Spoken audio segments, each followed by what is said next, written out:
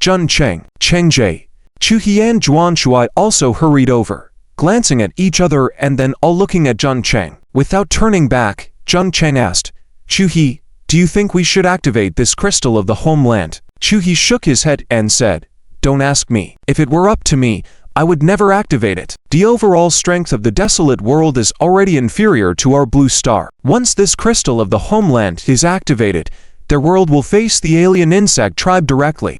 Even with the support of our blue star, they won't be able to hold on for long. At that time, there will be great suffering, countless deaths and injuries. His loved ones died at the hands of the aliens. That's why he hated the aliens intensely. But at the same time, there was also a hint of kindness in his heart, although this kindness only manifested when facing the weak. Towards the aliens, he wished to exterminate them and their descendants. Zhuo Wenjuo became anxious. Zhun Jie, you must think it over. The principal has given us orders. Enough. Zhun Cheng interrupted their words, saying, Beike. Lord, Beike had been waiting for Zhun Cheng's command and immediately responded, I'm here. Yan Hou, I'm here. Zhang San, I'm here. Niu Jindao, I'm here. You all lead your troops and slaughter the alien beasts outside. Within 3 days, I want to collect another 10,000 units of 6-star level alien beast soul fragments. Yes, my lord. The group received their orders and left. Soon, a large number of Griffin Knights and Earth Dragon Knights were seen rushing down the mountain. Around the Black Tower Mountain, there were still many alien beasts that Zhun Cheng had tricked away, now swiftly returning, and Beike and his team's target was these alien beasts. At the same time, inside the numerous crystal homes on both sides of the Black Tower Mountain, over 1,000 units of Griffin Knights were returning rapidly. The alien beasts are returning. It's a success on Lord's side. Hurry. Let's go support the Lord. The Dan Malian beasts finally retreated.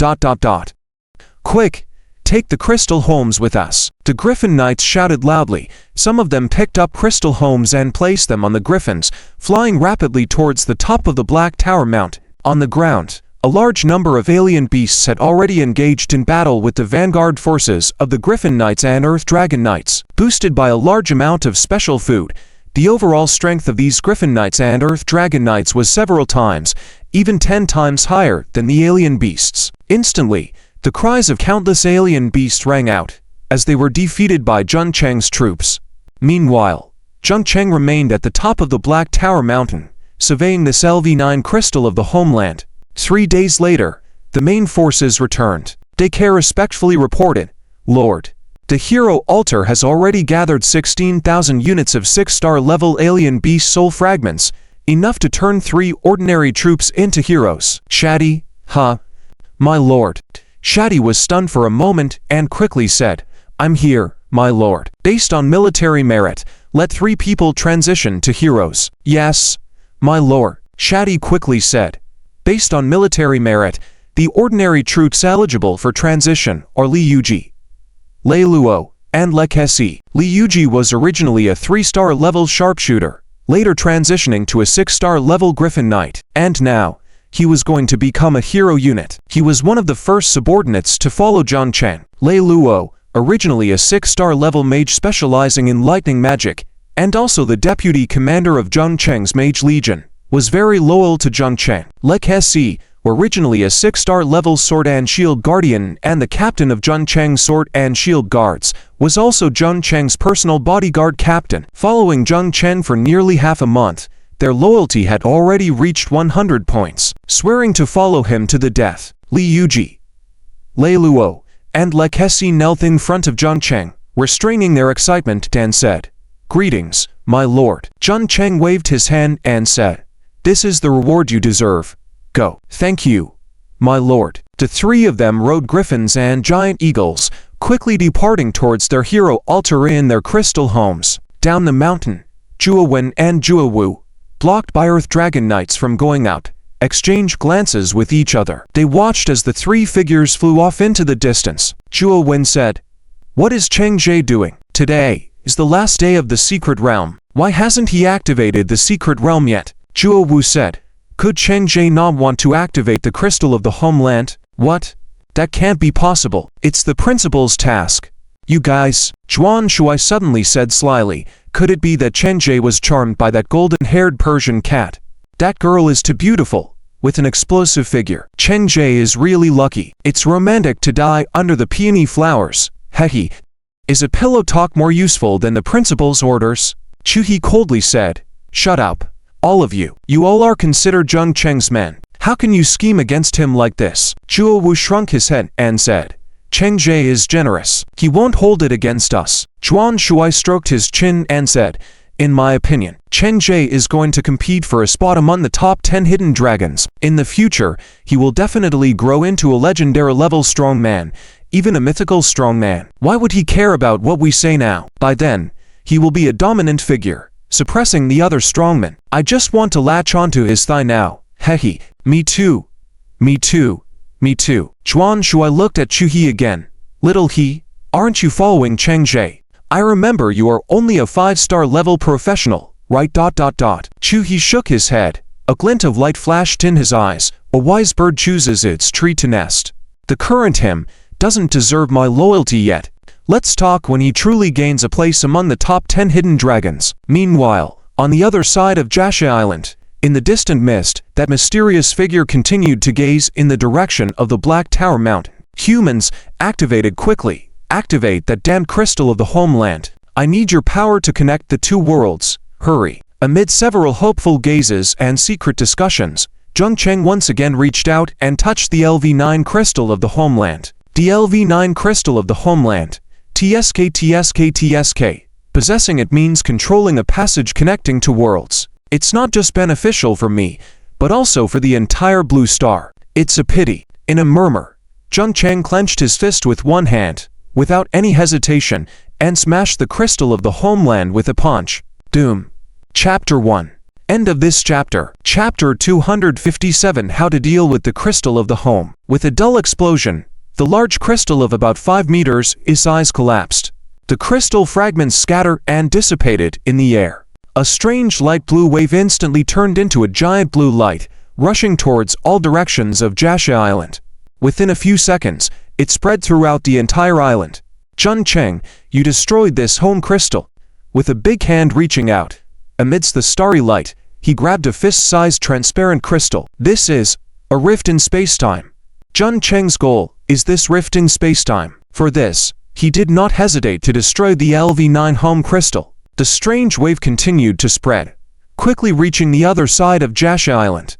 In the black mist, the distorted figure reacted instantly. The black mist around him also began to fluctuate violently. With an incredulous tone, he exclaimed, Damn it! How is this possible? This damn human actually destroyed the home crystal. No, he destroyed the world crystal. Damn it! Suddenly, his figure started to emit intense fluctuations, trembling as if breaking apart, gradually disintegrating. Mother God! Our future, our passage, has been destroyed by this damn person. With a mournful cry, the black shadow gradually disintegrated and was engulfed by a home crystal below him, disappearing.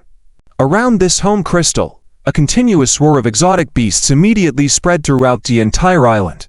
On Black Tower Mountain, with the violent fluctuations, many people sensed something. Deccan Shatter quickly ran in. Lord! You! The two stared dumbfoundedly at Zheng Cheng walking out of the light, with traces of the shattered home crystal behind him, and in his hand, a fist-sized transparent crystal. Lord! You! Shatter's eyes turned slightly red. Of course she knew what Zheng Cheng had done. He destroyed the LV9 home crystal, also known as the world crystal. Unexpectedly, Zheng Cheng unhesitatingly destroyed it. This act not only cut off the traces of the entire alien insect invasion of their desolate world, but also protected their desolate plant. However, for Zheng Cheng, it went against the orders of their world's high-ranking officials. If the Lord were to return and be questioned by the Blue Star high-ranking officials, they... At this moment, Shatter covered her mouth, trying hard not to cry, and suddenly threw herself into Zheng Cheng's arms. Thank you. Lord, thank you. Zheng Cheng patted her shoulder and joked, Shatter, this is unlike you. Why cry? It's just a home crystal. Thank you, Lord. Dek also said solemnly, Lord, thank you for everything you have done for the desolate world. We, on behalf of the Violet Flower Royal family, swear allegiance to you. The Violet Flower Empire will forever be loyal to you. Dek Roland, In addition to being the leader of the Violet Flower Empire's palace magicians, was also a member of the Violet Flower Empire's royal family, the third in line to the throne. With his status as a magician, especially with Zheng Cheng's help, he awakened as a hero. The second in line to the throne of the Violet Flower Empire was a regimental commander of the Imperial Forest Army, a great swordsman. He was not a hero. It could be foreseen that as soon as Beck returned to the desolate world, he would inevitably become the second in line for the throne. When the current emperor of the Violet Flower Empire passes away, he will ascend as emperor. His promise to Zheng Cheng at the moment could be seen as a promise from the crown prince, or even the emperor. Zheng Cheng smiled. No need to overthink. I did this for myself. But neither of them believed it, especially Shatter. Her eyes looking at Zheng Cheng almost melted. If Beck wasn't present, she would have hugged Zheng Cheng and let him have his way with her. Lord, whatever actions, whatever positions you require in the future, I can fulfill them all. Zheng Cheng shook his head. Beck, Shatter, I leave the desolate world to you. My time is running out. Shatter's face paled. Then she remembered. Jasha Island was not Zheng Cheng's homeland. He only had a month. Shatter hesitated. Lord, will you come back? Of course I will. Zheng Cheng pinched her nose. At the latest in a year, when Jasha Island opens next time, I will return. I can't bear to part with you. Lord, maybe. It won't take that long. Only he could hear this sentence. Let's go. Meet my friends. Yes, Lord. They walked towards the foot of the mountain, but Zheng Cheng kept looking at the rift in spacetime in his hand. The reason he destroyed the LV9 home crystal was not just for Shatter, Beck, and their desolate world. World wonders need to devour rifts in spacetime to grow. The rift hidden in the home crystal was undoubtedly the largest Zheng Cheng had ever seen. By devouring this rift, he didn't know how far his world wonder would grow. The main thing was, he wanted to cut off contact between the desolate world and Blue Star. At least, he wanted to cut off the contact between the troops he recruited this time and Blue Star. They all knew they could dissect special ingredients from the exotic beasts to enhance their strength limitlessly. For these troops, they thought it was Zheng Cheng's assistance. But for the professionals from Blue Star, it was easy to guess Zheng Cheng's ability. Special ingredients limitlessly enhanced the four-dimensional attributes. Once this secret was exposed, endless demands and requests awaited him. Even assassination. That's why he needed to find a way to cut off contact between the two worlds. A year later, when the guard home realm reopened, the many soldiers who had consumed special ingredients and the heroes recruited previously would not be brought back. It was the same for heroes. Only this way could he guard his secret and ensure his safety. Zheng Cheng was not worried at all whether the people in the desolate world would leak secrets. Feeling the time and space pressure around him, Zheng Cheng knew his time was running out. He reached into his arms and pulled out the world wonder still asleep. As if sensing the temptation of the rift in spacetime, the world wonder quickly crawled up and eagerly pounced on the rift. Its soft body enveloped the rift tightly, and it fell asleep again. Down the mountain, Chu, Juan Shuai, Chuo Wenjuo, and for others also felt the powerful outburst of momentum and looked up in amazement. What is that? In their sights, rings of pale blue light spread madly in all directions from the peak of the Black Tower Mountain. The momentum was both frightening and awe-inspiring. Juan Shui gasped. What the hell is this? Chuo Wenjuo said. I don't know. Do any of you know? Chuo shook his head. Big brother, I've spent a month in jail just like you. How could I know? Chuo's eyes flicker, subconsciously touching the home crystal in his arms. With this momentum and energy fluctuation, he hesitated. Could it be? Zhezi, do you know something? Chu smiled faintly. You'll find out soon. He really lived up to Zheng Cheng. Amidst the discussions and eager anticipation of the four, Zheng Cheng, accompanied by Beck, Shatter, and others, walked slowly. At the same time, several figures were approaching at high speed. Lord ... Chapter 2. End of this chapter. Chapter 258. Tokens of Love. 3 new heroes. Greetings, Lord. Greetings, Lord. Greetings, Lord. Several loud shouts rang out, filled with excitement and passion. Zhang San, Niu Jindao, Yan Huer, and others were all half kneeling on the ground. Behind them were Li Yuji, Lei Luo, and likes. 3 days ago, they had already switched careers to become heroes, leading their troops to slaughter the surrounding beasts. Among them, Li Yuji switched to a 6-star professional, Divine Arrow Jiken. This profession maximized the abilities of an archer transforming any weapon, posture, or material into something similar to a bow and arrow in his hands. He carried a long bow, 5 short bows, and 200 arrows of various specifications on his person. It could be said that Li Yuji alone could be considered a heavy firepower suppressor. Lei Luo did not disappoint either. Transforming into a thunder mage, he not only mastered all types of magic but also immediately grasped a skill called Dance of the Golden Snake. This skill could increase in power as the hero's strength grew, even merging with the forces of nature to greatly amplify its power. With this skill, Lei Luo fully transformed into a mighty war turret. Lightning magic, in terms of destructive power and lethality, was only inferior to fire magic. However, the speed of lightning magic was several times faster than fire magic. Overall, its strength far surpassed that of simple fire magic. Finally, there was Likes, originally a 6-star shield guard. After switching careers to become a hero, he unexpectedly transformed into a profession even Zhang Cheng had never heard of before: sword chanters. This profession abandoned strong defense in favor of focusing all his mental and physical strength on the sword. Using divine sword chanting, he controlled the sword with his spirit and blood.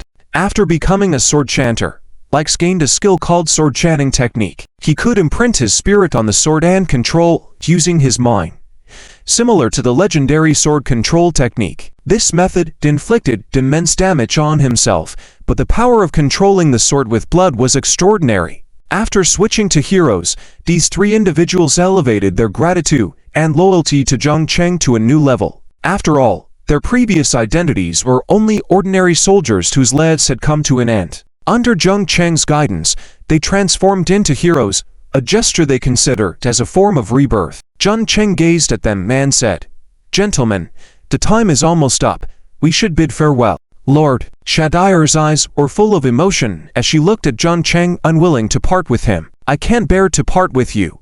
All good things must come to an end." Zhang Cheng smiled. "Besides, we will have opportunities to meet again in the future. It's not a permanent goodbye." Sob. Lord Shadire took a couple of quick steps and nestled into Zhang Cheng's chest. Zhang Cheng chuckled, patting her head, and remembered something. He tore a worn-looking, valve-like necklace from his neck and put it on Shadire. "Lord, this is the first necklace I acquire, and I'm giving it to you." The Stormwolf Tooth necklace was a trophy Zhang Cheng snatched from an orc sacrifice in the Mora mine dungeon. Although its grade was low, it contained 2 skills that were very suitable for mages. Additionally, Zhang Cheng prepared a tiny gift on it, wondering if Shadire would notice. A mysterious light flashed in Shadire's eyes as she tightly held the necklace, asking, "Is this a token of love, Lord?" "Consider it one." "Thank you, Lord." Shadire leaned in and offered a kiss. Nearby, Zhuo Wen, Zhuo Wu, Zhuan Shuai, and a few other bachelors were both envious and jealous. After blushing for about 15 seconds, Shadire finally released Zhang Cheng. Under numerous ambiguous gazes, she remained daring and gazed at Zhang Cheng boldly. "All right, it's almost time," Zhang Cheng said. "We should part ways." Deck could finally speak at this moment. "Lord, rest assured, we will guard the human line when we return to the desolate world, waiting for your return in a year. We respectfully send off, Lord." The 8 heroes knelt down on the ground. Even Shadire bowed respectfully, her eyes full of emotion. "We respectfully send off, Lord." Echoes of this farewell call resonated. On Black Tower Mountain, 3,000 units of Lion Eagle Knights, Earth Dragon Knights, Shield Guards, and heavy armor iron cavalry amplified by special ingredients all knelt on the ground, their tones extremely passionate and solemn. The waves of their voices were overwhelming and fervent. Their figures were enveloped in beams of light, the teleportation light. The realm was about to close, and everyone, including Zhang Cheng, would be teleported back to their own world, ending this adventure in the realm. In the light, Zhuan Shuai and others couldn't contain their emotions. Zhang Cheng is so amazing, so many people are kneeling before him. Truly our big brother. Among them, Chuhi's eyes also showed a bit of emotion. Is this the power of a king? Is this person really worth following? In the Imperial City, at the Imperial University's Assistants College Square. Besides the Assistants College, some students from the Special College gathered together. Hundreds of people assembled, all nervously gazing at the entrance of the realm. "The time is almost up. Why haven't the remaining few come out yet? Who are they? I heard there are 5 people: Zhang Chen, Zhuo Wen, Zhuo Wu from the Assistance College, and Chuhi, Zhuan Shuai from the Special College. Wow, these 5 could endure until now. They must be incredibly talented. And the mission given by the principal, who knows if they have completed it or not. I just want to know what the principal will reward them with. In the crowd, KG pushed to the front, staring intently at the realm's entrance. Hey KG, do you really think your boss can complete the mission given by the principal? A youth with yellow-dyed hair beside KG, also a student from the special college named Huang Dao, asked curiously. He was familiar with KG. KG proudly declared, "Of course. Haven't you noticed that my boss hasn't come out yet? One of the last 5, he can definitely accomplish the mission." How can I not think it's Zhuan Shuai who will complete the mission? Another student chimed in. Among the remaining 5, Zhuan Shuai has the highest professional rank. His dark cooking can enhance the strength of his troops. In terms of overall strength, he is definitely the strongest. That's right, I agree with that. Several students from the special college debated, but they all seemed to place their baits on Zhuan Shuai. KG couldn't be bothered to argue with them. Laughing disdainfully, haha, the realm is about to close. Once Zheng Cheng and the others come out, you'll see. Meanwhile, somewhere else, Kui Xiabing, Su Duo, and others were also gathered, nervously watching the realm's entrance. 30 days. They actually lasted for 30 days. No need to mention Zheng Cheng, he might be a divine profession. But how could Zhuo Wen, Zhuo Wu, and that Chuhi endure for so long? And that Chuhi is only a 5-star. Yet she managed to last this long. Kui Xiabing's eyes gleamed, recalling the shadow of the old woman in a black robe who single-handedly attacked her homeland. That old woman's abilities are too strong. How did these 5 defeat her? Regardless, these 5 individuals managed to endure in the realm for so long. They must have their strengths. Zhuo Wen, Zhuo Wu, Zhuan Shuai, and Chuhi from the special college, if we can recruit them. Before the sentence was even complete, a strong light suddenly flickered at the realm's entrance. 5 figures almost simultaneously appeared before the hundreds of watchers. They've come out. Chapter 3. End of chapter. Chapter 259. Destroying the World Crystal? Principal's question. Cheng Jie. The rookie called out with the fastest speed, and in the moment when several figures appeared, he pounced forward. Are you okay, Cheng Jie? I've been waiting for you for half a month. Zheng Cheng shook his head and said, I'm fine. What's going on with all of you? The rookie hurriedly said, the school has long discovered abnormalities in the secret realm and already had people waiting outside for you. As soon as you return from the secret realm, they will take you away immediately. As she spoke, Counselor Sun Wanqing had already led several people over. Zheng Cheng, Zhuo Wen, Zhuo Wu, thankfully you all returned safely. Come with me to see the principal. Zheng Cheng remained silent for a moment, then nodded toward Chuhi and the others. Let's go. The surrounding crowd buzzed with excitement, all looking at the group. That's Zheng Cheng, so handsome. This time, 5 people managed to persist until the end in the secret realm, much better than previous years. I wonder whose points are the highest. It seems that due to the strange beast tide this time, the school has sealed off the secret realm points ranking, so we can't check. Amidst the discussions, the 5 of them, led by Counselor Sun Wanqing, quickly arrived at a secluded room. They sat down in turn, and surprisingly, there was no one else in the room. Sun Wanqing said, wait here for a moment, someone will come to question you later. Okay, Teacher Sun. After Sun Wanqing left, the whole room was left with just the 5 of them. Zhuo Wu scratched his head, and was the first to say, Cheng Jie, why is the school interrogating us? Zhuo Wen said, shh, keep your voice down. Maybe there's a teacher secretly watching us. What? A pervert? Get lost. Zhuan Shuai leaned back in his chair and said, what's there to fear? We've accomplished activating the world crystal. How? Zheng Cheng interrupted, saying, the world crystal hasn't been activated. What? Zhuan Shuai and the others widened their eyes. How is that possible, Cheng Jie? The light and energy waves when we left the secret realm. Zhuo Wen and Zhuo Wu were also surprised. Cheng Jie, then where is that world crystal? Suddenly, Shuti said, shut up and stop asking. Don't forget the unwritten rules among professionals. We can't inquire about each other's gains in the secret realm. Whether to activate the world crystal is up to Zheng Cheng, so don't worry about it. And Chu-hee glanced around. Our conversation just now has probably been heard by the teachers. They probably already know that we didn't complete the mission. Just as he finished speaking, the lights in the room suddenly turned on, revealing several seats. A phantom figure slowly appeared in the central seat, with a square face, deep eyebrows, prominent nose, and sharp eyes. As soon as he appeared, the whole room was filled with a solemn atmosphere. He was Principal Khan. Chu-hee stood up first and spoke. The others followed suit. Principal Khan, please, sit down. Principal Khan spoke, his tone revealing neither joy nor anger. You all should know the purpose of why you're here. Student John Cheng, can you explain why you didn't activate the world crystal on Jasha Island? Do you understand that once you activate that world crystal, it will connect the world of Jasha Island with the desolate world and the alien insect race's world? At the same time, our blue star can also unite with the desolate world. Kong Yongchang's tone was tinged with regret. Unfortunately, you hesitated for just a moment, and now we have to wait for another year. In a year's time, who knows how many ordinary people in the desolate world will have to sacrifice? Jun Cheng suddenly said, no need to go. What do you mean? Because I destroyed that world crystal. What? Kong Yongchang's tone suddenly heightened, and a strong wind suddenly suppressed John Cheng. The others, Zhuan Shuai, Zhuo Wen, and Zhuo Wu felt the pressure and struggled to breathe, as if someone was strangling them. You can leave now.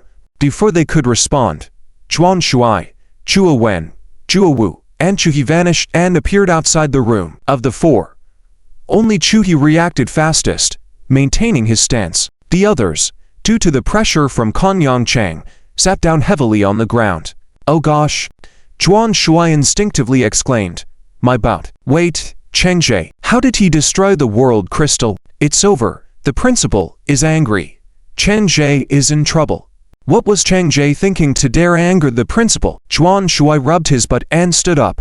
See Haizi, what are you thinking? Chu-hee took a deep breath and said, for a woman. This reason is too far-fetched. If he really gave up activating the world crystal for a woman, it's too short-sighted. This kind of person is not worth following. Inside the room, Principal Kang's figure gradually solidified. He gazed quietly at John Cheng. Student John Cheng, as a principal, I shouldn't interfere in your secret realm assessment. However, that world crystal relates to the future of 3 worlds. Can you tell me why you did this? Without hesitation, John Cheng waved his hand, and something still squirming appeared before them. Because of this is a world marvel. Kong Yongchang was surprised. You fed the time-space rift from the world crystal to the world marvel. Yes. John Cheng nodded. It wasn't a secret that he possessed a world marvel. Many people knew about it. Kong Yongchang, being the principal of the Capital National University's first-year district, surely knew. Therefore, there was no need to hide it. After all, the news of the destruction of the world crystal couldn't be concealed. After a while, Kong Yongchang finally spoke. Hehe. Heroes truly emerge among the youth. That world crystal has stood on Jasha Island for over 60 years, and no one has ever thought of targeting it. In that case, let's just leave it be. Jun Cheng was taken aback, as if he couldn't believe his ears. He was prepared for harsh consequences, even punishment. Unexpectedly, with just a word from Kong Yongchang, it was over. What did this mean? Could it be that the world marvel had secrets he didn't know about? He suddenly remembered Zhao Yongxiao's words. The world marvel could evolve into a small world. It was a treasure sought after by all epic level and legendary level powerhouses. It was also the ultimate source for a race, a world, a country. Principal, you, Kong Yongchang said, since the world crystal connecting the desolate world was destroyed, it was completely unexpected. It was just an accident. Since you possess the world marvel, this matter will be left in the past. However, suddenly, Kong Yongchang stopped, as if he was listening intently.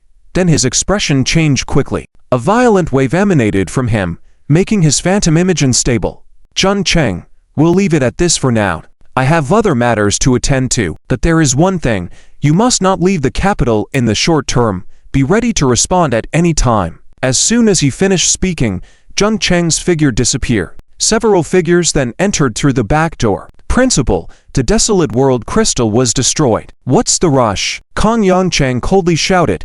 Since it's destroy. If Jun Cheng really can cultivate a small world, It's a major event for our school and our Zia country. Moreover, the plan to support the desolate world hasn't received full support from the Elder Council. We can take this opportunity to cultivate a world crystal that can connect to the desolate world through the time insect heart. What's to fear? But that will consume a huge amount of resources. What if?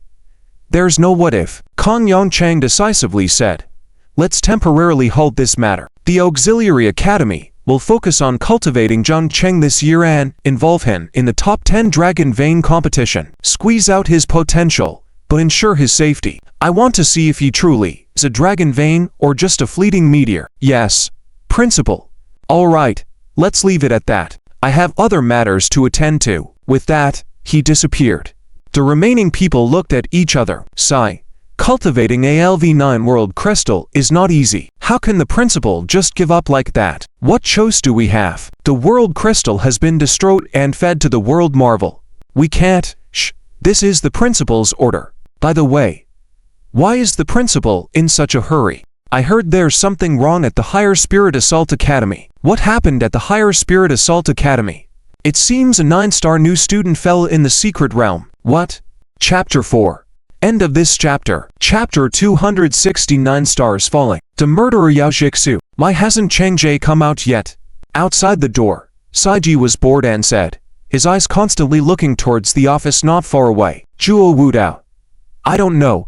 It seems like the principal is quite angry.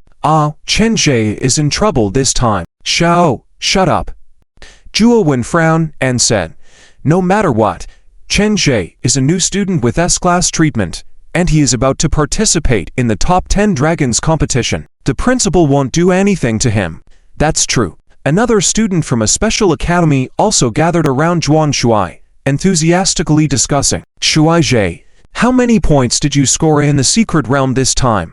Zhuan Shuai proudly said, I'm not sure exactly how many points, but at least my ranking this time is.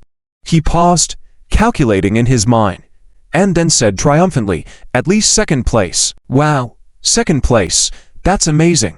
I wonder what rewards the 2nd place will have. 2nd place, who could be first? Is it Shu? How is that possible? I guess it's Kui Xiabing. That girl is the only 9-star professional in both the assisting and special academies. She has already been kicked out of the secret realm. How could it be her? At that moment, not far from the door, there was a sudden fluctuation in space, and Zhang Cheng stepped out. Cheng Jie's out. Let's go. Saiji, Zhuo Wen and others ran over excitedly, and Zhuan Shuai didn't care about the strange looks from a few classmates and hurried out. Cheng Jie, are you okay? Did the principal give you a hard time? I'm fine. Zhang Cheng shook his head and said, the principal did not give me a hard time. This matter is over. Over? No further investigation? That's great. Cheng Jie is really something. By the way, Saiji, how was your assessment in the secret realm? Saiji's expression suddenly changed and said, Cheng Jie, you may not know yet, there was an incident at the Advanced Mental Attack Academy. Zhang Cheng's heart stirred. What happened? A 9-star new student fell in the secret realm. What?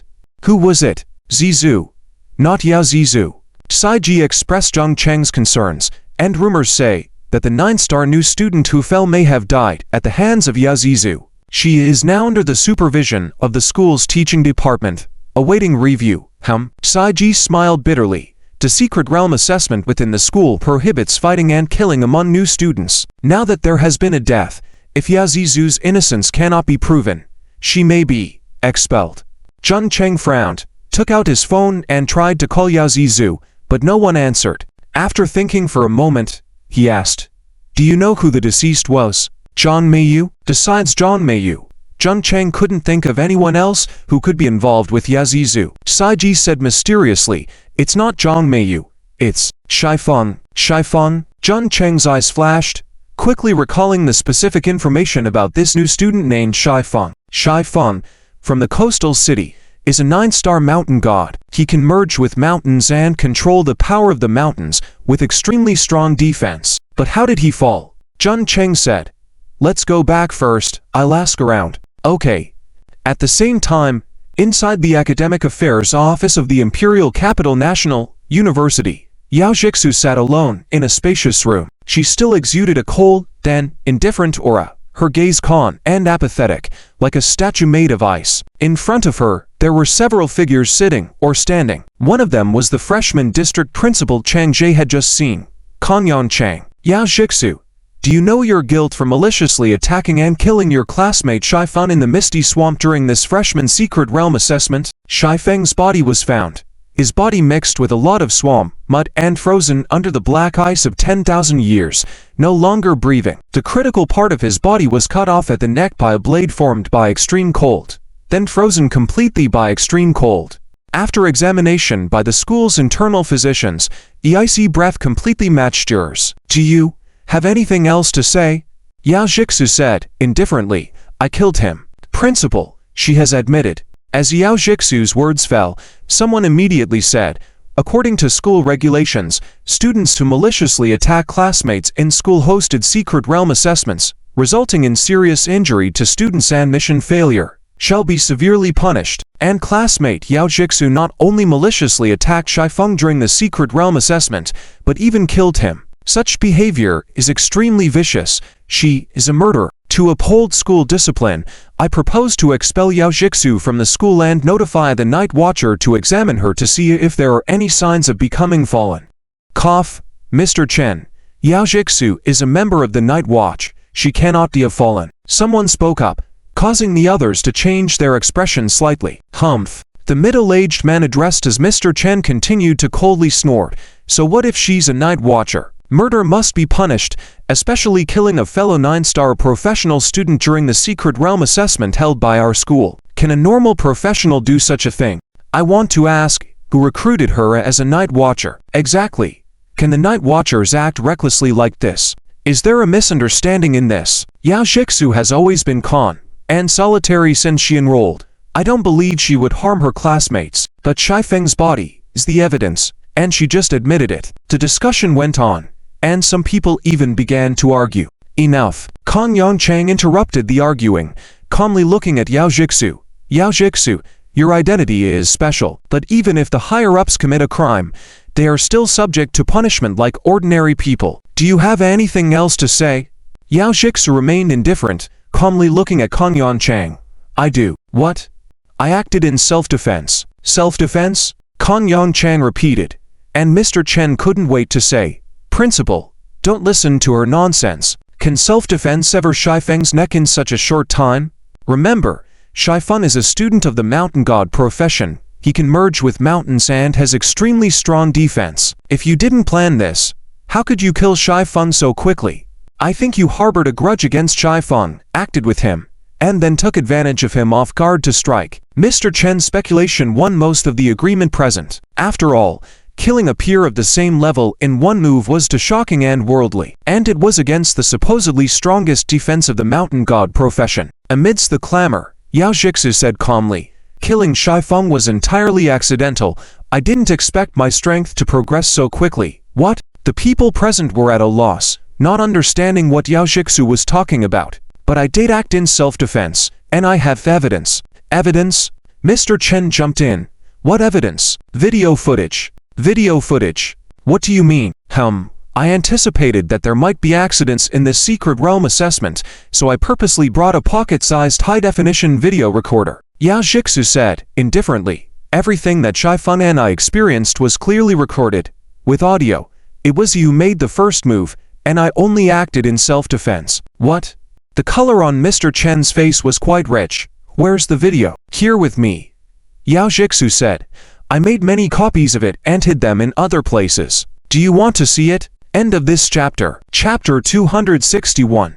Instant kill of Stone Peak. The horror of Yao Jixu. Imperial Capital National University. Ban. Wow. Dong Fangyang smashed everything on the table in front of him with a slap, his eyes full of resentment. Damn it. Yao Jixu. Stone Peak. I went through so much trouble to bring him in. How did he easily end up dead in her hands? How did her strength increase so rapidly? HMPH. A cold snort sounded. Zhang Miyu disdainfully said, It's because your people are too weak. Even when he couldn't even keep Yao Jixu entangled for an hour. By the time we arrived, including him, half of the swamp had already been frozen into ice sculptures. If he hadn't let Yao Jixu go, she wouldn't have been able to rush to the depths of the secret realm and take away the treasure that I was destined to obtain. Shut up, Dong Fangyang also angrily said. Stone Peak couldn't be that weak. If it weren't for your constant pushing, how could we? What are you saying? Zhang Meiyu immediately became furious, her narrow pupils turning into a bronze color, staring daggers at Dong Fangyang. Dong Fangyang's breath caught. This Zhang Meiyu was truly a lunatic. Without a second thought, she even wanted to go against their own people. All right, both of you, stop arguing. We are still allies, aren't we? Another voice sounded. It was Tong Batao, who was not tall but possessed the temperament of an ocean. He showed respect to Dong Fangyang openly, but with his strength and potential as a 9-star professional, he was qualified to be on par with Dong Fangyang and Zhang Meiyu. Tong Batao said, based on my examination, before his death, Stone Peak did not activate his mountain god body himself. He was instantly killed by Yao Jixu in a normal state. He underestimated her. If he had activated the mountain god body at that time, the three of us wouldn't have been able to kill him within a short period of time. So I speculate that when Yao Jixu was stopped by Stone Peak, she immediately used her killer weapon and killed Stone Peak instantly before escaping. Do not underestimate Yao Jixu. Hey, mountain god body. Zhang Meiyu's eyes flickered, but she didn't retort. Instead, she sized up Tong Batao. They were working together with Dong Fangyang, and naturally, they valued their strength. Although Stone Peak's strength wasn't strong, once he activated the mountain god body, even she wouldn't be able to defeat him in a short time. Unexpectedly, Yao Jixu must go. Zhang Meiyu said coldly. Vice Principal Chen Henshen is from my Zhang family. I have already instructed him to frame Yao Jixu for her crimes and expel her from the school. After she is expelled, without the school's protection, let's see where she can run to. Dong Fangyang frowned. Don't forget, she is also a member of the Night Watchman. Furthermore, she is a 9-star professional. Is the school really willing to give her out? Night Watchman. Zhang Meiyu gritted her teeth. So what? As long as my Zhang family is willing to sacrifice some benefits, even if she is a Night Watchman, it should be considered. Just a 9-star freshman. Compared to my Zhang family, everyone with clear eyes knows who is needed. Regarding a 9-star professional, didn't one just die recently? If one more dies, what is there to fear? You. Hehe. Zhang Meiyu sneer. After Yao Jixu is expelled from school, Zheng Chen will become the flag bearer. By then, in the competition of the top 10 hidden dragons, let's see what she can fight for. Dare to go against me, Zhang Meiyu, will not end well. In the office of the Academic Affairs Department, Yao Jixu handed a memory card to the approaching teacher, who had a strange expression, but didn't pay much attention to it. Cameras were common among many professionals when they entered dungeons or secret realms to record the content for later studying, deciphering, and gathering intelligence. But no one was as comprehensive as Yao Jixu. Opening the projector, connecting the memory card, a scene appeared on the wall in the Academic Affairs Department room. It was a swamp shrouded in a faint mist, the Misty Marsh, which was the secret realm used for the assessment of the Advanced Mental Attack Academy for new students this time. That secret realm was a world exclusive to the swamp, inhabited by countless crawling and poisonous creatures. In the footage, a figure appeared moving swiftly, dressed in all white, with a serious expression. It was Yao Jixu. The latest 3D holographic miniature camera, only the size of a fly, could follow the target from behind, capturing their every move. As Yao Jixu progressed, a path of ice manifested behind her, supporting her advance. At that moment, a commotion suddenly came from the side, and Yao Jixu turned back abruptly. Classmate, don't panic. I am also a student of the Advanced Mental Attack Academy. The scene shifted, and a burly young man walked over. He was Stone Peak. You, classmate Yao Jixu, it's great to meet you. This secret realm is too vast, and there are too many monsters. Shall we team up and advance together? After a few seconds of contemplation, Yao Jixu nodded and said, sure. Subsequently, the two of them moved forward one after the other. With Stone Peak joining them, the speed of their progress and the killing pace increased. This area was already the latter part of the secret realm, and the weaker students had already been teleported out of the secret realm long ago. Those who could stay were all strong. The following content showed the footage of Stone Peak and Yao Jixu advancing. Suddenly, Yao Jixu said, Teacher, let's speed up. It's been a day. A slight murmur was heard, and the video was soon fast-forwarded. until the two encountered a giant spider boss over 5 meters tall. A change occurred. Stone Peak held off the spider boss while Yao Jixu focused on attacking, and it took them over an hour to defeat the boss. As a result, they both consumed a lot of resources. They took out restorative potions from their spatial rings and consumed them. At that moment, Stone Peak suddenly took out a ring and threw it towards Yao Jixu. Thus, with a buzzing sound, the ring suddenly enlarged, and a tower-shaped illusion emerged from it, trapping Yao Jixu in it instantly. What is Stone Peak doing? It's indeed Stone Peak's doing. What is he trying to do? Several teachers exclaimed. It was a major taboo to attack fellow students in the secret realm. In the footage, a large amount of cold mist appeared in front of Yao Jixu, blocking the giant tower illusion that descended from above. Stone Peak shook his head. Yao Jixu, I'm sorry. I am just following orders. You just wait here obediently. Suddenly, Yao Jixu said, You are one of the Dawning, huh? Stone Peak furrowed his brows. Dawning, that is. Whatever. If you say so, sure. Wait until I hand you over to the leader. Boom. Before he could finish his sentence, the giant tower illusion that trapped Yao Jixu exploded violently, with a strong airflow scattering around. Stone Peak's face changed drastically. How is this possible? It was a special tool given to him by Yan Jie, using both parties' mental power as the judging criteria, capable of temporarily trapping enemies with mental power twice as high as his own. His four-dimensional attribute was mainly based on physique and mental power, with a mental attribute of over 80. Yao Jixu was able to easily break through the binding tool. Could it be that her mental power had already exceeded 160 points? In his hesitation, a deep blue beam suddenly shot from a distance. Yao Jixu, a deep blue light gathered in front of her. She decisively aimed it at Stone Peak. Freezing ray. Plop.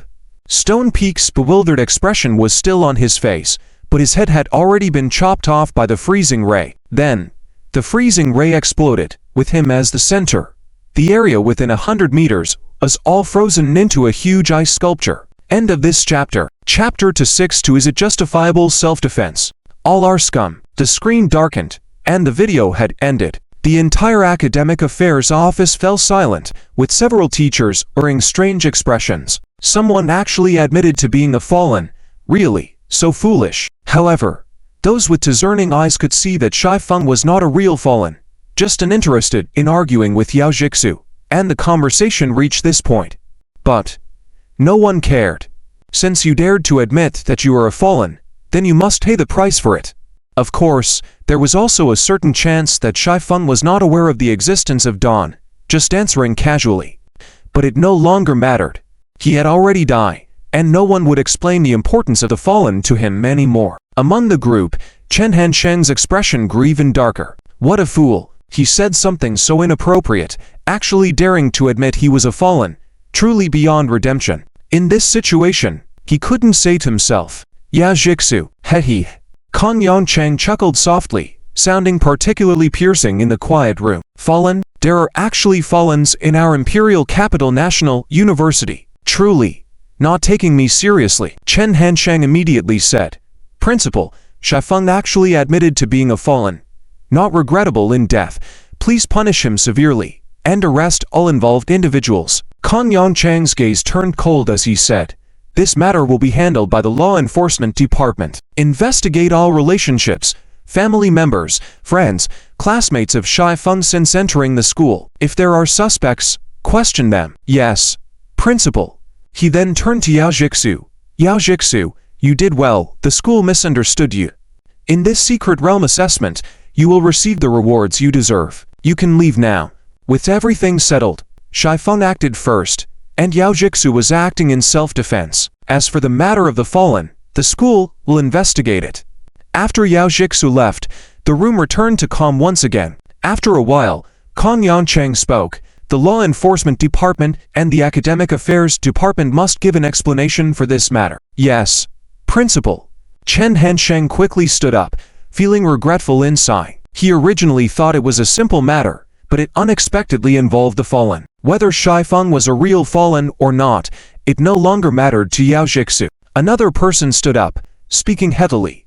Yes, Principal. Should we conduct an examination on Shai Feng's body? Zhou Qicheng, Deputy Minister of the Law Enforcement Department at the Imperial Capital National University, and also the head of the Law Enforcement Department in the first-year district. Although Shai Feng has died, his body has been frozen in ice all along, his soul intact. We can have the teachers from the Special Academy conduct a soul summoning. Okay, Kan Yongchang said, indifferently. This matter concerns the reputation of our Imperial Capital National University. We need to provide a reasonable explanation. Furthermore, the school is a place for teaching and educating. I do not want it to be entangled in dirty matters between politics, families, and influences. If I find out about it again, don't blame me for showing no mercy. Yes, Principal. The teachers fell silent like cicadas in winter, hurriedly complying, especially Chen Hanshen, who broke out in a sweat on the back of his head. Furthermore, our school's major event now is the competition of the top 10 potential dragons. Kan Yongchang continued. The 3 major alien battlefields and a few other small alien battlefields have shown signs of unrest. So the Elder Council has requested many high schools to focus on practical combat training for students. For this reason, we have placed this competition within the newly discovered alien battlefield, the wilderness. This operation must ensure the safety of the freshmen. You must be prepared for the defense work in this top 10 potential dragon competition. Understood? Yes, Principal. Before finishing his words, Kan Yongchang disappeared. In the academic affairs office, heavy breathing could be heard. Without saying a word, Chen Hanshen hastily left the room, leaving puzzled looks from several teachers. Once he arrived in his office, he immediately made a phone call. Hello, Director Chen. A familiar voice came from the phone. Has the punishment outcome come out? When will Yao Jixu be expelled? John. Chen Hanshen interrupted. What kind of people have you found? Shai Feng actually admitted to being a member of the Dawn organization himself, and was recorded by Yao Jixu when he trapped her. Not only him, now even you and everyone associated with him, including me, will be investigated by the school's law enforcement department. You useless people. What? Zhang Meiyu frowned. Dawn? What is that? What recording? Dawn is the organization of the fallen. Chen Hanshen angrily said. Do you really not know, or are you pretending not to know? What have you, Zhang family, been doing in the Northeast all these years if you don't even know the 3 major organizations of the fallen? And that Shai Feng, he was recorded by Yao Jixu the moment he attacked her aunt. Trapped in Yao Jixu's verbal trap, he admitted to being a fallen. Now this matter has been determined. Shai Feng, as a fallen, took the opportunity to attack and was killed in self-defense by Yao Jixu. This is Shai Feng's own fault. Now not only Shai Feng but even those close to him will be investigated by the school's law enforcement department. Oh. A sudden groan came from the other end of the phone, as if something had fallen and collided. Chen Hansheng's expression immediately changed. Zhang Meiyu, what are you doing? Asterisk beep beep beep asterisk. The phone call was cut off. Chen Hansheng's face turned pale, and he suddenly crushed the phone in his hand. Damn it. Scum. They're all scum. You really think your Zhang family can act recklessly? Damn it. On the other side, Zhang Meiyu kicked Dong Fangyang off the bed. His chubby muscles trembled, his face full of fierceness. What are you doing? Dong Fangyang, completely at a loss, was surprised at how he ended up being kicked down by this crazy woman. She was truly infuriating. Meiyu, what's wrong? Another person appeared behind Zhang Meiyu. None other than Tong Batao. One phoenix, to dragons. Zhang Meiyu gritted her teeth. You found a great person. All right. Shai Feng actually admitted to being a member of the Dawn organization, and he was even recorded by Yao Jixu when he trapped her. Now it's not just him, even you guys, and even I will be investigated by the school's law enforcement department. You useless people. What? Dong Fangyang quickly got up, disregarding the exposure of his private parts, frowned and said, although Shai Feng may be a little arrogant and complacent, after all, he went from rags to riches, but he shouldn't be that stupid. How? Asterisk beep beep beep asterisk. Just then, his phone rang suddenly, causing Dong Fangyang's face to change slightly. He quickly found his phone among the mess of clothes on the bed. Hello, who is this? Are you Dong Fangyang? I am Zhou Qi Cheng from the Law Enforcement Department of the Imperial Capital National University's first-year district. There are some matters that require your cooperation in the investigation. Where are you right now? End of this chapter. Chapter 263. You smell like another woman. In the late night, Jun Cheng and the others finally waited for Yao Jixu. Jixu, are you okay? Jun Cheng took the lead in greeting as Yao Jixu arrived. Yao Jixu smiled faintly and replied, I'm fine. Your method worked very well. Even before entering the secret realm, the two of them had guessed that Zhang Meiyu would be the first to make a move on her, so they intentionally bought the latest pocket-sized camera. Unexpectedly, it wasn't Zhang Meiyu who came, but Shaifeng. Yao Jixu's strength had already doubled before entering the secret realm with Jun Cheng's special ingredients. Shaifeng underestimated her and was unexpectedly killed by Yao Jixu in seconds. This was something that no one had anticipated. Jun Cheng asked, what was the situation like in the secret realm? KG explained, Cheng Jie, you don't know. All the secret realms we participated in for the assessment were swamps filled with poison everywhere. Even though I could fly, I could only persist for half a month. I was surrounded by a group of toxic butterflies in the end and had to withdraw from the secret realm. Yao Jixu also nodded and said, the assessment in the secret realm was indeed difficult, but thanks to you, I got first place in the assessment. Oh, really? Yes, Yao Jixu said.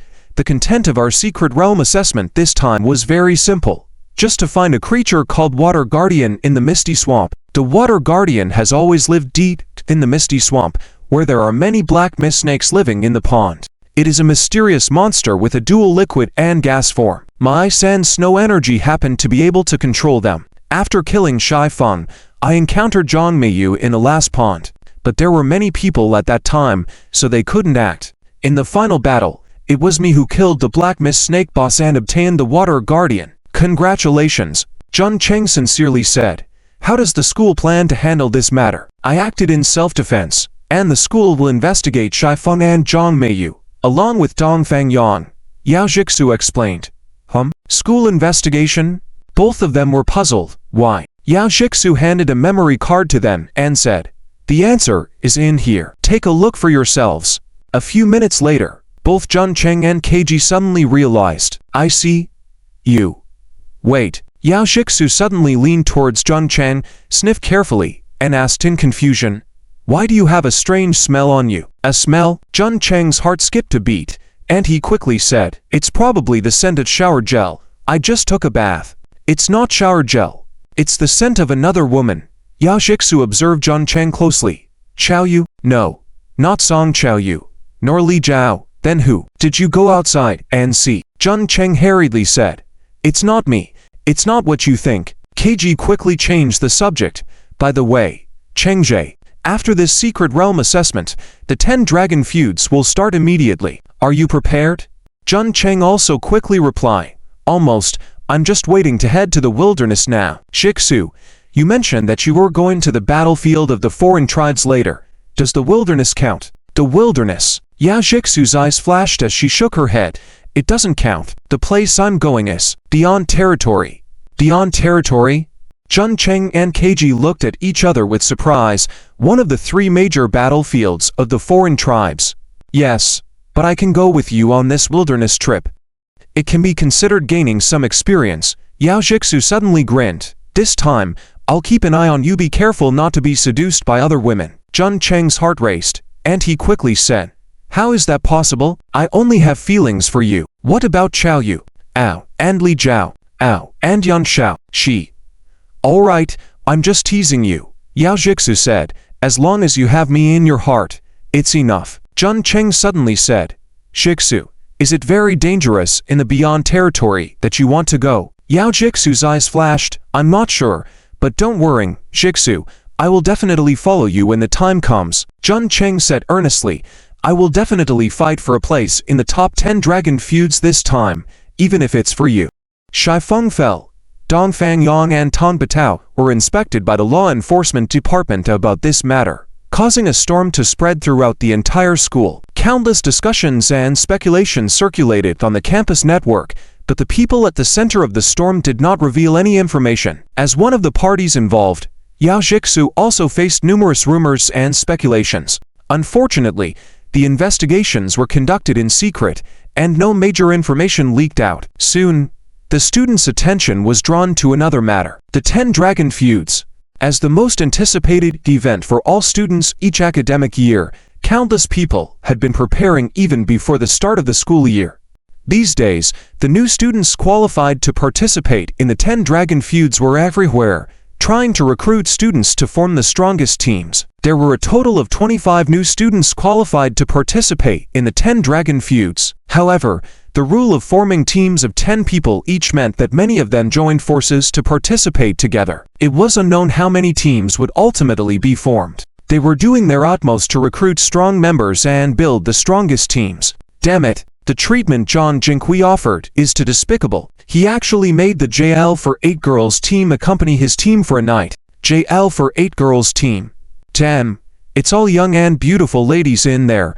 I wish I could be selected. They only recruit 7-star professional players, and they have to pass his assessment. Lang Fan's team is quite powerful too. They brought out their town's treasure, the Blue Volve Proud Moon Order. Rumor has it that this Blue Volve Proud Moon Order can allow one to enter the lunar illusion realm and be bathed in moonlight. I think Zhou Xinyu's treatment is the best. Perfect grade equipment, high-level skill books, and even a pet egg. Upon joining, they can choose 3 items as they please. TSK, I think Kui Xiabing's team from the Support Academy is more worth joining. Hehe. I think so too. Kui Xiabing's team currently has only 8 people, all gorgeous beauties. What about the Purple Poppy team? Don't mention it. It seems that the Purple Poppy team is all from their Southland. I think the strongest among this group of people should be Junyi from the Isle of 9 Snakes team. They have 3 9-star elites in their team, including him. Hiss. Zhang Meiyu's team is also strong. Zhang Meiyu, Dong Fangyan, and Tan Batao. If it weren't for Shai Feng's fall, what about Zhun Cheng's team? Why isn't anyone talking about him? Zhun Cheng's team? There's only Yao Jixu in his team, and if he is strong but his teammates are weak, he doesn't qualify. I agree.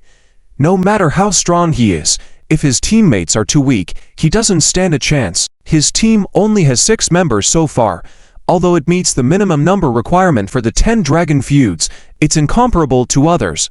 Let the games begin. Who will claim the 10 Dragons title and the ranking in the 10 Dragon feuds? Place your baits. Place your baits. Watching the discussions on the campus network, KG roared in anger. Damn it. Do any of these people have brains? What do you mean by going for a barbecue? I am an elite. Zhun Cheng helplessly said. Why pay attention to what they are saying? Do you believe everything online says? By the way, why did you call us out today? Besides the 2 of them, Yao Jixu was also with them. KG said, Big brother, we have been in the imperial capital for over 2 months now, and it's a rare chance for us to come out and relax, isn't it?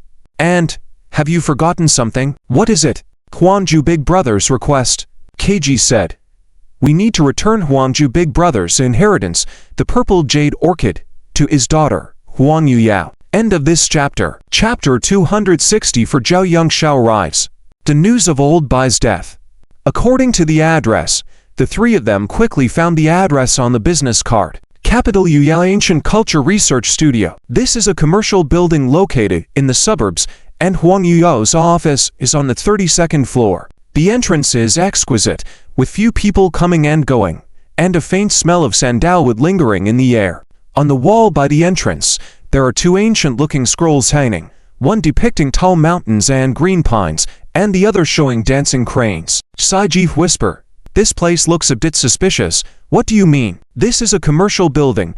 All the shops here are for business, and she is doing archaeology. Zhun Cheng glanced at him and said, it doesn't matter what she does. Go in quickly and deliver the stuff. We'll go back. Okay. The 3 entered one after another, and the receptionist, dressed in ancient women's clothing, quickly greeted them. Gentlemen and ladies, you are. She hesitated for a moment, clearly taken aback by the youthful faces of Zheng Cheng and his companions. Saiji said, the thing is, beautiful miss, we are looking for Miss Wan Yuyao. Looking for Miss Wan. The receptionist hesitated for a moment, then politely asked, do you have an appointment? An appointment? Yes. Miss Wan has been participating in a cultural expedition with a national ethnic group inspection team, and she is often not in the office. Saiji asked, so she is not in the office now? Yes. Although the receptionist was puzzled, she still said, Miss Wan has been away for nearly 3 months, and I am not sure when she will return. Do you have any business? Saiji hesitated for a moment but still said, we were entrusted to deliver something to her.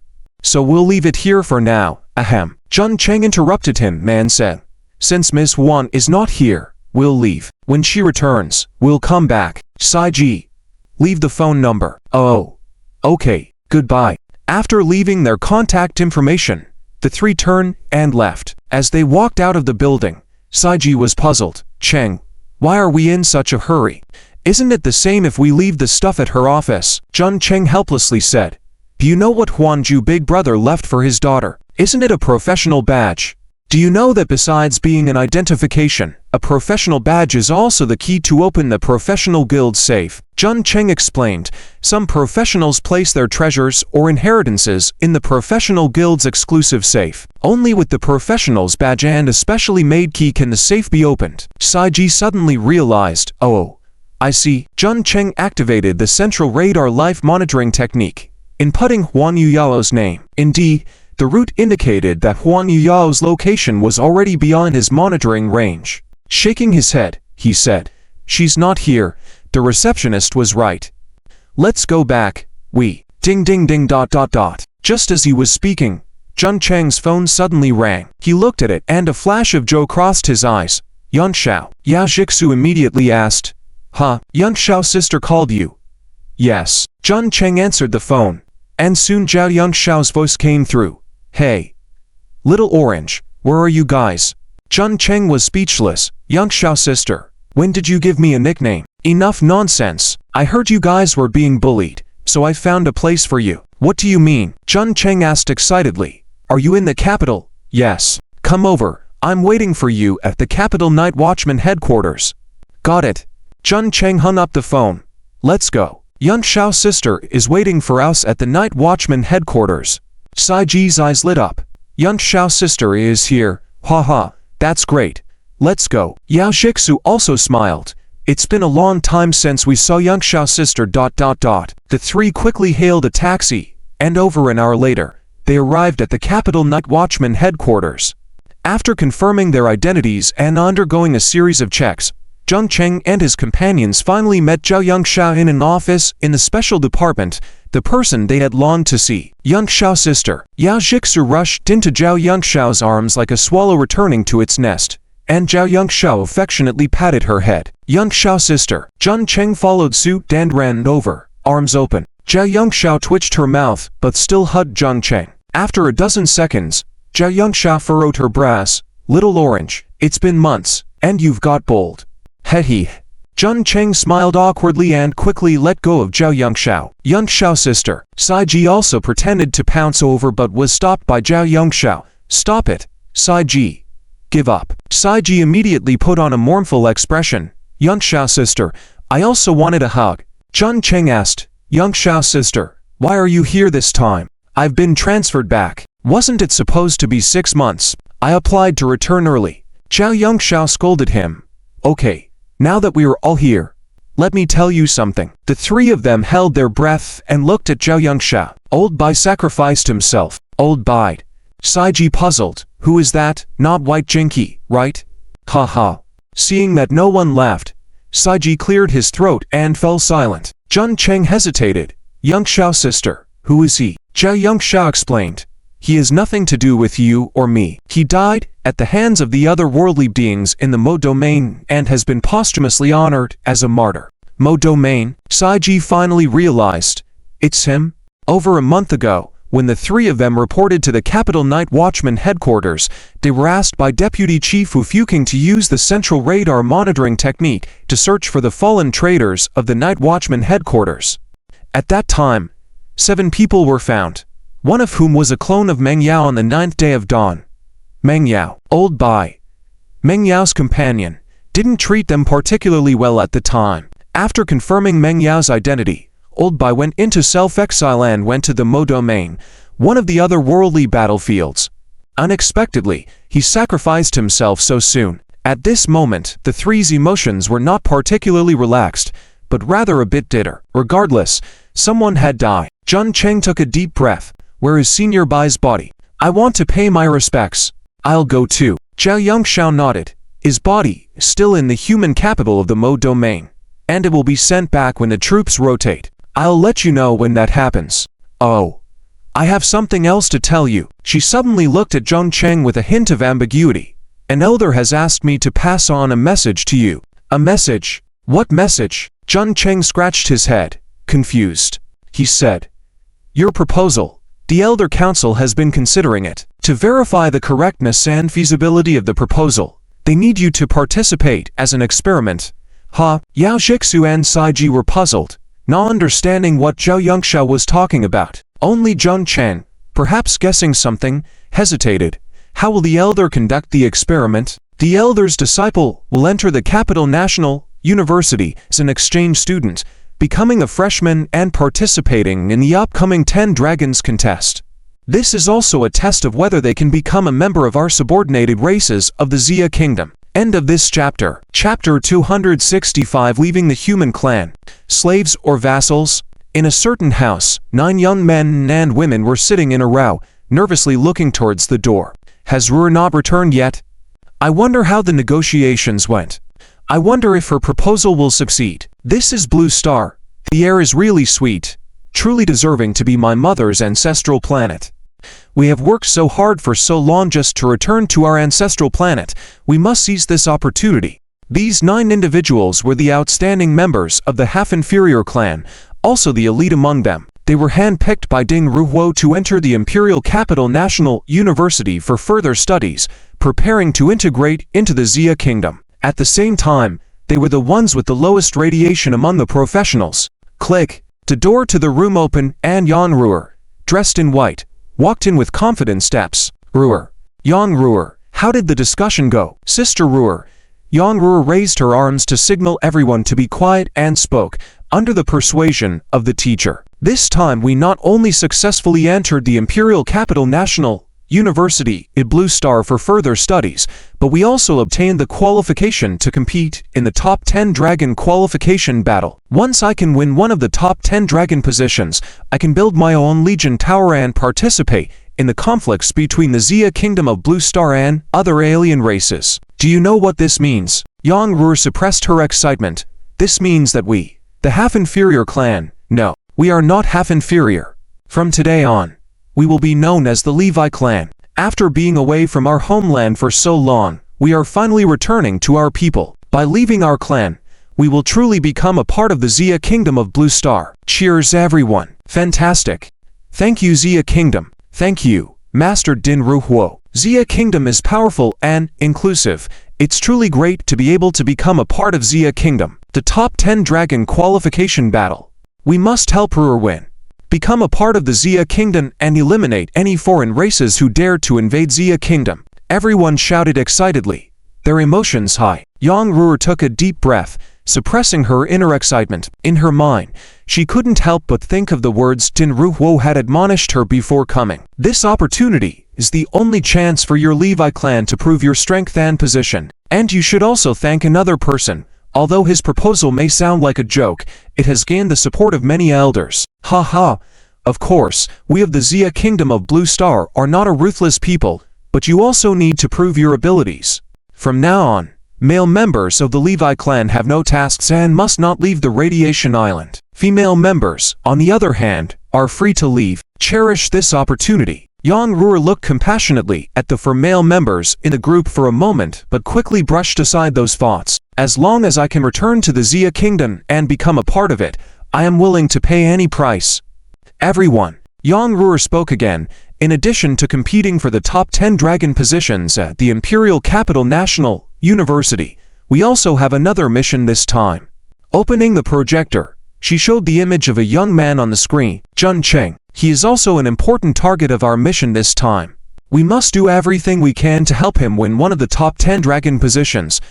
Someone asked curiously. Ruhr, why him? Zhang Cheng? Who is he? Is he from Blue Star? Yang Ruhr said softly. Without him, perhaps the people of our Levi clan would not have been accepted by the people of Xia Kingdom. He can be considered a great benefactor of our Levi clan. At the same time, she whispered to herself, there is a great possibility that he will be my master. Yang Ruhr, along with 9 other half-inferior individuals, now called Levi Clan, joined the Imperial Capital National University as exchange students, without attracting much attention or discussion. After all, As the strongest professional university in the Xia Kingdom, there were at least hundreds of exchange students every year.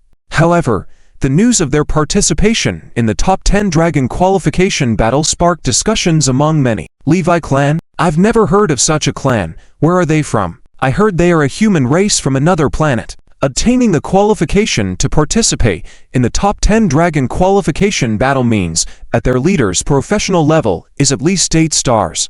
I wonder how strong they are. I've seen their leader. She seems to be called Yanruer, and she looks like a fairy. Yes, I've seen her too, as well as several other girls. They are all quite beautiful. The discussions among ordinary students were mainly about their strength, while also speculating about their identities. However, for some nobles and princes, Yanruer's and the others' identities could not be concealed from them. Chao Wufeng wondered, Shiyu, what are the higher-ups thinking to allow the half-inferior people to participate in the top 10 dragon qualification battle? If they get a spot, wouldn't that mean they're entering the upper echelons of the alien race battlefield? Zhou Shiyu shrugged.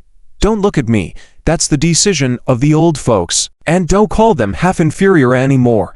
They are called Levi Clan now. They also have the blood of our Xia Kingdom, and they have paid a great price to suppress the Radiation Island. To build the Radiation Island into a major base, we must recruit this group of Levi people, understand? Well, Chao Wufeng sighed, but what about them in this top 10 dragon qualification battle? Let's not care about them, Zhou Shiyu said, indifferently. Status and identity are earned by oneself. We just need to take care of ourselves. Okay. In another villa, Lang Fanchen looked at the information collected by his subordinates and sneered disdainfully. The people of the Radiation Island. Hey, didn't expect them to be fighting to be dogs too. Lan Yu, Yun Wolf leader. A young man with a felt hat and a long nose immediately responded. The top 10 dragon qualification battle this time will take place in a foreign battlefield called Wilderness, which is a vast grassland and wilderness. Your abilities are perfect for this. Once inside, determine Zhang Meiyu's location as quickly as possible. This time, she won't escape. Yes, Yun Wolf leader. In a dark and cold monitoring room, Zhang Fangyan's eyes were extremely cold and resentful. Damn it. Why is there still no movement from above?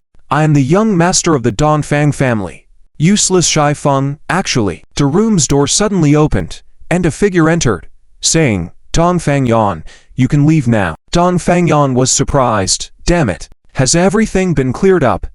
With the top 10 dragon qualification battle approaching, this time you are only released on bail. If there are any further developments, you must cooperate with our investigation.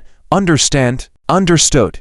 Dongfang Yan left with a frown and soon saw Zhang Meiyu. Zhang Meiyu? Do you have the heart to come and see me? Zhang Meiyu sneered. Less nonsense. There's another unexpected turn in the top 10 dragon qualification battle. Huh, what do you mean?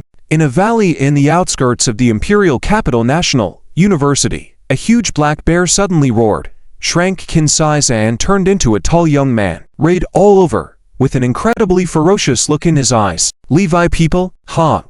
Aren't they just the beasts from the Radiation Island? My brother died on the Radiation Island.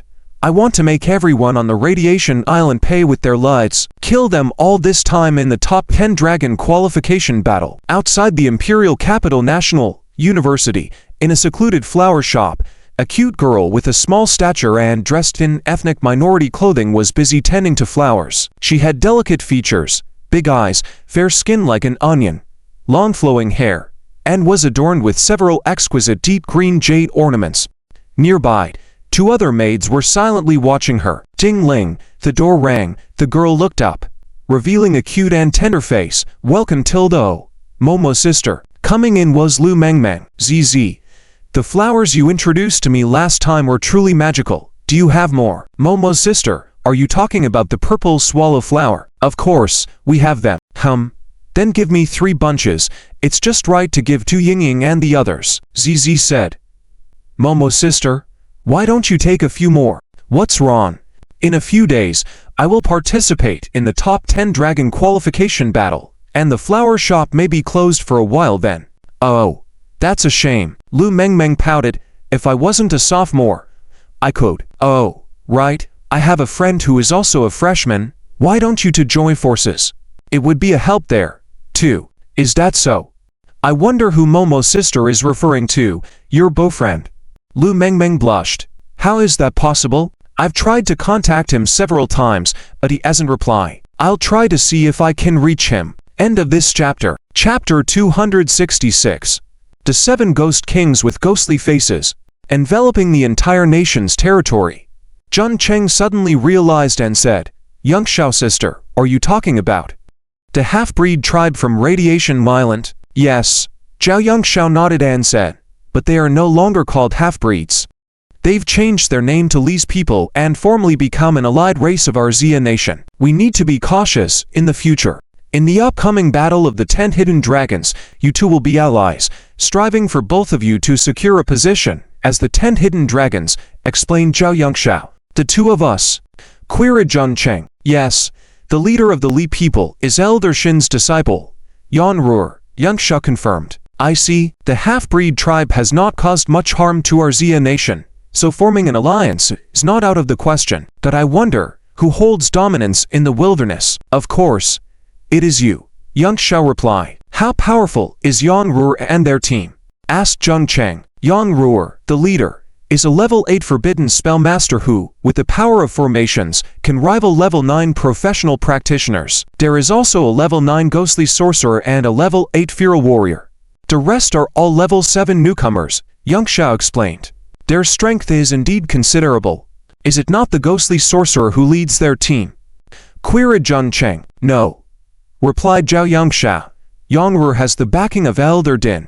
All the younger Li profession practitioners consider her their leader. And what about the older ones? Asked Zhun Cheng. The older ones, replied Zhao Yangshao, indifferent. They are stationed on Radiation Island, eradicating hidden half-breeds and mutant beasts in the area and are forbidden from leaving the island for life. As the group fell into silence, Keiji murmured softly, this policy seems to be quite fitting for them. Zhao Yangshao shot him a disapproving look and added, compared to the proposal put forward by Zi Chengzi, this is already quite merciful. Furthermore, these young Li individuals have a strong sense of belonging to our Xia nation, having almost entirely dedicated themselves and even voluntarily undergone a soul examination, earnestly pledging allegiance to our country, Yangshao continued. The younger one's characters are not yet fully developed, and they can undergo a gradual transformation. This is already a coexistence agreement established by the elder councils. All right, let's not dwell on them anymore. Zhao Yangshao changed the topic. Wu Lao made a mistake last time, putting you at odds with several seniors. However, the situation was urgent then, as he had been searching for the spy within the bureau for years and only dared to act with your confirmation. Wu Lao, where is he now? Asked Zhao Yangshao. He is being cornered, he replied. Cornered? The others looked puzzled, and Zhun Cheng asked directly, cornered by whom? By the information you provided. Zhao Yangshao shook his head. It turns out that one of the deputy bureau chiefs at our Nightwatch headquarters is a spy for the Fallen. For the Fallen? Yes, continued Zhao Yangshao, another powerful organization, the Ghostly, led by the face of one of the 7 Ghost Kings, Desire King. Desire King? The group's understanding of the Fallen organization was limited, knowing only that Ghostly was one of the 3 major factions. Zhao Yangshao explained. Just like Dawn has 9 days, Ghostly has 7 Ghost Kings, all formidable warriors. The weakest among them are all LV-7-9, on the verge of reaching epic level. Desire King is the most mysterious among the 7 Ghost Kings. Rumor has it that his strength has already reached epic level or even legendary, but it has never been confirmed by anyone. We do not know the specific profession of Desire King, only that his ability is to manipulate people's emotions and desires, and to grow stronger by absorbing their emotions and desires. Those with unstable minds are easily controlled by Desire King's powers, being played like puppets in his hands. Zhao Yangshao concluded. Thanks to you this time, we have confirmed his identity. Zhun Cheng queried. How was this resolved? Was he eliminated directly? No. Zhao Yangshao shook his head. We have him under control, using him as bait to lure out Desire King. This time we have set up a trap, aiming to slay Desire King. Zhun Cheng's lips twitched, involuntarily recalling the scene of facing Black Sun at Wei Town. It seemed like Zhao Yangshao understood his thoughts and said, don't overthink. The situations are not the same. We confirmed that Black Sun was severely injured at that time, and not an epic-level powerhouse, hence our underestimation. This time, to besiege Desire King, we have 3 epic-level experts, and even a legendary senior in support. It's foolproof. Alright, discussing this won't change much. Zhao Yongxiao changed the topic once more. Your top priority is to complete the competition for the 10 hidden dragons and strive to truly become one of them. Zhun Cheng was puzzled. Yongxiao sister, what are the benefits of being one of the 10 hidden dragons? The school hasn't specified, and no one from previous generations of 10 hidden dragons has mentioned it either. Zhao Yongxiao raised her hand to smooth her hair and reply, of course, there won't be specific rewards or information, because if so, you would be targeted by multiple layers of assassinations from the fallen. What do you mean? Let me ask you a question. How many 10 hidden dragons from the sophomore, junior, and senior years do you know? KG responded, listing several names of 10 hidden dragons from different years. Continues. Chapter 267 Lu Mengmeng blocks the road. Mysterious skills. After chatting for a while, the sky gradually darkened. Alright, it's almost time. Tonight, my treat. Consider it a welcome for you guys. Zhao Yongxiao looked at his watch and stood up. Saiji was immediately excited. Yongxiao's sister is treating us. That's great. For the past 2 months, we've been eating in the school cafeteria and everything tastes bland. Zhao Yongxiao said, you guys are night guards. Your pay should be decent. How come you can't even afford to eat? Saiji replied, for the past 2 months, we haven't had much time to go out. We've been staying at school. Alright then. Let's go. Tonight I'll treat you to enjoy the delicacies of the capital. Haha. Yongxiao sister.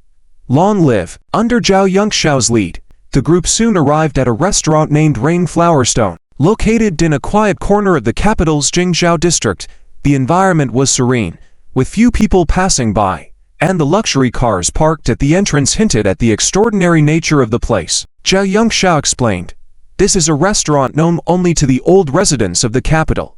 It was built by the Foodie Zhu family and has been in operation for over 200 years. Foodie family? Yes.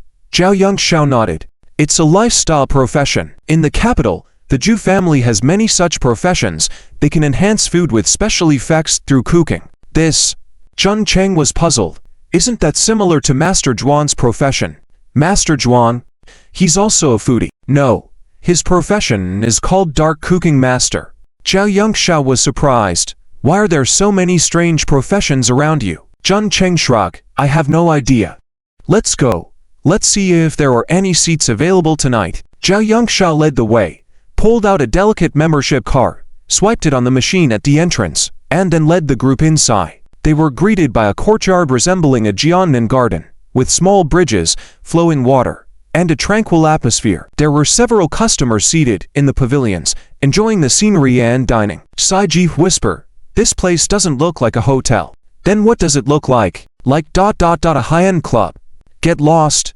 At that moment, a figure in a cheongsam hurried over, and even before she arrived, her gentle voice reached them. Yongxiao, you're back from Chang'an City. You finally came to visit me. I've missed you so much. Zhao Yongxiao whispered. Zhu Qingyun, she's the boss here. She's also from the Zhu family, very generous, so don't be rude. With that, she went over to meet her, smiling. Yun sister, I'm the first one to visit you after returning to the capital. I've been craving your Jiangnan-style dishes for a long time. Zhu Qingyun smiled. Alright, I'll cook personally for you today, and I guarantee you'll be pleasantly surprised. Hehe, oh. Yongxiao, who are these people? Zhao Yongxiao said.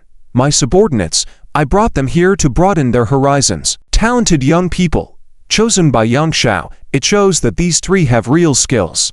Zhu Qingyun smiled. Once Yongxiao is gone, come to me. I may not have much talent, but I can certainly provide 3 meals a day. Zhao Yongxiao said. Qingyun, let's look at the food. I can hardly wait. Alright, alright. Zhu Qingyun waved inside. Xiaoying, take them to room No. 8. Serve them attentively. Half an hour later, a table of delicious dishes was brought out one by the maid. Zhu Qingyun came in again to chat for a while before being called away. The dishes were truly exquisite, made from the meat of demons and monsters, as well as special plants and vegetables, creating a fresh and crisp taste that perfectly balanced the greasiness of demon meat. The group enjoyed the meal. Even Yao Jixu ate more than she usually did. As they were leaving, the door of the adjacent private room opened, and 7 or 8 people walked out. To their surprise, the leaders were 2 young girls. Oh, It's you. Lu Mengmeng. By chance, Lu Mengmeng encountered another cute girl she didn't recognize. The rest of the group were wearing ethnic minority costumes, not tall but tough-looking. Zhao Yongxiao also obviously knew Lu Mengmeng, and asked in surprise, Lu Mengmeng, what are you doing here? You're Captain Yongxiao. Lu Mengmeng recognized Zhao Yongxiao, and whisper, my friend invited me to dinner. Oh right? Zhun Cheng, are you also participating in the top 10 Dragon Wells competition? Zhun Cheng nodded, yes. What's the matter? In that case, can you team up with my friend? She's really good. With that, she pushed the cute girl next to her, who was dressed in a purple ethnic minority outfit, forward. You're. Zhun Cheng's eyes lit up. Xiling Poppy? Xiling Poppy nodded. Hello, classmate Zhun Cheng. Your name is well known. I hope you'll go easy on others in the wilderness. Mengmeng's suggestion. Don't mind it. As competitors, we should go out. Zhao Yongxiao looked around. This isn't the place for discussions. Let's all go in. He signaled the waiter to clear the table, serve each person a cup of tea and some snacks. Following Xiling Poppy's signal, the remaining people returned to the adjacent room. Zhun Cheng said, since Mengmeng's friend, in the wilderness, when we encounter each other, I hope we can unite and advance together. What do you think? Xiling Poppy smiled. Since you said that, I'll be frank too. I'm not interested in the top 10 Dragon Wells competition. I'm just following my family's orders. In the wilderness, I might give up at any time.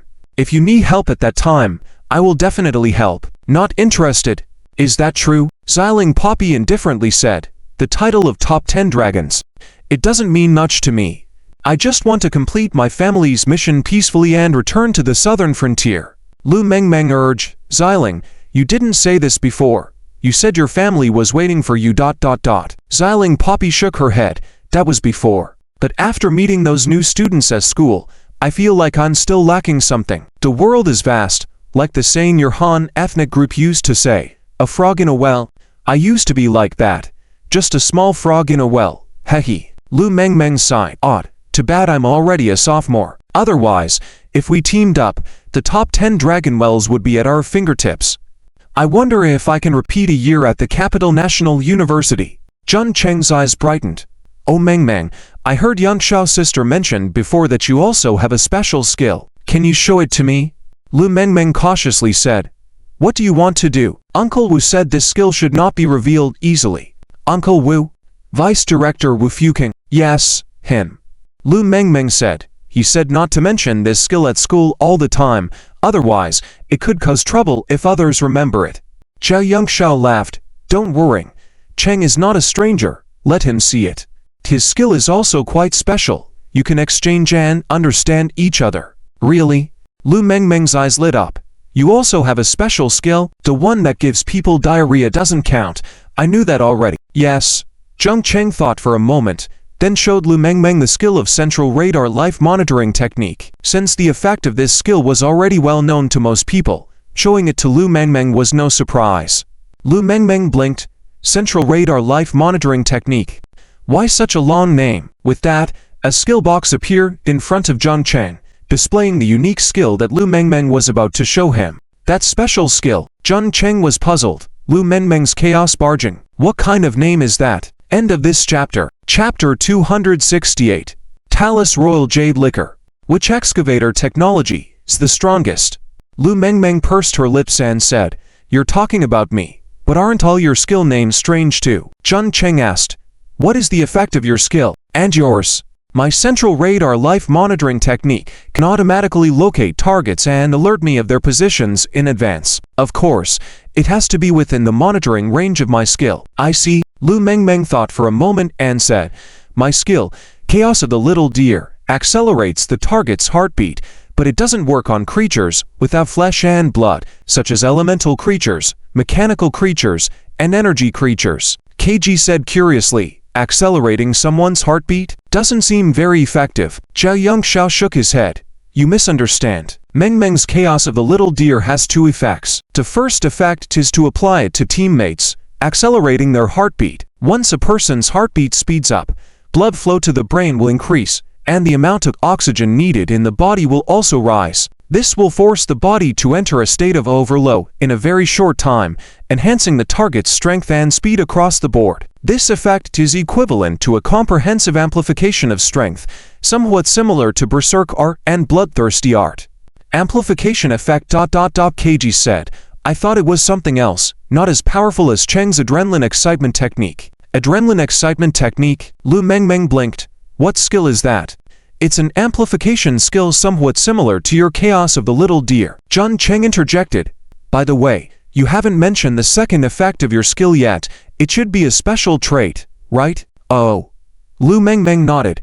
The second feature of my Chaos of the Little Deer is called Perpetual Motion Machine. Perpetual Motion Machine? What's that? KG and Yao Jixu exchanged puzzled looks, while Zhang Cheng already guessed what it meant. You mean ... The second feature allows the first effect of accelerating the heartbeat to continue indefinitely. Yes, that's right. Once the target affected by my Chaos of the Little Deer, their heart will keep beating. And then, she seemed to remember something and her face turned somewhat pale. Zhao Yongxiao patted her head, indicating her to stop talking. I know about this. Meng once tested this feature on a fallen individual during a siege operation. The result was simple, that fallen individual's heart ... Zhao Yongxiao gestured with his hand implying an explosion, and the faces of the people present changed. Accelerated heartbeat, perpetual motion machine, making the target's heart beat continuously, never stopping. And then ... Boom.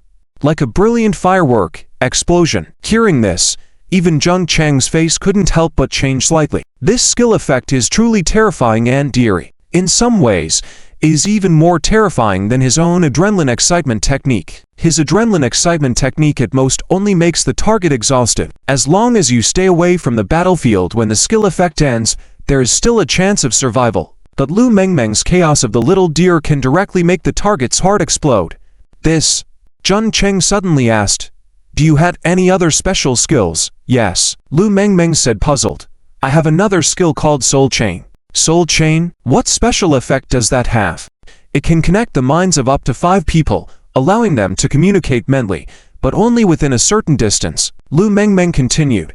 The effect of the first trait is to double the connection area, and the effect of the second trait is to distribute the life force of all persons evenly, ensuring that severely injured individuals do not die. Unless someone can simultaneously kill the 5 connected people, but that's too difficult. This skill's effect is also quite outstanding, KG whispered, and Yao Jixu nodded slightly. However, Zhang Cheng was lost in thought. The effect of Soul Chain is indeed very good, but compared to Chaos of the Little Deer and his own variant skill, it falls a bit short.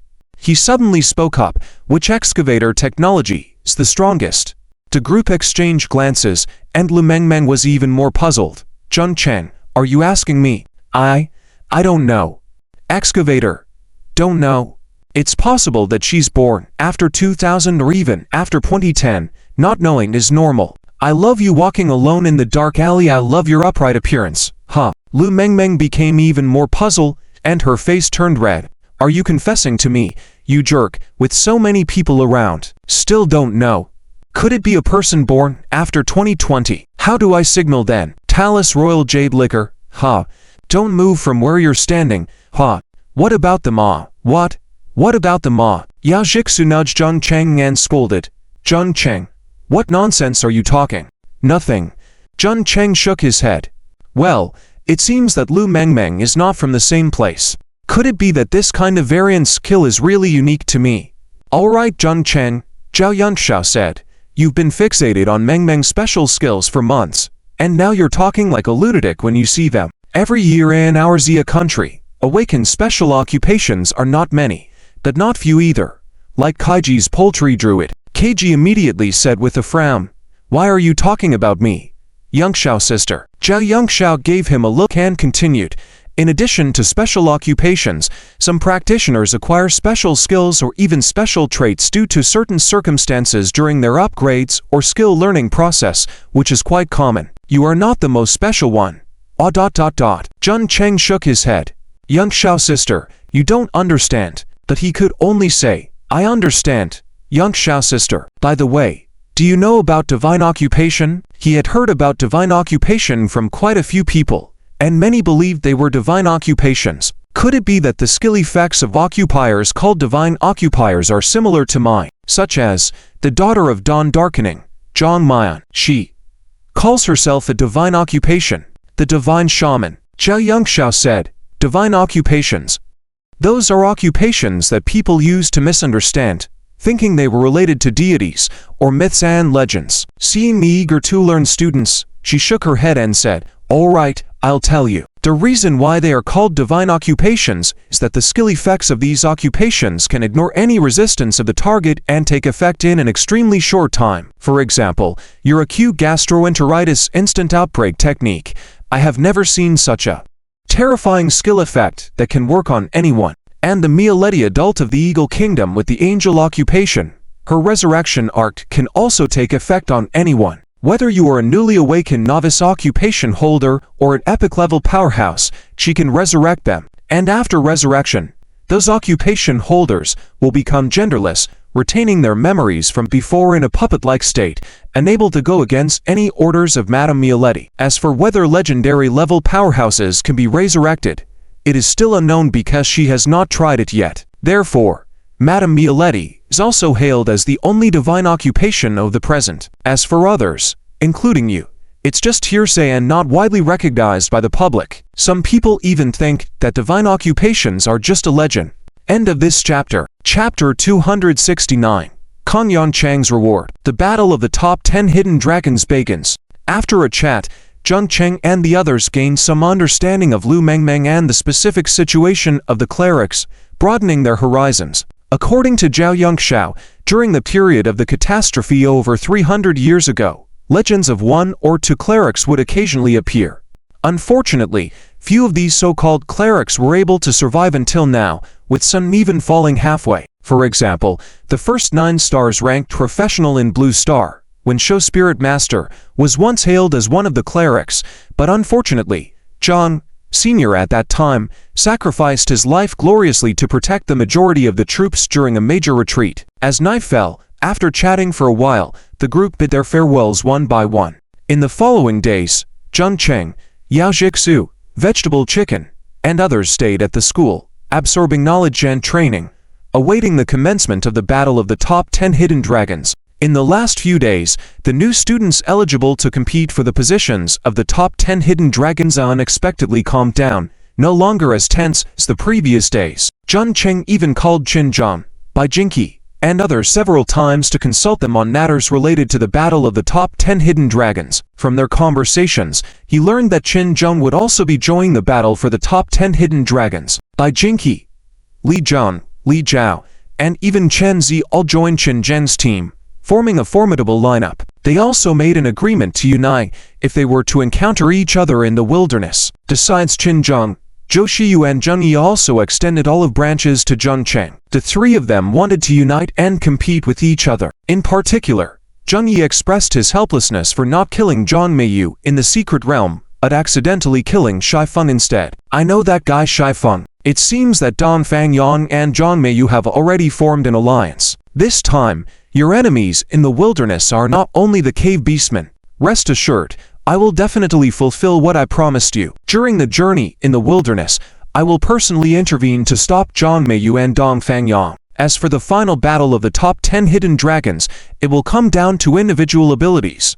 Remembering Zheng Yi's words at that time, Zheng Cheng didn't pay much attention to them. This person with the same surname was just too overconfident. Just as the battle of the top 10 hidden dragons was about to begin, Zheng Cheng received the school's reward for the freshman secret realm assessment. As the top student in the assisting academy, he had destroyed the world crystal of Jia Sha Island, so he didn't think he would be eligible for the reward. However, Kong Yanchang still had someone deliver the reward to him. 100,000 gold coins, and a time-space fissure the size of a pearl. Accompanied by this was Kong Yanchang's words, "Your world wonder is in a damaged state, and repairing it completely will require a great cost. Even I am not sure about fully repairing it, so consider this time-space fissure as a reward to you. Looking at the pearl-sized time-space fissure, Zheng Cheng saw Kong Yanchang's stern face in front of him. Principal.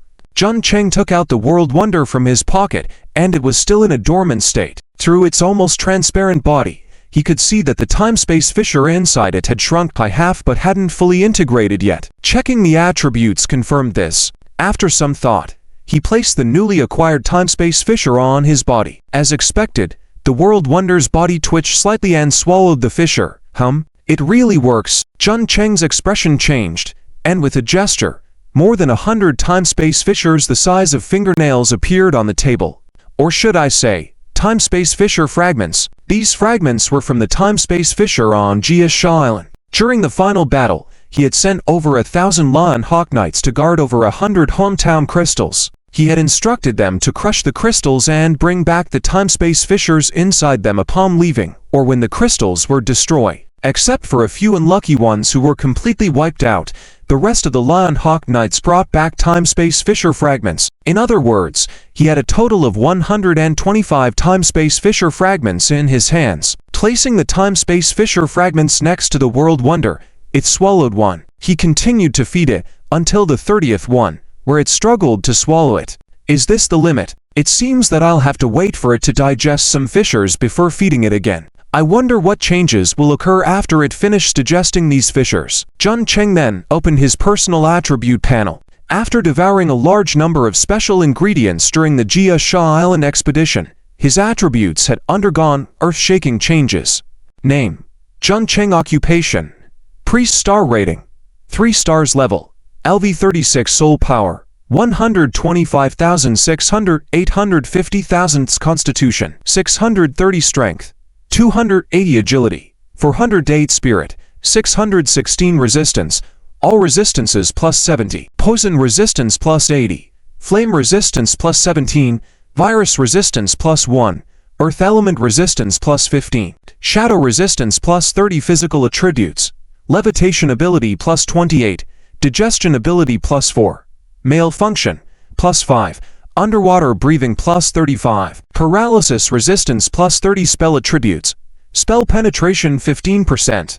Spell vampirism 15%. Equipment: blood guanyan, group flower staff, Asura twin blades, Yangshao sword, shadow cloak, spatial ring backpack, scroll of return, plague spread skill book, golden scale shield, special ingredients asterisk, tet, Jerry skills, internal, acute gastroenteritis instant burst technique LV5, characteristic 1, random anal fissure, fiery self-combustion technique LV5, characteristic 1, incinerating heart, burning soul, general skill slot blood burning technique LV4, characteristic 1, targeted burn, central radar life monitoring technique LV6, characteristic 1, automatic navigation, characteristic 2, auto recovery, adrenaline rush technique LV2, general skill slot 3, corpses and 9 insects LV2, general skill slot rabies outbreak technique LV1, external, random dissection technique LV6, characteristic 1, biological DNA collection, characteristic 2, irresponsible surgery, tetanus blade LV3, characteristic 1, permanent destruction, tenicillium mycophagus body shield LV5, characteristic 1, group protection, teach blossom eyes full of affection LV1. At this moment, both his attributes and skill levels had seen significant improvements. In particular, his constitution and spirit attributes had broken through the 600-point mark.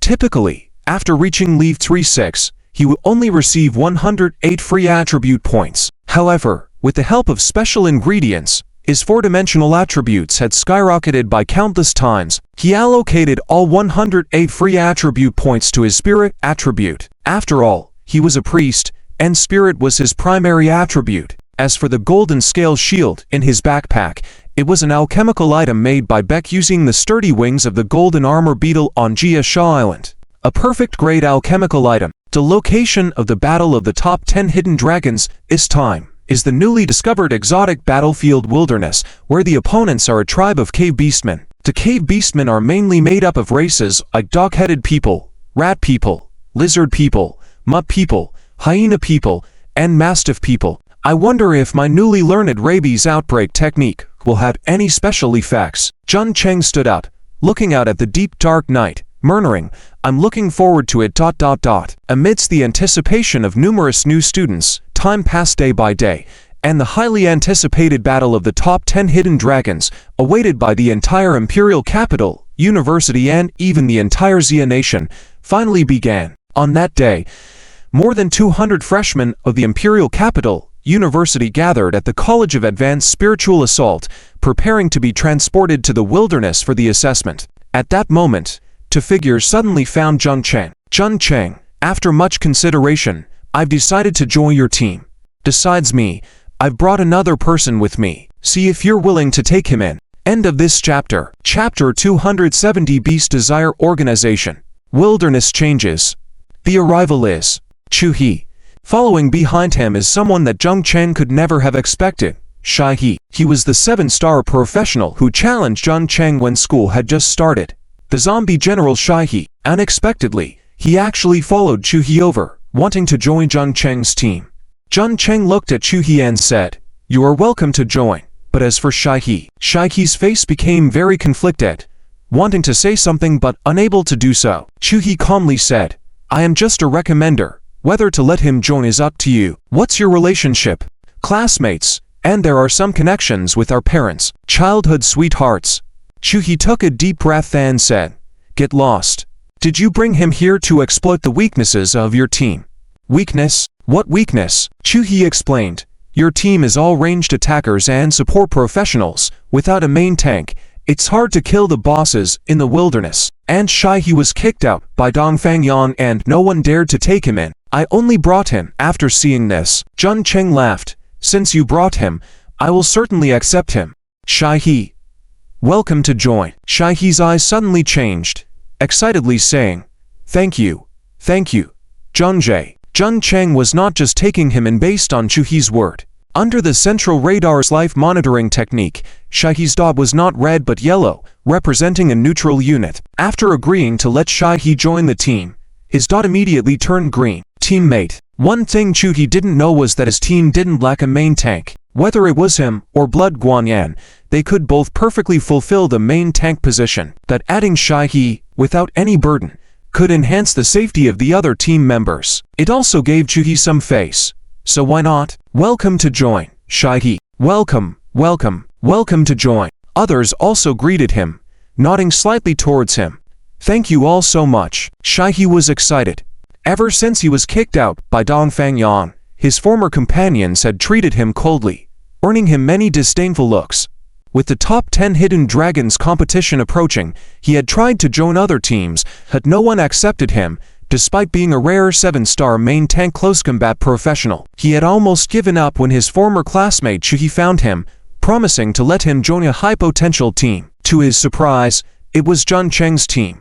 With Zheng Cheng and Yao Jixu's rise in the freshman secret realm assessment, their names were well known in the first-year district as outstanding newcomers. Zheng Cheng, suspected to be a priest. Yao Jixu, a 9-star professional, even killed the 9-star professional Shifeng in the secret realm. This kind of achievement had already been hailed as the most outstanding newcomers in the Capital National University's freshman class, and he never expected that Zheng Cheng would actually accept him. At this moment, he was extremely excited. "By the way, Shai He, take this and make good use of it in the wilderness. Protect your comrades." Zheng Cheng suddenly took out a golden shield and threw it to Shai He. "This is perfect grade equipment." Shai He quickly checked the attributes of the shield and was immediately shocked and speechless. Chu He glanced at Zheng Cheng. He had only intended to help his former classmate, never expecting Zheng Cheng to be so generous. Perfect grade equipment. For ordinary professionals, perfect grade equipment was the strongest they could ever hope to see in their lifetime. Beyond that were epic grade, legendary grade, and mythical grade equipment. Most importantly, the perfect grade equipment Shai He had was a shield, the most expensive type among all equipment. After you give the equipment to protect your comrades, as long as you perform well in the wilderness, this equipment is yours. Shai He originally wanted to say something tough, but it turned into, "Thank you. Thank you, Zheng Jie. Rest assured, as long as I'm alive, no one in our team will have any accidents." Damn it, when he was under Dongfang Yan, not to mention perfect grade equipment, he had never even seen golden grade. The treatment he received was just gold coins and materials, incomparable to Zheng Cheng. Wow. Perfect grade equipment. Zheng Jie is so generous. Ah. Why am I not a woman? I wanted to get lost. On the side, Zhuo and Juan Shuai were also full of envy. Unfortunately, Zheng Cheng only had this one piece, and shields weren't suitable for them. Alright, let's get ready to go. The teleport should start soon. Yes, Zheng. The group of people walked towards the Advanced Spiritual Assault Academy. At the forefront were Zheng Cheng, Yao Jixu, Ka Ji, Juan Shuai, Zhuo Wen, Zhuo Wu, along with the newly added Xu He and Shai He. In total, there were 8 people. These 8 people were Zheng Cheng's team for the top 10 Hidden Dragon competition this time. Among them, Zheng Cheng, Juan Shuai, Zhuo Wen, Zhuo Wu, and Xu He were considered support professionals, while only Yao Jixu, Ka Ji, and Shai He were combat support professionals. Of course, Zheng Cheng could also be considered a support professional or a main combat professional. The 8 of them soon arrived at the Advanced Spiritual Assault Academy, where a large number of students had already gathered around the school. Besides students, there were also many other non-school individuals present, their identities unknown. Look, it's Zheng Cheng's team. Zheng Cheng and Yao Jixu, 2 9-star freshmen. They are also the strongest contenders among the top 10 freshmen. The remaining team members are so weak. That's Shai He. How come Shai He joined Zheng Cheng's team? With Zheng Cheng, there are already 12 teams here. Who else is there? Amidst the discussions, they entered the academy. Upon entering, they saw a large square where hundreds of people were already gathered. They were clearly divided, with the majority having 8 to 10 people. The school required each team participating in the top 10 Hidden Dragon competition to have no more than 10 members. Therefore, when the team leaders were forming teams and recruiting others, they aimed for a total of 10 members. A team like Zheng Cheng's, with only 8 members, was very rare. Zheng Cheng, not far away, Zhou Shiyu and his group walked towards him, bringing along a few familiar faces, Yi Shishui, Zhao Wufen, and a few other well-known freshmen. Shiyu. When the two met, Zhou Shiyu whispered, "Be careful in this top 10 Hidden Dragon competition. There might be some unexpected situations in the wilderness." Oh, what's going on? There is specific intelligence indicating that the cave beastmen in the wilderness have already learned that we are holding the top 10 Hidden Dragon competition there and may send people to intercept and kill us. How did they find out? It was leaked by the Fallen, Zhou Shiyu said, but we also have stationed troops in the wilderness, and it likely involves their main forces. What we face should be just the pursuit of a small elite group of cave beastmen, at most, along with some Fallen. Zheng Cheng furrowed his brow. Fallen, Dawn, or Ghost Face? None of them, Zhou Shiyu said disdainfully. There is a Fallen organization that just emerged this year called Beast Desire. Their leader is not even epic grade, just an ordinary person who accidentally obtained a legacy crystal left by a strong cave beastman and turned into a professional. He was originally a criminal sentenced to death brought into our advanced team, Zhou Shiyu explained, who knew that during an outdoor exploration mission, he found a legacy crystal and as soon as he became a professional, he immediately killed all the exploration personnel, escaped to the cave beastman's territory, actively joined the cave beastman tribe, and recruited many former prisoners from the prison camp, becoming a vanguard of the cave beastmen, that is, the Fallen. Zhou Shiyu said, "Be careful when you go in. Their strength may not be strong. After all, they have all been professionals for less than a year." But this group of people were all death row inmates before the transition, with brutal character and full of evil deeds, especially proficient in crime and murder. Be cautious. End of this chapter. Chapter 271. The first test of affectionate peach blossom eyes. DRIZZLE desire. I understand, Zheng Cheng said lightly, and soon everyone in the team learned about this news. Besides them, several other teams seemed to have just learned about it as well, all murmuring quietly. Zheng Cheng. At this moment, another voice rang out, and it was Yasha Island's team led by Zheng Yi walking over.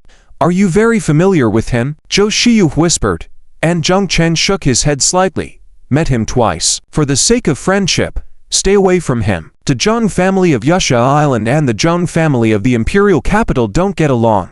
After Zheng Yi arrived, she looked Zhou Shiyu up and down, saying, "Young Master Zhou is here too. It seems the wilderness anomaly doesn't need me to mention it." Zhou Shiyu said, "Young Master Zheng lives far away on Yasha Island, yet still knows about the wilderness. Quite remarkable. Hehe, who made people in the imperial capital want us to come back, feeling the pressure from the Zheng family on their heads. Not good, right?" HMPH. Lao Zhou. I like being ridden by women. What? Have a problem with that? TSK, such a manly demeanor. I wonder if that little girl from the Yi family knows about your words. How? Zhou Xinyu's expression changed slightly, glancing hatefully at him. You're arrogant. We'll have a chance to spar. Looking forward to it. The two stared at each other angrily, showing no signs of backing down. At that moment, two more teams walked in, their cold eyes occasionally glancing over in this direction. The leaders were Don Fangyan and Zhang Meiyu. Each of them brought a team of 20 people who found a place to rest upon their arrival, quietly discussing something. Don Fangyan, he's out. The Dongfang family's power is not weak. Despite being far away by the coast, they have their people in the imperial capital. Zheng Yi also glanced in Zhang Meiyu's direction, saying, Zheng Cheng, our previous agreement still stands. After speaking, she walked towards Zhang Meiyu's direction, appearing to have further discussions with her. Zhou Shiyu asked curiously, what agreement do you have with her? To kill Zhang Meiyu. What? Zhou Shiyu exclaimed, how dare you? The two of them have an engagement, already arranged by Yasha Island and the Northeast Zhang family. Are you joking with me? Zheng Cheng nonchalantly replied, believe it or not, it's up to you. Before Zhou Shiyu could respond, a commotion broke out, and two more teams entered together. Kui Xiabing's team and the Purple Poppy's team. Both teams had a considerable number of people, a full quota of 10. Most importantly, the majority of the members in these two teams were girls. Especially in Kui Xiabing's team, all 10 were women. Purple Poppy just glanced over here, nodded slightly, then turned to another direction. Kui Xiabing hesitated upon spotting Zheng Cheng and Yao Jixu, but ultimately walked over to Zheng Cheng. Zheng Cheng, I hope during this top 10 hidden dragon contest, we can cooperate with each other. Zheng Cheng asked in surprise, cooperate with me? Kui Xiabing said, to be more precise, it's you and Yao Jixu. Ya and I are friends after all. Suddenly, Su Duo whispered, arrogant, if it weren't for Yao Jixu originally being one of us. Her voice was low, but all the strong individuals present heard it clearly. Yao Jixu frowned. I never said I would join you. Kui Xiabing's expression changed, whispering, Duo, quiet. Su Duo sniffed, looking very dissatisfied, but she dared not argue with Kui Xiabing, only giving Zheng Cheng a fierce glare. This Su Duo yi truly annoying, despite being quite pretty. Zheng Cheng's mind suddenly had a thought. It's time to give you a little punishment. His eyes flickered with a faint pink light, and he looked towards Su Duo intensely. Affectionate peach blossom eyes. A powerful mental force accompanied by a strange ripple surged towards Su Duoyi's mind instantly. This bastard. It's all your fault. If it weren't for Yao Jixu originally being one of us, and Xiaobing, how come you're talking to him? We're good friends. At that moment, her vision blurred, and her mind was flooded with images. Or rather, memories. Her father was an alcoholic since she was young, constantly abusive towards her mother, leading her to develop a strong aversion to men from a very young age, showing no interest in woes. Fortunately, she awakened as a high-level professional, and with her strong abilities and competitive spirit, she successfully entered the National University of the Imperial Capital. On her way to the university, she was suddenly attacked by fallen ones. After a fierce battle, all her classmates and teachers fell, and she was about to be captured, but fortunately, the night watchman arrived. A handsome young man rescued her from the clutches of the fallen ones. Under the sunlight, the figure and appearance of that young man seemed somewhat familiar. During another secret mission, when surrounded by countless monsters, that young man appeared like a divine soldier to save her. And during another dungeon exploration, he rescued her from the boss's clutches. The two got to know each other, fell in love, and confirmed their relationship in one night. She dedicated everything to him that night. The second night, she dedicated herself again. The third night, the fourth night, the fifth night, the sixth night. Initially, she could endure it, but eventually, she couldn't continue. Even her legs became weak. In the real world, her body suddenly shivered, burst. That feeling made her instantly wake up. Sigh. In front of her, Xiaobing and Zheng Chen were still talking, yet she was gasping heavily, with a flushed face, burning cheeks, and cold sweat on her forehead. Tuo, what's wrong with you? Zhang Yingshen asked with concern, reaching out to support her. Oh, Tuo, your hand is so hot. Su Duo trembled, quickly saying, I'm fine. I'm fine. She glanced panickedly at Zheng Chen conversing with Xiaobing, feeling dazed. The memory of the young man from earlier was inexplicably intertwined with Jun Cheng in her mind. What happened? That feeling is something no other girls gave me. This is. Her thoughts were in disarray, and Zhang Yingxin, even more concerned, said, Duo, are you okay? The top 10 hidden dragon contest is about to start. I'm fine. I need to go to the restroom. Su Duo took a deep breath, quickly walking towards the bathroom. However, for some reason, her legs felt weak as she staggered, almost stumbling to the ground. Zhang Yingxin quickly reached out to support her, saying, Let me help you. The two quietly left, and Kui Xiaobing didn't pay much attention, but Jun Cheng couldn't help but inwardly laugh. Little girl, let's see if you're still so arrogant now. Zhang Yingxin supported Su Duo, saying, Duo, why do you have such a strong opinion of Jun Cheng? After all, he's our classmate, and I don't feel like Jun Cheng has bad intentions. Jun Cheng, Su Duo took a deep breath. After all, she was a 7-star professional war priest, and quickly reacted from that earlier feeling. Damn, it must be Jun Cheng's doing. It must be him pulling the strings. Otherwise, I wouldn't have fallen into that illusion. What's his doing? What illusion? Zhang Yingxin asked strangely. Duo, what are you talking about? Nothing. Su Duo was a mix of embarrassment and anger. Gritting her teeth, I will never let that bastard go. Chapter 270. To where is Yang Ru's mutated position? Kui Xiaobing asked strangely. What's wrong, Duo Yi? Feeling unwell? Jun Cheng casually said.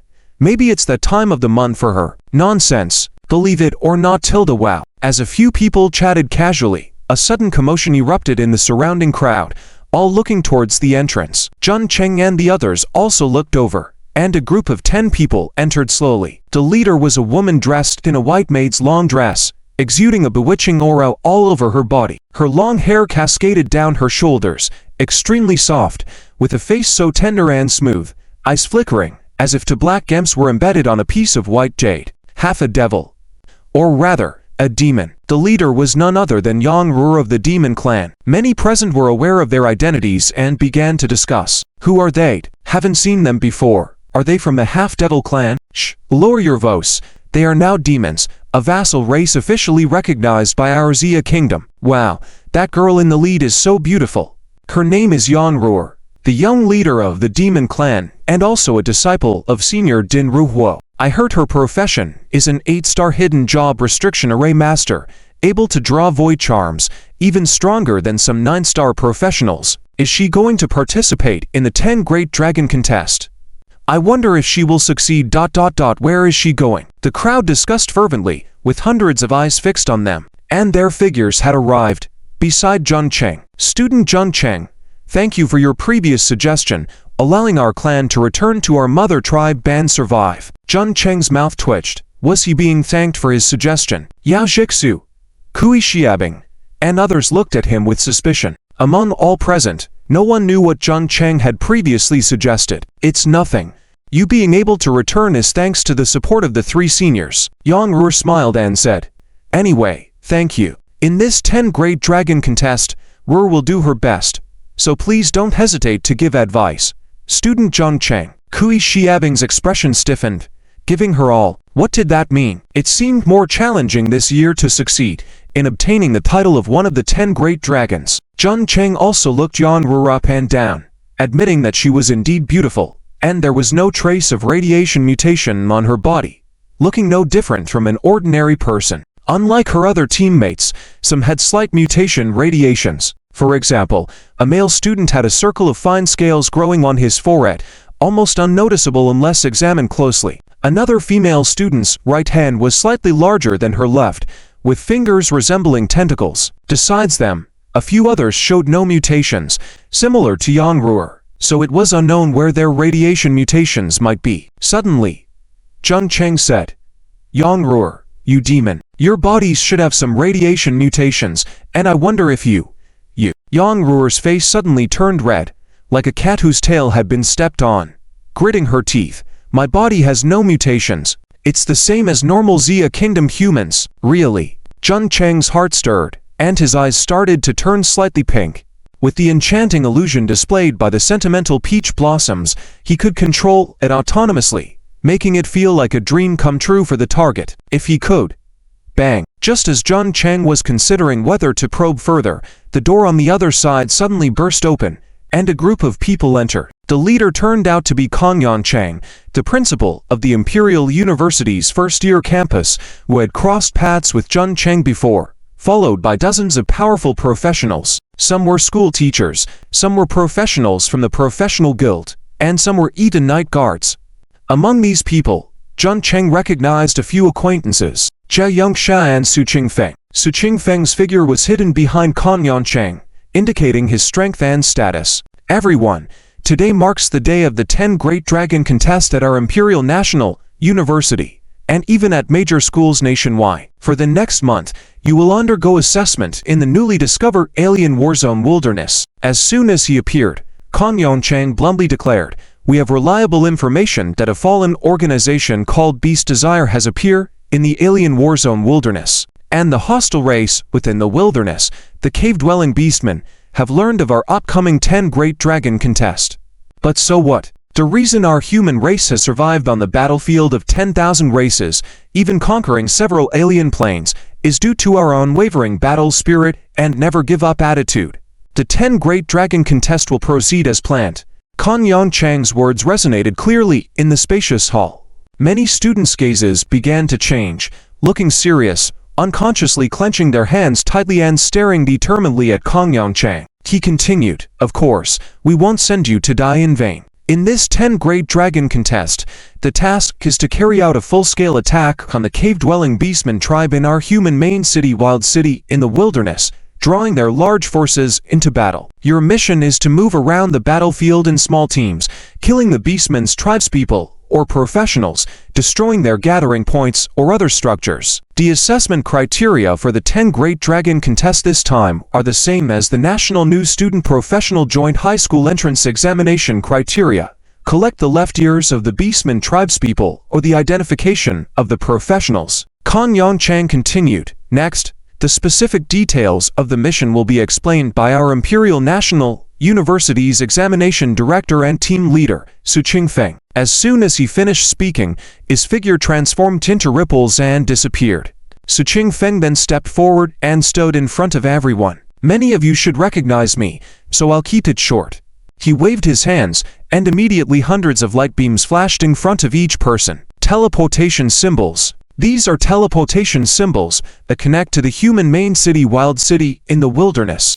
Upon each teleportation, there will be about 10 seconds of energy gathering time, so when using it, make sure there are no enemies around. Su Qingfeng said, "The wilderness is different from the radiation island. There is no star-locking array guard, so the dangers you face will be even more frightening. In addition, there are smoke signals. If you encounter a crisis and cannot teleport, activate the smoke signal, and the nearby invigilating teachers will arrive at your location as quickly as possible. The 10 Great Dragon contest this time is very dangerous. If any students wish to withdraw, now is the time. Otherwise, once you enter the wilderness, it will be a matter of life and death." His words echoed in the hall, but no one backed down. "Good," Su Qingfeng loudly exclaimed.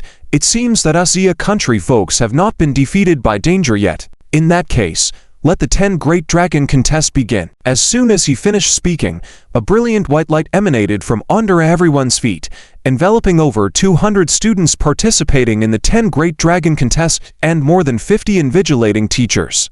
Teleportation. After an unknown period, the white light in Jun Chang's field of vision suddenly began to shake violently and flicker continuously. What's going on? Did the teleportation array malfunction? This feeling. In a daze, he seemed to hear several anxious voices. Damn. It's Warren Burrow, the Bat Tribe's racial ability. Ultrasonic vibrations. They want to shake space and tear the teleportation channel. Activate the protective crystal array. Protect the teleportation channel. Someone took action. The teleportation channel stabilized ... Which senior did it? Din Ruhuo. It's Senior Din Ruhuo. Oh no, the teleportation array deviated from the main channel, and some students were teleported incorrectly. Damn. The teleportation range of the symbols is only within 100,000 square kilometers. Quickly send people to find them. End of this chapter. Chapter 273 begins. The wilderness. Terrifying Jerry. A flash of white light in front of him, Jun Cheng suddenly opened his eyes. The Penicillium Protector Body Shield and the Netherworld Shield were fully activated, and the Blood Guanyan also appeared in his right hand, ready to be activated at any time. He already understood the unexpected event that occurred during teleportation, which was interference from a strong outsider in the operation of the teleportation array, and Senior Din, who ensured the normal progress of the teleportation. However, there was a part of the students whose teleportation had errors and did not arrive at the designated location. In front of him was a patch of tall grass that was half the height of a person, with hard ground beneath his feet, and the air filled with a dry earthy smell and the fragrance of the grasslands. Surprisingly, there was no one around him, neither enemies nor teammates. Grasslands? No. This is a wilderness. Jun Cheng said, in confusion. Normally, I should have been teleported to the deserted city, but ending up here can only prove one thing. My teleportation had an error. Activating the central radar life monitoring technique, the terrain within a radius of 3 kilometers appeared in his mind. The surroundings were filled with dense red dots, without a single green or yellow dot. The central radar life monitoring technique confirmed his speculation. In the central radar life monitoring technique, a large number of red dots in front suddenly started moving towards his direction. Discovered? Jun Cheng frowned, as the cave-dwelling humanoid species in the wilderness, including the dog-headed, jackal, and hyena people, had naturally sensitive senses. His sudden appearance and discovery were expected. With a thought, he reached out and a flash of light appeared from a quaint ring on his left hand. This ring was a biological space ring he had purchased specifically after leaving the Jasha Island, capable of accommodating living beings. It was for carrying his pet, Jerry. With a flash, a small black and red creature the size of a cat appeared in front of him. It was the strange beast hatched on the Jasha Island. Since its hatching, Jun Cheng had used the characteristics of random dissection to incorporate the molecular characteristics of all the organisms he had collected into its body. At this moment, it had become a very bizarre creature. Jerry, Jun Cheng called out, and Jerry lifted its head in a pleasing manner, continuously bowing its paws as if it had intelligence. Go. Leave those enemies to you. Test your abilities. Chirp, chirp, chirp. Jerry raised its small head and then vigorously shook it, constantly running behind Jun Cheng. Jun Cheng twitched his mouth and said, "You are a strange beast, absorbing so many alien insect races' flesh and molecular characteristics. If you can't even defeat those monsters, what use do you have?" Grabbing Jerry by the back of its neck, he threw it forcefully in the direction of the approaching red dots. Chirp. Jerry immediately screamed in misery, waving its forepaws frantically in the air, looking comical. Swish, swish, swish, whoosh. Suddenly, not far away, the grass bushes started rolling, and several black and yellow, humanoid creatures over a person's height rushed out. They were covered in black and yellow fur, with many fine spots, wielding steel knives and axes, with faces resembling canine-like humanoid beings. These were the hyena people, the main fighting profession in the cave-dwelling humanoid species. With extremely strong reproductive abilities, the hyena people were always one of the most numerous cannon fodder units when attacking the human cities. Throughout the wilderness, their tribes were scattered everywhere. Chirp. Jerry in midair suddenly screeched, visibly noticing the figures of these hyena people. The leader of the hyena people had opened its mouth, eyes filled with ferocity, and viciously bit towards the falling Jerry. Thankful for the food sent by the beast god, Jerry's body suddenly wriggled, as if there was something huge hidden inside its slender body. Finally, at the crucial moment, a large amount of flesh and blood gushed out of Jerry's body, instantly transforming into a huge black and red creature. Doom. Jerry landed, creating a large pit and sending smoke mixed with waves of energy in all directions. Several hyena people, unable to dodge, or directly smashed into pieces. This is. In Jun Cheng's sight, Jerry in midair suddenly transformed into a giant beast with double wings on its back, resembling a dragon, standing about 3 meters tall. It had black and red scales, a snake-like head, and a pair of meat wings on its back. Instead of fleeing, the surrounding hyena people swarmed towards it, their faces full of greed, with saliva dripping continuously, wielding primitive weapons and charging at Jerry. Jerry, attack. Roar. Jerry roared and immediately pounced. With just a gentle collision, it sent the hyena people flying, their bones shattered, and falling dead on the ground. Then, With a fierce wave of its meat wings, Jerry sliced several hyena people in half. A burly hyena person carrying an axe charged forward, only to be bitten in half by Jerry. Jerry became like a tiger among sheep, swiftly creating a massacre. A giant dragon. No, the head of a three-headed snake, wings of a flying thunder dragon, a body resembling a tank dragon, and claws resembling a flying thunder dragon's. Why are the inner wings so thin? Like those of flies, dragonflies and other insects. At this moment, Jerry appeared even more ferocious and terrifying, especially on its back. A sharp silver-gray spine had grown, strong, sharp, and full of power. The edges of the meat wings also sprouted fine bone spikes, serving as hidden weapons. Particularly the thin layer inside the meat wings flashed with colorful light. Two hyena people rushed from the other side, and Jun Cheng pointed his flower wand. Instantaneous acute gastrointestinal burst technique. Theft. The two hyena people instinctively clenched their buttocks as a large amount of liquid jetted out. As hyena people, their diet was varied, not discriminating between meat and plant-based food. Even decaying flesh could be relished when starving. This led to some gastrointestinal issues among them. Throwing down this skill caused an immediate reaction. Both hyena people couldn't hold it in. As the instantaneous acute gastrointestinal burst technique took effect, Jun Cheng followed up with another skill, blood burning technique. With the blood from the hyena people's lower bodies igniting, their bodies were soon engulfed in flames, causing them to struggle and scream frantically, quickly losing consciousness. However, Jun Cheng's expression was not very pleasant. I still lack offensive skills, and I'm not sure if rabies outbreak technique is effective on hyena people. Roar. Jerry roared in the distance, attracting more hyena people to rush over. Opening its mouth wide, it sprayed a poisonous substance at the approaching hyena people. A large amount of toxic green liquid gushed out, enveloping the group of hyena people. The sound of corrosive poison was incessant as the skin and fur of these 7 or 8 hyena people started to corrode, some even drenching their heads, which were then hollowed out, causing the hyena people to scream in agony. Is this the poison attack of a flying thunder dragon, or a fusion of sandworms and three-headed snake venom? Jun Cheng's eyes flashed. Jerry really has given me quite a surprise. This evolutionary direction seems to blend the DNA molecular characteristics of all living beings. I wonder how far it will grow in the future. At that moment, Jun Cheng heard a faint chanting in his ear and furrowed his brows, peering ahead. Indeed, behind the hyena people, he spotted an elderly hyena person draped in white animal hide. He was holding a thin staff, loudly chanting something. Soon, a blood red aura descended from the sky onto the hyena person. This was a hyena person spellcaster. That's right, a professional of the hyena people's tribe. End of chapter. Chapter 274. Soul Crystal? Slaughter of the Lycan peoples camped.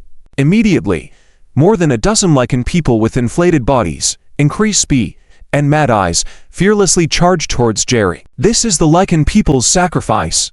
Before coming here, he roughly understood the Lycan people's clan, especially the clan with the largest number and the strongest strength among the Lycan people. Jackal people, Lycan people, lizard people, and the rarest warrenbird bat people. As one of the most populous and widespread races from beyond territories, the Lycan people naturally have spellcasters within their clan. Lycan people's sacrifice. They rarely use direct attack abilities, mainly relying on bloodthirst spells, frenzy spells, and other support abilities. Weak in single combat, but once they encounter large armies, the role of Lycan people's sacrifice becomes extremely important. And behind the Lycan people's sacrifice is the Beastmen sacrifice. They possess more and stronger sacrificial powers. They call it the war song. In battles with large armies, it is a nightmare for humans. More than a dozen Lycan people, affected by the frenzy spell, immediately entered a frenzied state and fiercely attacked Jerry. Even though 2 Lycan people were torn in half by Jerry's flesh wings, they still crawled with their hands and bit with their teeth. Unfortunately, the power gap was still too great. These dozen or so fearless frenzied Lycan people did not inflict much damage on Jerry, not even damaging his dragon scales. Jun Cheng's heart moved, and a faint turquoise light descended from the sky, falling on Jerry. Tenicillium Micus's protective shield. Since the Lycan people's sacrifice can strengthen the Lycan people under him, he can also strengthen Jerry to fight. At this moment, His spirit soared to 616 points. The protective shield created by the Penicillia mycocyst had covered Jerry like a thick city wall, and it even had a city wall corner. Not to mention the tearing of so many lichen people. Even if a real dragon arrived, it wouldn't be able to breach Jerry's defense at this moment. Roar!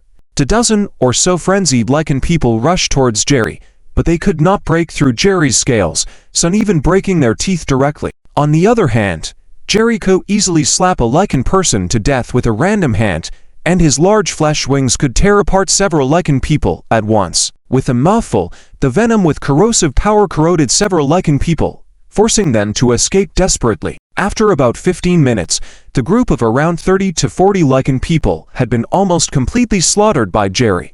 Even the lichen people's sacrifice was burned to ashes by Jerry's dragon breath. "Ha, what's this?" Sharp-eyed Zhang Cheng immediately discovered a hazy crystal in a pile of ashes. Soul crystal? The soul crystal is a special substance found on the battlefield of other races. When bosses or other races die, their souls congeal into special crystals. These crystals record the abilities these bosses or races were most proud of during their lives. It could be skills, abilities, powers, or even unique talents. In other words, this soul crystal is actually an enhanced version with skill scroll. By picking it up and examining it, one can quickly understand the skill recorded within. It felt familiar, and he knew it. Frenzy spell, also known as Frenzy War Song in the language of the Beastmen. Months ago, in the secret realm of Moria's Mai, he learned the Frenzy War Song from the half-beastman Sacrifice's notebook, which mutated into the adrenaline excitement. Half-beastmen and cave beasts are all sub-races of the Beastmen. The most proficient skill of this race is various war song abilities. Zhang Cheng muttered, "They can strengthen soldiers and beasts with the power of war songs, forming a powerful force on the battlefield. It seems very similar to my profession," he continued. "Therefore, I can also use the same combat method and with Jerry by my side." At this time, Jerry ran over, his large head wanting to nuzzle Zhang Cheng, but Zhang Cheng held him back. "Jerry, how long can you maintain your transformation?" Words. Jerry tilted his head, thinking, then nodded vigorously. "Does that mean you can maintain it continuously?" Jerry nodded again. "Can you fly?" Jerry shook his head, indicating that he couldn't fly. Zhang Cheng then pulled him back and said, "Lie down, let me try." Ignoring Jerry's struggles, he mounted Jerry. Jerry struggled to shake Zhang Cheng off, but Zhang Cheng placed a palm on his head, quieting him down. Jerry could only roar in frustration, and began flapping his wings vigorously, jumping up and down like a giant chicken. After many attempts, Jerry finally managed to fly. However, he could only rise about 30 meters off the ground. Any higher, and he couldn't maintain his form. Good thing you can fly. With such a vast wilderness, just traveling on foot would waste half a day. Zhang Cheng looked at the endless wilderness and frowned. Teleportation error, unsure of where I've arrived. The top priority is to find out my location. He then remembered, and to find the direction to the wilderness city, and the classmates participating in the top 10 dragon exploration. Right. Zhang Cheng's eyes lit up. There should be the heart of the territory here. The space-time rift. Let's move to the next location, where there are a significant number of lichen people. There must be lichen people dens, or lichen people camps, or even tribes. There. It is highly likely there is the heart of the territory. Zhang Cheng touched his chest where the world peculiar item was still sleeping. With over 100 fragments of space-time rift and the large space-time rift fragment, it was enough for him to digest for a long time. The central radar life monitoring technique was activated, and topographical maps within a radius of 3,000 meters appeared in his mind. The main content of the top 10 dragon explorations is to assist the wilderness city forces in intercepting and destroying the surrounding cave beast races. No matter where I am, I can fulfill this mission. In that case, Zhang Cheng thought for a moment. He soon locked sight on a direction where more than 70 or 80 red dots were gathered. He had no assurance in facing a group with over 100 lichen people, but he was confident in breaking smaller gatherings with just a dozen lichen people. Sure enough, not far away, on a hillside, a camp surrounded by a simple fence appeared. Several wooden houses were accompanied by a large wooden house in the center. Figures in the camp spotted Jerry and pointed towards him, clearly noticing his presence. "Attack!" Zhang Cheng coldly ordered, and Jerry dived down towards the camp on the ground.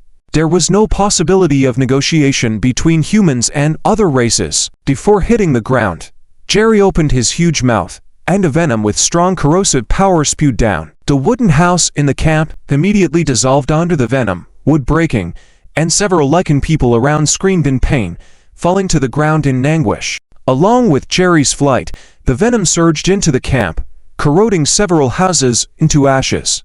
At this moment, two figures dashed out of the largest wooden house in the camp. A muscular lichen people warrior and a lichen people sacrifice wearing a bee skin. They looked up at Jerry ravaging in midair, and immediately began shouting angrily. Soon after, several dozen lichen people rushed out with bows and arrows, aiming at Jerry in the air and began shooting. Clang, the arrows came flying, but they could not penetrate Jerry's dragon scales, only sparking some fireworks.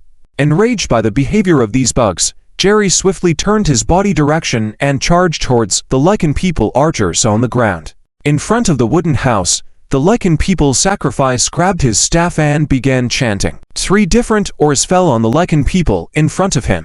Frenzy war song, bloodthirst war song, agility war song, roar. The lichen people boss roared and grabbed 2 giant axes, charging towards Jerry. These 3 war songs were the most common powers mastered by the Beastmen sacrifices. Almost every Beastman sacrifice who just touched war songs would cast them. Midway, he leapt onto a rooftop of a wooden house. Then, with the aid of the agility war song power, he amazingly jumped more than 10 meters high, and took a swing at Jerry with 1 axe. Doom.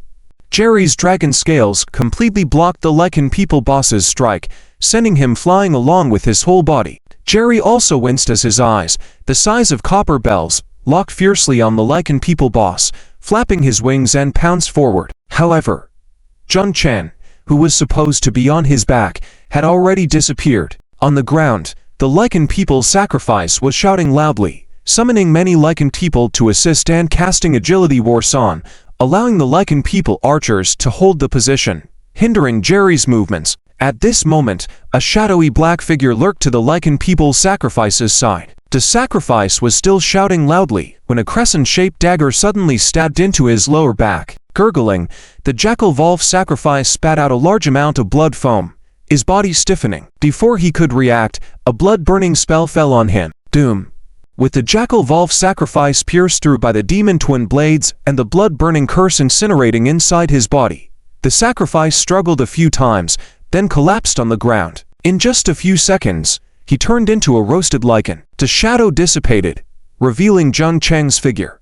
The ability of the shadowy cloak is indeed useful. Utilizing the shadowy cloak's associated Shadow Walker skill, he stealthily reached the jackal Wolf sacrifice from behind, delivering a fatal blow. As soon as he spoke, several lichen people spotted his whereabouts and rushed towards him. Jun Cheng pulled out his staff and waved it, causing the approaching enemies to clutch their stomachs in pain and fall to the ground, with feces and urine gushing out. More lichen people rushed in. Jun Cheng twirled around, demon twin blades appearing in his hands, turning into a whirlwind that swiftly cut down these lichen people. Wah-woo. In the distance, the burly lichen people warrior continued to jump from midair, attempting to kill Jerry, but all his attempts were easily dodged by Jerry. On the ground, seeing this situation, Jun Cheng drew his scepter of floral authority and targeted the lichen warrior. Acute gastroenteritis explosive art. Gagugu. With a roar of fury, the lichen people warrior chasing Jerry unleashed a torrential explosion of energy from his stomach, shooting upward. Roar.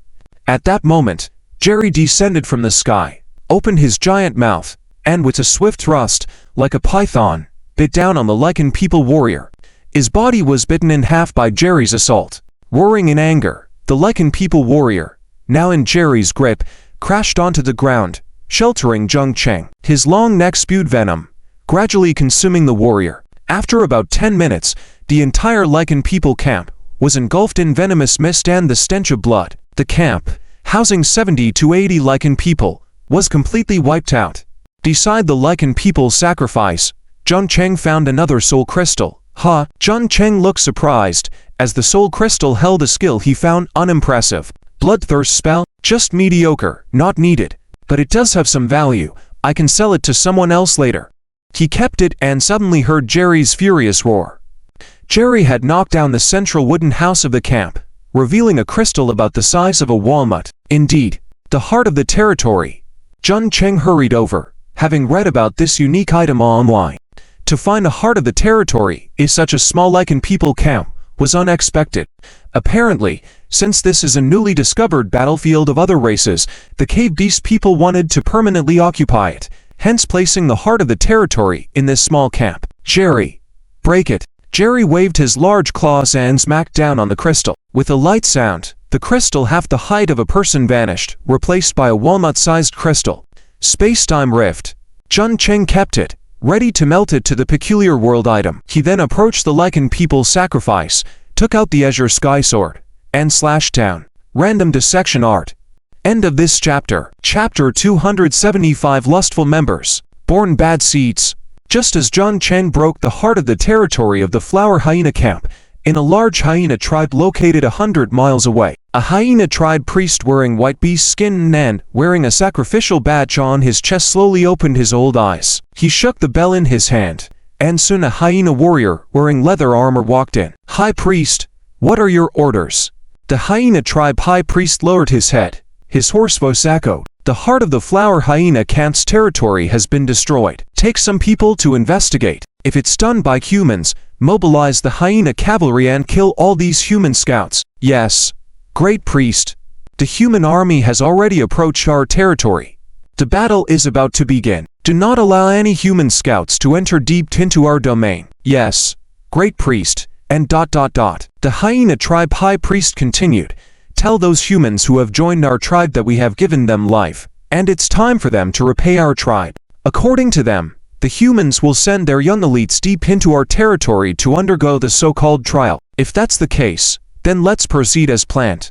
Let them bring our young elites to fight against the young elites of those human tribes. I want to see whether their human young elites are stronger, or our tribe's young ones are stronger. Yes, Great Priest. The hyena warrior respectfully responded and then left. He quickly arrived at the cavalry camp of the count and assembled 100 cavalry soldiers, shouting as they charged out. The mounts beneath the hyena tribe warriors, or ferocious wolves. Another hyena warrior arrived at a large tent at the back of the tribe. As he approached, he heard loud noises and laughter coming from inside. When he lifted the tent flap, a strong smell of wine and perfume rushed out. As one of the species with highly developed olfactory senses, the hyena tribe also had a keen sense of smell. Inside the tent, there were over a dozen figures drinking and making merry. They all appeared human, each holding 2 or 3 female hyena tribe members, or jackal people, or dog-headed people. Each of them displayed a debauched appearance, and some were even engaging in lewd acts in the tent corner. And during the unpleasant smell, he shouted, "Jiaogu! Jiaogu! The high priest has given orders. Elite humans have infiltrated our territory, and you are ordered to intercept and kill them as quickly as possible." After a moment, a violent voice rang out. "Quiet!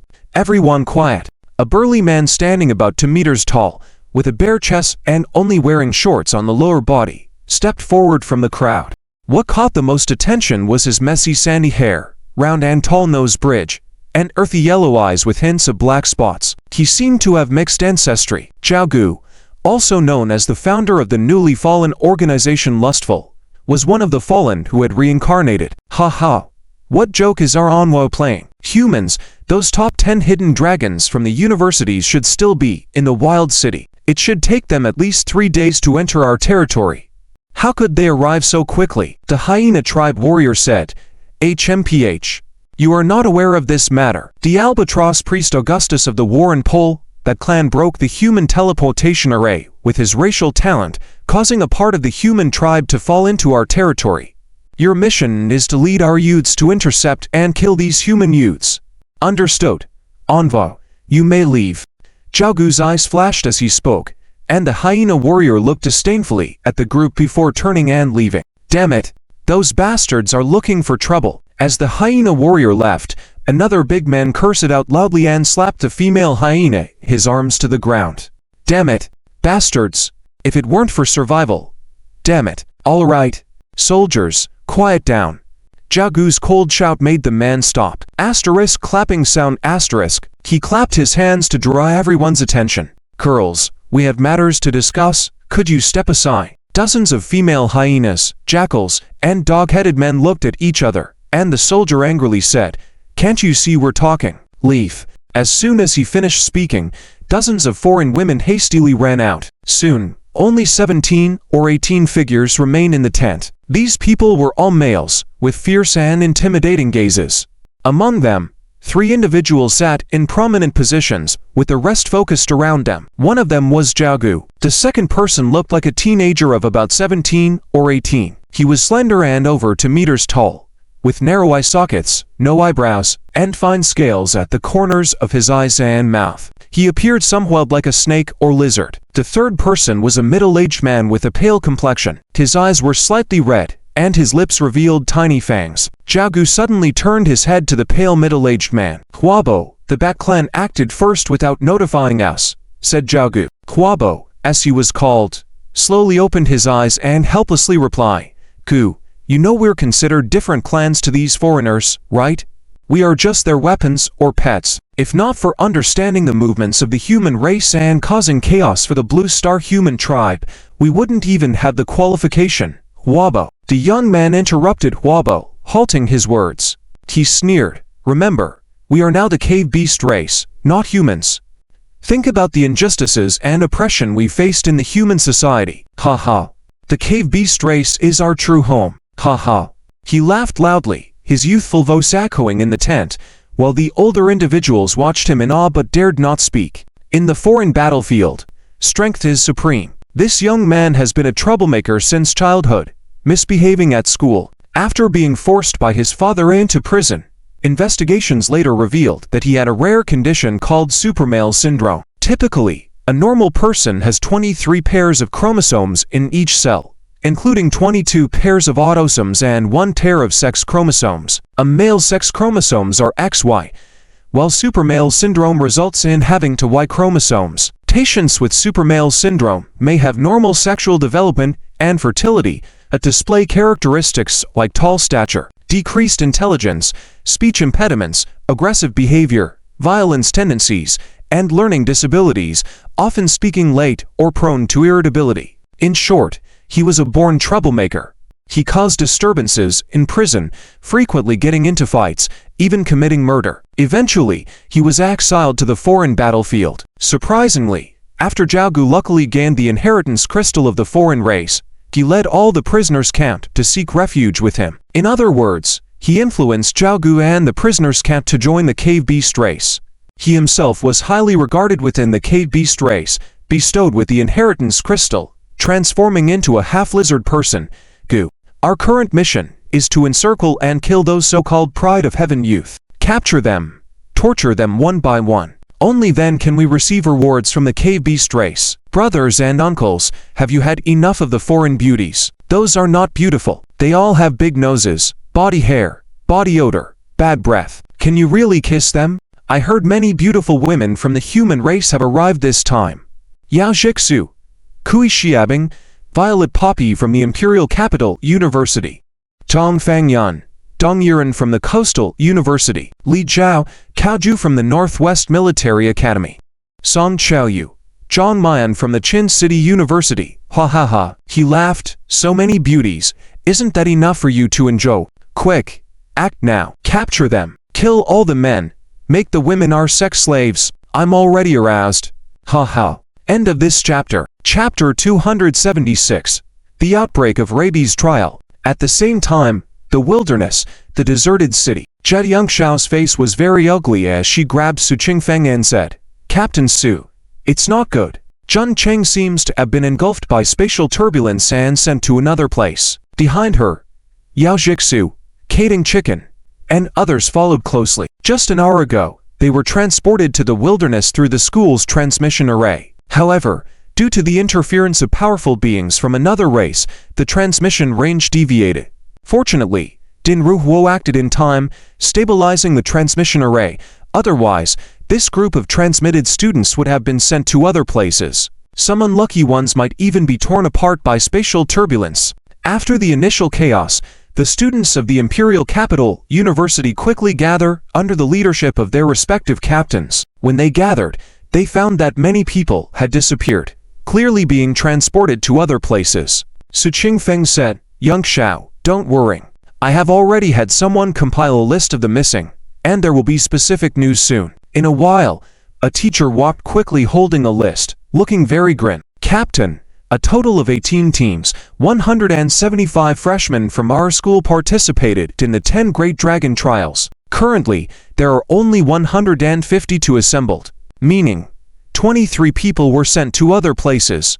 Among them are 3 people at the captain level, Zhun Cheng, Lang Fanshan, and Kui Xiabing. What preparations are there in the deserted city? Lord Ding Ruhuo has already sent intelligence. Under his protection, all missing individuals will only be sent to the wilderness and won't be affected by spatial turbulence. All in the wilderness. That's good. Su Qingfeng's eyes flashed. You oversee the trials. I will go find these missing students. Zhao Yongxiao immediately said. I will go too. No, Su Qingfeng refused. Your speed is not enough. I will lead a team of teachers and soldiers with flight capabilities to search. You just watch the students. With that, a blue light flashed on him, and he disappeared instantly. Lightning technique. As a thunder walker, Su Qingfeng excelled in speed, transforming into lightning.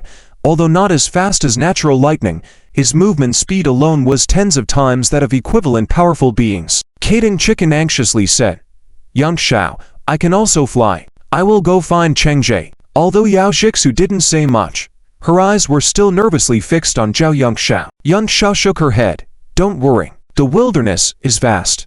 Cheng might not necessarily fall into the territory of the cave beastmen. Moreover, Su Qingfeng has already gone to search. With his speed, he can traverse the entire wilderness in at most a week. And Cheng has that weird central radar-like monitoring technique. As long as he's careful, he won't be caught by the cave beastmen. Zhao Yongxiao calmly said. Our priority now is to complete the 10 Great Dragon Trials. Students from other schools have already set off. We can't fall behind anymore. Phew. Yao Jixu took a deep breath. I understand, Young Xiao. Let's go participate in the trials. With that, she turned and left, followed by Kading Chicken, who reluctantly followed. Zhao Yongxiao muttered. Little Orange, where are you, Jixu? Kading Chicken caught up with Yao Jixu and asked, Cheng Jie is missing. Are you really going to participate in the 10 Great Dragon Trials? Yao Jixu said coldly. Does the 10 Great Dragon Trials conflict with Zhao Juncheng? Ow. What do you mean? They do their trials, and we find our own. Kading Chicken's eyes suddenly brightened. Oh. That's true. You are really clever, hehe. With that, the two arrived at the gathering place of their team where Zhuan Shuai, Chu He, and the Zhuo brothers were waiting. When they appeared, Zhuan Shuai quickly greeted them. Kading Chicken, how did the teacher respond? Yao Jixu said, we are going to find Cheng. After we find him, we will talk about the trials. Good. I agree. Find Cheng first.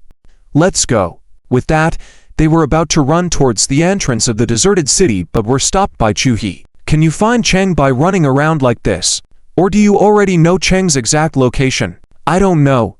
Do you? Kading Chicken hesitated for a moment and said, while Yao Jixu also turned to look. Chu He's mouth twitched, but he said seriously, the wilderness is vast. We can't search aimlessly, or it's like finding a needle in a haystack. Yao Jixu asked, do you have a solution? Chu He said in a deep voice, I know Zheng Cheng has a powerful reconnaissance skill, meaning he wouldn't be besieged by a large number of cave beastmen, nor would he likely be in the area where we would be fighting against the cave beastmen's large force.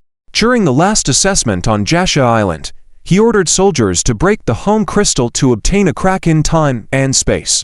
And previously, in the Radiation Island assessment, he received the reward from your Qinzhou province. I deduce that he urgently needs a large number of cracks in time and space to cultivate a unique world object. So we just need to follow news of a sudden destruction of a large number of cave beastmen or wildlife gathering places, and there is a high possibility we will find him. This is all I can think of. Kading Chicken suddenly brightened. Thinking of this is already impressive. Let's search in that direction. Chu He advised. It's best to hand this information over to the teachers and have them. I'll go. With that, Kading Chicken transformed into a tall rooster and quickly ran towards Zhao Yongxiao's direction. She knew Yongxiao definitely had a way to contact Captain Su Qingfeng. Meanwhile, Su Duoyi, Zhang Jiajia, Zhang Yingxin, and several others looked at each other. Xiao Bingji is missing.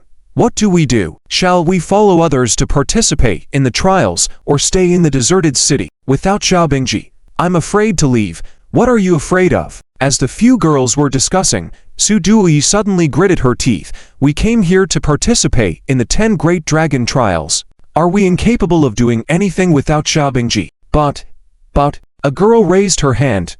Duo, half of the people in our team are auxiliary professionals. We were originally planning on relying on Xiaobingji's abilities to kill enemies. Now, we can roam around the battlefield without entering the cave Beastmen territory, and still complete the 10 Great Dragon Trials. We can't just stay here foolishly. Let's act quickly. We can't let others look down on us. Good. Let's do it. The 7 or 8 girls reluctantly got up and moved towards the entrance of the deserted city. Other students from the school also accompanied them. The deserted city was a newly built city in the Xia Kingdom of the Blue Star. It was a colossal structure with a height of 20 meters, a thickness of 8 meters, a bottom width of 15 meters, and a top width of 12 meters. And outside the city was an endless wilderness. Huanggu Camp, in Zheng Cheng's hand, appeared a slightly beating heart. This was a special ingredient he had just dissected from a lichened human sacrifice, a 5-star quality lichened human heart. Special ingredient, lichened human heart quality, 5 stars effect. Consuming it will permanently increase 5 points in spirit, 4 points in strength. Limited to 10 capsules. Explanation. A heart from a lichened human sacrifice faintly possesses the power of controlling war songs. As for the other ordinary lichened humans, he did not dissect any special ingredients from them, even the lichened human warrior. However, he also had a harvest. He gained the DNA molecular characteristics of the lichened humans. You have obtained the complete DNA molecular structure of the lichened humans with the characteristic stomach of steel. Stomach of steel. Your stomach is well developed and strong, able to corrode and digest any substance. An upgraded version of omnivorous creatures. Let's have Jerry try it. Roar. Just then, not far away, Jerry suddenly roared at a dung pit. The dung pit rolled a few times, and 7 or 8 small lichened human cubs, clearly lichened human pups, roared and rushed out, but were swatted away by Jerry's wing. Stragglers? Zheng Cheng's eyes were indifferent, and a hint of unexpectedness flashed in his eyes. He brought these lichened human cubs over and said coldly, "Different species have different hearts. Normally I would have to kill you, but well, I happen to have an experiment that requires canine creatures." With that, he pointed his flower-right staff at these lichened human pups. Rabies outbreak technique. A strange wave suddenly enveloped the pups, but after a while, the lichened human pups did not seem to feel anything. No effect. No. Wait. Zheng Cheng's eyes flashed. He noticed the pups' breathing becoming erratic, and their eye sockets slightly reddened. It worked. It needs time. Since that's the case, I'll let you go, Zheng Cheng said coldly. Once the rabies outbreak technique, once it takes effect, the target will become a monster that only knows biting, similar to zombies. And this virus will spread through blood and saliva takes effect. The target will become a mindless creature just focused on biting, like zombies. Moreover, this virus will spread through blood and saliva. So, go back, return to your clan members. Ha ha ha. He laughed and patted Jerry's head. Soon, the two flew high up and disappeared in the distance. As for the 7 or 8 lichened human pups, they gathered together, staring in astonishment at the disappearing black dot in the distance. That human. Why did he leave? That damn human killed our clan members. I want to kill him. I also want to kill him. Dog 2. What should we do now? Dog 2. We all follow your lead. Several lichened human pups looked at the one with black fur patterns, clearly a leader among them. He pondered and said, "That damn human left in the direction of the southern colorful forest, where there are vast swamps and toxic mists, which is the territory of the lizardmen. The closest territory to us is the western lichened human tribe's territory, where they breed over 300 wolf sorcerers. Let's go there. Pray that the western lichened human tribe sends wolf sorcerers to hunt down that damn human." Good. Dog 2. We'll follow you. Let's go. We must avenge our clan members. Awoo. Seeking monthly ticket votes. End of this chapter. Chapter 277, Investigation Map. Human traces. After using the rabies outbreak technique, Zheng Cheng did not move far away, but instead followed behind these several hyena person cubs. With the central radar life monitoring technique tracking them, he was not afraid of losing them. As the sky darkened, a large gathering of red dots suddenly appeared ahead of these hyena person cubs in the central radar life monitoring technique map, causing Zheng Chen to stop immediately. The hyena person camp. In this camp, there were at least 5,000 hyena people, making it the medium-sized hyena person camp. Without absolute power, he would not easily enter. Let's go first. The incubation period of rabies outbreak technique is at least a month, but the outbreak period will only last for a maximum of 7 days. Within 7 days, the rabies of those hyena person cubs will definitely break out. By then, Jerry quickly left, found a rocky forest downwind, and started to rest. The next morning, Zheng Chen left there. Whether it was a hyena person, a dog-headed person, or a jackal person in the wilderness, their sense of smell was very powerful. He wouldn't stay in one place for too long. There is no specific map and direction yet. There is a large forest to the south, with many red dots. In the air, with Jerry's speed, Zheng Chen continued to investigate the surrounding environment. He constantly adjusted his direction, constantly manipulating the map. Numerous gathering points of life essence around him were continuously marked by him. All of these life essence colors, or blood red, representing enemies. In front and on the sides of me, within a radius of 100 miles, there are more than a dozen gathering points with over 1,000 people in size. There is also a large gathering point with over 30,000 life essences, which is very likely to be a dog-headed person tribe. These essences are exactly the same as before. Definitely the hyena person tribe. Zheng Chen only investigated from a distance and did not approach. However, he underestimated this hyena person tribe. During his investigation, this group of hyena person tribe unexpectedly rushed out over 100 cavalry towards his direction. F***CK. Are the dogs' noses so sensitive? He cursed inwardly, immediately rode on Jerry and fled. 10 minutes later, he got rid of this group of hyena person cavalry. This is... Suddenly, Zheng Chen's mind stirred. In his central life radar monitoring technique, there were dozens of yellow dots appearing on the map about 3 kilometers to the east of him, moving rapidly. Around these yellow dots, there was a lot of blood-colored aura. Yellow dots. Neutral units. How is that possible? How could there be neutral units in the wilderness? Unless it is of the same race, and they are being chased by the same race. They might be the people of the ruined city, or they could possibly be students participating in the top 10 hidden dragon trials. Is time. They might have a map with them, or they could show me the direction to the ruined city. Let's go check it out. He slapped Jerry's head, and Jerry immediately changed direction and flew towards that direction. Run. Tough. Damn it. Fighting against these dog-faced hyena people. Under a hillside, more than 30 professionals were fleeing in embarrassment. Behind them were dozens of hyena person cavalry riding wolves chasing them, and leading the pack were 7 to 8 burly figures, almost indistinguishable from ordinary people, but with wolf ears and wolf tails. The jackal people. These jackal people were a major tribe among the cave beast people, with comprehensive strength far exceeding that of ordinary hyena people. They wielded curved knives, with lightning-fast strikes, often accompanied by intense knife whine, cutting through the equipment and body of the professionals in front of them, literally cutting them into halves. They were quickly caught up by the jackal people, with over 10 professionals dying on their hands in less than 10 minutes. Don't run. Don't run. On the central carriage, a middle-aged man shouted, all of the opponents are cavalry. There is no way we can outrun them. I have already sent up a distress signal. Hold out for an hour, and they will definitely come. Don't you dare run. Knights and warriors in front, mages and archers at the back, priests and clerics in support. At the shout of the middle-aged man, the once chaotic crowd quickly stabilized. Over 10 warriors held shields and weapons at the forefront, while mages and archers quickly moved to the rear. Quick!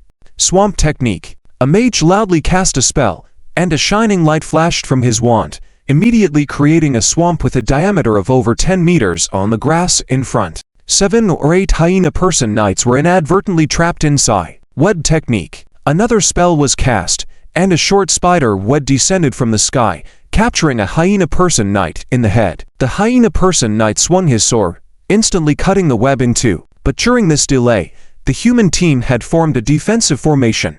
A priest and a cleric at the back chanted spells, and in a flash, over 10 warriors were enveloped in white and green protective radiance, blocking the forefront. When more than 10 hyena person knights charged, they were pushed back, leaving behind the bodies of 2 hyena person knights. Phew. That's it. Hold on. Just 10 more minutes. Humans. Suddenly, the foremost jackal person raised his hand, and the dozens of hyena person knights behind him halted their movements. He spoke in a rough language. Release my kin, and I can spare one of you a complete corpse. No way. The middle-aged man on the carriage shouted. Our reinforcements are arriving. If you don't want to die, get out of here. The eyes of the jackal people suddenly filled with anger. He violently gestured downwards, and over 10 hyena person knights pulled out hand axes from behind, throwing them fiercely towards the team. Swoosh, swoosh, swoosh. Ah. 2 mages were hit by the axes due to a slight carelessness. Although protected by a body shield, they were still knocked to the ground. Kill. Awoo. Dozens of wolves all began to howl. Leveraging the inertia of their short-distance sprint, they dashed right into the midst of the human team, wielding their curved knives, initiating a melee. Ah! Die! Crescent slash! A warrior roared, slashing the head of Evolve. As he twisted his body, he dodged a strike from the ground below and at the same time thrust his sword into the chest of a hyena person riding the Evolve. Before he could pull out his longsword, another hyena person knight charged at him, beheading him in one swift strike. At that moment, the hyena person knights and human warriors were engaged in combat. Arrows were shot, magics flew. However, the numbers of the jackal people and hyena person knights clearly dominated. One human warrior after another was killed, and one human mage after another had their hearts pierced. On the central carriage in the convoy, the middle-aged man's expression finally changed. Damn it, why aren't they coming yet? Why aren't they coming? I give thousands of gold coins in tribute every month. Damn it. Roar. At that moment, a terrifying roar suddenly came from the sky in the distance. Both groups fighting on the ground subconsciously looked up. In the distance, a dark spot was rapidly approaching, getting bigger and bigger, revealing an incredibly fierce flying creature. The middle-aged man on the carriage danced excitedly. Haha, they have arrived. Our reinforcements are here. The leading jackal person's face also suddenly changed. That is, the Azure Dragon Knight. This is the territory of our cave beast people tribe. How could there be an Azure Dragon Knight approaching? This is outrageous. Seeking more votes. End of this chapter. Chapter 278. Hyena Man Kaler. Werewolf Freya. The hyena tribe.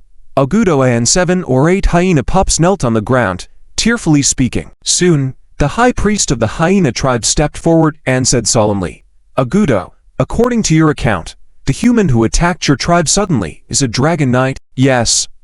Lord Tusco, that darned human was riding a black dragon that could spew out deadly venom. Our people did their best to stop him, but we were no match for him. A dragon knight? Tusco Bone asked. Did you all get a good look at the appearance of that human? Yes, we did. How old was he? Agudo pointed behind Tusco. Behind Tusco was our 2 figures, a man and a woman. The man was a typical hyena man, with a big nose, round ears, sandy hair, and noticeable spots on the skin. The woman, however, was completely different from the hyena man, with silver blonde hair, sharp and slightly pointed ears, fair skin, and eyes like elves. Evolve Wolfman. This young lady was unmistakably an authentic beastman. Kaler, Tusco Bones said faintly. How old are you? Kaler replied, Grandpa, I'm 18 this year. It seems that human indeed came from the mother planet of the Blue Star people for training, right? Tusco Bones said, he hasn't gone far. Handle this person. Act together with those with beastly instincts. Capture all the humans who have mistakenly fallen into our cave-dwelling beastman tribe. This is also a test for all of you. Yes, Grandpa. Kaler's eyes flashed coldly. I will definitely catch him. Freya, Your Highness, Tusco Bones suddenly turned to the silver-haired girl respectfully. The wilderness is also a trial for you. Do you wish to go together? The silver-haired girl wore mithril armor, with a depiction of a huge wolf-like creature made up of intricate patterns. A silver bell-like voice came from her. I am guided by the beast god to undergo a trial in this place. I shall proceed into the wilderness for the trial. For this trial, a total of 10 people from our Beastmen Empire have entered the wilderness. I was fortunate to be assigned under Lord Tusco Bone, and I hope you can teach me. Tusco Bone chuckled. Your Highness Freya, you are worrying too much. You are of our highest lineage. We will ensure your safety and help you successfully complete the trial. On the side, Kaler looked at Freya's face with admiration. In their tribe, he had never seen such a beautiful girl. Compared to Freya, the beauties in the tribe were like a pile of dog poop. Kaler, GR Grandpa. Protect Princess Freya. Go capture that human youth. Prove your bravery. Yes, Grandpa. Far in the wilderness, the leading Jackal Wolf rider let out a long whistle, quickly breaking free from the battle with human professionals and rushing back. Drawing their battle axes and longbows, they aimed at the approaching dark spot. The humans on the other side were very excited. After just a few minutes of battle, only a few of them remained, helping each other retreat back to the carriage, staring excitedly at the sky. Ha ha. It's reinforcements from our human race. Damn. Those people from the border are finally here. This. A dragon knight? How could there be a dragon knight so close to our border? Could it be the regular army from the desolate city? Wow. This dragon looks really fierce. Amidst the chatter, the black shadow in the sky approached, causing a whirlwind on the ground, prompting everyone to cover their eyes. This man and dragon were Juncheng. Attack. When Jerry was about 100 meters away, the leading Jackal Wolf rider immediately gave the order. With his vision, he had already spotted the human riding the dragon. It was very likely to be one of the humans they were looking for. Friend or foe, they had to strike first. By holding him back, they could wait for the rest to surround him. Swoosh, swoosh, swoosh. As the command was given, more than 10 hand axes and over 30 sharp arrows were released from behind. In an instant, these attacks had reached the man. In the eyes of many, Jerry suddenly summoned 9 huge shadow guardian shields in front of him, blocking all the incoming arrows and hand axes. The shadow guardian shields were protective skills that could be summoned in front of oneself by activating them, based on one's mental strength. The stronger one's mental power, the more shields could be summoned, and the higher the quantity. Juncheng successfully summoned the maximum of 9 shadow guardian shields at once for the first time. At the same time, Jerry in the air opened his mouth wide and sprayed out a venomous breath filled with potent corrosion. Retreat. Quick, retreat. Upon the appearance of the shadow guardian shields, the leading Jackal Wolf rider immediately ordered a retreat. This man was at least a level 69 powerhouse and had at least a 7-star professional level. They were no match. Several Jackal Wolf riders and hyena riders quickly changed directions and ran in a fin shape towards all directions. As seasoned cavalry, they knew how to quickly shake off the enemy. So strong. What kind of dragon is that, able to spew such powerful venom? Venom? It must be a bipedal wyvern. Nonsense. A bipedal wyvern. A bipedal wyvern has a claw behind, spewing green venom. But this gentleman's dragon pet has a paw and sprays deep blue venom. Not a bipedal wyvern. What kind of dragon species is this? It can fly too. Is it like the thorn-winged dragon? Thorn-winged dragon can also fly, but this doesn't look like it. Could it be a hybrid between a thorn-winged dragon and a bipedal wyvern? It's possible. Amidst the discussions, a middle-aged man on the carriage immediately scolded, "What are you babbling about? This gentleman who rescued us is at least level 69, with a professional ranking at 7 stars at minimum. If he gets angry, he could kill all of you. Quickly organize the battlefield. Those still alive, hurry and treat them. Collect all the dead bodies, and store their equipment. This time going out. Damned. I've lost my pants. Damn. What's up with the Jackal Wolf tribe? Why such a fast response this time? Damned, boss. Let's get out of here." This sudden increase in Jackal Wolf people on the border signifies trouble. I also think so, boss. When we came in before, at most it was some hyena wolf riders. When did so many Jackal Wolf riders appear? Damn it. The middle-aged man cursed. I've lost big this time. I spent 30,000 gold coins to smuggle across the border, and recruited so many people just to find this little cargo. Are we going to war? Heh. But war might be good. This time my cargo is all top-notch. If we really start fighting, in 2 or 3 years, it'll be worth a fortune. Start collecting the corpses. We can't leave now. That dragon knight will surely come back. We can provide him this information. Perhaps we can get some rewards too. End of chapter. A few minutes later, just as they were still arranging the bodies, a huge figure descended slowly from the sky. It was Juncheng. Using Jerry's flying power to chase down the pack of hyena man knights, their attacks couldn't break through the protection of the Dark Zone shield. However, his and Jerry's attacks perfectly slaughtered the group of hyena man knights. But these hyena man knights were fast, fleeing in all directions, and with the appearance of another large group of hyena man knights in the distance, Zheng Cheng had to return to warn the group. He also wanted to inquire about the surrounding map from them. After a while, a middle-aged man ran over. "Hello, Lord Dragon Knight. I am the leader of the adventure team, Jusenelin. Thank you so much for your help this time." Jusenelin was startled when he looked at the knight who had jumped down from the dragon. How did this knight seem so young? Yilong. Zheng Cheng was also momentarily surprised by the calling, turning to look at Jerry, realizing it wasn't him. The current Jerry was covered in black scales all over his body, with a head and neck like a python, broad wings covered in dragon scales, and sharp spines on his back. Calling him a dragon might not be entirely accurate, but considering him a Yilong posed no problem at all. Without explanation, he said, "It's nothing. We're all compatriots. It's common to assist each other in the wilderness." Jusenlin's eyes lit up, asking, "Sir, are you not from the border reconnaissance camp?" Zheng Cheng shook his head. The reconnaissance camp was a small camp set up outside the city by the official authorities to monitor the movements of various monster forces in the wilderness. Each camp would have a dozen to hundreds of mixed professional soldiers guarding it, constantly watching the many forces in the wilderness and providing some supplies. These reconnaissance camps were numerous, mostly located on the borderlines and areas bordering other forces, making them quite dangerous. Some reconnaissance camps, due to geographical location and production reasons, have evolved into towns of varying sizes, bustling with activity.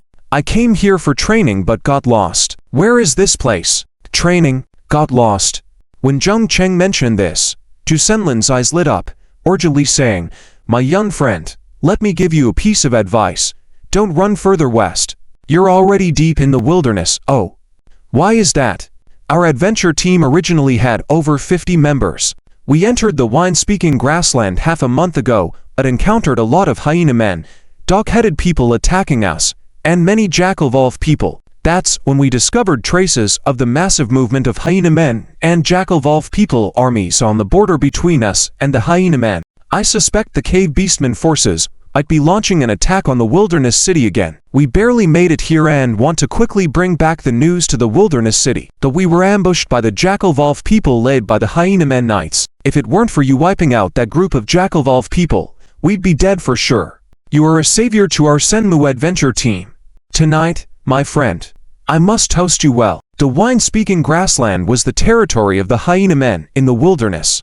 Apart from hyena men, the grassland also had many goblins, orcs, dog-headed people, rat-headed people, etc., with lots of familiarity. "Attack the wilderness city." Zheng Cheng shook his head. "It's fine. I'll be fine as long as I don't provoke the large beasts. I'll pass on the drinks and continue on my way. By the way, do you have a map of the area or know the direction of the wilderness city? I need to find my companions." He had the central life radar monitoring technique, capturing movements of life within tens of miles that couldn't escape his surveillance. Encountered with a large beast force, he would just turn and run. He believed with Jerry's abilities, shaking them off would be a piece of cake. Furthermore, the wilderness had many cave beastmen and gatherings of other races, definitely with plenty of temporal rifts. Those temporal rifts were what he was after. Moreover, this so-called Senmu adventure team seemed suspicious. Initially, he didn't pay much attention, but during a conversation with Jusenelin, he noticed something amiss. Instead of properly arranging the bodies of their comrades, they stripped off their equipment and weapons, placing them together, seemingly preparing to burn them. Normally, wouldn't they use spatial rings to store them and bring them back to the wilderness city or report them to the professional guild? The artifacts should have been given to the deceased's relatives, but their actions seemed like covering their tracks by burning them. "Hey, little brother, please don't act impulsively." Jusenelin wanted to win over Zheng Cheng. Lone Dragon Knights were rare, and if they could recruit him into their Senmu adventure team, they would hit the jackpot. However, the next words from Zheng Cheng immediately raised Jusenelin's vigilance. "What's on your carriage?" Jusenelin smiled and said, "On the carriage are my female relatives. They've been injured and can't face the wine. Please forgive them." "Is that so?" Zheng Cheng's tone remained unchanged, but his eyes scanned everyone present. About 20 bodies were piled together, someone pouring gasoline on them, clearly preparing for cremation. From the wilderness city to here, even with Jerry's help, he had flown for most of the way. It would take the group a half-month or so to walk back. Others were also huddled in groups, but they never let go of their weapons. These people were not your average adventure team. Guided by the central life radar monitoring technique, he arrived here, killing most of the Jackalwolf Knights, but a few shadows managed to escape, which he did not care about. It was just a chance meeting, where he could offer help if needed. However, as he activated the central life radar monitoring technique to adjust his route, he noticed several red dots still present within the Senmu adventure team. Enemies. Jun Cheng's tone turned cold. What's on the carriage? Tell me. Jusenolin replied hesitantly. Little brother, of course, my female relatives are on it. Don't you believe me? The surrounding professionals also sensed something was amiss and quietly moved closer. Unperturbed by the gathering professionals, Jun Cheng calmly said, I'll ask again. What's on the carriage? Jusenlin's expression changed, his eyes flickered, and subtly gestured for others not to act rashly. He chuckled. Since you're so interested, Big Brother won't be stingy. He walked to the carriage and gritted his teeth. Look for yourself. Little brother. On the carriage were not female relatives, but a prison wagon made of welded steel, containing 17 to 18 small figures. These figures appeared to be young girls, around 7 to 8 or 12 to 13 years old, but all had distinct monster features. Gray-white ears, small faces with fur, and tails behind their backs all testified to their identities as Jackalwolf or Hyena Man. Most notably, the dozen or so figures locked in the steel prison wagon were all girls. The identities of Jusenolin and his crew were self-evident, slave hunters. Looking at the Wolf girls, these 10 or so Jackalwolf girls immediately bared their sharp fangs at Jun Cheng, growling softly with eyes full of hatred and malice. Nearly every Jackalwolf girl bore marks of whipping, some wounds so deep they exposed bones, their bodies covered in fresh blood. Jusenolin quickly lowered the curtain, smiling broadly. Little brother, I wasn't keeping any secrets from you. These Beastmen are humans' enemies, and capturing these young Beastmen was a triumph. Once brought back to the wilderness city, after a few years of training, they'll be the most loyal hunting dogs. Little brother may not understand. This is a common occurrence. Nearly every power has a circle of captive Beastmen slaves behind them. By the way, as long as you are willing to escort us back to the wilderness city, old brother can let you pick one to be a slave. How about that? Jackalwolf slaves are difficult to tame but treasure. Once successfully trained, they become the most loyal hunting dogs. Just like training a dog. Jun Cheng spoke indifferently. A slave? I'd say sex slave instead. End of this chapter. Chapter 280. The Beastmen Empire. 7 Great Royal Clans. In the distant sky, 2 black dots appear, moving at a steady pace. Below them were hundreds of Lupin dog riders mounted on wolf-riding bandits. Apart from these Lupin dog riders, there were also several figures following closely behind. The bipedal wyverns, with a body length of over 10 meters and wingspan of over 20 meters. Resembling a giant dragon but much smaller, they only had 2 feet with eagle-like talons, wings covered in sparse dragon scales, feathers growing on the edges, a tail with spikes containing potent venom. The bipedal wyverns were the most common subspecies of dragon beasts, born from a mix of dragons and griffins, possessing formidable strength. Apart from their sharp claws and robust physique, the bipedal wyverns were also adept at spewing venom. Under a knight's control, a bipedal wyvern was capable of slaughtering a squadron of regular mounted soldiers. On the backs of the 2 bipedal wyverns were a male and a female knight in full armor each. Lupin dog bipedal wyvern knights Kale and Freya of the Wolf Clan. Princess Freya, Kale exclaimed. What are your thoughts on this mission? Freya responded, based on the intelligence, it's just a young human adventurer. Every year, young human professionals from the Blue Star tribe undergo what they call 10 Great Hidden Dragon trainings. This time, they've been fortunate enough to enter our Beastmen territory wilderness. Just a group of self-righteous humans, how could they withstand our Beastmen army? Ha ha ha. I feel the same way. Kale sneered. Do these ignorant whelps really think the wilderness is a place where they can come and go as they please?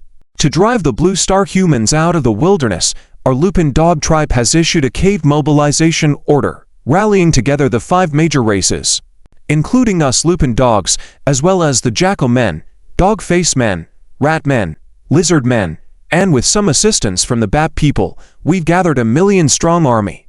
This time, we must break through the human wilderness city and drive them out of the wilderness. Kale, don't be careless. Freya coldly warned. The human wyvern knight, according to the information we've obtained, is at least awakened to a 7-star level professional. Combined with the assistance of the knights, they are quite powerful. You're right, Princess Freya. Kel's eyes were still filled with admiration. But what of it? Although our million-strong Beastmen army may not be able to cooperate with us, the forces of my Lupin Dog tribe alone are enough. My Lupin Dog tribe is the strongest tribe within 1,000 miles, tasked with guarding the rear. Just deploying 1,000 Lupin Dog riders and 2,000 Lupin Dog warriors to deal with a few human professionals who accidentally landed in our territory.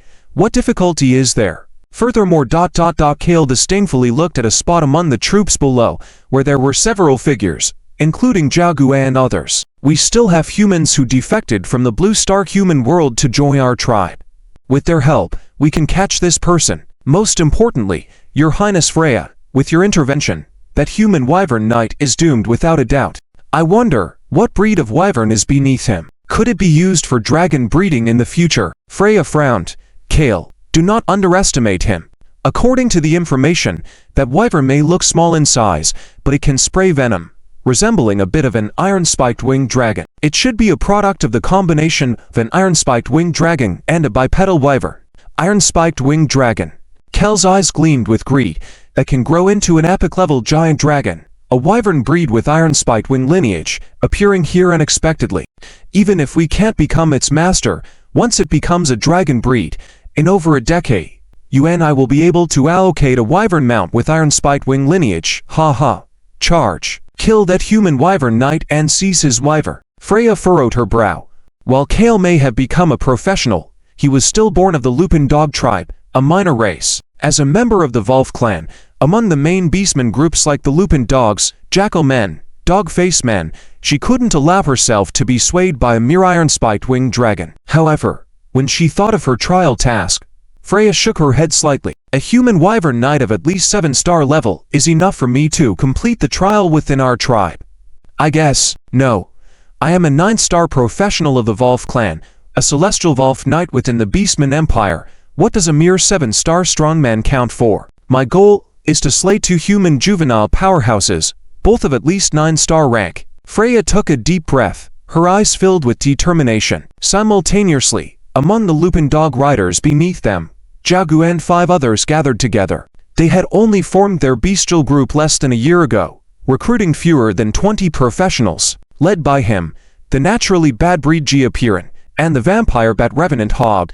Their task was to hunt down newly transported humans who happened to stray into the Lupin Dog territory. Bro. A soldier drew near, unabashedly staring at the 2 bipedal wyverns in the sky, especially the figure of Freya, with greed. That female beast woman looks so beautiful, her figure is explosive. I wonder if we brothers can. Ha ha.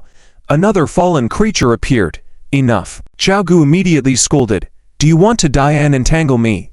Haven't you seen the young master of the Lupin Dog tribe being so respectful to her? Based on her racial features, she is definitely of the Levi Clan of the Beastmen Empire, possibly even of the Levi Clan. Do you want to make a move on her? Aren't you afraid of being sentenced to death? The soldier suddenly shrank his neck. So powerful? I was wondering why she's so beautiful, can't be compared to those females of the Lupin Dog tribe. Ha ha.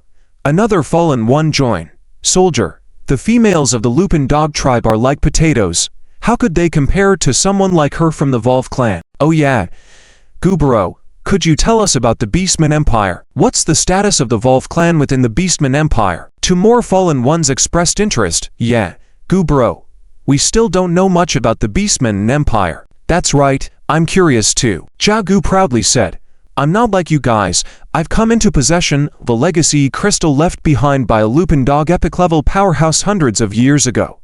It contains some information about the Beastmen Empire. The Beastmen Empire, a formidable entity whose overall strength places them among the top 100 of all races. It's many times stronger than the Blue Star. Damn. Top 100. That's strong. Where does the Blue Star tribe rank? Can't even make it to the top 1,000. The men discussed excitedly, further boosting Jiagu's pride. The Beastmen Empire consists of 7 great royal clans, namely the Tiger Tribe, Lion Tribe, Bear Tribe, Medusa Snake Tribe, Golden Eagle Tribe, Ant-Man Tribe, and the Wolf Tribe. Each of these 7 royal clans holds countless planets and dimensions, governing independently but recognized as part of the same Beastmen race. In addition to these 7 royal clans, there is also a race called the Beast God Tribe, formerly known as the Beastmen, revered by all Beastmen. In addition to these 7 royal clans, they also have numerous vassal races. For example, the Tiger Clan's vassal races include the Garfield Cat People, the Lion Clans include the Fox Vulpine, and our Dental Beastmen, Lupin Dog, and Jackal Men are vassals of the Wolf Clan. If the entire Beastmen race were to be further classified, there would be at least hundreds of different species. Our Lupin Dog tribe is considered a middle-tier race among them, and the current wilderness battlefield is just a small part of it. The Beastmen have also occupied several planets and foreign battlefields, boasting a combined strength far superior to the Blue Star. So, our chance to become a Lupin Dog is a stroke of luck. Once we completely occupy the wilderness, Gubro, I'll take you to tour the main star of the Cave Beastmen. Our Lupin Dog tribe also has a separate planet, even bigger than the Blue Star. Perhaps in the future, we might even have the opportunity to visit the ancestral star of the Beastmen Empire. Haha. Jagu laughed heartily. The Blue Star people call us fallen, say we betrayed humanity. Little do they know, we are paving a new path for humanity. If the whole tribe were to join the Beastmen Empire, how could our human race have come to the brink of extinction? The men nodded in agreement. Gubro truly has a long-term perspective. Gubro is awesome. The Blue Star people should pay respects to Gubro. Ha ha. Jagu chuckled. Enough idle talk. Let's find that kid. Only by achieving great deeds can we go to the main star of the Cave Beastmen. Brothers, let's go. Go. Gubro, a tall, skinny man suddenly became excited. My summoned creature found that kid, along with another group of people. Damn, seems like it's related to the wanted incident from the Black River Lupin camp, where a few kids were taken by a human slaver gang. Quick, report to Lord Kale. Let's pursue them. Chase. End of chapter. Chapter 281 Blood Feud. Human traffickers, no pity in death. Hey he he. Hearing Zheng Cheng's words, Jusenelin also stopped pretending, chuckling. It seems that young brother is still very young. Nowadays, it's very normal for things like this. There are so many slaves in the deserted city. No one cares whether they are regular slaves or surname slaves. Young brother may not know, the hyena people doing surname slavery is considered innovative. In the past, they were directly thrown into the beast fighting arena or the underground Black Fist market. Now, the prices of hyena people and jackal people are gradually rising, especially some young female slaves. Their prices are even higher. There are many aristocrats and strong professionals in the city willing to raise these slaves. Jusenelin continued, among the Beastmen races, the highest priced ones are Fox Vixens, Garfield Cat Women, and Maze Swan Tride's female slaves, once captured in the Blue Star or other foreign battlefields, are worth at least $1 million. Unfortunately, the Cave Beastmen race, whether in appearance or strength, is still far inferior to the real Beastmen race. We are just small fries and can only eat leftover scraps. Young brother, we are also not easy ... A killing intense surge from Zheng Cheng.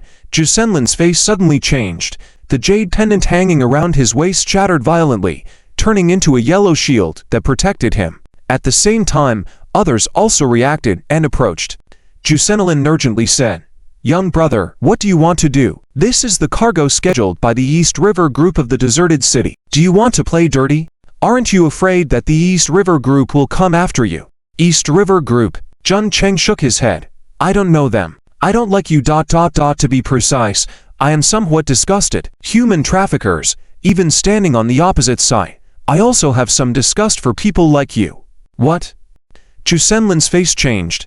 Laughing loudly. You actually sympathize with the Beastmen? Haha. You actually sympathize with the Beastmen. Do you know what they have done? They killed millions of our fellow citizens, and now you actually sympathize with them? Capturing them as slaves, as female slaves, is just to pay off the debts of their ancestors. Sympathy. Zheng Cheng shook his head. No. I don't sympathize with them either, but I just can't stand your actions. Madman. You madman. You are a madman. Jusenelin cursed. Do you know how much these goods are worth? At least several million gold coins, and also us. Before he finished speaking, Zheng Cheng kicked him in the chest. The protective shield formed by the jade pendant instantly shattered. and the whole person was kicked over a dozen meters away, crashing heavily onto the steel prisoner vehicle. Clang, clang, clang. Immediately, more than a dozen members of the slave-catching group drew their weapons, aiming at Zhang Cheng. Cough, cough, cough, stop. Misunderstanding. It's all a misunderstanding. Young brother, Suddenly, a few young hyena people and jackal people girls inside the steel prisoner vehicle pounced over, their thin hands grabbing Zhu Senelin tightly, biting fiercely on his neck and shoulder, not letting go no matter how much he struggled. Oh. Help. Help me. Shut up. Captain. Zhu Senelin struggled frantically, and a few professional members of the slave-catching group also rushed to rescue, but were blocked by the huge body of Jerry. In just a few seconds, Zhu Senelin's neck was bitten by the two young hyena and jackal girls, blood mixed with broken bones constantly oozing out. Captain. The captain is dead. Damn it. The remaining dozen or so members of the group were in a panic, some clutching their weapons tightly staring at Zhang Cheng, moving towards him. These people are all members of the slave-catching group, bloodthirsty for money. They have long put their lives on the line for money. Now that someone has killed their captain, they must fight back. Roar. Jerry let out a deep growl, making these people immediately sober. Yes, the opponent is a dragon knight. If the few people turn pale, hesitating. A bunch of scum. After more than 300 years of contact between humans and beastmen, both sides have become bitter enemies, and the hatred is irreconcilable. As far as Zhang Cheng is concerned, after defeating the beastmen, exterminating their country, eradicating their offspring, revenge can be taken as desire. But now, engaging in secret human trafficking, and the targets being young female women, this behavior truly disgusted Zhang Cheng. In his past life, what he hated the most was human trafficking. Don't be afraid, he's just one person. Suddenly, a member of the slave-catching group shouted, Zhu's dead. As long as we can bring the goods back, the East River group will still pay. Get rid of this kid. This kid is playing dirty. Get rid of him. Several members of the slave-catching group shouted, then rushed towards Zhang Cheng, but were stopped by Jerry. Intractable fools. At this moment, he suddenly noticed that the dozen or so hyena and jackal girls on the steel prisoner vehicle were staring at them tightly. Their young eyes were full of hatred. Not only these members of the slave-catching group, even he himself was the same. A blood feud. There was no way to resolve it. An irreconcilable blood feud. Both sides are wrong. For this, can only be. Suddenly, Jerry let out a roar. His huge head swiftly turned in the air, then fiercely spat towards the steel prisoner vehicle not far away. A venomous toxic liquid suddenly sprayed out, enveloping the entire steel prisoner vehicle. In a few moments, the lives inside, along with the steel prisoner vehicle, turned into ruins. After doing all this, the members of the slave-catching group were dumbfounded. You actually killed them. Damn it. It was worth tens of thousands of gold coins. That was the East River group's goods. It's over. We're finished. Damn it. Get him. Facing the rushing people, Zhang Cheng had no hesitation, just pointed his staff. Acute gastroenteritis explosion art. Several members of the slave-catching group immediately knelt down in pain, clutching their stomachs.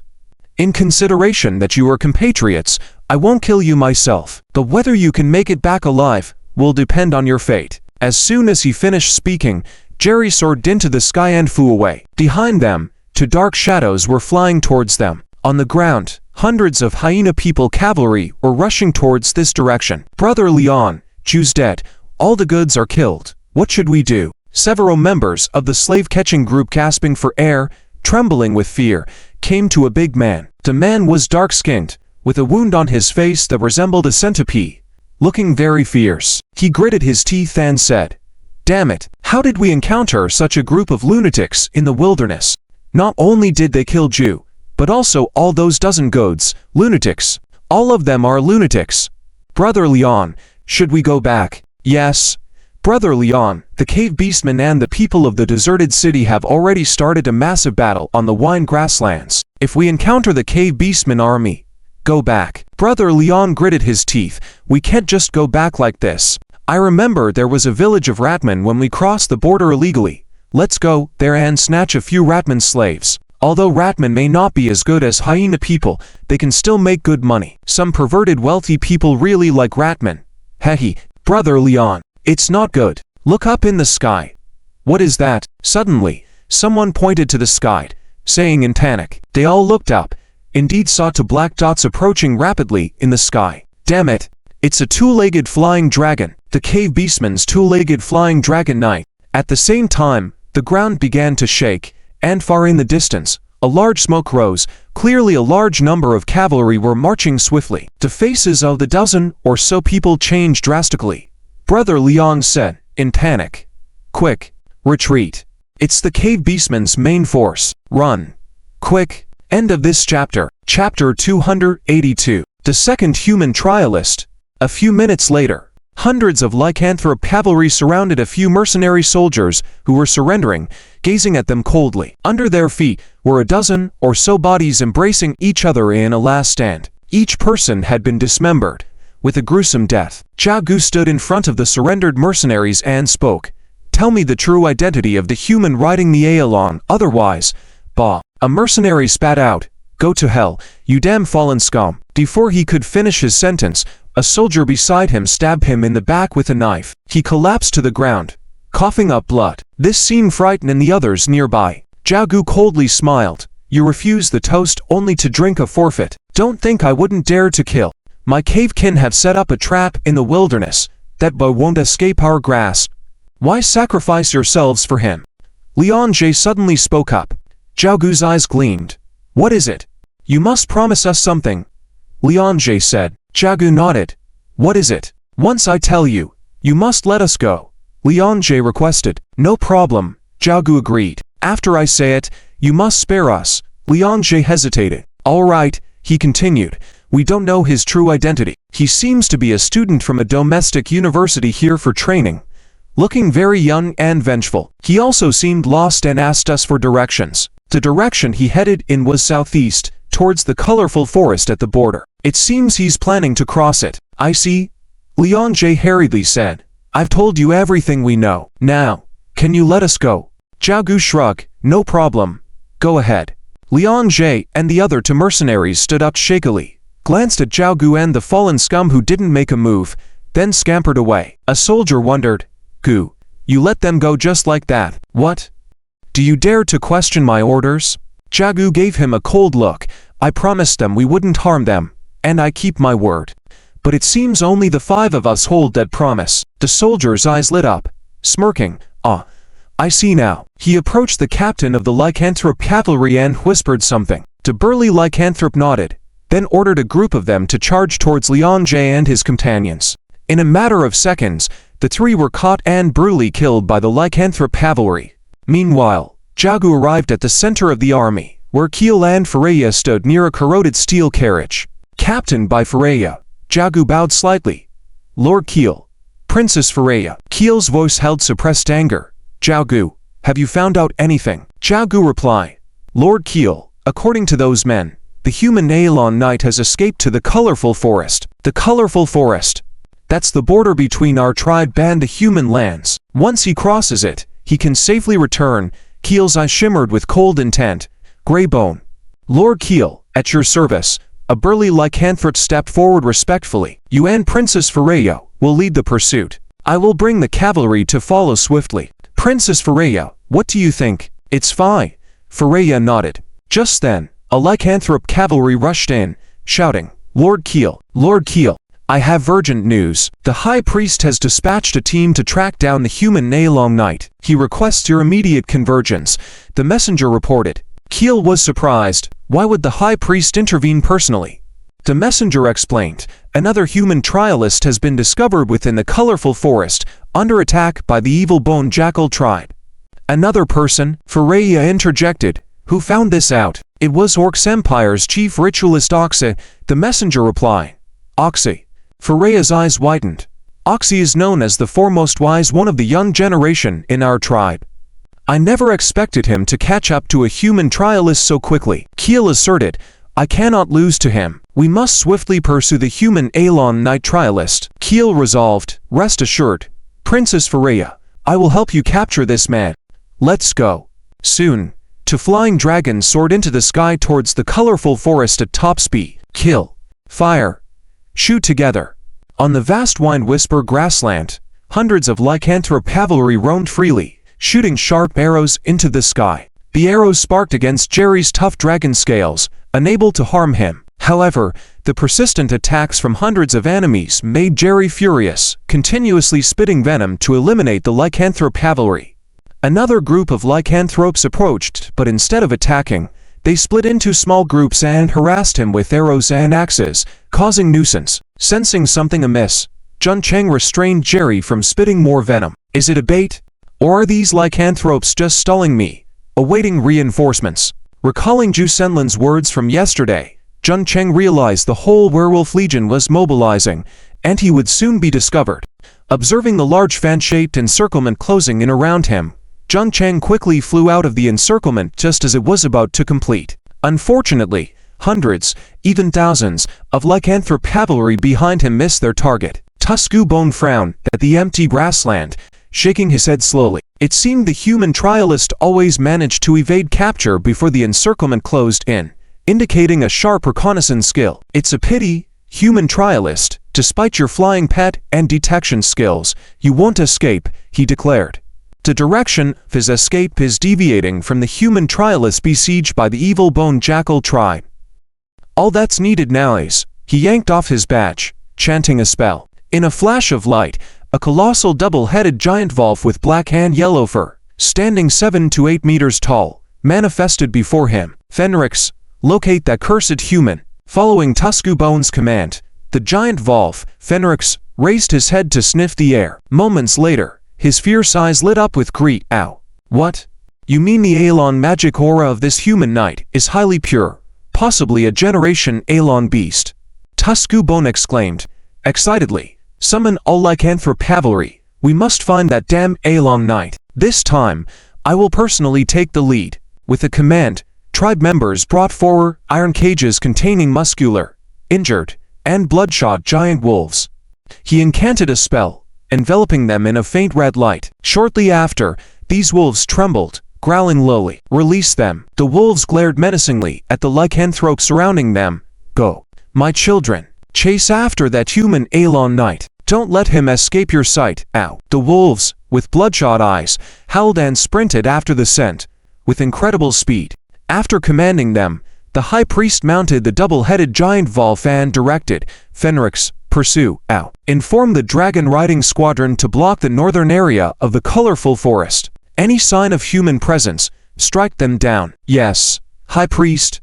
End of this chapter. Chapter 283 Rabies Virus Outbreak. Jun Cheng's figure appeared in a huge dense forest. This forest was different from a normal one, with the color of the trees a mix of purple and crimson, as gorgeous as a sunset. The trees themselves looked strange, resembling a monstrous creature with teeth and claws. The leaves resembled the claws of a beast, appearing menacing. Awu tilde Jerry on the side let out a weird cry, his massive figure quickly shrinking back into the form of a small animal. He rubbed against Jun Cheng's leg, letting out a big yawn. Jun Cheng's expression turned grim. Jerry's stamina had reached its limit after 3 days of transformation and being chased by the hyena men for so long. Although the attacks of ordinary hyena men posed no threat to him, a group of fierce hyena men was a different story. Jun Cheng took out a pet ring and said, Jerry, go rest inside first. Quickly integrate the DNA molecular characteristics of the hyena men. Awu. Jerry yawned again, turning into a beam of light and rushing into the pet ring. Jun Cheng's gaze then shifted southeast. The encirclement of the hyena men. Not only are there hyena men riders chasing behind, but there are also sky knights riding on two-legged dragons, especially those two. In Jun Cheng's central radar life monitoring technique, at least over 500 hyena men had formed a large net, firmly trapping him. Aside from these ordinary hyena men, there were also 2 professional riders in midair on two-legged dragons. One was a hyena man, while the other was a rare Wolf Clan member in the wilderness. Why are there so few professional hyena men? Have they all gone to join the war with the human inhabitants of the desolate city? Jun Cheng pondered, or is there another reason? Shaking his head to dismiss the questions from his mind, he turned and sprinted towards the southeast, the direction of the main human city in the wilderness, the desolate city. After about 15 minutes, Jun Cheng's expression turned grim. In his central radar life monitoring technique, many red dots were rapidly closing in on him at a fast pace. Furthermore, the large net formed by the hyena men in the distance was looming behind him. What's going on? Are they still following me? Has something been marked on me? No. I haven't had direct contact with the main force of the hyena men, nor encounter any mage professionals, so it's impossible for them to track me. Unless... Jun Cheng's brows furrowed slightly, quickly recalling something. Right? Hyena men are canine species after all. With sensitive olfaction, they are most likely tracking me based on scent. And his focus shifted to the middle section between him and the large hyena men force. There were over 10 small red dots following him. These 10+ red dots should be the tracking personnel of the hyena men.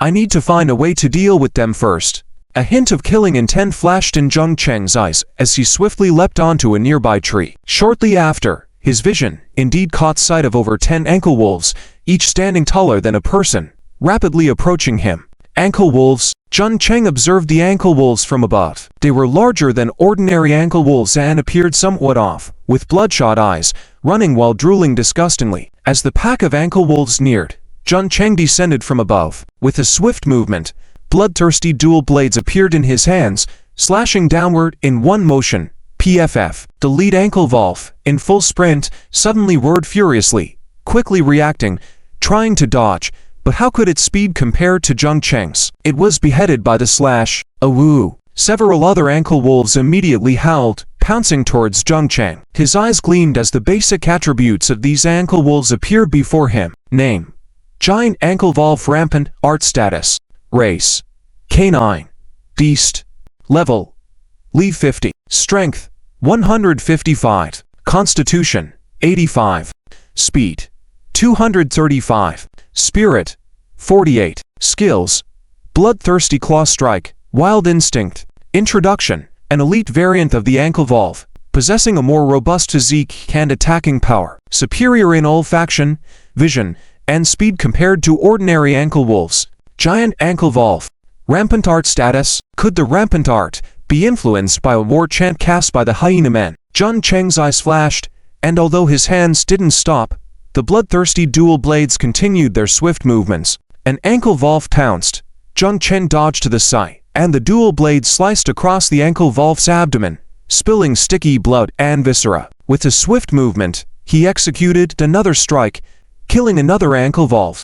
Seizing the opportunity, Jun Cheng tossed the dead ankle wolf's body at the remaining 10+ ankle wolves. Awoo. Blood splatter everywhere, covering the bodies of the nearby ankle wolves. He cast a spell, and a strange wave descended. Blood combustion art. Doom. In an instant, the 10+ ankle wolves were engulfed in a sinister and icy blue flame, burning fiercely. Awoo. Awoo. Miserable and eerie screams filled the air as some ankle wolves rolled on the ground, while others charged at Jun Cheng, their bodies engulfed in flames. Just as Jun Cheng was about to strike, a bizarre incident occurred. An ankle wolf ablaze with blood-red flames suddenly went into a frenzy, leaping towards an adjacent ankle wolf, madly biting and tearing at it. Despite its own flames, it didn't hold back. Awoo. Tilda. The bitten ankle wolf screamed in pain, inciting its own savagery under the bloody flames, soon engaging in a frenzied struggle with its counterpart. The other ankle wolves at the moment all seemed to have gone mad, viciously attacking their neighbors, relentless and frantic. This is... Jun Cheng's expression shifted as he quickly realized. Rabies outbreak art. These 10+ ankle wolves have been affected by the rabies virus on the kid's body, he thought. And the rampant art. Ankle wolves, already temporarily losing their sanity under the rampant art, are further exacerbated by the rabies virus outbreak. This... How powerful is the effect of the rabies outbreak art, especially on canine species? Jun Cheng pondered. All of these ankle wolves have become like this. I wonder what's happening at the hyena men tribe now. Has the rabies virus already erupted, or is it still in the latent period? Jun Cheng's eyes flickered as he looked up. In the sky not far away, two figures suddenly appeared and were swiftly approaching him. The fastest among them was a ferocious two-legged dragon covered in black scales, and a burly hyena man fixed his gaze firmly on him. Damn human trialist, go die. Awoo, he roared, reaching out his hand, and a bronze spear appeared in his hand. The man and the dragon advanced towards Jun Cheng like an arrow, fiercely descending towards him on the ground. With a swing of the spear, a yellowish light enveloped it, piercing towards Jun Cheng.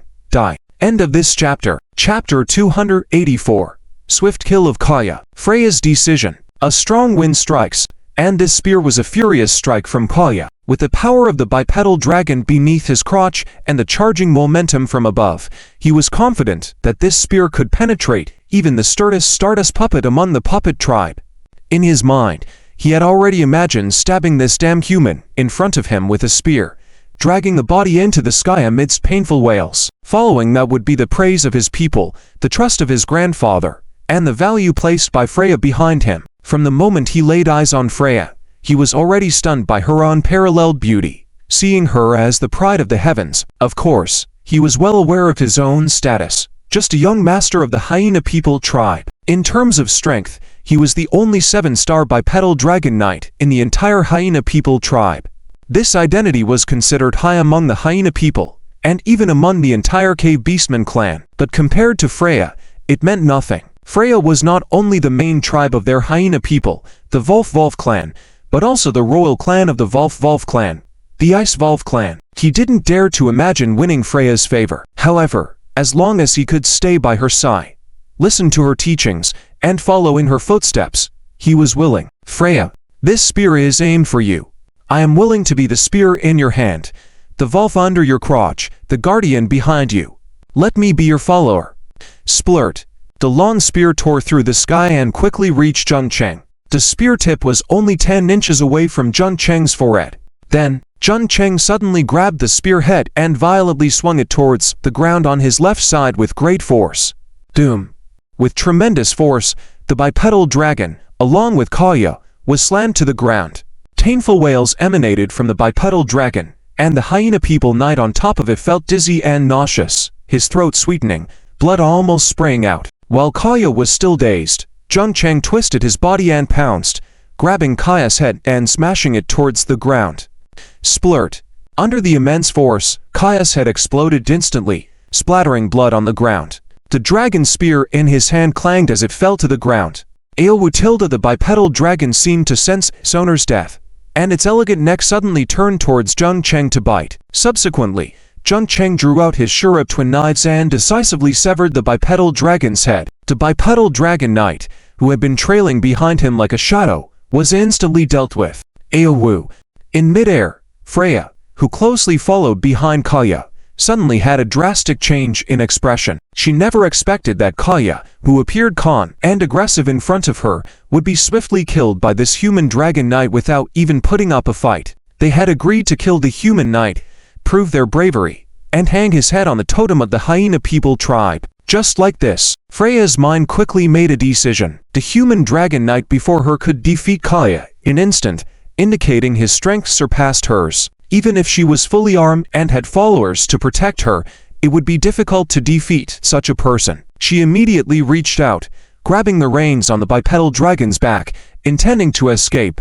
Aowu. The bipedal dragon also roared, its massive wings turning in the air, tracing an arc as it tried to flee. The hyena people army was closing in, including the high priest Tuskbone of the hyena people tribe. Once she joined forces with the hyena people tribe, she could call upon the army to surround and kill this person, ensuring his demise. Unfortunately, she was not a true bipedal dragon knight and was somewhat clumsy when controlling the bipedal dragon. Her escape was delayed by just a few seconds. Just as the huge bipedal dragon turned to ascend, a sharp light suddenly shot from the ground towards it. Splurt. Aowu. The piercing sound of the breaking air accompanied the sound of the blade cutting through flesh as Jun Cheng swiftly swung his sharp twin knives, instantly severing the left wing of the bipedal dragon that was preparing to escape. The bipedal dragon screamed in agony, and its massive body plummeted to the ground. Jun Cheng quickly picked up another sharp twin knife, without hesitation, and rushed towards the grounded bipedal dragon. The large group of hyena people knights was about to catch up,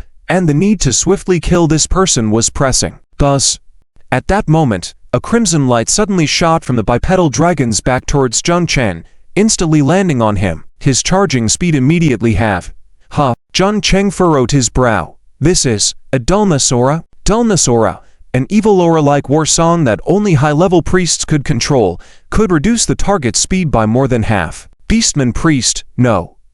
Every time the Beastmen trials are launched, there are followers and war beasts around, and this person's aura is a war song scroll. Jun Cheng realized and quickly closed the distance. Despite the influence of the dullness aura, his speed was still incredibly fast.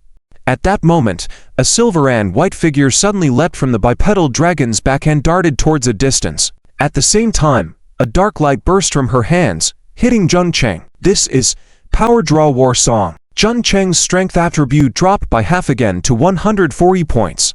With his keen eyes, he had already seen the specific identity of the figure not far away. A beautiful Levi Clan person. The war song she had just cast was the war song scroll. Female wolfman, a noble of the Levi Clan, it seems. Jun Cheng sneered, closing in once more. He extended his hand, and the Minghua staff appeared in his hand. With a sudden burst of acute gastroenteritis explosion, he threw it towards the ice Levi person not far away. Unexpectedly, a light burst from her body, blocking the acute gastroenteritis explosion he had just cast. Ha! Jun Cheng's eyes lit up. Disease removal? No. Dispel magic. Or some equipment to resist abnormal conditions. Perplexed, the ice Levi person's body emitted several war song scrolls, patting them onto herself. Instantly, several lights shimmered around her. Frenzy aura, agile aura, stone skin aura, vampiric aura, endurance aura, energy aura, clarity aura. The 7 major amplifying auras of the Beastmen race converge on her, immediately doubling her combat power. After gaining so many amplifications, Freya swung her hands to translucent and sharp claws fitted onto them. With a strong kick on the ground, she leapt towards Jun Cheng like a rabbit, charging at him. Charge. End of chapter.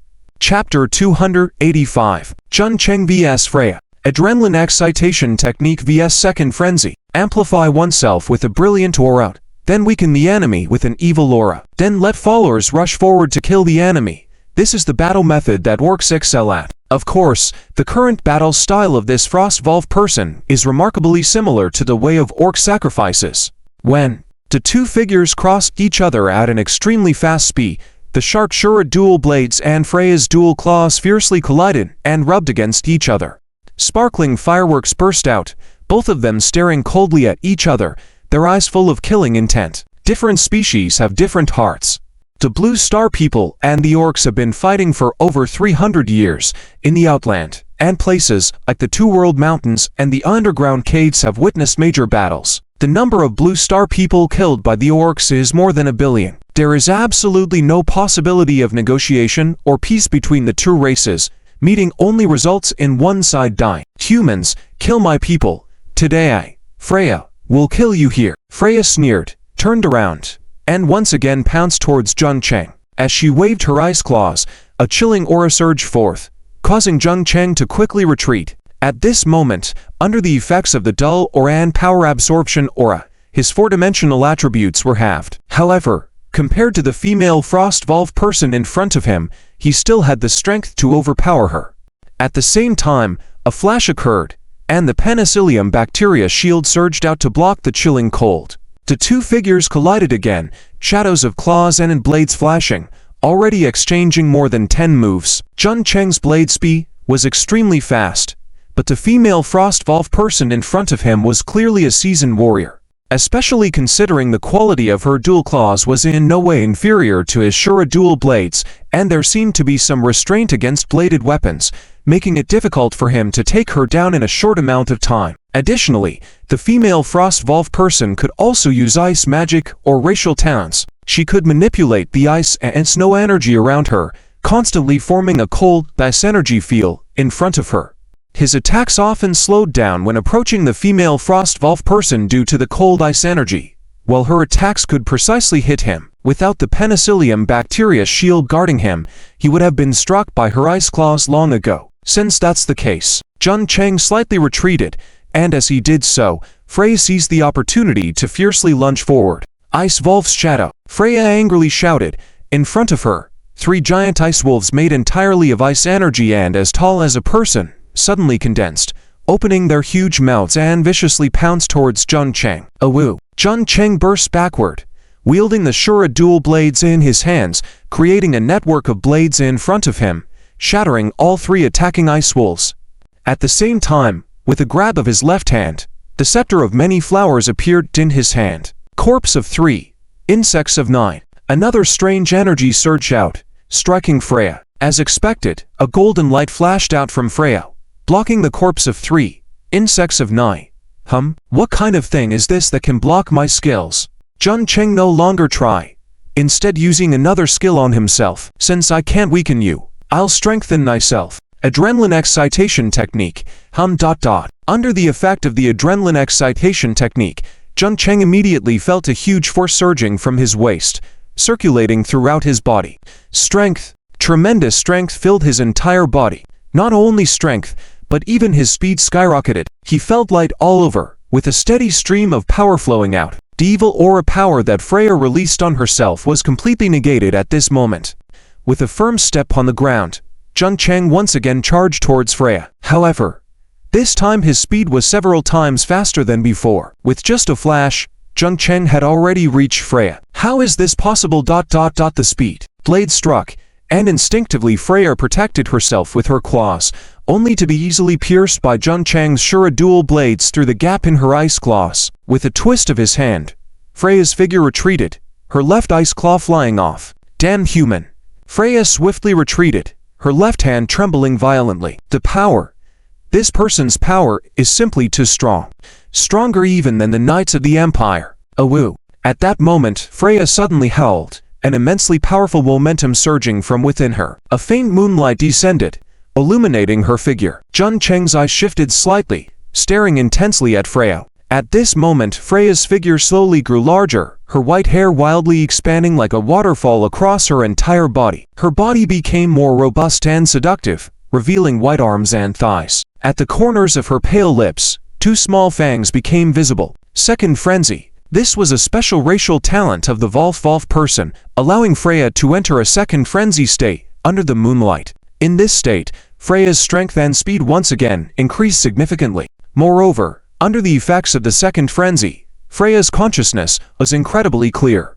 With hands and feet on the ground, her tail raised high, Freya swiftly pounced towards Jun Cheng at a rapid speed. Goat!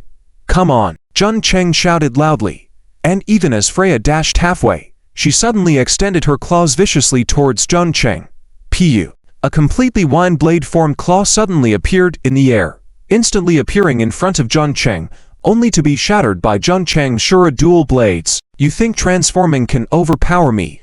Die! Jun Cheng roared angrily, and as Freya pounced, the two engaged in battle once again. Under the second frenzy state, Freya's speed and strength had both increased significantly, especially her for sharp claws and fangs, all of which became her attack weapons. However, Jun Cheng was currently under the effects of the adrenaline excitation technique, far surpassing her in strength and speed. Additionally, with the protection of the penicillium bacteria shield, whether it was a claw strike or a fang bite from Freya, they were only able to hit the shield, unable to harm Jun Cheng in the slightest. Seeing this situation, Jun Cheng didn't hesitate at all, directly abandoning defense and continuously striking with the sure dual blades in his hands. Various lights continued to flash on Freya's body, and the protective tools she carried with her finally collapsed under Jun Cheng's relentless onslaught. And just as the protective tools collapsed, Jun Cheng managed to sever one of Freya's claws with a strike, grabbing Freya's neck harshly with his left hand at the same time. Die! Awoo! Freya also roared furiously, opened her mouth wide, and fiercely bit into Jun Cheng's arm. At the same time, the two bodies twisted once again. Jun Cheng's right hand holding the sure dual blades was entangled by Freya, and the two briefly entwined together. In the distance, the howl of a giant wolf came from behind, causing Jun Cheng's expression to change slightly. The chasing troops from the hyena people were catching up. Damn it! Looking at the still entangled frost wolf person in front of him, Jun Cheng's eyes flashed with killing intent. There was no way to kill her in a short amount of time. In that case, Jun Cheng's eyes flashed again, and a pink light suddenly shimmered. Affectionate peach blossom eyes. End of this chapter. Almost in an instant, Freya's vision blurred and she fell into a trance, entrapped in a hallucination. In her dream, she was defeated by the humans before her and abducted to the human world on the Blue Star. Then she was imprisoned and turned into a slave. At first, she resisted, even using suicide as a threat. With a combination of drugs and tools, she was manipulated like an object or a puppet, completely at the mercy of others. In a very short time, her psychological defenses were broken, and she was trained into an obedient pet. The face of the human before her was carved into her mind like a sculpture. She let out a long sigh, her legs and arms going weak, stumbling to the ground, unable to muster any resistance. Jun Cheng's eyes flashed, and without hesitation, he swung down his Shura twin blades. Swish! However, at that moment, a piercing sound suddenly came from behind him. Someone was attacking. If he continued to strike the female werewolf before him, he would inevitably be hit by the attack from behind. If he turned to avoid it, there was a chance to evade the ambush. The Jun Cheng firmly gritted his teeth, confident in the protection of the penicillium bacterium shield, completely disregarding the attack from behind as he decisively struck with his Shura twin blades. Tough! The sharp Shura twin blade sliced into Freya's neck, but just millimeters away from making contact, it seemed as if they were stuck in a mass of mud, unable to break through no matter how hard he tried. Meanwhile, a spear had already pierced into his chest from behind. Yet, under the protection of the penicillium bacterium shield, he remained unscathed. Thus, in an instant, Freya's pure white skin began to tremble like water ripples. A silver-white giant Volphanton suddenly emerged from her, transforming into a giant stature resembling a guardian deity. Angry beast language emanated from the Volf's mouth, and Jun Cheng, who had studied the beast language before, vaguely guessed the meaning of the words. Who dares to harm our kin? Without saying another word, Jun Cheng turned and ran. The giant Volphantom stared fixedly at Jun Cheng, then suddenly looked skyward, its pupils flashing like moonlight. Swish! In the next moment, a radiant light streaked down from the sky, fiercely striking Jun Cheng. Doom! The nearby forest exploded, massive waves of energy rushing out like a tsunami in all directions, almost engulfing half of the colorful forest. After completing all this, the giant Volphanton disappeared slowly within Freya. Freya! Princess Freya, are you all right? Princess Freya! With shouts echoing around, a group of hyena people cavaliers swiftly approached. Unexpectedly, among them were also some jackal people and lizard people. The jackal people bore a striking resemblance to the hyena people, but had narrower faces and leaner bodies, with fierce and brutal glints in their eyes. The lizard people, on the other hand, more closely resembled upright, walking lizards, covered in black and red scales with bronze-colored pupils, slightly red whites of their eyes, and sharp rows of fangs exposed. Princess, are you all right? A dark-furred werewolf person hurried over, with over 10 spears hanging on his back. The spear that was used to ambush Jun Cheng had been launched by this individual. I'm fine. Freya struggled to stand up, still trembling, feeling a chill between her two legs. The recent hallucination had left her in shock until now. Damn it, that damn human. I'll kill him. Brett, why are you here? Weren't you undergoing the hyena people's trial? Freya looked at the werewolf person before her, with black fur, and asked. Princess Freya, Brett hurriedly replied. My trial's target is also in the colorful forest. The jackal people, the hyena people, and the lizard people have united and are jointly hunting down the human trial participants who escaped into the forest. Oh, Freya became interested. Who else is there? The exact number is unclear, but there are about 10 human trial participants. 2 of them are particularly troublesome. One is the Dragon Knight Princess Freya just intercepted, and the other is a woman. She can manipulate the great trees within the colorful forest, forming immense tree army constructs. But we've already trapped her in a valley and it's only a matter of time before we catch her. Brett explained. By the way, Princess, that illusion from earlier seemed to be His Majesty Gonzalez. Yes. Freya nodded. It's my grandfather. He marked me with the family crest, allowing him to intervene on my behalf 3 times. The human hit by grandfather's attack is doomed. Freya's face seethed with anger, but a hint of satisfaction flickered in her eyes. She was still a virgin. Yet in the hallucination, she had been serviced by several big men for days. The feeling was oddly satisfying, especially the face of that man, constant in her mind. Princess Freya, more hyena people troops arrive, led by a giant wolf running swiftly. It was Tuskbone, the high priest of the Earth Hyena tribe. Princess Freya, we. As Tuskbone spoke, his expression suddenly changed. A familiar figure appeared before him, or rather, a corpse. Kyle, he exclaimed, hurriedly running to Kyle's corpse, shaking all over, his eyes filled with disbelief. How could this, his grandson, the future of the Earth Hyena tribe. How could he die here? Kyle, woo woo woo. Tuskbone wept, a mix of sorrow and raging guilt washing over him like a tsunami. Damned human. I'll kill you. I'll skin you alive. Impale your head on a stake. Ah. Freya took a deep breath. High Priest Tuskbone, please calm down. That human has already been killed by my grandfather, avenging Kyle. His Majesty Gonzalez. Tuskbone murmured, a tone of reverence appearing in his eyes. The Beastmen Empire had 7 major royal families, each ruling millions of beastmen. Among these royal families, each had their own king. Gonzalez was the king of the word Wolf people in the Beastmen Empire, and the strongest among them. Awoo. Just then, Tuskbone's Tet let out a low howl, his expression suddenly changing. What did you say? That human isn't dead yet. Still on the run. Freya's face also changed, exclaiming, impossible. How could a mere human trial participant evade grandfather's attack? Unless ... he also has the protection of a legendary tier powerhouse. This person's identity is definitely not simple. Mobilize the troops. We must catch him. End of this chapter. Powerful. A true powerhouse. After being struck by the massive Wolf shadow, Jun Cheng managed to dodge a portion of it successfully using the penicillin mycelia body protection shield. But his mental attributes rapidly depleted due to the attack. In just a few seconds, his mental attribute was reduced to just 100 points. The defense strength of the penicillin mycelia body protection shield is determined by one's own mental attributes. The higher one's own mental attribute, the stronger the defense of the shield. That attack just now actually depleted more than 500 points of his mental attributes, indicating the immense power behind it. It's at an epic level. It might even be at a legendary level. He pushed his speed to the limit, almost turning into a phantom, sneaking into the dense forest. He even activated the Shadow Cloak skill of the Phantom Cloak, transforming into a shadow, piercing through the tall trees and swiftly leaving the area. During this ambush, he counterattacked one of the Hyena Beastmen professionals, severely injuring him. In addition, he unexpectedly gained a pleasant surprise. The level of the penicillin mycelia body protection shield was raised to level 6, activating the second feature. This was beyond his expectations. Penicillin mycelia body protection shield level 6. Mutant skill.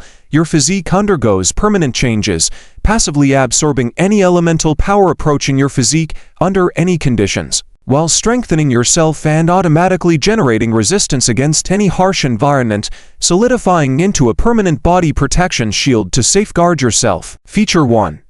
Group Edition. Your penicillin mycelia body protection shield can form a special shield to resist any attack, which can be attached to multiple targets. The more mental power consumed, the more targets can be attached. You have activated the penicillin mycelia body protection shield level 6 feature. Feature 2. Penicillin Elf. Your penicillin mycelia body protection shield has spawned a penicillin elf with self-awareness, born to accompany you, your most loyal companion. It can enhance all abilities of your penicillin mycelia body protection shield comprehensively, act freely, learn and master the current mutant skills you possess. In Jun Cheng's mind, the pale blue rune representing the penicillin mycelia body protection shield suddenly shone brightly. Numerous blue threads appeared from the void, entwining around the original shield, forming a more intricate and powerful special skill rune. At the same time, a small spatial crack suddenly appeared in the void, and a figure squeezed out from it. A palm-sized figure, with a pale blue body and a pair of transparent pale blue wings growing behind it, holding a staff. The pocket-sized person. At the same time, a faint aura linked his mind with this pocket-sized figure before him. He could perceive everything about this little person, including his emotions, consciousness, and even his thoughts. Penicillin Elf. Jun Cheng grasped it in his hand, continuing to run while examining it carefully, filled with astonishment. Penicillin Elf? It resembles Yao Jixu's snow a bit, doesn't it? GG. G-G-G-G-G tilde. The penicillin manager chirped a few times, struggling vigorously out of his hand, waving its pocket-sized wings around him, and giggling. Master, you can talk. Yes.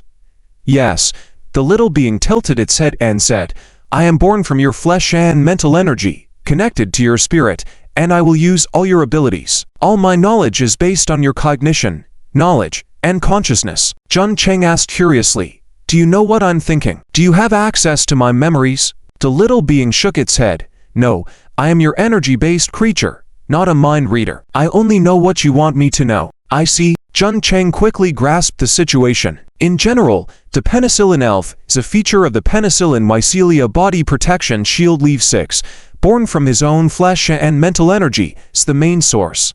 It can be considered as a part of himself, possessing some memories and knowledge, even sharing the same cognition, consciousness, and values, and also mastering the skills he currently possesses. With a glance, the attributes of the little person appeared in front of him. Name: Penicillin Elf can be renamed. Race: Elemental Elf. Attribute: Antibiotic. Source: a small creature born from the mutant skill of the professional Jun Chan, accompanying you for life without betrayal. Abilities: can enhance all abilities of the professional and possess self-awareness to master all current skills of the professional. The attribute is an antibiotic. What kind of entity is this? However, he didn't pay much attention to it. After contemplating for a few seconds, he said, "I'll call you Ziqing from now on." Okay. Master Tilda, you mentioned you can use all my skills. How do the skill effects work? The effects of the skills are the same as the skill levels you currently possess. Ziqing shook its head, saying, for example, this. As she lifted her staff and pointed it at Jun Chang, a strange wave immediately fell on him. His speed surged again in an instant. Jun Chang twitched at the corner of his mouth. Adrenaline excitement technique. Fortunately, he still had over 100 points of mental attributes. Otherwise, the aftermath of the adrenaline excitement technique alone would have been overwhelming for him. Ziqing, unless I give the command, try not to use your skills recklessly. Understand? Okay. I understand, Master. The two continued onward, and over an hour later, Jun Chang stopped and strangely looked back. Strange, why haven't they caught up? In the central radar life monitoring technique, there were no dots of hyena beastmen, jackal beastmen, or pterosaurs chasing him within 3 kilometers behind him. It seemed as if he was the only one left in the vibrant forest. He climbed up a tall tree and quickly reached the treetop, searching the distance. The distant forest remained quiet, with no signs of anyone, just occasional bird chirps. Regardless, I should rest first and recover mentally before making any decisions. He immediately sat cross-legged, starting to meditate to restore his depleted mental energy. Meanwhile, about 10 kilometers away from Jun Chang, in an area where Tusk Bone, Fluorite, and others were located, they were anxiously listening to a report from a lycanthrope knight. He was covered in sweat, panting heavily, and even the lycanthrope beneath him extended its snake-like head, breathing heavily. High Priest, something bad has happened in the tribe. What happened? Tusk Bone asked in surprise. How is it possible? Why did an inexplicable epidemic break out? What kind of epidemic is it? It's those few children who escaped from the flower hyena camp the other night. They suddenly and crazy and started biting people within the tribe. We didn't pay attention at that time. Who knew that after you took the tribe away, those bitten tribe members also started going crazy, attacking other tribesmen, as if they've gone insane? The messenger said, in panic, the elders in the tribe ordered me to find you quickly and bring back the army to suppress the tribespeople. Otherwise, our tribe, the Mud Hyena tribe, Tusk Bone quickly inquired, apart from randomly attacking, do the tribespeople had any other symptoms? For example, are they very scared of water sources and light sources? Yes, the messenger said excitedly. The crazy tribespeople dare not approach water sources. They won't come near us even if we light torches, but they are extremely irritable. Upon hearing this, Tusk Bone and Fluorite's faces changed drastically. Brett asked curiously, Your Highness, what kind of epidemic is this? And how? It's over. Tusk Bone took a deep breath, fear evident in his eyes. Aquaphobia. It's aquaphobia. Quickly, send a message back. Everyone return to the tribe. End of this chapter. Chapter 288. Loyalty of the Fallen. The Mad Japran. Watching the Tuscan Hounds tribe leave, Brett asked in surprise, Your Highness, aren't we going to follow them? No. We won't. Floria gritted her teeth and said, Aquaphobia is a lethal plague for our wolves. Once bitten by a Tuscan Hound infected with aquaphobia, even a tiny wound will lead to immediate infection. This plague is terrifying enough to wipe out our wolf tribe. How is that possible? Brett exclaimed, I've never heard of this before. HMPH. Floria coldly snorted, because this matter was sealed by the Empire. Once the wolf tribe and its allied races discover aquaphobia, The only outcome awaiting them is, what outcome? Total annihilation. Florio looks oddly in the direction the Tuscan hounds were leaving, so Gusku is rushing back with only one goal, to kill everyone infected with aquaphobia within the tribe. Otherwise, if aquaphobia spreads, it could lead to a catastrophic epidemic across the entire wilderness. At that time, not only the Tuscan Hounds tribe, but even the entire Tuscan Hound people, Gnolls, or even the Jackal Wolf people, will face the fate of annihilation at the hands of the Empire. Even the entire battlefield wilderness of the alien races might be abandoned. Gasp. Brett sucked in a breath. What should we do then? Don't worry, Floria said. The mortality rate of aquaphobia is very high, but it is also easily contained. We just need to kill all infected tribe members and burn the bodies with fire. It can only spread through blood, so as long as we kill all those infected, we will be fine. Our top priority now is to kill that damn human, Floria said, reliving the recent events in her mind, and her face turning red with anger. I must personally kill that man. Brett immediately said, Your Highness, Brett is willing to follow in your footsteps. Very well. Floria nodded slightly and turned to another lizardman. Jeffrey, thank you for your help this time. Could you gather the professionals in the tribe to assist me in pursuing the human who just escaped? Jun Cheng's strength can kill Kale in seconds and effortlessly crush even herself, not to mention his formidable illusion. She is no match for him. To kill him, she needs to seek help from other races. Lizardman Jeffrey immediately responded, Your Highness Florio, rest assured, serving you is an honor for the Lizardman tribe, and we have already surrounded another human who can control trees in a valley, preventing his escape. I will gather some tribe members to assist. With that, he took out a horn with strange patterns all over it and began to blow it. Woo! A deep and melodious sound echoed rapidly. At that moment, several shadows were approaching the three. Halt! Brett immediately stood in front of Floria as the newcomers turned out to be 5 humans, bearing a striking resemblance to the Tuscan Hounds, but with significant differences. Jaguo. Floria frowned. Human reincarnators from the Tuscan Hounds tribe. Jaguo respectfully said, Your Highness Floria, we were indeed humans before, but we have been reincarnated as Tuscan Hounds, and all of us are professionals willing to serve you. The 5 of them had been following the Tuscan Hounds tribe, and when the majority of them hastily left, Jaguo felt that his opportunity had finally arrived. It was much better to curry favor with the Wolf's princess than to stay in the Tuscan Hounds tribe. Floria kept her beautiful eyes fixed on these 5, making them nervous. Nobody knew what was going on in the mind of the Wolf's beauty, especially Jaguo, the leader. Biting his teeth, Jaguo said, Your Highness Florio, we have betrayed the human race and are considered fallen. We can never return to Blue Star. We are willing to wholeheartedly join the Wolf tribe. Shortly after, Jeffrey also approached and whispered, Your Highness, our tribe also has human traitors, especially one named Japran. He might not have strong power, but he is very cunning. Catching the tree-controlling human earlier was largely his doing. Floria's eyes sparkled. Summon the reincarnator named Japran. As long as we can catch that Dragon Knight, I will reward him as he deserves. You ... She then turned to Jaguo and the others. I accept your loyalty as well. Kill the human Dragon Knight, and I might even take you back to the Wolf Kingdom. The eyes of Jaguo and the others brightened, and they all kneeled down. Thank you, Your Highness Floria. Rainbow Forest, outside the valley.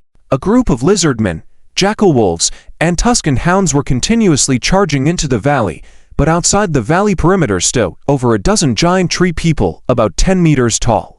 They manipulated countless vines and roots like numerous pythons, blocking the lizardmen, jackal wolves, and Tuscan hounds from entering and crushing them all. In addition, in the back of the coniferous forest, countless needles shot out like arrows, easily piercing through the bodies of the lizardmen, jackal wolves, and Tuscan hounds. Outside the valley were only the bodies of the lizardmen, jackal wolves, and Tuscan hounds, blood flowing like a river. Ahead of the lizardmen and others stood several figures, the leader of whom was the crazed Japran. Ha ha! Charge! Charge in! He was drenched in blood, ordering a relentless charge by the lizardmen and jackal wolves. At that moment, several lizardmen approached. Japran, the sulfur, resin, and dry wood you collected already. Japran's eyes flashed with killing intent. Set the fire. Burn them alive inside. Japran. A sudden roar sounded, where two human professionals captured by the lizardmen were struggling, shouting loudly, "What are you doing? Our people are inside the valley. You are a human. How can you, human?" Ha ha, as if hearing something amusing. Japran laughed heartily. "I am not a human now. I am a lizardman. Ha ha ha." He laughed and lunged at the person, tearing off a large piece of flesh from his neck. Gurgle. Ooh, the young man trembled all over, almost crying, while Japran laughed heartily. Ha ha, so satisfying. He then grabbed a female student captured next to him, ignoring her struggles and pleas, slapped her to the ground. "Set the fire. Force everyone in the valley out. Zia Bing. Zia Bing from the Imperial Capital University. I want her. I want her. Set the fire." Ha ha till the end of the chapter 289. The Millennia Ancient Tree. Kui Xiabing's ambition. Inside the valley, Kui Xiabing was solemnly sensing the entire environment of the valley. She had awakened over 30 trees with ages exceeding 1,000 years into tree warriors. These ancient tree warriors are formidable, capable of controlling large numbers of vines and roots, and each possessed unique talents due to their special attributes. For example, the 1,000-year-old silver needle tree could shoot out silver needles, like arrows. The poison leaf tree could emit highly toxic substances, deterring the jackal people from approaching. The iron skin tree was as strong as steel throughout, with the entire tree warrior resembling a steel war puppet, suppressing hundreds of lizard people and jackal people. Kui Xiabing, they used fire attack. A figure swiftly flew in from outside the valley, speaking rapidly. "What? Fire attack? Are those lizard people up to something? What should we do? Fire inherently counters trees. How about splitting up and fleeing? The valley is so vast, they can't possibly enclose the entire valley." Beside Kui Xiabing, there were 4 or 5 other students who were also accidentally transported to this area. They were being hunted by lizard people and jackal people, some killed, some escaped. Under Kui Xiabing's guidance as the tree shepherd, they gathered here with the help and protection of the trees. Kui Xiabing stopped the panic-stricken individuals, saying, "Don't worry, my tree warriors are ancient trees with self-awareness. They're not ordinary trees that are afraid of regular flames. Why do we need to keep guard at the valley entrance?" Kui Xiabing: "Yeah, we could have broken out before the cave-dwelling beastmen surrounded us. Why retreat back? And what about Zhang Zhaojing and the others who were captured? We don't know their current situation." Hearing their concerns, Kui Xiabing's eyes dimmed. She had gathered 7 people to rely on their collective strength to return to the human camp together. Unfortunately, they were hunted by the lizard people, particularly those few fallen ones who kept ambushing them. With their formidable strength, the original group of 7 individuals had now reduced to 5. Zhang Zhaojing and another student named Wang Dan, whom she came with, had also been captured. Their fate was uncertain. And now, seeing the confused group, Kui Xiabing could only grit her teeth and comfort them. "Rest assured, I was able to stay here, so I can definitely lead you out. In the depths of this valley, there is a willow tree with a millennia-long age. It has developed self-awareness and even awakened a trace of extraordinary power. I will awaken it as a tree warrior. Once successful, we will have a companion powerful enough to rival epic-level warriors. When that time comes, forget about these lizard people and jackal people outside. Even the entire tribe of cave-dwelling beastmen in the wilderness won't scare us." Really? Hearing Kui Xiabing's words, everyone was shocked. Millennia ancient trees were extremely rare, especially those with extraordinary powers. Most of them transformed into demon or spirit tribes or other races. The millennia-old ancient trees Kui Xiabing had awakened in these days were ordinary, yet they could withstand several hundred lizard people, jackal people, and numerous professionals. One could only imagine the terror of the strength of the tree warriors. And now, Kui Xiabing claimed to have discovered a super-ancient tree with a millennium-long age and extraordinary powers. This chance was even rarer than winning the lottery. Once successfully awakened as a tree warrior, its strength would be immeasurable. Legendary level? Mythical level? Thinking about this, everyone present was excited. A millennia-age extraordinary tree. How is this possible? A tree-age millennia? Even regular epic warriors can't live that long. I know a few tree spirits among the demon tribes that have lived over 1,000 years, but I didn't expect to find one here. I wonder what kind of extraordinary tree it is and why it hasn't awakened self-awareness until now. Should we go take a look? Seeing the enthusiastic discussion, Kui Xiabing couldn't refuse and said, "Follow me, I received guidance somehow and found it. The group walked deeper into the valley, and the scenery quickly expanded before their eyes. In front of them was a vast canyon enveloped in heavy mist. A giant ancient tree with twisted branches was rooted on the side of the canyon's wall, with layers of roots even overturning the mountain wall. Its trunk slanted upwards, forming a dense canopy covering the entire valley from above, an entire forest visible from afar. No one could have imagined that the forest covering the valley was actually the trunk of an ancient tree. Miracle. This is a miracle. It roots on the side of the canyon, making its canopy parallel to the canyon. No wonder it wasn't discovered by the tribe of cave-dwelling beastmen. Every new foreign battlefield will have many natural treasures, and this ancient tree is one of them. Definitely. If we could take it back to our blue star. While everyone was excitedly discussing, numerous vines suddenly spread around them, like giant pythons, encircling them. Their faces turned pale, huddling together, and Kui Xiabing hurriedly said, "Ancient tree elder, they are my companions. Please don't harm them." Companions? What is that? Of course, a deep voice came from deep within the mist, forming ripples in the air. Kui Xiabing hurriedly explained, "Companions are friends, are fellow people, just like you and the ancient tree surrounding you." Fellow people. So that's what it means. The deep voice resonated again. "I can't sense the aura of tree spirits from them. Well, I am suppressed by the rules of this world, unable to transform into a true tree spirit. If you can help me, I will serve you for 100 years. I agree to this deal." Kui Xiabing's eyes lit up. "Is that true, Elder Ancient Tree?" "Yes." The deep voice continued, "But my form and life force are too massive. Even with your help, it will take a long time to transform into a true tree spirit." Kui Xiabing assured, "Elder Ancient Tree, please rest assured. My ability is to awaken trees as tree warriors. With my assistance, the time for your transformation will be greatly reduced. Please be at ease." After leading the group out of the canyon, Kui Xiabing said, "You all heard it. This is now our most critical moment, and we must not leave here halfway. Otherwise, this ancient tree might be seized by the tribe of cave-dwelling beastmen. So we must stay here and wait for the successful awakening of the ancient tree." Someone asked, "How long do we have to guard?" After some thought, Kui Xiabing said, "Approximately 3 days." 3 days. The group's faces turned pale. They couldn't even hold on for a day. Kui Xiabing gritted her teeth. "This ancient tree is not just our hope for survival, but also the biggest guarantee for the humans to occupy the wilderness on Blue Star. I will activate my tree shepherd talent, temporarily shepherding this forest. All trees will gain temporary life, helping me block the cave-dwelling beastmen from the outside. At the same time, I will scout for all humans within this forest to assist us as quickly as possible." Kui Xiabing said, "For the sake of us humans, please help me." End of this chapter. Chapter 290. Assemble.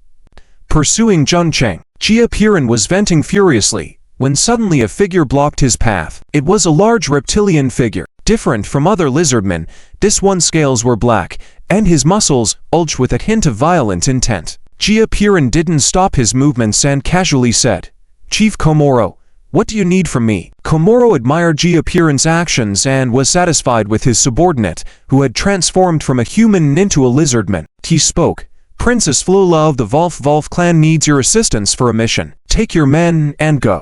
Jia Piran asked, "Princess Flula of the Wolf clan, who is she? Is her identity important?" Komoro replied, "Of course.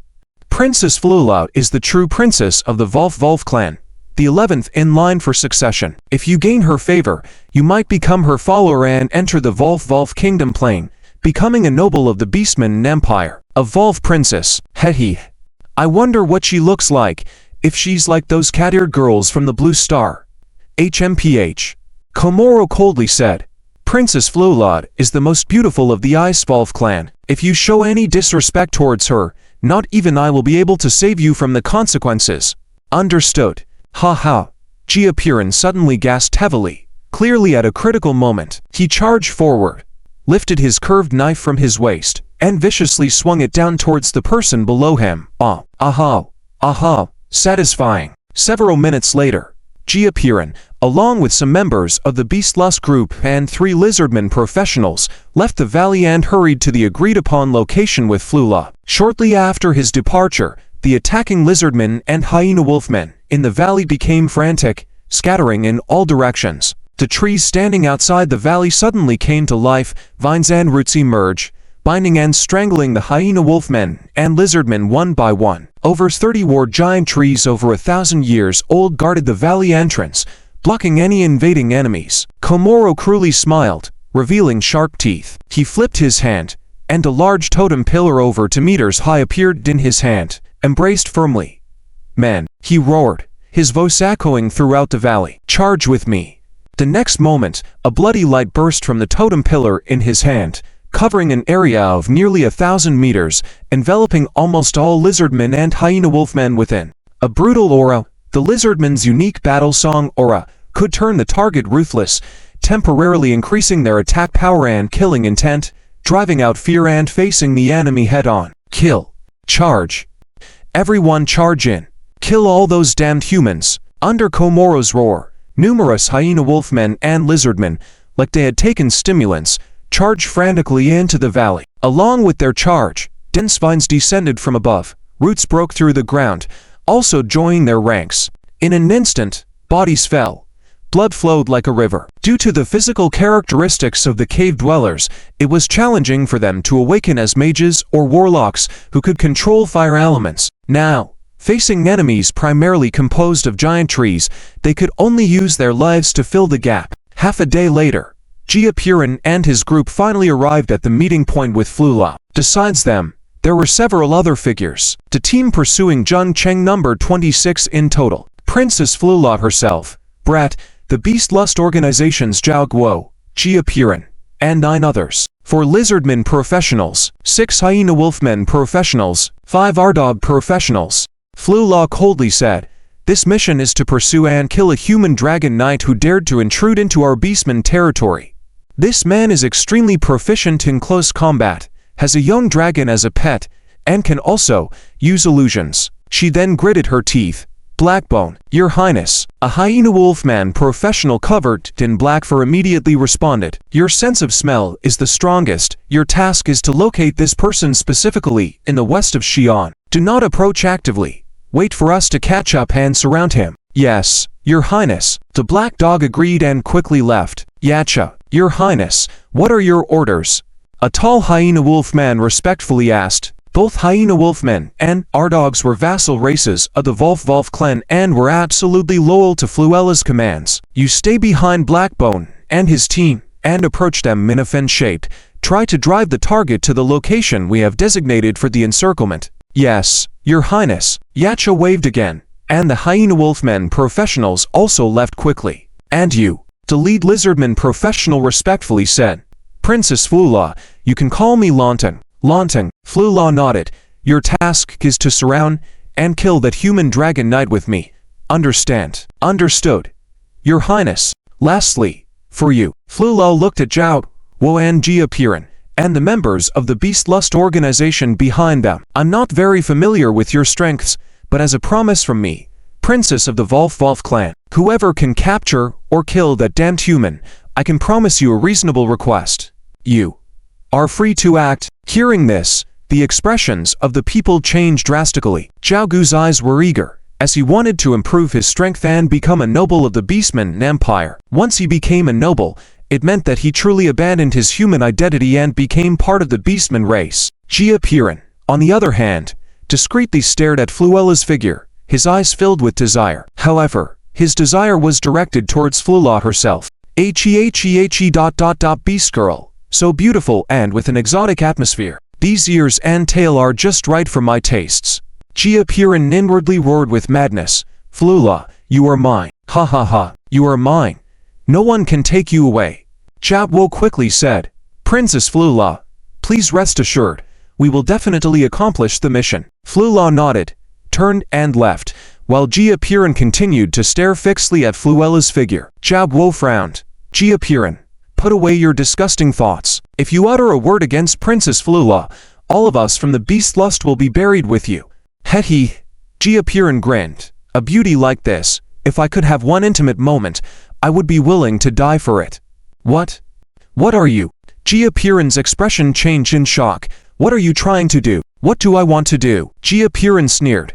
"To kill that damned human trialist ha. As soon as he finished speaking, his entire figure dashed out. On the other side, Flula and Brett followed behind the hyena wolfman professionals. Brett asked, "Your Highness, do you really trust those humans? Especially that human who transformed into a lizardman. I really want to pluck out his eyes." Brett, remember a slogan of my Wolf clan. A wolf travels miles to eat meat, a dog travels miles to eat feces. Flula said coldly, "We need talented individuals, not a group of waste. If they can really help me kill that damned human dragon knight, a little reward for them won't hurt, right?" But that lizardman, a cold glint passed through Fluella's eyes. "He better behave well, otherwise, I won't mind killing a fallen one." End of this chapter. Chapter 291 Counterattack. Ancestral Spirit. As the sky began to lighten, Jun Chang, seated atop a large tree in meditation, slowly opened his eyes. In the distance, the morning mist lingered, the sunlight hazy, with plenty of floating water vapor in the air. The entire forest seemed to be shrouded in a faint layer of seawater, appearing exceptionally clear. This was the time when all living beings were awakening, full of vitality. The central radar life monitoring technique dispersed, and the situation within a radius of 3 kilometers appeared in his mind. Several red dots were rapidly approaching him. Behind them, there were over 10 figures, all followers of the cave beast people, coming to pursue. Jun Cheng took a deep breath, exhaling the impurities within him. The weather is nice. It's time to kill. He emptied his mind, opened his arms, and his entire body plunged straight towards the ground.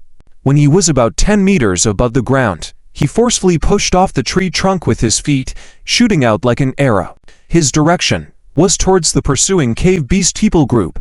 "After being chased by you for so long, it's time for me to chase back. I will make you understand what consequences you will face for chasing me." In the distance of the forest, several figures of jackal men suddenly appeared. They crawled on all fours, using their noses to discern the scents around them, closely following behind Jun Cheng. Soon, they suddenly stopped. The scent of the human dragon knight has suddenly disappeared. No, it's not the scent of the human knight that disappeared. It's the scent of the dragon steed. It seems to have been taken into a pet space. The scent of this dragon steed, how is it different from the bipedal flying dragon? Perhaps it's a new type of dragon steed. They discussed briefly, then quickly set off again. "I've locked onto his scent," continued the pursuit. Suddenly, the lead jackal man's expression changed, standing up abruptly and shouting, "He's here. Be careful." Before he could finish speaking, a figure suddenly descended from the sky, in the distance, slamming mercilessly towards the ground like a cannonball. "Get out of the way!" the lead jackal man roared, but the next moment, a loud crash was heard. Jun Cheng landing a foot on the shoulder of the jackal man, crushing his shoulder, spine, and body into the ground in an instant, killing him instantly. "Captain!"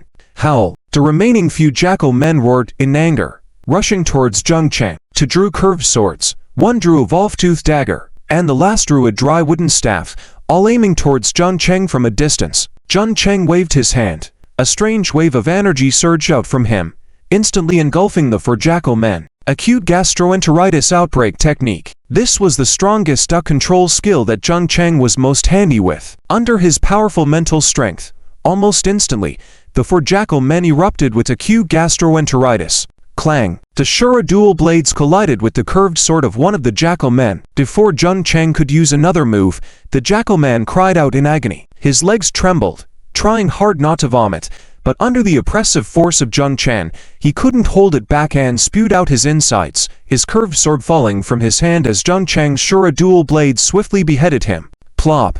The head flew, blood splattering, and the jackal man fell to the ground. Jun Cheng swiftly turned. The second jackal man already doubled over, clutching his stomach. When he realized Jun Cheng had almost instantly dealt with his comrade, his face changed drastically. Just as he was about to act, Jun Cheng closed in, striking him down. The jackal men, who were holding the wolf-toothed dagger, and the jackal men with magic skills turned to flee, but the intense pain in their stomach slowed their speed. Especially the magic user, who was physically inferior to the others, ran while clutching his stomach and constantly vomiting. Jun Cheng picked up a curved blade from the ground, kicked it out like an arrow, instantly piercing through the bodies of the two fleeing jackal men. Jun Cheng cut off the left ears of the 5 dead jackal men, collected the spoils, and disappeared into the forest once again. Meanwhile, he unleashed the rabies outbreak technique on the bodies of these jackal men. The potent rabies virus instantly vanished into their bodies. The rabies virus can survive even on corpses unless they are burnt to ashes. Shortly after, several figures of hyena wolf men arrived. They stared at the bodies strewn on the ground, their faces turning pale. They carefully searched the bodies, while using their sense of smell to discern the scents in the air. Once again, the rabies virus lingering in the air was inhaled into their bodies. There is only one enemy. It's the human dragon night trial challenger. One was crushed by a giant object falling from the sky, and the other two were killed with a longsword, while the last two were pierced by the unique curved sword of the jackal men while fleeing. These individuals were all lead among the hyena wolf men, quickly figuring out what had transpired. Yakti immediately said, "Wolf Bones, Captain, you go back and report to Princess Fuleya. The enemy is lurking around us. Make sure they're careful." "Yes, Captain," Wolf Bones responded and immediately turned to leave. Meanwhile, Yakti revealed a cruel smile, pulled out a wolf-tooth dagger from his chest, and ruthlessly cut his forehead. Bright red blood slowly flowed down his face. He then dipped his hands in the blood, painting in the void. At the same time, he chanted softly, "Great ancestors, your most loyal tribesmen seek your power, beseeching for you to descend into this world, to help the tribes hunt prey and avenge enemies. Ancestral spirit." With a strange buzzing sound, a giant upright figure of a wolf man suddenly appeared behind Yakti. His eyes gleamed, fur bristling, claws sharp, emanating a savage aura. In his hands, he held a massive axe, slashing through the void. "Howl!" Yakti roared, charging towards the direction Zheng Cheng escaped.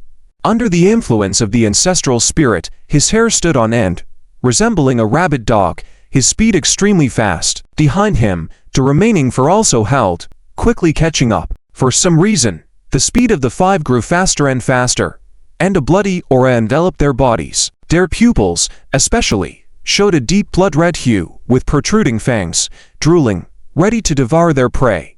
As Fuleya led many cave beast people and fallen warriors in chasing Zheng Cheng, Tusku, from the Wine Whisper grasslands, finally led his tribe back to their settlement, the Earth Hyena Dog Tribe. However, at this moment, the Earth Hyena Dog Tribe was like hell. End of this chapter. Chapter 292. Rabies virus spreading. Terrifying. Self-mutilation. The Hyena Tribe. Countless hyena people are engaged in self-mutilation. Since the night before, a few children infected with the rabies virus were taken in by them after being found at the hyena camp. In just a few days, these children broke out with rabies. They first bit and injure other hyena people in the same room. The hyena people who came to look after them did not pay attention and instead separated them, seeking the tribal witch doctor for treatment. But unexpectedly, the children and teachers who were treated also started attacking the doctors, quickly spreading to the entire tribe. Initially, they did not take it seriously, resulting in many injuries. By the time they realized, it was too late. Among the tens of thousands of hyena people, almost half of them had been bitten or scratched by hyena people carrying the rabies virus. The entire tribe fell into a frenzy of biting and fighting, with only a very small number of people remaining calm, guarding a campsite. Outside the tribe, Tusugu looked at the bodies scattered on the ground, the smell of blood in the air, and the continuous sounds of fighting and screams of fellow tribesmen in his ears. His eyes immediately turned red. "High Priest, what should we do?" someone asked, and Tusugu quickly regained his composure, gritting his teeth, saying, "Everyone obey, attack from a distance with bows, spears, and hand axes, kill all tribal members who are rabid, externally injured, or infected with hydrophobia." "What? High Priest? What are you saying? That they are our tribal people? High Priest, please withdraw your order. How can we lay hands on our people?" Hearing the words of the tribesmen, Tusugu despair and closed his eyes. To suppress hydrophobia in a short time, all tribal members infected with hydrophobia had to be killed, their bodies burned, to stop the spread of hydrophobia. But, in the face of fellow tribesmen they had been close with day in and day out, how could anyone bring themselves to do it? Even if he was the high priest, he couldn't suppress so many elite soldiers. Once hydrophobia broke out in any race or tribe among the Wolf Clan, other tribes or races would be the ones to take action. Their own people. They simply couldn't do it. Nevertheless, he gritted his teeth and said, "For your lives, for our entire hyena tribe, and even for all the hyena people, jackal people, dog-headed people, mastiff people in our cave people clan. These people must die. Attack. Under the strong pressure from Tsubu, the hyena people finally acted. They used bows, spears, hand axes, and other long-range weapons to kill tribal members who were rabid, externally injured, or infected with hydrophobia. But as time passed, the hyena people cavalry finally erupted into a riot. Many people abandoned Tsugu's orders, rushed into the tribe, risking their lives to save their tribal members. This commotion spread among the hyena people cavalry like a plague. Seeing so many people's choices, Tsugu closed his eyes in despair. He knew the hyena tribe was finished. Soon, the rabies virus spread to the hyena cavalry ranks. Not far away, there were several hyena cavalry units also infected with the rabies virus that had spread from the hyena tribe. Howl. Howl. In the hyena cavalry ranks, several hyenas suddenly began to growl, attacking, but did not attract the attention of the other hyenas. No one knew that the rabies virus had quietly seeped into this group of hyena cavalry. In the dense forest, a sudden gust of wind swept up. Several hyena people with injuries suddenly shivered all over, feeling a sudden coldness. Cold, so cold. Cough, cough, cough, cough. Who? In the hyena people crowd, a small group of hyenas suddenly started coughing, their throat muscles spasming, having difficulty breathing, gasping for breath with their mouths wide open, unable to suppress the restlessness inside. They suddenly felt their teeth itching, their claws restless, and their vision covered in a bloody red hue. Cough, cough, cough, cough. In a short time, a small group of hyenas continued to cough uncontrollably, and some even fell to the ground. Not only the hyenas, but even the wolves under them began to cough and faint, their massive bodies writhing on the ground, struggling. What's going on? Hyena, what's happening to you? What's going on? What's happening to those people? Captain, hyena suddenly collapsed, some are even spitting blood, and the wolves, go, give them some water, take them to the back. Yes. Immediately, a hyena person took out a water jug and poured it into the group of sick tribesmen. Cough, cough, cough. To everyone's surprise, drinking the water caused a violent reaction in this group of people. They coughed loudly, spitting out all the water, along with fresh blood. Their bodies curled up, shivering, the itching of their sharp teeth and claws becoming more and more severe, their eye sockets completely enveloped in a red glow. Ah! Ah! Several infected hyenas suddenly howled. At the same time, one of the hyenas with the most severe symptoms suddenly lurched upwards, pouncing on his colleague next to him, biting hard on his neck. Ah! Atu! Let go! Puff! The wolfman named Doc went crazy, biting and tearing frantically while shaking his massive head, immediately tearing off a large chunk of flesh from him. At the same time, more hyenas infected with the rabies virus also became aggressive, launching into a frenzy of biting their colleagues. With just a brief moment of familiarity, the hundreds of hyena cavalrymen were immediately thrown into chaos. Many people, abandoning Tsugu's orders, turned and ran. Howl, howl, howl. The sounds of the wolves resounded through the colorful forest, like messengers of doom. Once rabies broke out, the infected would lose their minds, attacking wildly like madmen against all living creatures.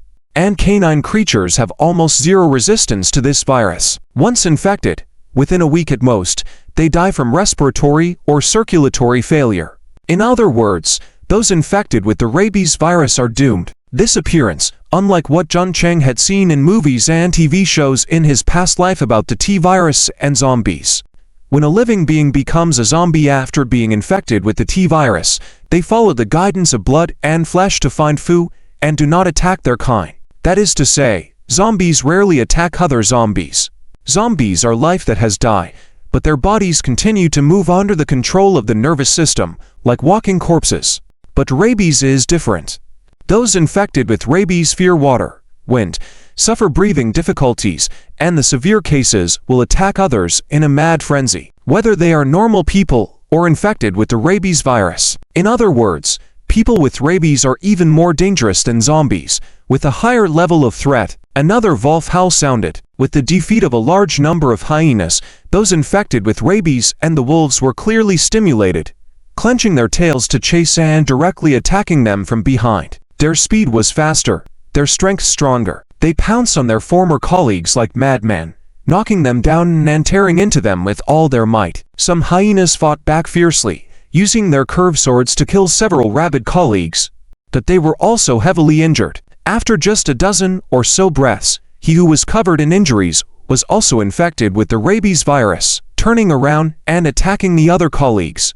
For a moment, the entire grassland of windwards resounded with the horrific howls of wolves. A hyena infected with the rabies virus chased the still normal hyenas from behind, regardless of their identity, knocking them down and starting to tear into them. The hyenas running forward had no courage to look back, just blindly continuing to run ahead. Some people began to kill each other, secretly tripping the other, hoping they would fall, in a bid to gain a chance of survival. Unbeknownst to them, behind these hundreds of frenzied creatures fighting each other, Jun Chen was slowly following them. In midair, an almost solid jet black cloud of rabies virus formed, like a monster, waiting to engulf them, and surrounding them were a large number of jackal people, dog-headed people, mastiff people. These people were also highly susceptible to the rabies virus. End of this chapter. Camp 69 Reconnaissance. This is a camp located in the border area between the human territory in the wilderness and the territory of the cave beast people, geographically located on the edge of the colorful forest. More than 10 human professionals are stationed here, along with an ordinary human camp resident, in order to cooperate with the march of the main army and to besiege the human trial seekers who have fallen within the territory of the cave beast people. The Blood Hyena Wolf tribe set their sights on this place. By killing all the humans at the 69th Reconnaissance Camp, occupying this place, they will be able to cut off the necessary passage for human trial seekers to return to the human world from here. By then, all human trial seekers within the territory of the cave beast people will be like fish in a barrel.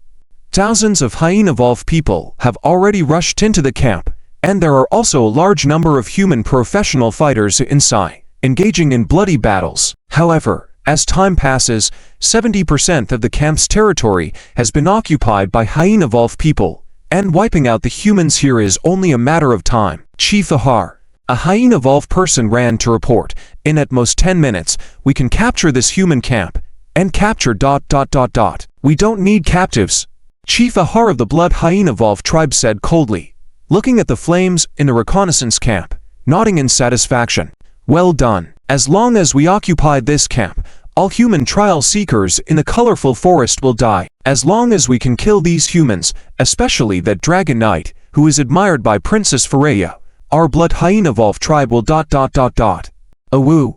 Awoo." Suddenly, a series of dismal and fierce howls came, and in the pitch-black night behind them, hundreds of sinister and bloody pupils were approaching continuously. "Hod, Chief, it seems to be the jackal people. They should be responsible for guarding the surroundings of the colorful forest. How did they?" Chief Ahar's pupil suddenly contracted. As a professional, especially a seasoned one, his mental perception far exceeded that of an ordinary hyena wolf person.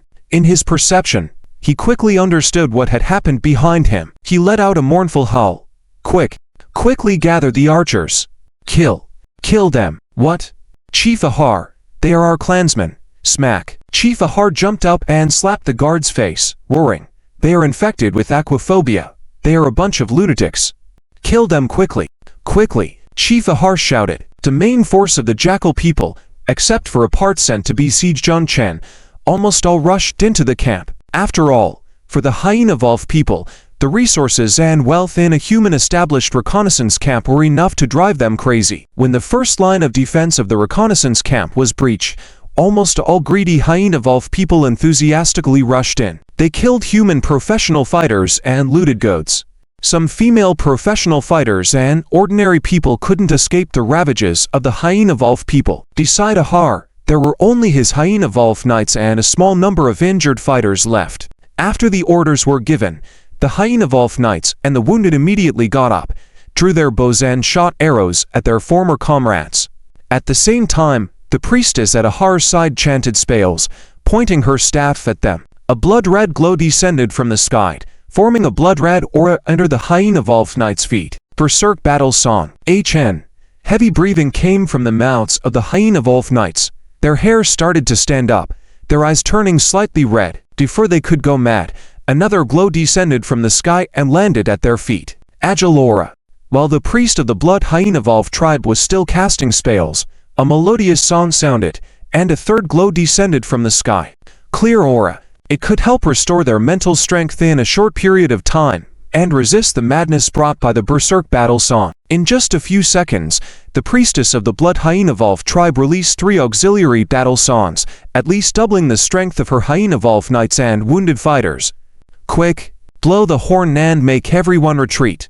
Hurry! A Hyena Evolved knight swiftly took out a horn and blew it forcefully. Oh! A deep, heavy roar sounded, and almost all the Hyena Evolved people fighting in the Cant 69 reconnaissance heard the horn. Some Hyena Evolved people who still kept their senses heard the horn and immediately retreated. Some were already excited by the battle, even going mad, and these Hyena Evolved people showed no reaction to the howling in their ears, continuing to fight the human professional fighters in front of them. They suddenly heard piercing howls, and at that moment, the infected jackal people stricken with rabies who had rushed from the colorful forest were finally charging out. The first one out was a jackal person who was still normal, but had been frightened. As soon as the desperate cry rang out, a volley of arrows greeted them. They had no thoughts or movements to avoid the arrows, and were pierced through their chests, dying instantly. Next up, the fastest jackal people were the timber wolves already infected with rabies. Under the influence of the rabies virus,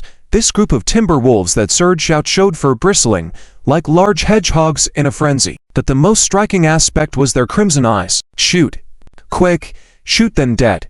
Chief Ahar shouted in alarm, and his Hyena Evolved knights fired arrows again, felling a timber wolf. However, among the charging timber wolves, only a few were shot down.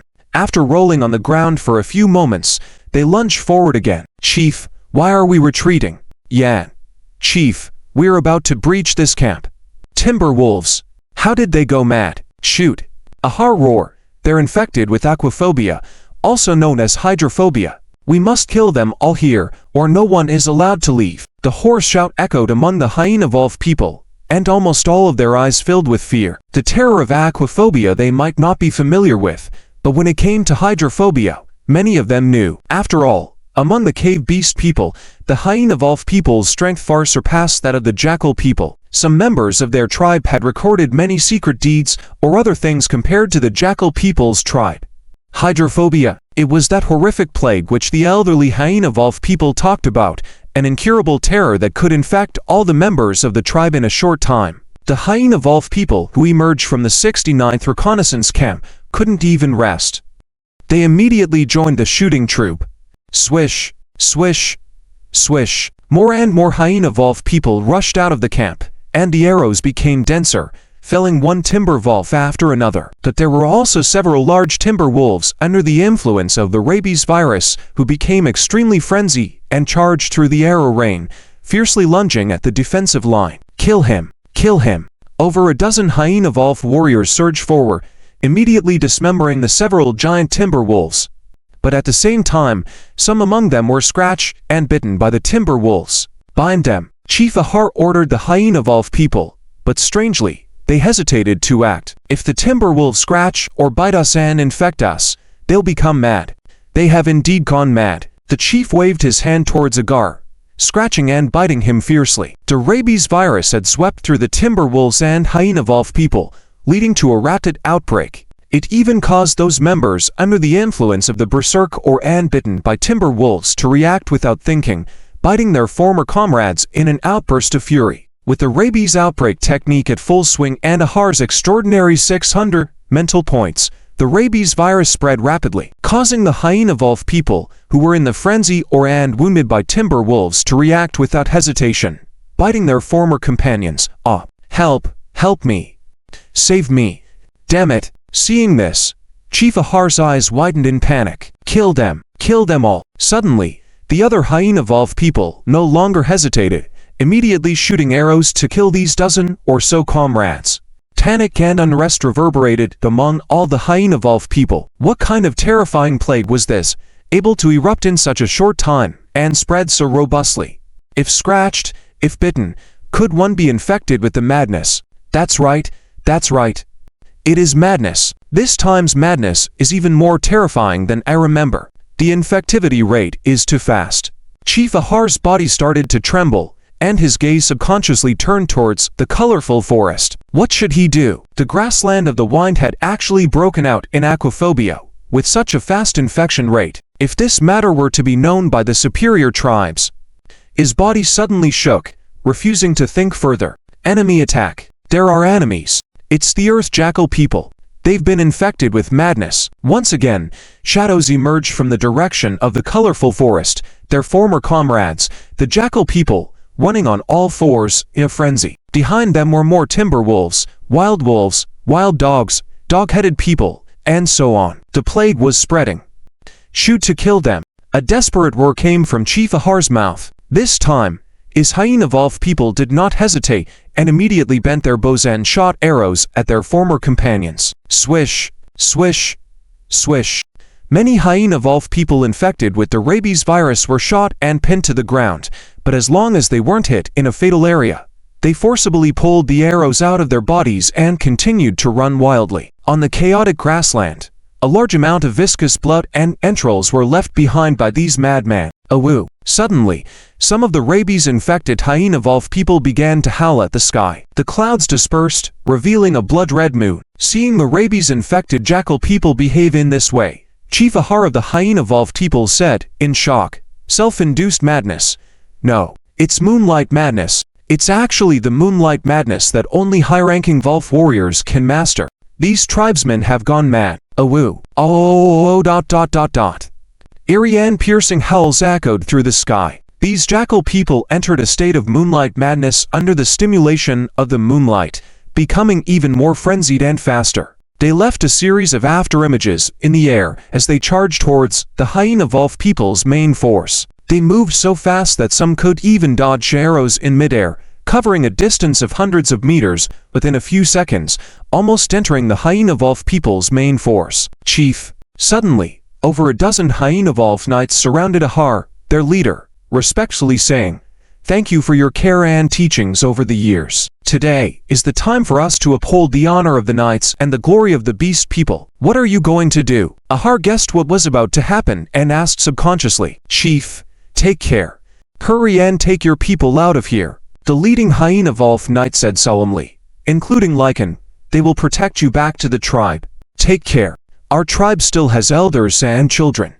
They need your leadership and teachings more. Take them west, all the way west, preferably back to the main city to report this matter to the higher tribes. Chief, take care." As soon as the words fell, the dozen or so hyena wolf knights immediately turned around and left, summoning their timber wolves and riding off. Brothers, now is the time for us to prove ourselves. For the brothers behind us. For the wives and children behind us. Seeing the crazy jackal people charging out, the leading hyena wolf knight still gritted his teeth and said, "Kill them all. Campus. Kill them all." Awoo. Over a dozen hyena wolf knights were the first to rush out, and behind them, dozens of hyena wolf knights were gritting their teeth, clapping their timber wolves, brandishing their curved blades, and charging forward. They were the elite hyena wolf knights remaining in the blood hyena wolf tribe, all of them the cream of the crop, willingly sacrificing themselves to cover the retreat of the main forces. Theft. Kill them. Over a dozen hyena wolf knights charged like arrows, surging into the mad jackal people. Especially those jackal people who had gone through moonlight madness, they became the prime targets, and several of them were killed. Madness. Madness. Ahar gritted his teeth. Retreat. Everyone. Retreat at the fastest speed from here. With a command, the hyena wolf people immediately turned around and ran towards the direction of the grassland of the wind. As long as they could enter the windy grassland, with its myriad paths, it would be easy to escape. This madness is a terrifying and it is a special plague specifically affecting the wolf people, the jackal people, and the dog-headed people of our tribe. As long as you're injured, you might. Injured? Ahar's face suddenly changed drastically. He turned around abruptly. Quick, kill all the wounded. Awoo. End of this chapter. In the dark of night, the slaughter continues. The infected hyena men and normal jackal men are still locked in battle, and the battlefield is swiftly spreading in other directions. Kill. Block them. Quickly block them. Priest. Where is the priest? Damn it. Hurry up and heal me. Damn it. Hold on. Reinforcements have been called for. Other reconnaissance camps will come to support soon. Inside Camp 69, the fighting rages on. Just over 2 hours ago, the Jackal men suddenly surrounded them and launched an attack. Several squads that were still outside the camp were wiped out immediately, and the remaining survivors retreated back to the camp. Nearly everyone knew the brutality of the Jackal men, so everyone fought for their lives, not daring to slack off. With the assistance of the military guarding the camp, they struggled to hold on. Even when the walls were breached, they hid in the streets and alleys, engaging in street battles with the Jackal men. As long as the camp was not completely overrun, no one dared to flee. In the wilderness, ordinary professionals had no chance against the Jackal men cavalry's siege and pursuit. As night fell and all hope seemed lost, the Jackal men surprisingly slowed down their attack. Many of them actually left the camp, disappearing without a trace. Only the Jackal men, who were too deep in battle with the human professionals, remained, unable to withdraw. What's going on? Did the Jackal men retreat? Did we win? Did the reinforcements arrive? Ha ha. We won. Quick, come save me. My arm is broken. Inside the reconnaissance camp, all human professionals had survived the ordeal. As long as they could kill all the Jackal men inside the camp, they would be able to hold Camp 69. Several thieves leapt onto the rooftops, looking out towards the camp. The Jackal men have all retreated. They are gathering together. Who are they fighting with? Are those reinforcements? No, those are not reinforcements. It looks like hyena men and Jackal men. What's going on? Aren't the Jackal men and hyena men allies, both part of the cave-dwelling humanoid race? I don't know. Many hyena men suddenly emerged from the psychedelic forest and started killing crazily. What are the Jackal men doing? Fighting among themselves? More and more human professionals climbed onto the rooftops, looking outwards. Indeed, outside the camp, there were two groups of Jackal men fiercely battling. One group was larger in number, but hesitated to charge forward, instead continuously shooting arrows. The other group of Jackal men, however, charged relentlessly, not backing down even in the face of a rain of arrows. What's going on? Are these hyena men gone mad? A berserk war cry. Have they lost their consciousness? It can't be. Holy cow, look. The Jackal men are charging. Hundreds of Jackal men are charging. The main force of Jackal men has retreated. Ha. We won. Inside Camp 69, the military leader and several leaders of large professional groups stood together, looking disheveled. Thanks to all of you for your assistance this time. I will report to the military headquarters and recommend several of you for commendations. No need to be polite, we were just trying to save ourselves. Damn it, these Jackal men are acting like madmen. I received information earlier that the other reconnaissance camps were also under attack by the Jackal men, as well as the wolf men. What are they up to? Damn it, isn't the main battlefield over at Camp 7? Why are they running to the psychedelic forest? That's hundreds of kilometers away from the main battlefield. Well, no matter what, as long as we survive. It seems that Camp 69 cannot continue to be stationed here. We must quickly return to the deserted city. As they were discussing, the thieves who were still scouting on the rooftop suddenly started shouting, "Captain, something's wrong. Those hyena men are charging towards us. And there are Jackal men too." What hyena men? Those hyenas are like a bunch of madmen. They broke through the blockade of normal Jackal men and are charging towards us. Damn it. Even the normal Jackal men have gone mad. Like zombies. They're coming in.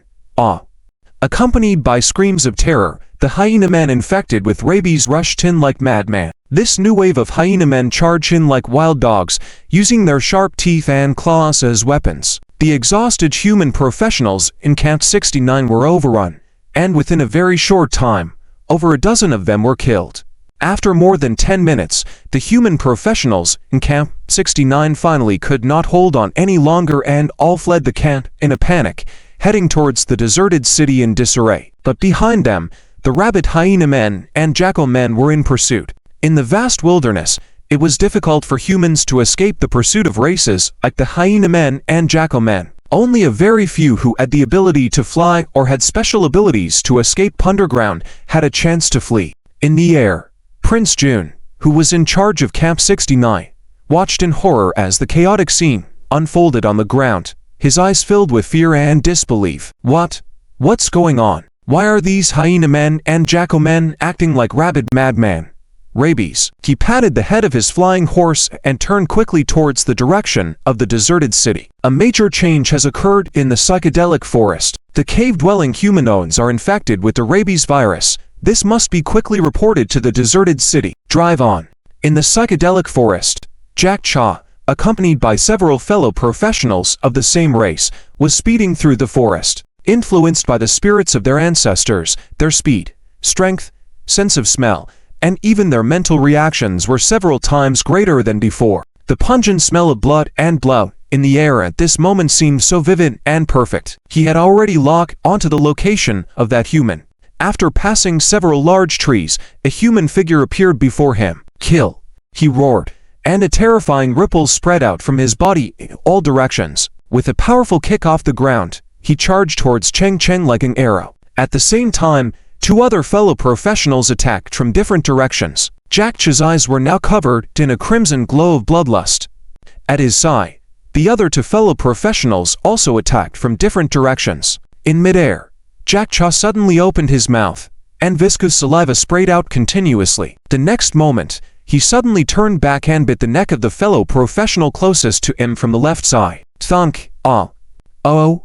Oh! Oh! A low, hoarse cry came from Jack Cha's throat as he savagely tore and clawed at the body of his fellow professional, who struggled and screamed in agony. But with his neck bitten by Jack Cha, the fellow professional, in his struggling, ended up having a large chunk of flesh torn off, with thick blood spurting out continuously. "Jack Cha, what are you doing?" Another fellow professional widened his eyes in disbelief, unable to believe what he was seeing. What's with Jack Cha, the strongest among them, suddenly attacking his own kind? His shout seemed to snap Jack Cha out of his trance, and he turned back and charged at the second fellow professional.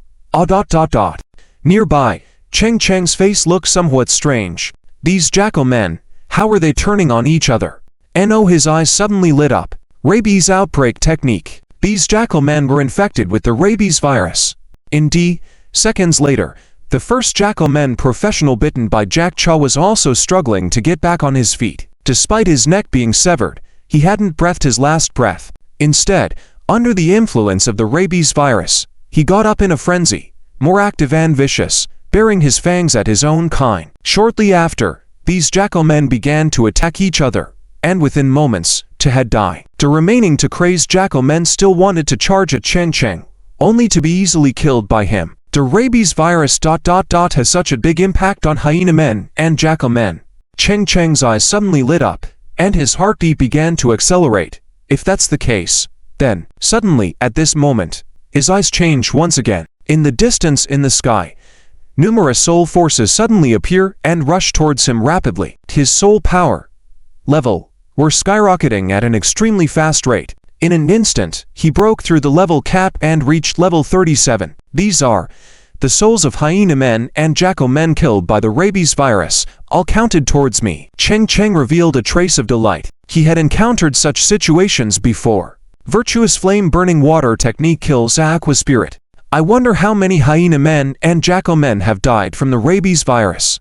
If I can poison the entire animal humanoid race including hyena men, jackal men, and doghead people, my level might skyrocket even further. Cheng Cheng thought excitedly, but he also knew that dreaming of breaking through to levels 40, 50, or 60 in a short period of time was nothing short of wishful thinking. The simplest, high lethality severe epidemic was fierce, but its spread was slow. It would even disappear in a very short time.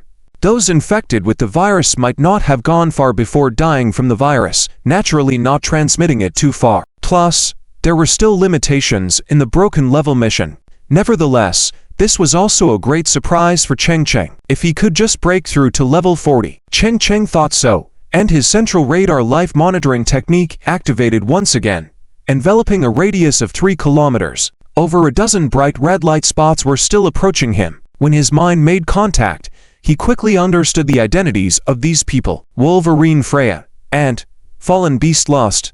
He flashed and charged toward this group of people at lightning speed. With the rabies virus enhancing them, this group of people was doomed. In the void, a large amount of soul power rushed towards him and was absorbed. In just a few minutes, his level skyrocketed once again. Level 38, LV 39. Cheng Cheng advanced to level 39, He approached Fufu Freya and the Lust organization only a few hundred meters away, when his level rose again. LV39. The soul force continued to surge like a tide. Damn, how many hyena men and jackal men are infected with the rabies virus? Your level has risen to level 39, and you have a new breakthrough mission. The level 39 breakthrough mission has arrived. End of this chapter. Stop. Pratt, who was running wildly, suddenly raised his hand, and the whole team came to a halt. Zhao Guo asked in confusion, Lord Brett, what's? The target is approaching. What? Brett shouted loudly, and the lizardmen and fallen ones around him all froze. What enemy? How could there be enemies in the colorful forest? Could it be that human trialist? How is that possible? Brett closed his eyes, flaring his nostrils, carefully discerning the scent in the air. It's the scent of that human. He's rapidly approaching. Shock and others have failed. The air is filled with the smell of blood. Yapiran extended her slender snake-like head, licked her lips, and grinned ominously. Ha ha ha. Great. He's actually showing up on his own. It's our chance. With so many of us here, let's kill him. Under the orders of Zhao, Wo and Yapiran, the members of the savagery group all took out their weapons and activated their enhancements, forming a fan-shaped formation in front. Among the dozen or so people, perhaps only Fulea's expression changed slightly. That human was coming. He couldn't possibly be coming to his death. The only reason would be that he was confident in killing this group of people. Fulea took a deep breath, her eyes full of fighting spirit. In the previous encounter with that human, she had underestimated him.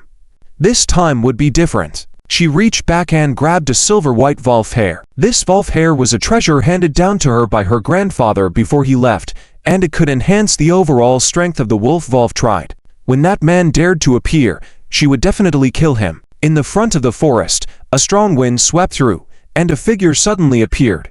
Breakthrough mission. God also has fire. Mission description. As a priest, your mission is to save lives and spread light, but at the same time, the gods also had anger and desires. Beneath the holy light, there is also darkness. Mission requirements. You need to rely on your skills and abilities to unleash the anger of the gods, kill non-believers or aliens. The higher the quantity and quality of kills, the stronger your next stage abilities will be. Seeing this breakthrough mission, Zheng Cheng's heart stirred. This was about to make him kill people. Just then, Zheng Cheng crossed behind a large tree and ran into several lizardmen and revenants. Human. The lead lizardman roared, spitting out a foul-smelling venom towards Zheng Cheng.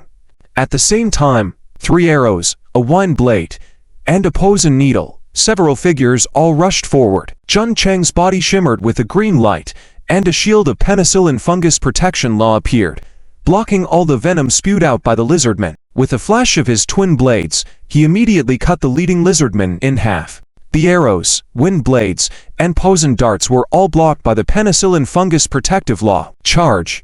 A tall, shield-carrying jackal revenant howled, covered in steel armor, and almost instantly rushed to Zheng Cheng. Zheng Cheng's demon twin blade struck fiercely, directly severing this man along with his shield. The shield shattered into 2 halves, and a huge wound appeared on his chest. Kill him, damn human! Ha ha! Kid, go die! Giggle! Along with a crisp laughter, a small humanoid creature with dual wings and a deep blue body flew over. The miniature staff pointed towards the coming people. Void fire consumption technique. Boom. Ah. In an instant, 5 figures were engulfed in vigorous illusory flames that continued to dance. The void fire, a flame generated from nothingness. No matter how they struggled, they couldn't extinguish it. Whoosh.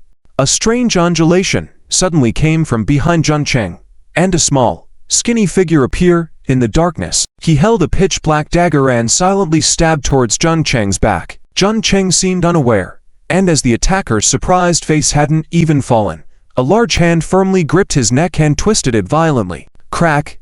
A sound. This revenant assassin's neck along with the vertebrae was twisted into a coil. So strong. Zhao Guo was amazed, but he knew that if he didn't act now, it would be too late. He took a deep breath and flickered a bright sandy yellow light from his hands, then slammed it forcefully towards the ground. Earth Python. Doom. In an instant, the ground under the feet of several people began to roll frantically. A large amount of soul gathered together, forming more than a dozen huge earth pythons that viciously smashed onto Zheng Cheng. This was an ancestral inheritance crystal left by the gleaners he had luckily obtained in the wilderness. Earth's beast rage. Doom. With a series of booming sounds, Zheng Cheng leapt into the air, stepping on these dozen or so earth pythons made entirely of mud, quickly approaching.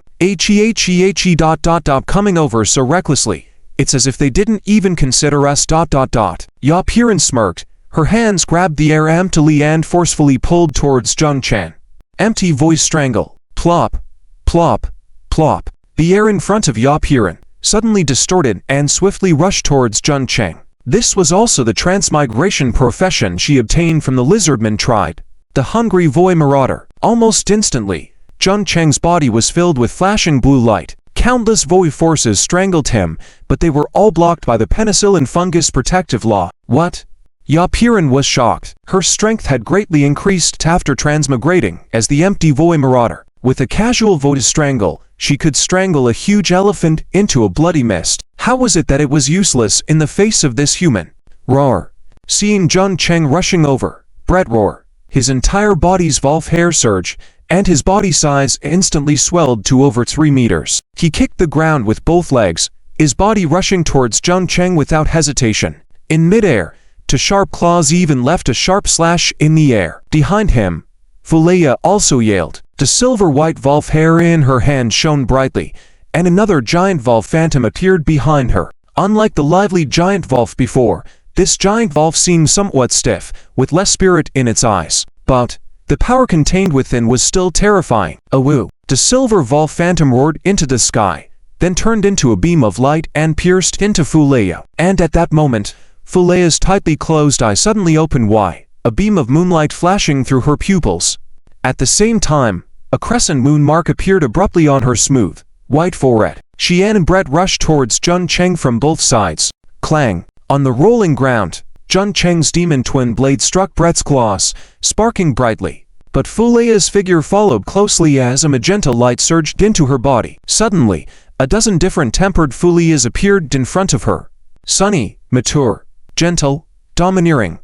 Little Volf, little puppy, scoundrel. Unsurprisingly, all the faces of these boys were Zheng Cheng. Damn you. End of this chapter. Floral Zhao hummed. Her legs went weak, and her crotch was sticky. She fell to the ground in an instant, trembling violently all over. Her originally flawless white skin turned visibly red at a rapid speed, with wisps of heat rising. Her watery eyes were filled with mist, as if she was about to cry in the next second. Originally, Floral Zhao and Brett were launching a joint attack against Zheng Cheng. However, Zheng Cheng quickly used his affectionate peach blossom eyes to control Floral Zhao, rendering her powerless in an instant. Now only Brett remained to face Zheng Cheng. He twisted his waist abruptly, and his claws once again swiped towards Zheng Cheng. Zheng Cheng took a step forward, allowing Brett's claws to grab onto him. The penicillium mycotoxin protective shield flashed suddenly, intercepting Brett's claw attack. At the same time, Ishura twin blades unhesitatingly stabbed into Brett's chest. Cough, cough. Brett spat out a mouthful of blood violently, but still refused to give up. Suddenly opening his huge mouth, his sharp fangs gleamed with a chilling cold light as he ferociously bit towards Zheng Cheng's head. Stubborn and foolish, Zheng Cheng muttered, and with a flash in his eyes, a strange ripple landed on Brett. Blood-burning art. A crimson flame immediately surged up from Brett's body, engulfing him entirely in an instant. His leather armor, hair, and blood all caught fire, spreading into his mouth, throat, chest, and abdomen like gasoline. In a very short time, he transformed into a blazing fireman. Despite this, he still lunged towards Zheng Cheng with claws bare, only to be kicked away by Zheng Cheng. Brett.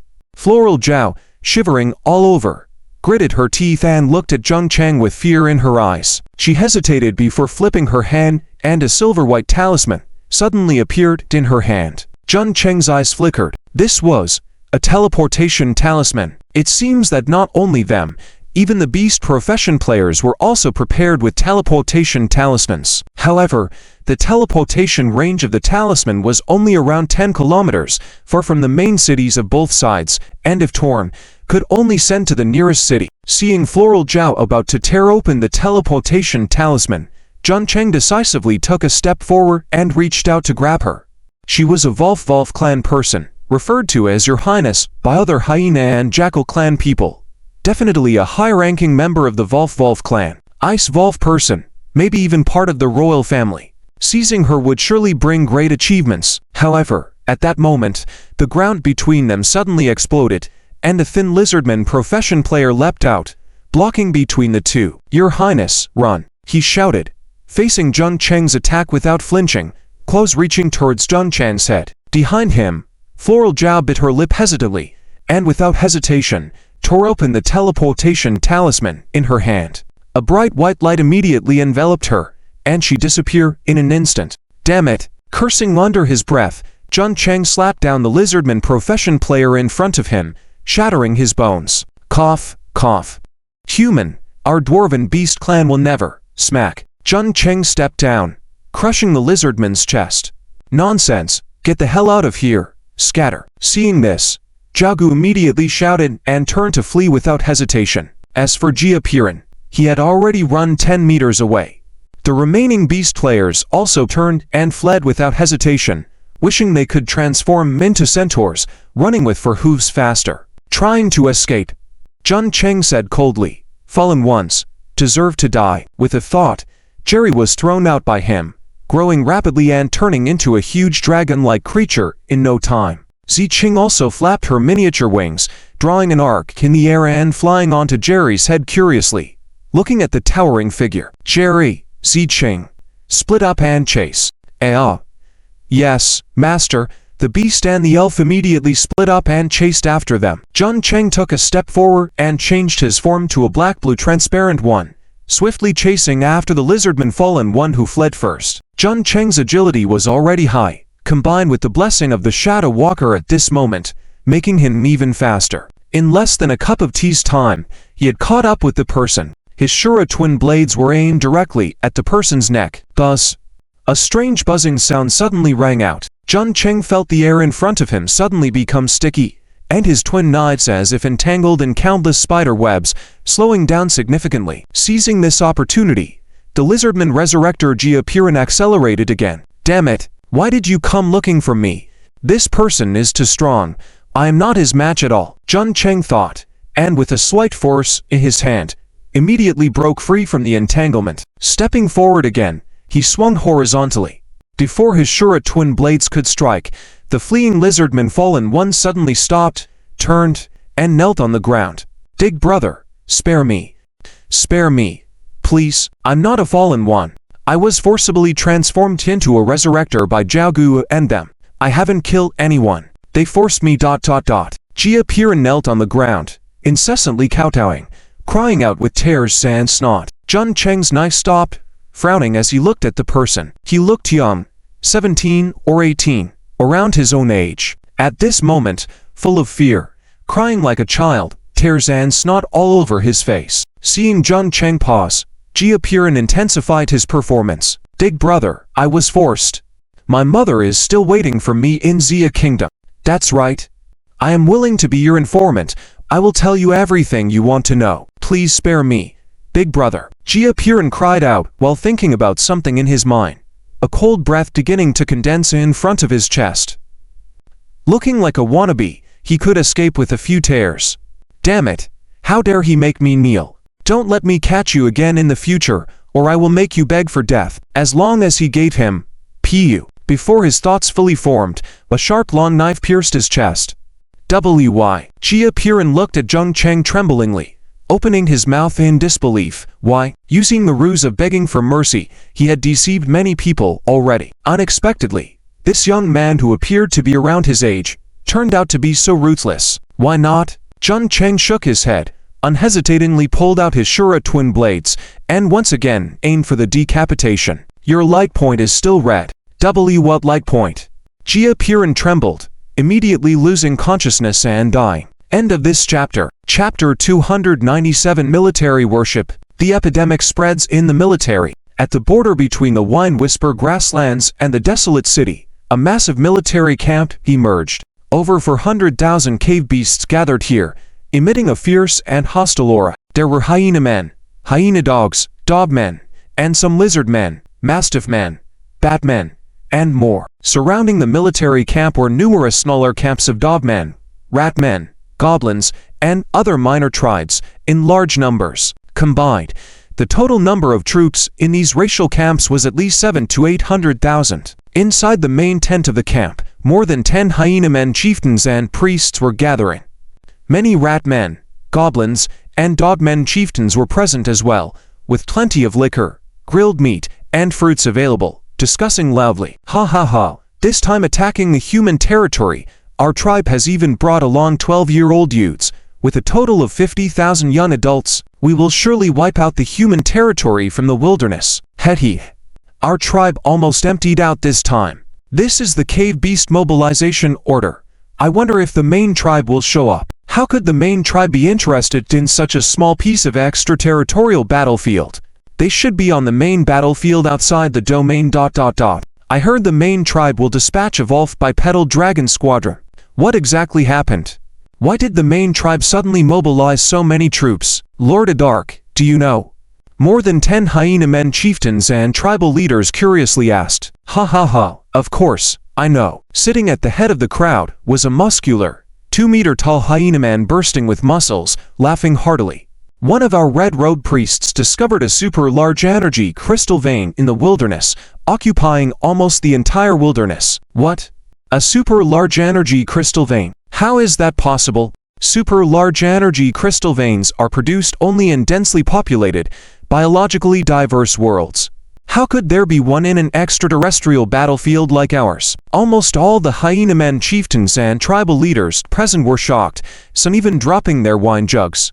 Chieftain Adark continued, this cannot be false. To hide the news of this vein, the main tribe even dares not to mobilize troops on a large scale, only dispatching a bipedal dragon squadron to quietly drive away the Blue Star human tribe and monopolize this extraterritorial battlefield. As long as we occupy the wilderness and seize this energy crystal vein, our tribe's strength will increase several times, and our smaller tribes will also perform great deeds, and we are likely to receive significant rewards. Ha ha ha. Suddenly, a ratman chieftain with two long mustaches asked, Lord Adark, where exactly is this super-large vein located? Adark frowned but still said, Sko, this is our tribe's secret. It's better if you don't inquire about it. This information was only leaked to you slightly by the main tribe to stabilize morale. Also, the main tribe has made it clear that once we secure the entire wilderness, they will choose 3 races to rule over the wilderness, becoming the mother star of each race. What? Mother star? Is the main tribe really willing to do this? Our tribe will prosper. The excitement was palpable among the present individuals. For this group of subordinate small tribes belonging to powerful races, having their world, plane, or planet of their own would be a massive reward. Having a planet of their own would greatly enhance their tribe's strength. However, for weaker tribes, wanting to possess a plane world on their own would be like a pipe dream. But now, the main tribe actually agreed to grant the wilderness, even if shared by 3 races. It was still a pleasant surprise for them. Adark's eyes were extremely excited. In this battle, our cave beasts will definitely drive out the Blue Star human tribe. How could the mere Blue Star human tribe be our match? A group of hyena men chieftains and tribal leaders were swept up in the heat of the moment, all becoming excited. Kill them all. Drive them out. A super-large energy crystal vein. No wonder this world is mostly wilderness, with the few forests all surrounded by forests of iron trees and thorn trees. Wait. Could it be that the super-large energy crystal vein is beneath the colorful forest? Hush. Silence. Adark stood up suddenly and said loudly, This battle also has another mission, the training of the main tribe's newest generation of ancestral bloodline inheritors.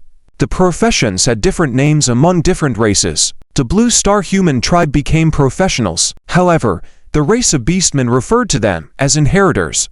They were offspring inheriting the abilities and talents of their ancestors. The main tribe has more than 100 inheritors entering the wilderness for training, clashing with the so-called professionals of the Blue Star human tribe. The group was discussing when a messenger rushed in, nervously saying, Chieftain, our military teleportation formation has suddenly been activated. What?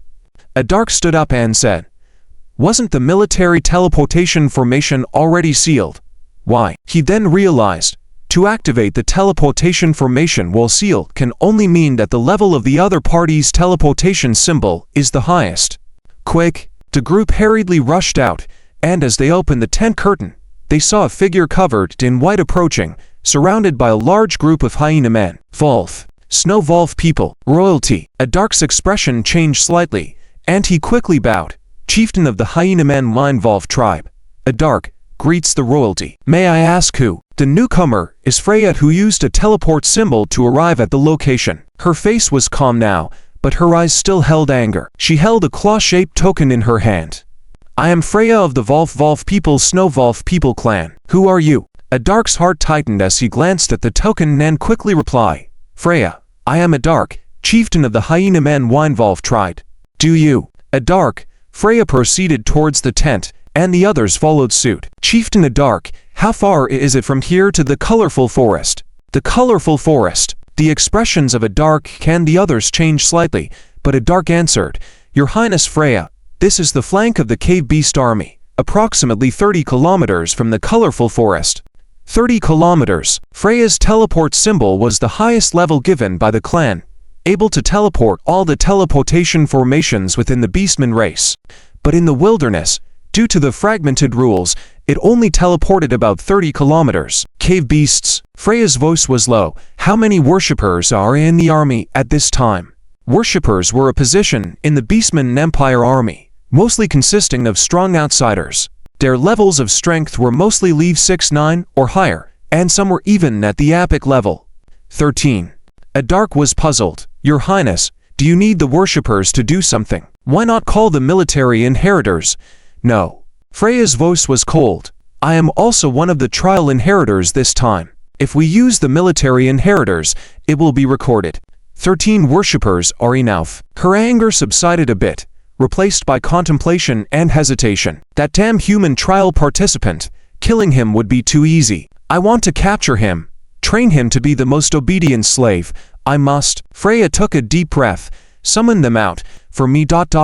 Before she could finish her sentence, a messenger rushed in hurriedly. Chieftain, a dark frown, and said, What's the matter? And why are you so? It's fine. Freya said, What's happening that you're in such a rush? The messenger nervously said, Your Highness, Chieftain Ahmad of the Blood Hyena tribe requests an audience. Ahmad, please bring him in. Soon, the dusty Ahmad rushed in, exuding a bloody smell. Ahmad, why are you like this? Weren't you sent to the colorful forest?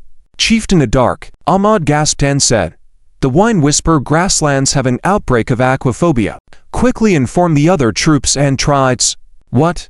Aquaphobia. Adark hadn't heard the end of Ahmad's statement before the entire tent exploded in chaos, especially the hyena men, dog men, and hyena dog priests, who were pale with fear. The lizard men, bat men priests, and chieftains looked panicked and subconsciously distanced themselves from the hyena men, dog men. Freya's face turned sour as she said, Is this true? It's true. Ahmad gritted his teeth. Under the main tribe's command, Blood Hyena tribe went to hunt down a human dragon knight. Little did we know an aquaphobia outbreak occurred in the colorful forest region. More than 500 warriors from our tribe returned, but only 100. What? Aquaphobia. Aquaphobia is a deadly plague for my dogmen. Chieftain Adark, what should we do? Adark's heart began to race, and he instinctively turned to Freya, asking, Your Highness Freya, what should we do? Although Freya was a Snow Volf from the Volf tribe, an inheritor, she was young and had never experienced such a situation. But beside her, a middle-aged priest stepped forward. Great Chieftain, if the aquaphobia outbreak in the Wine Whisper grasslands is true, the most important thing is to prevent the other tribes of hyena men from entering the military camp. Yes, yes. Adark quickly shouted. Someone to hyena men ran in. Chieftain, pass down the order. Seal the camp. No one is allowed to leave. And any other hyena men, hyena dogs, and hyena dog tribes coming to join, let them camp outside and not enter the military camp. Yes, Chieftain. Also, send word to the main tribe. Aquaphobia is a matter that could spread throughout the entire Wine Whisper grasslands. It must not be hidden from the main tribe. Yes, priest. Also, the priest continued, quickly summon several tribal doctors. Only they can solve aquaphobia. Send an inspection team to follow the doctors and obey their commands. Whatever the doctors say, do it. Yes. And more. The priest stared at Ahmad. Lock up Ahmad. No one is to approach him. And also detain all the tribal messengers who came to convey the message. They are all to be detained and not allowed to enter the military camp. What? Several chieftains were shocked. Ahmad had been running all day to deliver messages to them. How could? Ahmad calmly said, "The priest is right. I came from outside, and it is very likely that I have already been infected. I indeed need to be detained." Good. Adark said, "Ahmad, as long as things settle, I'll treat you to a drink." "Thank you, great chieftain." Then the priest added, "The hidden outbreak period of aquaphobia is 7 days. As long as Ahmad remains unharmed during those 7 days, he can be released. At that moment, another hyena man rushed in, looking disheveled. "High priest, something terrible has happened." "What's going on?" "Ahmad's group of tribesmen have gone mad. They bit many of our people, and Ahmad's raid wolf has already killed over a dozen raid wolves." What? End of this chapter. Colorful forest. Jun Cheng put away his Shura twin blades and has slaughtered all the cave beastmen successors who were chasing him, as well as the fallen organization Beastlust reincarnates. Jerry and Ziqing are also on their way back. With a wave of his hand, he trapped all the members of the fallen organization Beastlust in his spatial ring. He also took off the left ear of the remaining cave beastmen's corpses as military merit. The powerful outsiders who were chasing me had been killed. It's time to return to the power range of the wilderness city. I wonder where Zizu and the others are now. Just then, a message suddenly popped up in his mind. Detected that you have completed the minimum requirements for the level 39 breakthrough mission. Do you want to submit the mission? Please note that your level will increase to level 40 after submission, and you will also gain new professional skills. If you choose not to submit, you can continue to accumulate mission requirements to improve the quality and grade of the final professional skills you learn. After hearing the system's prompts, Jun Cheng naturally chose to continue accumulating. My soul power hasn't stopped. It seems the rabies outbreak technique is still working. I wonder how many people will die from this terrifying virus targeting canine beastmen this time. Just as he thought this, the nearby big tree suddenly moved without whine, immediately putting Jun Cheng on alert. At the same time, a faint message came from this big tree. Blue star people ... I am top 10 sub-dragons. RESCUE coordinates. Jun Cheng's eyes flashed. Someone is asking for help. Top 10 sub-dragons ... are those of the same race who participated in the top 10 sub-dragons competition. Controlling the big tree to spread messages, a plant controller, or could it be Kui Xiabing? Has she been randomly transported to the cave beastman's territory? Among the young strong of the entire Blue Star people, perhaps only she has this ability. He made a quick decision and jumped onto Jerry's back, rushing towards the coordinates sent by the big tree. Regardless, Kui Xiabing is also his classmate and a fellow member of the same race, so he naturally has the obligation to rescue her. At the same time, at the military camp on the border of the Wine Language Prairie and the Wilderness City, another disaster is unfolding.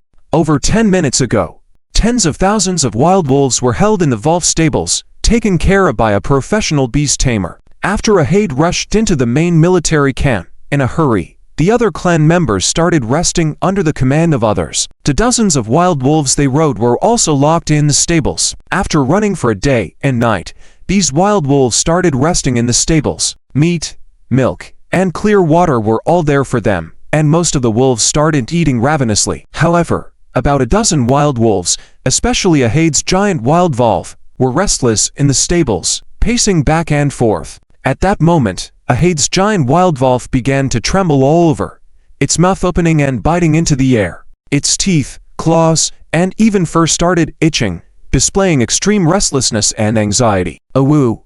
Awoo! Soon, the giant wild wolf became ferocious, pouncing and biting the nearest mother wolf. Awoo! The mother wolf let out a wail of pain, startling the other wolves. Before they could react, the giant wild wolf abandoned the injured mother wolf and charged at the other wolves.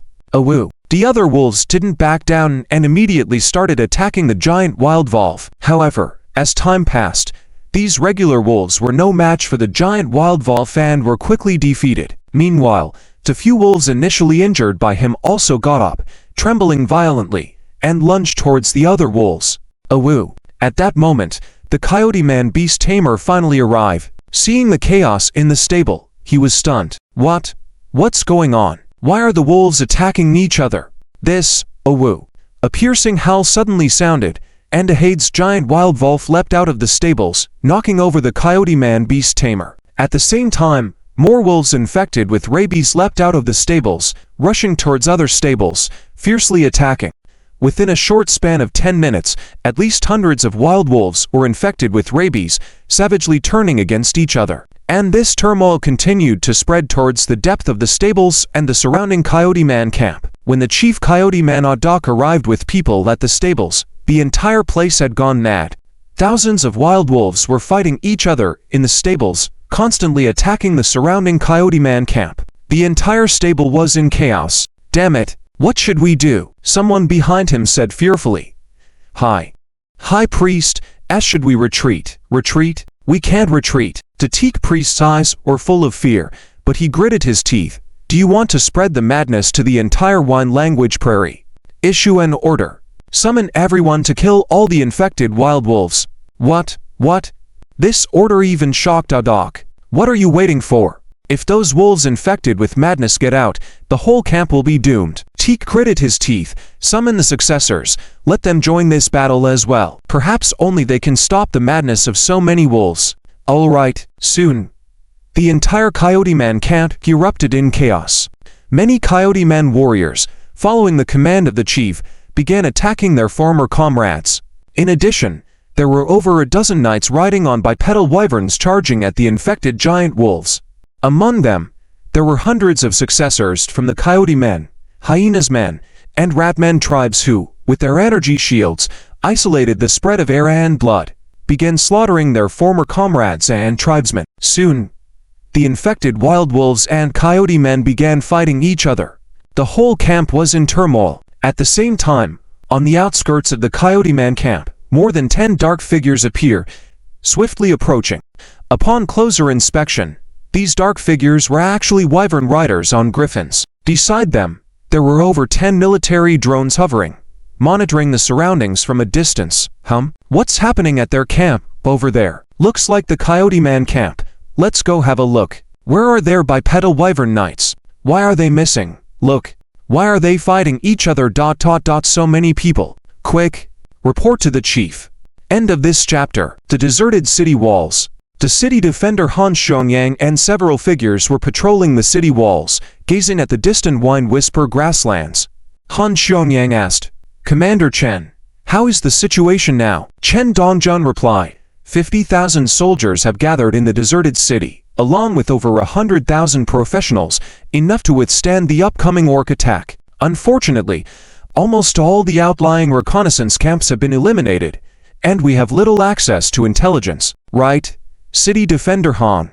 Chen Dongjun inquired. Has the Night Watchman discovered the reason for the sudden orc attack? No. Han Xiangyang shook his head. The Night Watchman reported that the enemy arrived too quickly. Their men couldn't infiltrate the army camp, and they only know that this time the cave orcs almost mobilized their entire tribe, even sending out large forces from the goblin and orc tribes they had subjugated. What do they want to achieve? Chen Dongjun frowned at the distant wolfmen's large army. He sneered. The time since the discovery of the wilderness has not been more than a year. We are destined to battle the cave orcs.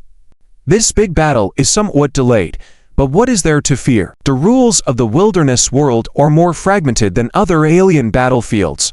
Although heavy weapons like heat missiles still cannot be used, the military's standard firearms are ready. In this battle, we must severely defeat the orc tribe or face endless trouble. Several days ago, the cave orc army had reached the edge of the Wine Whisper grasslands and stationed themselves there. A huge camp spanning over 10 kilometers emerged before the deserted city residence. According to reconnaissance reports from the Griffin Knights, the wolfmen kept gathering towards this location. Outside the camp, Wolf cavalry roamed, making it difficult for the deserted city's reconnaissance teams to get closer. On both sides of the main battlefield, the cave orc tribe had already engaged in several major battles, with casualties on both sides. However, they still held some advantage by utilizing firearms.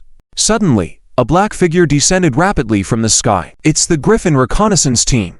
Soon, a Griffin Knight landed beside Han Xiangyang and Chen Dongjun. City Defender. General. The Griffin Knight respectfully reported. there was an incident at the 9 o'clock direction Wolfman camp of a cave orc army. Many wolfmen are killing each other in a frenzy. A riot has broken out. What did you say?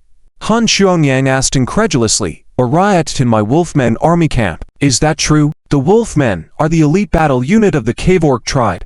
How is this possible? The Griffin Knight sighed. City Defender, I can't believe it myself, but it's true. The wolfmen camp is really in chaos. Many wolfmen and wolves are fighting each other, acting as if possessed. This is the video footage we captured. The Griffin Knight presented a video taken by an unmanned drone. In the video, numerous wolfmen were indeed killing each other, a brutal and intense scene, especially the hundreds of wolves behaving crazily. Is this a trap? No, the Griffin Knight answered. The entire camp is genuinely chaotic, with significant casualties. Han Xuanyang rubbed his temples and said, let's go. Let's see it for ourselves. Chen Dongjun laughed heartily. Since the city defender wants to go, this old man will accompany you. Soon, there were over 10 figures soaring into the sky from the deserted city walls, flying towards the wolfmen camp. Griffins, bipedal wyverns, skywing dragons, and other mounts. After half an hour, they approached the wolfmen camp. At this moment, the entire wolfmen camp was on the brink of collapse. From the vantage point of Han Xuanyang and the others, the entire wolfmen camp was in turmoil. Thousands of wolves were rampaging in the camp, viciously tearing apart their wolfmen comrades.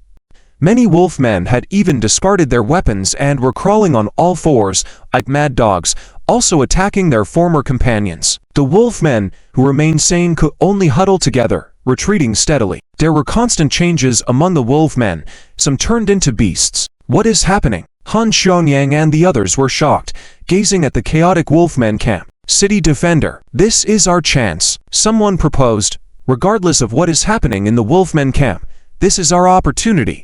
By sending out the cavalry, we could defeat the entire wolfmen camp in a short time. Han Xuanyang looked at the chaos in the wolfmen camp and glanced at Chen Dongjun, full of inquiry. Chen Dongjun pondered and said, I once participated in battles with orcs outside the domain. Their attacks were savage, without strategy, only brute force. So this is not a strategy, it seems to be an internal issue within the wolfmen. I see, I will give the order immediately. Han Xuanyang made a quick decision. He retrieved a sound transmission talisman from his backpack and, after a few moments, the talisman turned into a flame and dissipated. In the distant deserted city, over 10 gates opened. 100,000 cavalry rapidly surged out, heading towards the wolfmen camp. Many professionals within the deserted city also received the news promptly. What's going on? The official forces from the deserted city are taking the initiative. I heard that there's chaos in the wolfmen camp. The entire army is in chaos. Really? This is our chance. Ha ha. Follow the official forces, quickly. Let's kill the wolfmen. Tens of thousands of professionals excitedly rushed out of the deserted city, heading towards the wolfmen camp. After more than half an hour, the outlines of the wolfmen camp finally appeared before the deserted city cavalry. The camp was engulfed in flames, with the sounds of battle filling the air. Facing them, the camp vent suddenly opened, and a dense mass of wolfmen rushed out. Strangely, all these wolfmen were running on all fours, ravaging and unarmed, like a pack of wild dogs. Open fire. Attack freely. Attack freely. A commanding officer gave the order, and tens of thousands of firearms, improved by alchemy, erupted, shooting out fiery streaks, bringing down the leading wolfmen. However, these wolfmen, like mad dogs, continued to charge forward, roaring without any fear or protection. In the air, a large number of Griffin Knights also launched attacks on the wolfmen on the ground. Han Xuanyang and the others continued to observe the wolfmen camp from above. Besides the wolfmen charging out in frenzy towards the deserted city side and engaging with the human forces, on the other side, many wolfmen and dog-headed beings were fleeing desperately towards the Wine Whisper grasslands. Behind them, more crazed wolfmen and wolf mounts chased them in a frenzy. Meanwhile, other cave orc army camps in the distance, for some reason, did not send troops to resist their attacks, but turned to flee. Some camps even abandoned their supplies and tents and retreated on their mounts. The entire Wine Whisper grasslands were filled with fleeing wolfmen, hyena men, and other cave orc tribespeople, resembling a group of black ants from a distance. Something's wrong. Han Xuanyang finally noticed the anomaly, his face turning pale. This isn't a wolfman race riot, it's madness, right? It's a form of madness from the canine family. It's rabies. Damn. The wine whisper grasslands have erupted with rabies. Chen Dongjun's face also changed drastically. Rabies? This widespread epidemic must be an extraordinary rabies virus, just like during the Great Calamity over 300 years ago. Retreat. Quick retreat. Return to the deserted city. Activate the city defense formation and don't allow any alien races to enter the city. Also, inform the remaining troops outside the city to garrison on site without launching any offensives. Han Xiongyan's face changed, muttering, "The rabies virus. This dreadful virus capable of exterminating canine species." End of chapter. Chapter 300. Batman, Spider-Man. Strong charge in the valley. What on earth is happening? In the wilderness, Yao Jixu, Keiji, and others looked in shock at the hyena people and hyena dog people frantically fleeing in the distance. Just half a day ago, they were still fighting each other. Who would have thought that this group of people would suddenly turn and run, some even crawling on all fours on the ground in a frantic escape, fearing falling behind others? I have no idea. Keiji scratched his head. Could it be that my mighty strength has shocked them, prompting them to flee for their lives? Go away. Yao Jixu snapped. It should be that something went wrong within the cave beastman tribe. Chu, however, seemed to have guessed something as he gazed at the scattered cave beastmen fleeing in the distance. How do you know? Zhuan Shui asked strangely. Maybe we have reinforcements, or our human army has won the main battle. Impossible. Chu shook his head, pointing at the fleeing cave beastmen in the distance. Look at the direction they are running. They are not all heading in the same direction, but scattering and fleeing away from their comrades. The reason for doing this is to prevent the other party from following them, or to fear being assassinated by the other party. But how could this be possible? I can only speculate that there was some issue within their group, causing the cave beastmen not to dare approach each other. Could it be a plague? A plague? The group looked at each other. Only Yao Jixu suddenly brightened up and whispered, "Jun Cheng, is it you?" Suddenly, at that moment, a voice message symbol carried by Yao Jixu shot out, burning violently. Zhejiang Xiao's urgent voice came from it. "Jixu, Purple Poppy has received a distress signal from the variegated forest. Jun Cheng might be there. Hurry to this coordinates at the fastest speed." In addition, an outbreak of rabies plague has occurred in the cave beastman tribe. This virus poses a great threat to us humans as well. The competition of the top 10 hidden dragons is temporarily suspended. Await further orders. The rest of you, return to the desolate city at the fastest speed and do not go out. Upon hearing the information from the voice message symbol, the group looked at each other. They never expected that the long-prepared competition of the top 10 hidden dragons would stop so suddenly. Yao Jixu made a quick decision. "I will go to the variegated forest to support. You all go back first." "Wait, I'll go too," Keiji suddenly said. "Cheng Zhane is there. How can I abandon him?" "We also." Zhuan Shui was about to say something but was interrupted by Yao Jixu. "Among us, only Keiji and I have flying abilities. The rest of you can't fly, so return to the desolate city at the fastest speed." The group wanted to say something more but was interrupted by Chu. "Listen to the deputy captain. With such a big incident in the wilderness, I suspect it might be related to Captain Zhang Cheng as well." "What?" Minutes later, Yao Jixu, enveloped in a fierce snowstorm, flew at top speed towards the variegated forest. Following behind her was a huge rooster. ***** a day later. Nameless Valley ****. This place is located deep in the variegated forest, surrounded by dense forests. The cave beastmen under the leadership of the lizardman Chief Komoro, who were ordered to hunt down other Blue Star Tribe probationers, have not been affected by the rabies virus from the outside world. They were still surrounding several human professionals led by Kui Xiabing. Among the crowd were not only hyena people, hyena dog people, and lizardmen, but also several other foreign figures. The slender figure, pale face, and red-tinted pupils of the bat people. And the Spider-Men with strange black and white patterns all over their bodies, with an additional 4 limbs on their backs, besides the 4 limbs. These 2 races are powerful races within the cave beastman tribe, especially the bat people, who proclaim themselves as the leading race within the tribe. In addition to being able to awaken as different inheritors, they also inherit the racial talents of their own tribe. Sonic vibrations.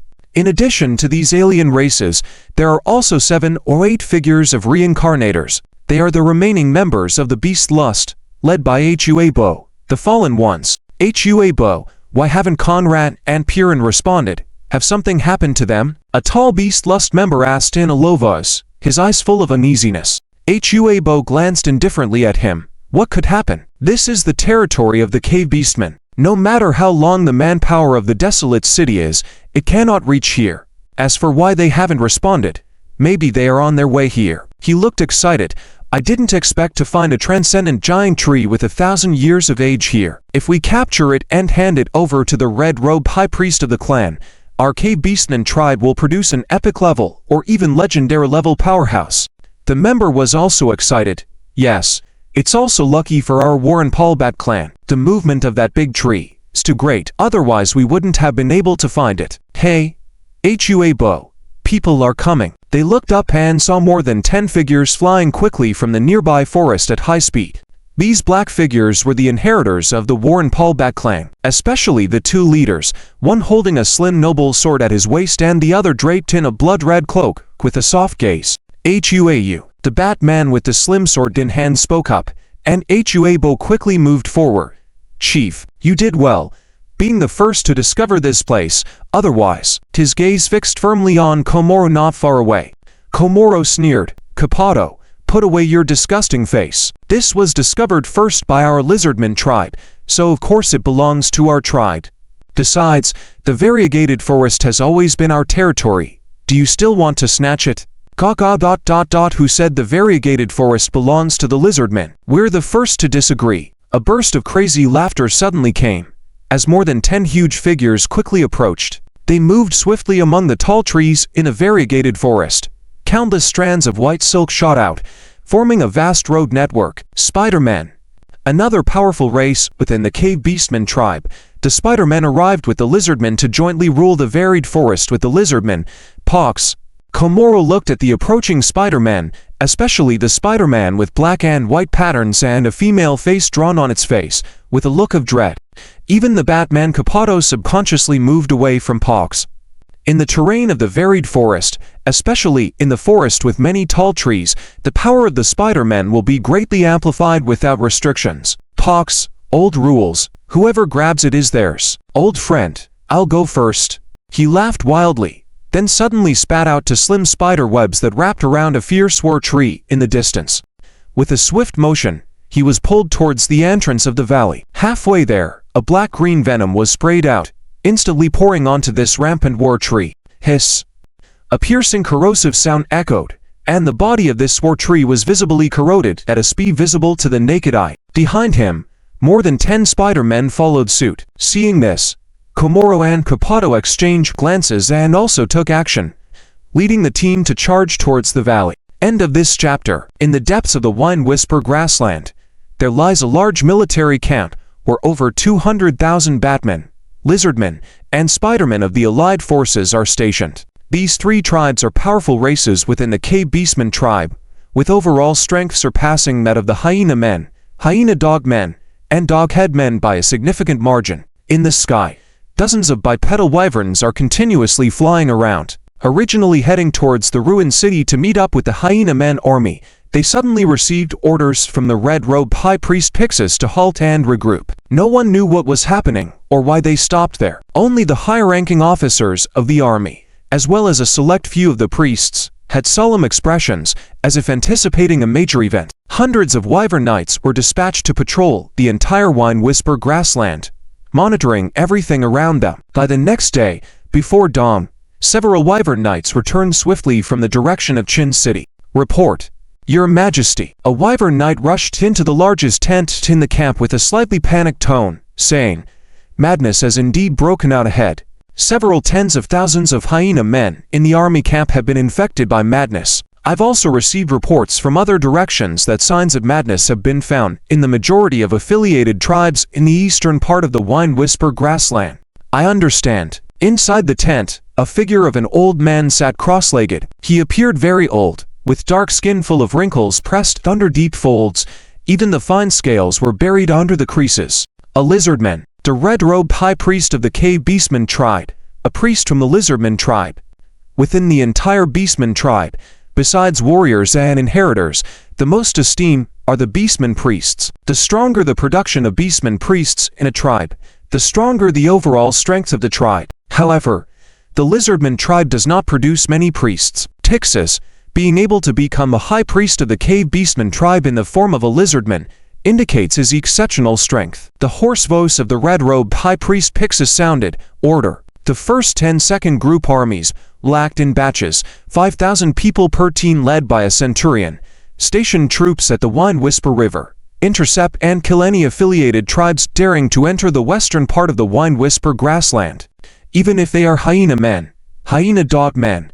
As long as injuries or signs of madness are detected, they must be killed on sight. The kneeling Wyvern Knight felt a shock in his heart but still gritted his teeth, saying, "Yes, Your Majesty," and dispatched a squads of wyverns to the eastern part of the Wine Whisper grassland to order all affiliated tribes of hyena men, hyena dog men not to leave their tribe. Those who disobey will be sentenced to extermination. Yes, Your Majesty. Soon, the large army of lizardmen, Batmen, and Spidermen began to act, spider riders on giant spiders, lizardmen riding under dragons rushing out of the camp, transforming into a line of black dragons heading in all directions of the Wine Whisper grassland. They were the cavalry of the first and second group armies, under the command of the red-robed high priest, to set up a blockade at the Wine Whisper River as ordered, preventing anyone from crossing the river.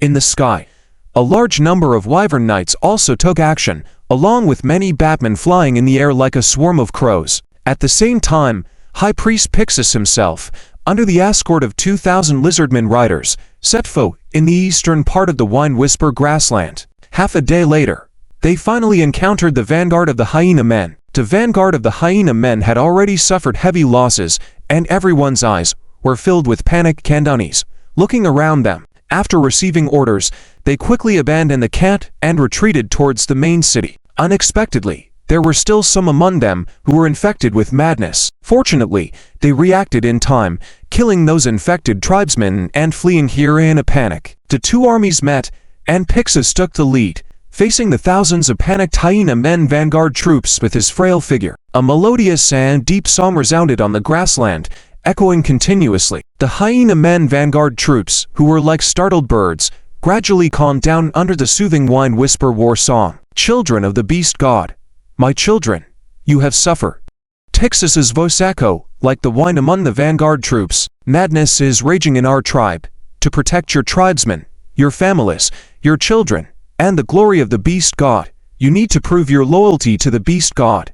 The voice of the red-robed high priest Pixis resonated in the minds of every hyena man. "The Beast God needs you to stay on the eastern bank of the Wine Whisper River, to kill all those infected with madness, anyone who dares to cross the Wine Whisper River." A golden force of war song suddenly surged from Pixis and fell onto the thousands of hyena men vanguard troops. This was the most basic and simple spiritual battle song in the Beastmen priest's repertoire, a secret soothing song that resonated with the listeners, comforting the departed souls, soothing the wounded souls, and restraining wild thoughts. Under the influence of Pixis's spiritual battle song, the eyes of these thousands of hyena men all became respectful and resolute. Almost everyone knelt down, respectfully saying, "We will obey the divine decree." Soon, these thousands of hyena men knights, in groups of 100 each, patrolled the eastern part of the Wine Whisper grassland and the surroundings of the Wine Whisper River, faithfully carrying out the tasks assigned by the red-robed high priest. On the other side, the Guardian Knight supported Pixis back to the camp. "Your Majesty, are you all right?" "I'm fine." Pixis shook his head and said, "Order all Guardian Knights and Wyvern Knights to return to the eastern bank of the Wine Whisper River." The Guardian Knight hesitated. "What about the third group army?" "The third group army," Pixis said coldly, "order them to eliminate all hyena men, doghead men, rathead men tribes within a 50-mile radius east of the Wine Whisper River, slaughtering them all. Prevent anyone from crossing the Wine Whisper River." "What?" The Guardian Knight trembled all over, unable to believe his eyes. "Your Majesty, are you really going to do this? There are tens of thousands of people." "Hehe," Pixis said coldly, "the horror of madness, something you young people cannot understand. This kind of madness not only affects the hyena men, but even our main tribe, the Wolf men, Rhine lions, and Tagartiger tribes are highly susceptible. In order to protect our tribesmen, as well as the entire Cave Beastmen tribe, we can only sacrifice them. In addition, Pixis closed his eyes. After completing the mission of the 3rd Group Army, they can stay east of the Wind Whisper River with the vanguard forces. Yes, yes. After receiving this order, the entire 3rd Group Army could hardly believe their ears. After confirming the order repeatedly, the Lizardmen forces of the Cave Beastmen 3rd Group Army, along with the over 10,000 hyena men cavalry of the vanguard troops, immediately turned into ferocious snakes and charged towards the tribes of the Doghead Men, Rathead Men, and others within a 50-mile radius east of the Wind Whisper River. They were not on a rescue mission but a slaughter mission. End of this chapter. When Zheng Cheng arrived at the location where Da Shu sought help, what met his eyes was a forest on the verge of riot. Dozens of towering trees reaching up to 30 to 40 meters, or swinging vines and roots, continuously strangling lizard people, hyena people, and spider people who were launching assaults from the ground. The ground was covered in blood and corpses, almost staining the entire forest. Amidst the chaotic crowd, the silhouettes of dozens of bat people and spider people stood out distinctly. Some were soaring with wings outstretched, mouths open, emitting strange ripples that exploded loudly upon hitting the trees, turning into a sky full of tree debris. Others were spitting out almost transparent threads, pulling their own forms, continuously penetrating through the forest. The vines and roots of the large trees posed no threat to them. Some vines of the large trees would suddenly break when attacking within a meter of their forms, as if there were countless invisible threads surrounding their bodies. These threads were extremely sharp, incredibly tough, and could even cut through steel. With the joint attack of these two groups, they quickly broke through the blockade of the large trees outside the valley and rushed into the middle of the valley. Outside the valley, there were still a large number of people from different races fighting, entangling the large trees to prevent them from returning to the valley. Seeing this scene, Zheng Cheng decisively patted Jerry's head without hesitation, and Jerry's form suddenly soared into the sky. Mist. A dense mist. Inside the valley, it was actually covered by a thick fog, making it impossible to detect any figures inside. However, this fog was of no use to him. The central radar life monitoring technique was activated, and the positions of all enemies within the valley immediately appear in his mind. Aside from these red dot enemies, there were over 10 green dots engaging in combat with them, and soon 2 green dots were extinguished. Teammates, or rather, students from the Imperial Capital National University participating in the top 10 Dragon Slayer competition. Moving deeper, a green dot and a more profound yellow dot of light appeared. Kui Xiabing, and 1,000-year-old ancient tree. Is this Kui Xiabing's doing? She is surrounded here, lucky to have discovered 1,000-year-old ancient tree, wanting to take this ancient tree away. Zheng Cheng quickly made a decision in his mind, immediately patting Jerry's head and saying, "Jerry, your target is too big, so go back first." With a flash of light, Jerry's massive body disappeared, and Zheng Cheng's figure descended from the sky. Like a giant eagle, Z King's figure suddenly flew out, and behind Zheng Cheng, a pair of dark wings appeared, stabilizing his form and landing steadily on the large tree. Swish, swish, swish. In the dense fog, a spider person with 4 limbs suddenly shot out from behind. Opening its mouth, a dense spider web shot out, immediately covering 2 figures in front. The silk threads were tougher and sharper than steel. One of the 2 figures shot out a fire dragon, which was instantly strangled into a sky full of sparks as soon as it touched the silk thread. Retreat. Retreat quickly. Head to the war ancient tree. The 2 exclaimed, hastily retreating. However, how could the spider person give them a chance to escape? With a pull of the silk thread, the entire figure of the person swiftly descended. Ha ha ha. Die. Humans. Gr tilde at that moment, he suddenly felt a sharp pain in his stomach, causing his figure to hunch in midair. What's happening to me? Why? Puff. Before he could finish speaking, a black figure descended from the sky, instantly piercing the spider person with a pair of Shura twin swords. With a bang, the 2 landed, also putting a stop to the fleeing figure. Reinforcements. Yer. Zheng Cheng. Zheng Cheng stood up, shaking the blood off the Shura twin swords in his hands. He then performed a random dissection technique, obtaining a spider person venom sac and collecting DNA molecules belonging to the spider person. Do you know me? One of them asked with a wry smile. You are a prominent figure at school. How can no one know you? I'm Chen Hanyu, and he is Lin. Thank you for saving us, Jun Cheng said. Let's cut to the chase. What exactly happened here? Chen Hanyu explained.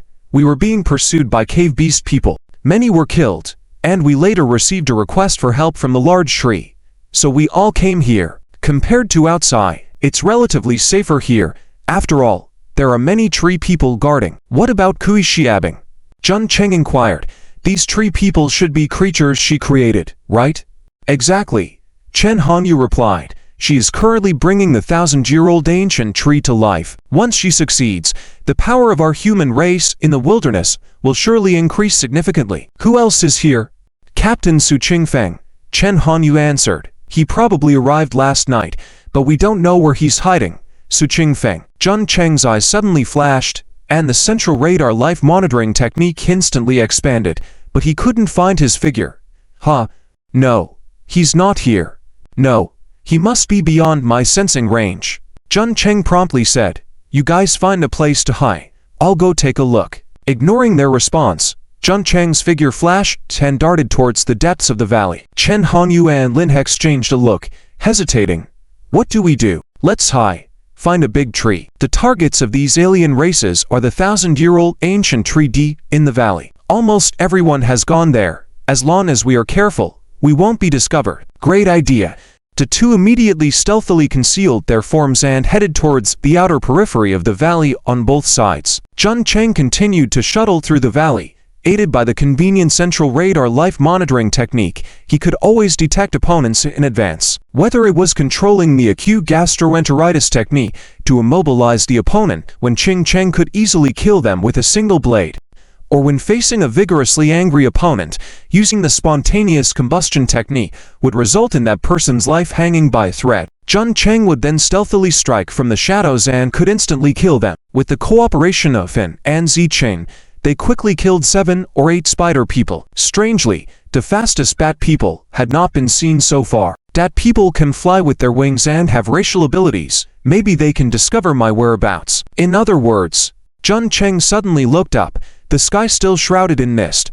But with the help of the central radar life monitoring technique, he could clearly sense that 2 figures had already surrounded him. That people, in the fog, 2 bat people with black bodies and double wings floated in the air. With their mouths slightly agape, ultrasound waves imperceptible to the naked eye continuously emanated, then detected by their eyes. There's a human powerhouse below who has already killed 7 spider people. Let's team up and kill him. Agreed. The 2 nodded, their slender eyes suddenly turning slightly red. Opening their mouths, ultrasound waves slowly emanated. The surrounding mist had no reaction. With the speed of sound being extremely fast, it spread to Jun Cheng's side almost instantaneously. Ultrasound vibrations. Besides flying, this race could also use ultrasound vibrations to penetrate any part of the target's body and adjust it to the same frequency as the target's vibrations, ultimately destroying any substance within the target's body to achieve the purpose of killing. Suddenly, the faces of the 2 changed dramatically, and the figure on the ground suddenly moved. A green figure suddenly flew out from below, pointing a palm-sized wand at the 2. Spontaneous combustion technique. Doom. End of this chapter. Report. Pixar's High Priest. A lizardman cavalryman rode quickly to the front of Pixar and blocked his path. Pixar's voice sounded weak, as using the spiritual war song that could envelop tens of thousands of werewolf troops at once had taken a toll on him, despite his strength. What is it? Pixar did not get off his vehicle, but asked. The lizardman cavalryman said, Princess Freya of the Snowwolf tribe requests an audience. Princess Freya? Pixar's tone halted for a moment, then he quickly said, Please. Soon, a disheveled Freya, accompanied by a tall wolfman covered in black fur, joined Pixar amidst the many lizardmen cavalry. As one of the 12 high priests of the Cave Beast Clan, Pixar technically didn't need to show much respect even when facing the royal family of the Wolf, but Freya was after all the princess of the Snowwolf tribe, so he appeared to greet her. Freya, meet Pixar, the high priest. After seeing Pixar, Freya's tone also became very respectful. Pixar opened his arms and made a special gesture of respect. Thanks to the beast god, my child, you have returned safely. Now, Most of the Wind Whisper grassland is covered by the terrifying rabies virus. It's truly fortunate that you are unharmed, Princess Freya. Freya also smiled wryly and said, I never expected to encounter such a situation. The werewolf count is no more, and I lost contact with Odok on the way. If it weren't for encountering the Wandering Wolf tribe members, I would have been in a dire situation. The Wandering Wolf. Tixar looked towards the tall wolf man beside Freya, a glint passing through his eyes as he nodded gently. Child, the Beastmen Empire always welcomes wandering children. Since you saved Princess Freya this time, I will personally preside over your baptism. Before the sentence could finish, a purplish red light suddenly descended from the sky, enveloping the tall wolf man beside Freya. Sluggish light halo. Get him. As the words fell, everyone present was momentarily stunned. That the tall wolf man beside Freya roared, leapt forward towards Pixar. Midway, his claws extended, becoming extremely sharp, and fiercely clawed in front of Pixar. It's useless, child, Pixar said, indifferently. You have courage, daring to approach me through Princess Freya.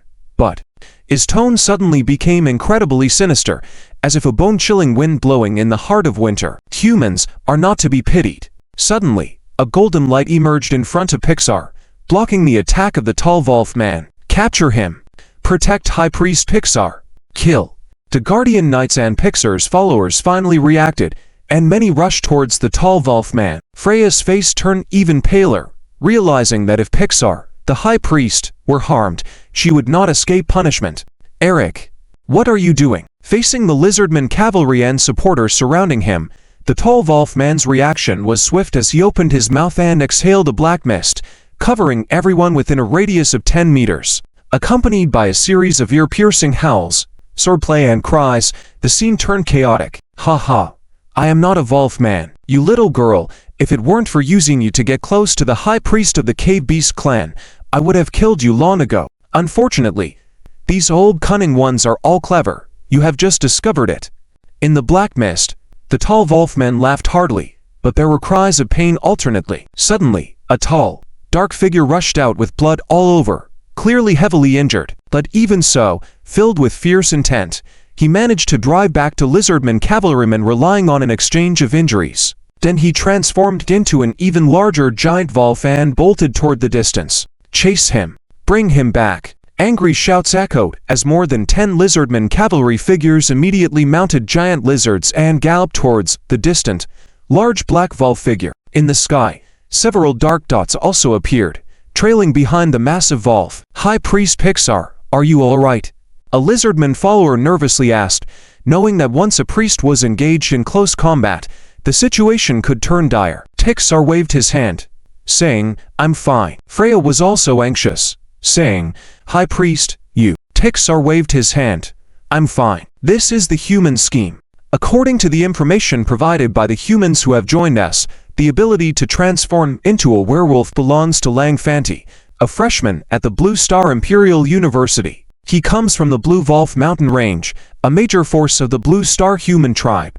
This tribe excels in transforming into werewolves and might deceive you. Unfortunately, Princess Freya, can you elaborate on the situation when you encountered this person? Freya hesitated, firmly etching the names Blue Wolf Mountain and Lang Fanti into her mind. If she encountered this person again, she would definitely kill him. High Priest Pixar, that happened when the hyena tribe retreated last night. Freya briefly described the scene where Lang Fanti approached her, helping her kill the berserk hyena men. She had thought that meeting a fellow tribe member meant they could retreat together, but he turned out to be a human profession. If Pixar's keen, I hadn't spotted him early. Who knows how much trouble he would have caused. Pixar coolly said, send out a portrait and description of this person to all tribes. Once found, eliminate him immediately. Yes, High Priest. A flying lizardman knight descended quickly and approached Pixar. Freya nervously asked, did you catch him? The knight shook his head, then turned to Pixar. High Priest, the werewolf jumped into the Wind Whisper River, and we lost track of him. Wind Whisper River. Pixar murmured, both banks of the Wind Whisper River are our clan's territories. Dispatch a search party. Ensure his elimination. Yes, sire. The Lizardman Knight swiftly returned as Pixar turned to Freya. Princess Freya, could you contact the other Wolf tribe inheritors who participated in the wilderness trial? After a moment of thought, Freya replied, Yes, Your Highness. Code. Pixar mumbled. I sense it. In the direction of the variegated forest, an extremely vast life force energy and spatial fluctuation has appeared. Life force? Sanctuary? Freya asked, puzzled. Could it be a sanctuary? No. It's not a sanctuary. Pixar shook his head. This kind of energy and spatial fluctuation may be the legendary fiefdom. End of this chapter. In the thick fog, the bodies of bat-like beings suddenly burst into flames. Illusory fire kept dancing on their bodies, quickly burning their clothes to ashes, accompanied by painful screams. Jun Cheng's figure swiftly rose, effortlessly cutting down the two beings. Random dissection technique. A bright crimson, perfectly round blood cell appeared in his hand. That blood core. Jun Cheng glanced at it and felt a slight shock in his heart. Item. Bat blood core. Quality. 5 stars. Effect. Permanently increases agility by 5 points, spirit by 3 points, when consumed. Limit of 10 pieces. Auditory +1, after consumption, with a very small probability of transforming one's own bloodline into that of a bat-like being. Explanation. A bat-like being blood core, containing the powerful secrets of bat-like beings. At the same time, he also obtained the DNA molecules of the bat-like beings. Looking at this blood core, Jun Cheng shook his head and put it away. During these days, he had also dissected a large number of cave-dwelling beastmen, such as hyena men, lynx men, and dog-headed men. Most of the special items obtained were 5-star or 6-star special ingredients. However, just like this bat blood core, consuming them also carried a very small chance of transforming one's own lineage into that of a different race. This is like a weakened version of a reincarnation item. For Jun Cheng, it was more of a burden. I can't transform my own lineage into that of a different race, even with a very small probability. Jun Cheng thought, I'll keep it. See if there's another way in the future. Doom. Suddenly, at this moment, a violent roar from afar startled him. He quickly looked in the direction of the loud noise. In that direction, a huge mushroom cloud rose into the sky, and a violent shockwave rapidly surged, like a towering wave. Doom rumble. After a few breaths, the violent wave rushed over. The dense fog was swept away, and the fallen leaves on the ground were madly lifted up, turning into whirlwinds rushing towards the distance. Jun Cheng quickly stabilized himself in the raging wind. At the same time, shouts came from afar. What's happening? The 1,000-year-old tree is moving. Quick, rush over. Don't let the humans get there first. Kill. Dozens of bat-like beings and spider-like beings flew into the air again, with many lizard men darting around on the ground. How could a dozen freshmen from the imperial capital, university, resist deep in the valley? They were quickly overwhelmed, retreating constantly. Can't let them in, Jun Cheng thought to himself and immediately rushed towards the group of people. Z King's speed was even faster, her figure almost turning into a residual image, quickly reaching behind the two spider-like beings. The spider-like beings, moving through the trees, did not notice the emergence of a small, but deadly figure behind them. Acute gastroenteritis instant burst technique. An eerie fluctuation descended upon the two, who seemed unsuspecting. After a few seconds, one of them stumbled and half knelt on the ground. "Ah, theft, my stomach." The two spider-like beings immediately cried out in pain, squatting on the ground in agony. At this moment, Jun Cheng descended again, calmly thrusting his Shura double blades into the neck of one of the spider-like beings, piercing him through. The other spider-like being's face changed dramatically, and without even wiping his bottom, he staggered and tried to escape. Unexpectedly, a small green figure darted from the side, wielding a small magic wand steadily at him. Blood combustion technique. Ah. The spider-like being immediately cried out in pain. A vivid crimson flame suddenly ignited from his buttocks, quickly engulfing his whole body. He suffered from anal fissures. Seizing this opportunity, Ziqing used the blood combustion technique to ignite the fresh blood, spreading to his entire body. With a bang, the bat-like being, burning with blood-colored flames, fell from the sky, crashing to the ground, struggling in pain and soon ran out of breath. Jun Cheng and Ziqing continued forward, with Ziqing closed for ambush and Jun Cheng for strong killing. The spider-like beings and bat-like beings who died in their hands quickly exceeded 10. At this time, the group of bat-like beings and spider-like beings rushing out had also reached deep into the valley. Doom.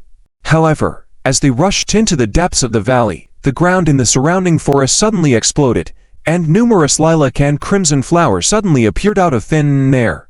emitting violent waves. Poppy Flower Sea. With a crisp call, a girl wearing purple ethnic clothing appeared on a large tree in the distance. She waved a purple flower that tall as herself, and countless purple che began to spread from the surrounding flowers, covering an area of several hundred meters. Poison gas. These flowers are poisonous. Retreat quickly. Damned humans. Charge. The bat-like beings and spider-like beings roar, especially the leading bat-like being whose wings spread wide, almost for meters long. At the same time, a visible wave surged from his mouth. Ultrasound vibration. Buzz buzz buzz. Accompanied by the vibration, all the flowers and toxins in front of him crumbled.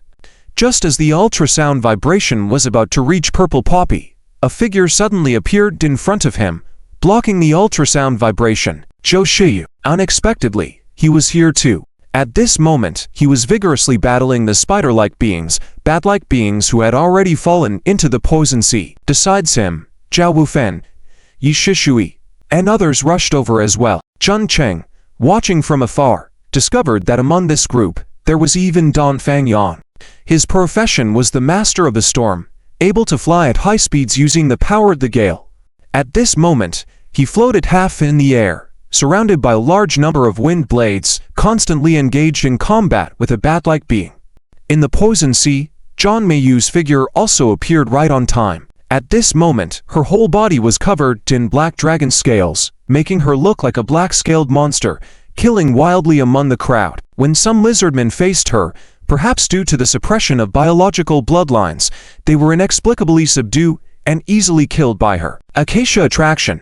Purple Poppy shouted again, tossing several purple flowers that infiltrated into the bodies of several classmates in the poison sea, resisting the toxic erosion brought by the poison sea. Boom rumble.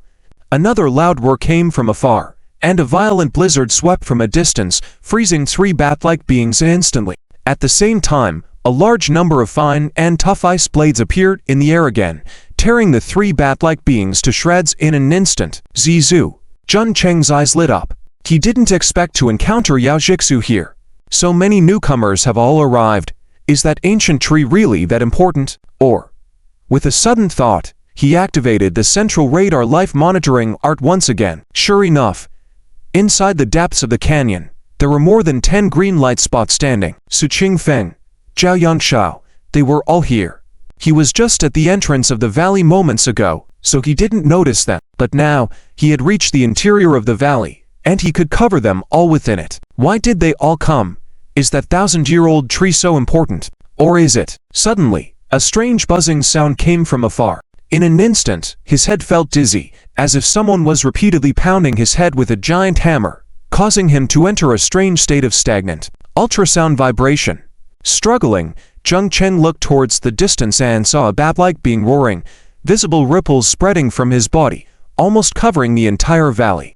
Not only were they briefly controlled, but even the spider-like beings, lizardmen, hyenamen, and other groups were also brought under control. Some people even fell to the ground, crying out in agony. However, the bat-like beings were not within the controlled range. More than 10 bat-like beings swiftly flew over, ferociously attacking. The fastest charger, Zhang Meiyu, instantly suffered to bat-like beings' stabs, their long slender swords plunging into her body, drawing out to streams of blood. Her massive body crashed heavily to the ground.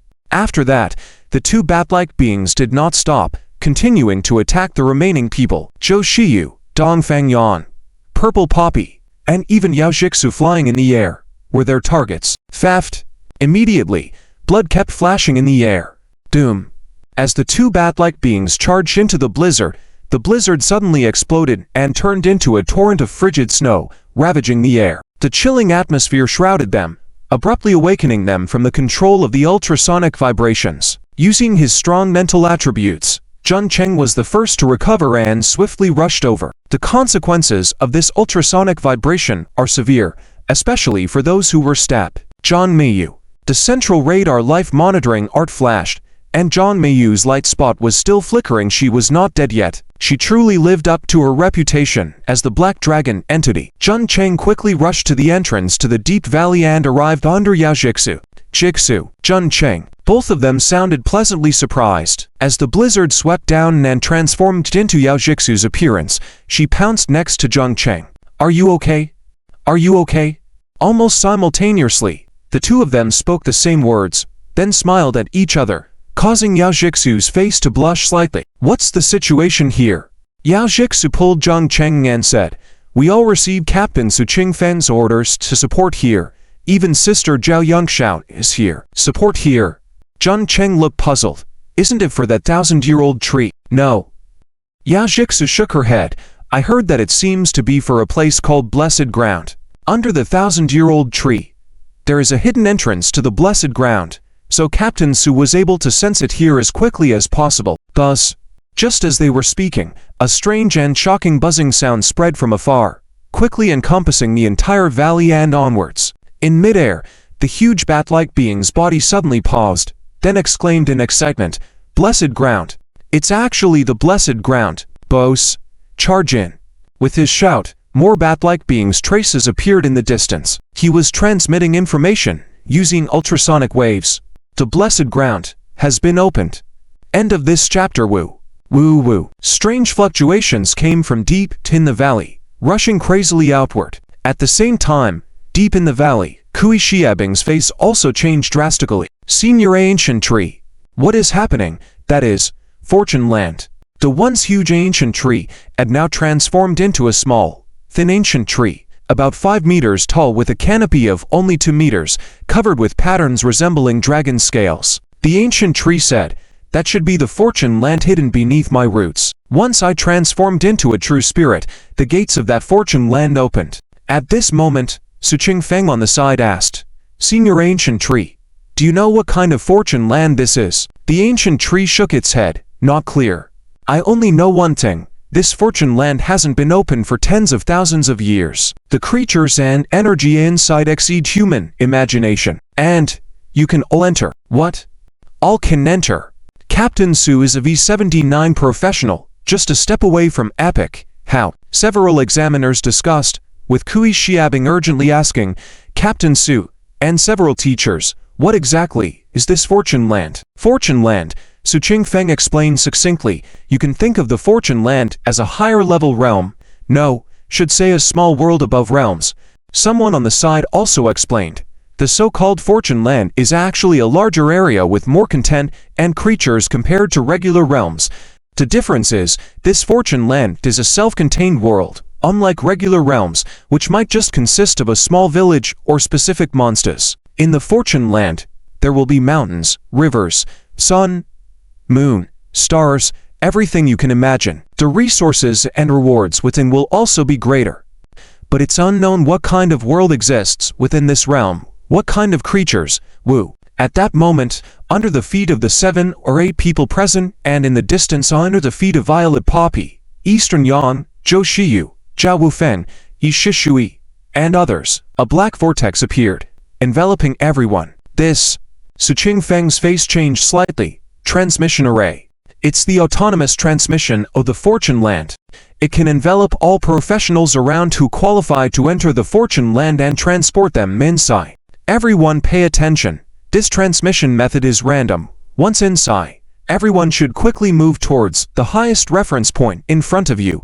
I will be waiting there. At that moment, a sudden surge of green light shot out from the ancient tree and rushed into Kui Xiabing's body. Just then, the figures of everyone present disappeared, leaving only the ancient tree. It couldn't be transported inside. The tree spirit we've been waiting for thousands of years.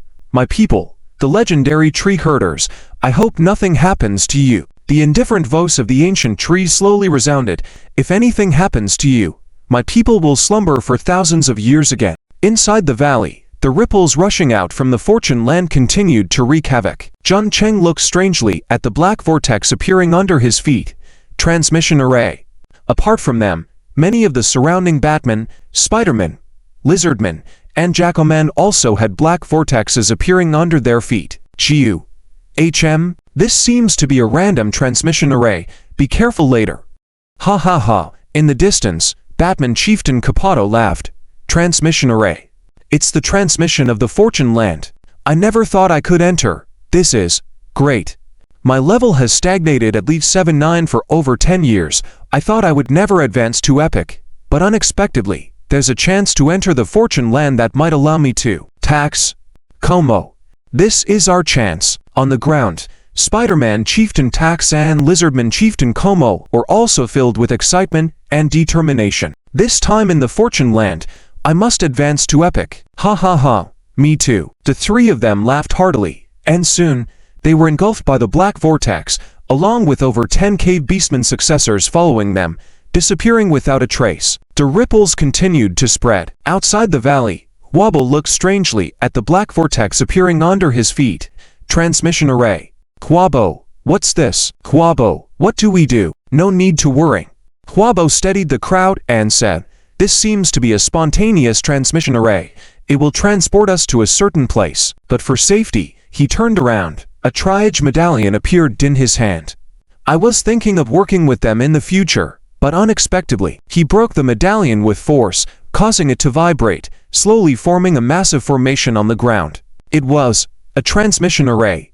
After doing all this, Wabo and the rest of his men immediately disappeared, swallowed by the black vortex. Moments later, 3 figures with ghost masks, skeletons, and owl masks appeared in the formation. Hehe. The lustful ones have finally figured it out. Want to join us? Whoa, what's this? This is a random transmission array. Shut up. This kind of transmission. It's the Fortune Land. The Fortune Land. Ha ha, ha ha. I'm already Leave 79. Never thought I would be sent through a mystery realm. My chance to Epic is here. The figure wearing an owl mask laughed heartily, while the other two were equally thrilled. Congratulations, Lord Owl. What about us? Woo. As soon as they finished speaking, the 3 figures were immediately engulfed by the black vortex and disappeared. The ripples continued to advance. By the Fengyu River, a massive turtle suddenly emerged from the river, opening its mouth and spitting out a tall black werewolf. The werewolf rolled on the ground, struggling to get up despite being covered in wounds, especially a gaping wound in his abdomen almost piercing him through.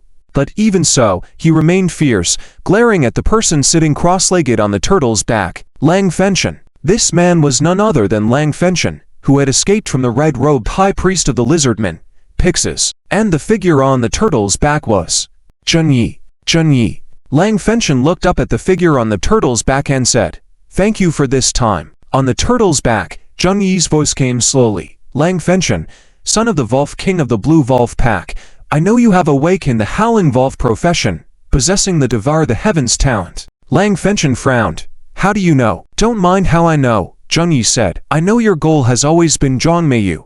By devouring her, you will have a trace of the bloodline of the Divine Dragon's pupil, am I correct? What? You want to kill me, to protect your future wife? Hehe. Junyi chuckled. If I wanted to kill you, why bother rescuing you from that group of cave beastmen in the first place? I won't lay a hand when you kill Zhongmeiyu. In fact, I will provide you with information and convenience. Oh, Lang Fenshin frowned. What is your purpose? Purpose? Just want her to die, as long as you. Woo. At that moment, a ripple spread from the nearby colorful forest and suddenly engulfed the two. A black vortex appeared under their feet. This is a random transmission array. What's going on? How could there be a random transmission array here, covering such a large area? Junyi's tone was somewhat strange. Zhongmeiyu may have been sent in, no matter if it's a mystery realm or not. Remember to kill her. Before he could finish his sentence, the 2 figures vanished, and the eerie ripple continued to spread. Along the Fengyu River, the Lizardman army was advancing. The strange ripple finally surged into the midst of the cave beastman army. In an instant, more than 30 black lights shimmered. In the center of the group, Fuleya looked surprised at the black light appearing under her feet and said, Lord Pixis, what is this? Pixis beside her said, in a deep voice, it's the random transmission array of the Fortune Land. He turned to glance around the army and reassured, Your Highness Fuleya, don't worry, the number of people being transported by the Fortune Land transmission has a limit, and this is our cave beastman territory. Mostly our tribe members may be sent inside. Once inside, no matter what happens, you must. Before Pixis could finish his sentence, Fuleya's figure was engulfed by the black vortex and disappeared. After a silent moment, Pixis immediately said, Count how many inheritors of the tribe have been sent out. Their duties and levels must be counted. Yes. Within a few minutes, the numbers were quickly tallied. Lord High Priest, the numbers have been counted. Read. A total of 34 people have been sent out. including 13 of our lizardmen, 9 jackalmen, 7 spidermen, 2 batmen, 2 ratmen, plus Her Royal Highness Fuleya. Among them, there is one at Leave 7-9, our tribe's flying dragon Captain Koski, for at Leave 6-9, including. Pix's eyes gleam slightly. Anyway, this time sending in so many of our tribe members, the advantage is ours. We'll definitely occupy that fortune land. Jun Cheng's vision blurred, black and white lights constantly flashing around him, but he quickly regained his composure. With over 600 points of mental power, he remained clear even while within the transmission array. He even had time to observe the space outside this transmission channel. But this transmission array came and went fast. Before he could figure out what was going on, a clear light appeared in front of him. His feet staggered, and he managed to stand still. Where is this? At this moment, he found himself in a deserted wasteland. Not a single blade of grass on the ground, and no one around. The voice of the will of the world suddenly rang in his mind. As soon as a massive black dragon landed from the space crack, another prompt from the will of the world came over. You have entered the Mystic Charm Fortune Land and automatically received relevant information. Difficulty, Hell level. Level limit, Leave 7-9 and below. Number limit, within 100 people. Main task 1. Eliminate all monsters in the Fortune Land. Main task 2. Destroy the statue of the Mystic Charm Emperor. Introduction. The Mystic Charm Emperor founded this small world tens of thousands of years ago, declaring independence from the heavenly laws, attempting to trifle with the laws of heaven, and was ultimately abandoned by the heavens, with her body and soul perishing. Her world was occupied by other races, with the entire clan perishing in battle. However, the small world drifted through spatial turbulence for thousands of years, eventually becoming a fortune land, turning into a more mysterious world. LV-79? Jun Cheng's face slightly changed. To enter this fortune land, they require LV-79. End of this chapter. If at level 79, is my current strength still not sufficient? Jun Cheng opened his personal attribute panel and looked at his attributes. 630 points in Constitution, 280 points in Strength, 408 points in Agility, and 625 points in Spirit. He shook his head. My total attributes add up to 1943 points, even after I allocated the 3 newly acquired levels to my Spirit attribute. That's equivalent to the sum of total attributes of to leave 109 star professionals in normal circumstances. But, Jun Cheng continued, the enemies I'm facing now are strong members of the Levi Clan, some at level 69, and even at level 79. Some of them have peculiar racial talents, some have powerful items from living for decades, some have pets or servants to assist them. And me, I only have these less than 2,000 attribute points. Jun Cheng clenched his teeth and glanced at the breakthrough mission. The mission was already completed, and submitting it would immediately bring him to level 40, with the opportunity to learn to new skills. But his soul power was still increasing. If he submitted now, the soul power of the cave orcs who died from the rabies virus will increase as well. However, this would lower the evaluation of the breakthrough mission, and the obtained professional skills would not be very strong. Forget it, I won't submit it for now. I'll wait until my soul power stops increasing, or until I encounter danger before deciding. Jun Cheng also glanced at his spatial ring, which contained over 30 special ingredients dissected from cave orc bodies, like hyena people, jackal people, spider people, and bat people. Eating these special ingredients could also enhance his strength. Unfortunately, these special ingredients possessed abilities similar to transformation items. There was a very small chance of turning into a corresponding alien bloodline after consumption, which was not worth the risk for Jun Cheng. He took a deep breath and shook his head. No rush. I'll first survey the surrounding environment. As he activated the central radar life monitoring technique, he found no signs of life within a 3-kilometer radius. Not just the monsters in the Spirit Medland, but even other individuals and cave orcs were absent. No one around. Before entering, I heard Captain Su Qingfeng calling us to converge at the highest building. Jun Cheng's gaze shifted to a distant mountain. Looking into the distance, the mountain seemed to tower over the desolate plain, reaching a high altitude, like a triangular structure. That mountain should be the highest point in this Spirit Medland. At that moment, a dense black-gray mist suddenly appeared around his body, forming the mouth of a huge monster that swiftly engulfed him. The next moment, Jun Cheng's figure flashed, dodging the attack. The enormous monster seemed to lack intelligence. Upon facing Zhang Cheng's abrupt appearance before it, the monster paused momentarily before fiercely spitting towards him. A dark, eerie black flame gushed out from the mouth of the black monster, engulfing Zhang Cheng's entire figure. Within the black flames, 9 huge indigo shields suddenly materialized around Zhang Cheng, blocking the black flames outside. The shields seemed to be gradually assimilating with the outside black flames, turning half indigo and half black, a strange sight indeed. What kind of strange fire with assimilation ability is this? Zhang Cheng furrowed his brows. The shields, initially meant for his protection, were visibly darkening at a significant rate, being gradually assimilated by the external black flames. The entire shield had become half blue and half black, a rather eerie transformation. An enemy with assimilation ability for strange flames, Zhang Cheng wondered.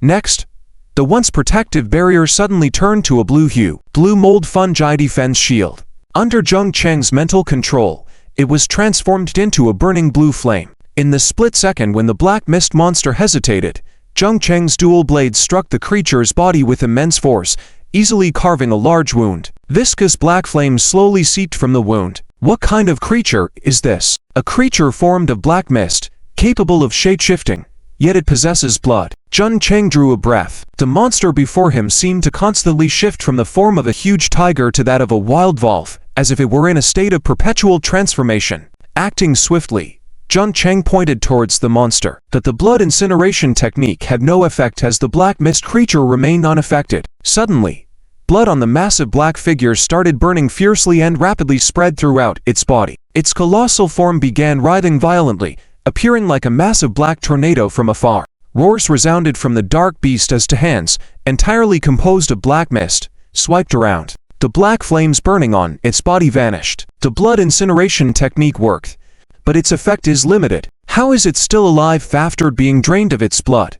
Zhang Cheng pondered out loud. What kind of creature is this? Zhang Cheng focused on the monster before him. Activating the central radar life monitoring technique, he received the reading. Name: Charm Beast. Level: LV69. Constitution: Strength, Agility, Spirit.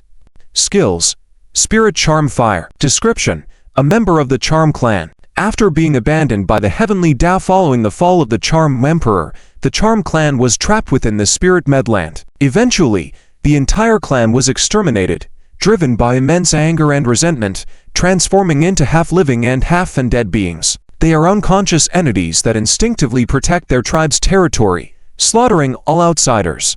Charm Clan, a creature both living and undead. Zhang Cheng expressed surprise, his expression turning even more peculiar. There's a Charm Clan here. Is that a race?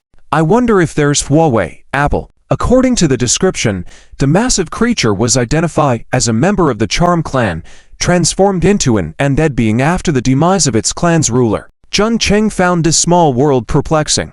Observing the eagerness of the cave orcs and Su Qingfeng to explore this realm, he speculated that there must be valuable discoveries. What secrets does this world hold? Zhang Cheng carefully examined the environment, noting the absence of any plant or animal life, even the lack of life force. There were no water sources, no wind, only a burnt black expanse of land and distant mountains. It seemed like a barren, desolate post-fire landscape. The dust and pebbles on the ground appeared lifeless, akin to charcoal. Even the air around him was devoid of any scent, resembling a post-apocalyptic city. Zhang Cheng's life monitoring radar had detected a brief presence of the charm beast before it vanished, suggesting the transient nature of life in this strange world. It's a bizarre world, with a peculiar charm beast, and Zhang Cheng gazed towards the distant mountain, his eyes gleaming. And a mysterious charm emperor. End of chapter.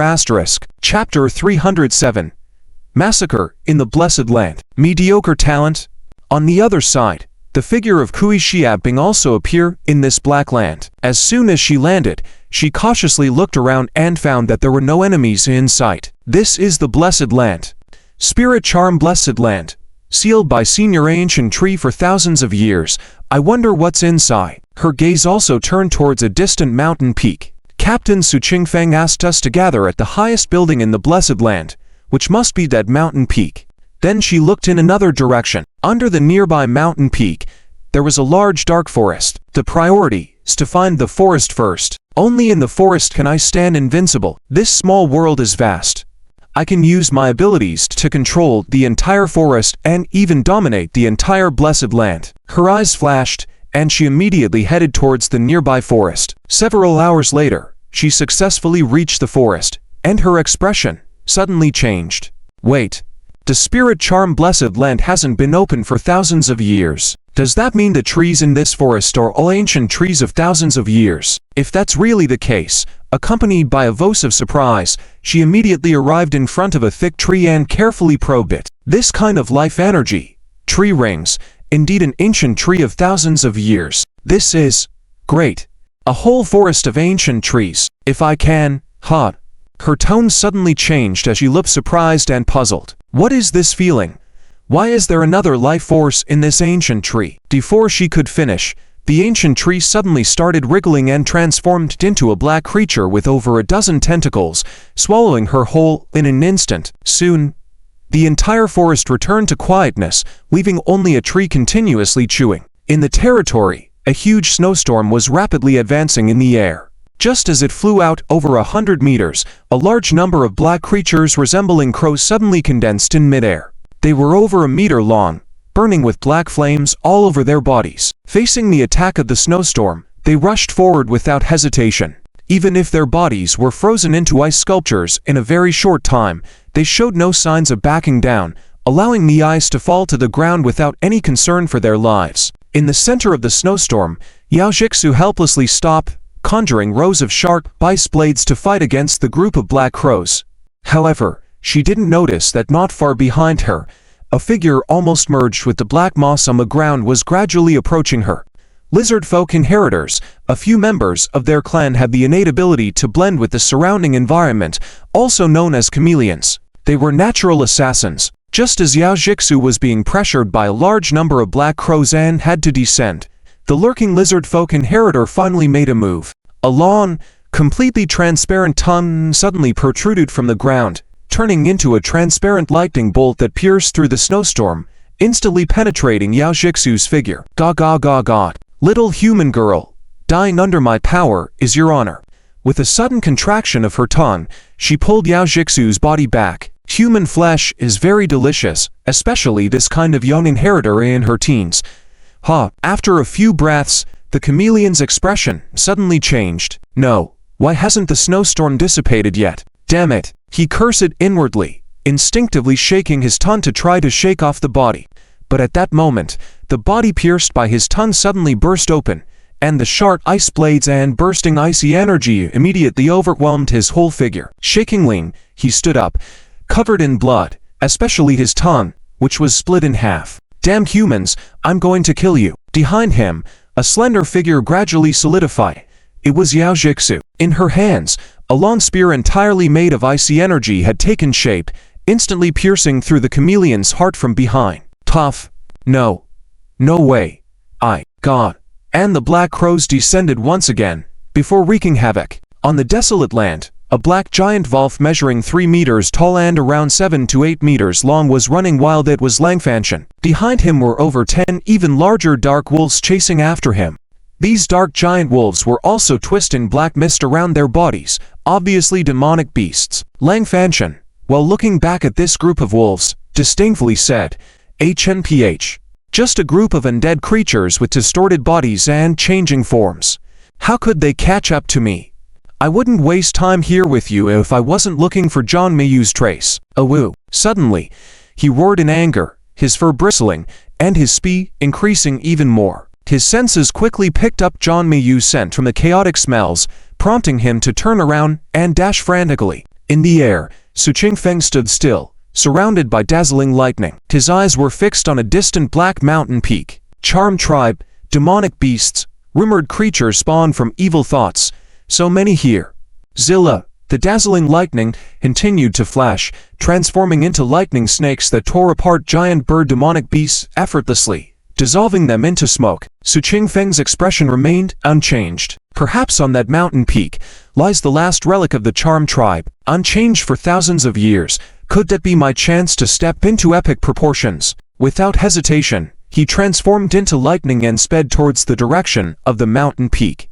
In this blessed land, apart from me, There are several cave beastmen close. Jun Chang continued forward, with Jerry accompanying him, perched on his left shoulder. On his right shoulder was Ziqing. The human, the beast, and the spirit continued forward, unaware that a figure was slowly appearing behind them. This figure, resembling a giant python with a black horn growing on its forehead, had eyes emitting crimson light. It slowly opened its snake-like mouth, revealing sharp fangs, ready to strike at Jun Chang. Thus, just as it was about to bite him, a large net made entirely of green mist suddenly appeared in front of him, trapping the black python. Ziqing's figure materialized behind Jun Chang, glaring fiercely at the creature.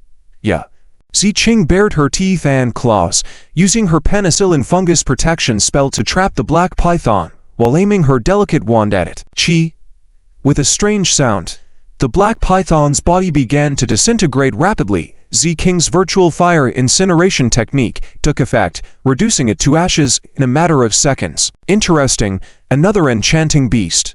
Jun Chang turned to look at the dissipating black ore with curiosity. Chi. Ziqing excitedly flew to Jun Chang and nuzzled his chin affectionately. Jun Chang grabbed Jerry and tossed him into the air, exclaiming, "Don't be lazy, quickly take me to that black mountain peak." Awoo. Jerry howled strangely and transformed from a small figure into a small dragon, landing on the ground and giving Jun Chang a reproachful look before flying into the air. However, just as they flew for about 10 seconds, a large amount of black mist condensed in midair, forming into a twisted monster that resembled a vulture, screeching towards Jun Chang and Jerry. Calmly, Jun Chang instructed, "Ziqing, left side.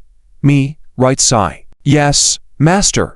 Ziqing responded, directing her miniature wand towards the vulture-like creature on the left and casting her virtual fire incineration technique. At the same time, Jun Chang targeted the vulture on their right with the same spell. Soon, two continuously spreading black flames appeared behind Jerry, dancing in the air. The large vultures wailed in agony as they were consumed by the virtual fire, creating a spectacular sight. 3 days later, Jun Chang's figure appeared in the sky above a forest, not far from the Black Mountain Peak. The rapid growth of his spirit power from completing his mission tasks had slowed down, indicating that the rabies virus plaguing the wilderness was being brought under control. Jun Chang had expected this outcome, as highly contagious diseases, like rabies with high mortality rates, couldn't be sustained for long. What Jun Chang didn't know was that in order to contain the rabies virus outbreak, the red-robed chief priest Pix commanded the army stationed near the Fengyu River to slaughter tens of thousands of subhuman races associated with the cave beast tribe, effectively ending the rabies epidemic. Ho! Jerry's low growl suddenly resounded, catching Jun Chang's attention. Looking down at the distant black ground, he witnessed a fierce battle unfolding. Hundreds of black, misty hunting dogs were viciously assaulting 4 or 5 figures, swiftly defeating the magical beasts one by one. Cave beasts. A flash of killing intent flickered in Jun Chang's eyes. Die. Jun Chang patted Jerry's head. Jerry roared furiously and charged down. With a swift movement, he unleashed a torrent of corrosive poison, instantly submerging 4 of the remaining cave beast warriors. Out of the initial 10 cave beast participants, 3 incapacitated by other races, 1 was killed by Jun Chang. Now, only 4 cave beast warriors remained. Dragon's breath. It's that human dragon knight. Dodge. The towering lizardman leader shouted, and the remaining warriors quickly evaded. Doom. The boiling venom surged with a deafening explosion, leaving the 4 cave beasts in a desperate situation. The leader of the cave beasts looked even grimmer. Finish him. Yes, Captain. 3 cave beast warriors responded, activating their respective magical pets through magic seals. One pet resembled an enlarged red-bellied pheasant with vibrant colors, another a 2-legged flying dragon, and the third a tyrannosaurus. Riding the pets, the 3 warriors swiftly attacked Jun Chang. Thunder, flames, and wine blades were conjured by the cave beast warriors, all colliding with Jun Chang. To his surprise, they were all magic and martial practitioners. Doom. A series of intense explosions erupted as the cave beast warriors unleashed advanced magic styles on Jun Chang and Jerry. Simultaneously, a cave beast on the ground threw a spear that exploded midair. Resolved.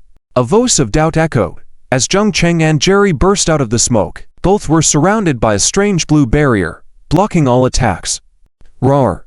A thunderous swirl filled with the power of a dragon stunned the surviving cave beast, rendering it immobile. Seizing the opportunity, Jerry pounced and swiftly tore apart the creature, causing blood to splatter. At the same time, Jun Chang plunged his sword into the cave beast's chest.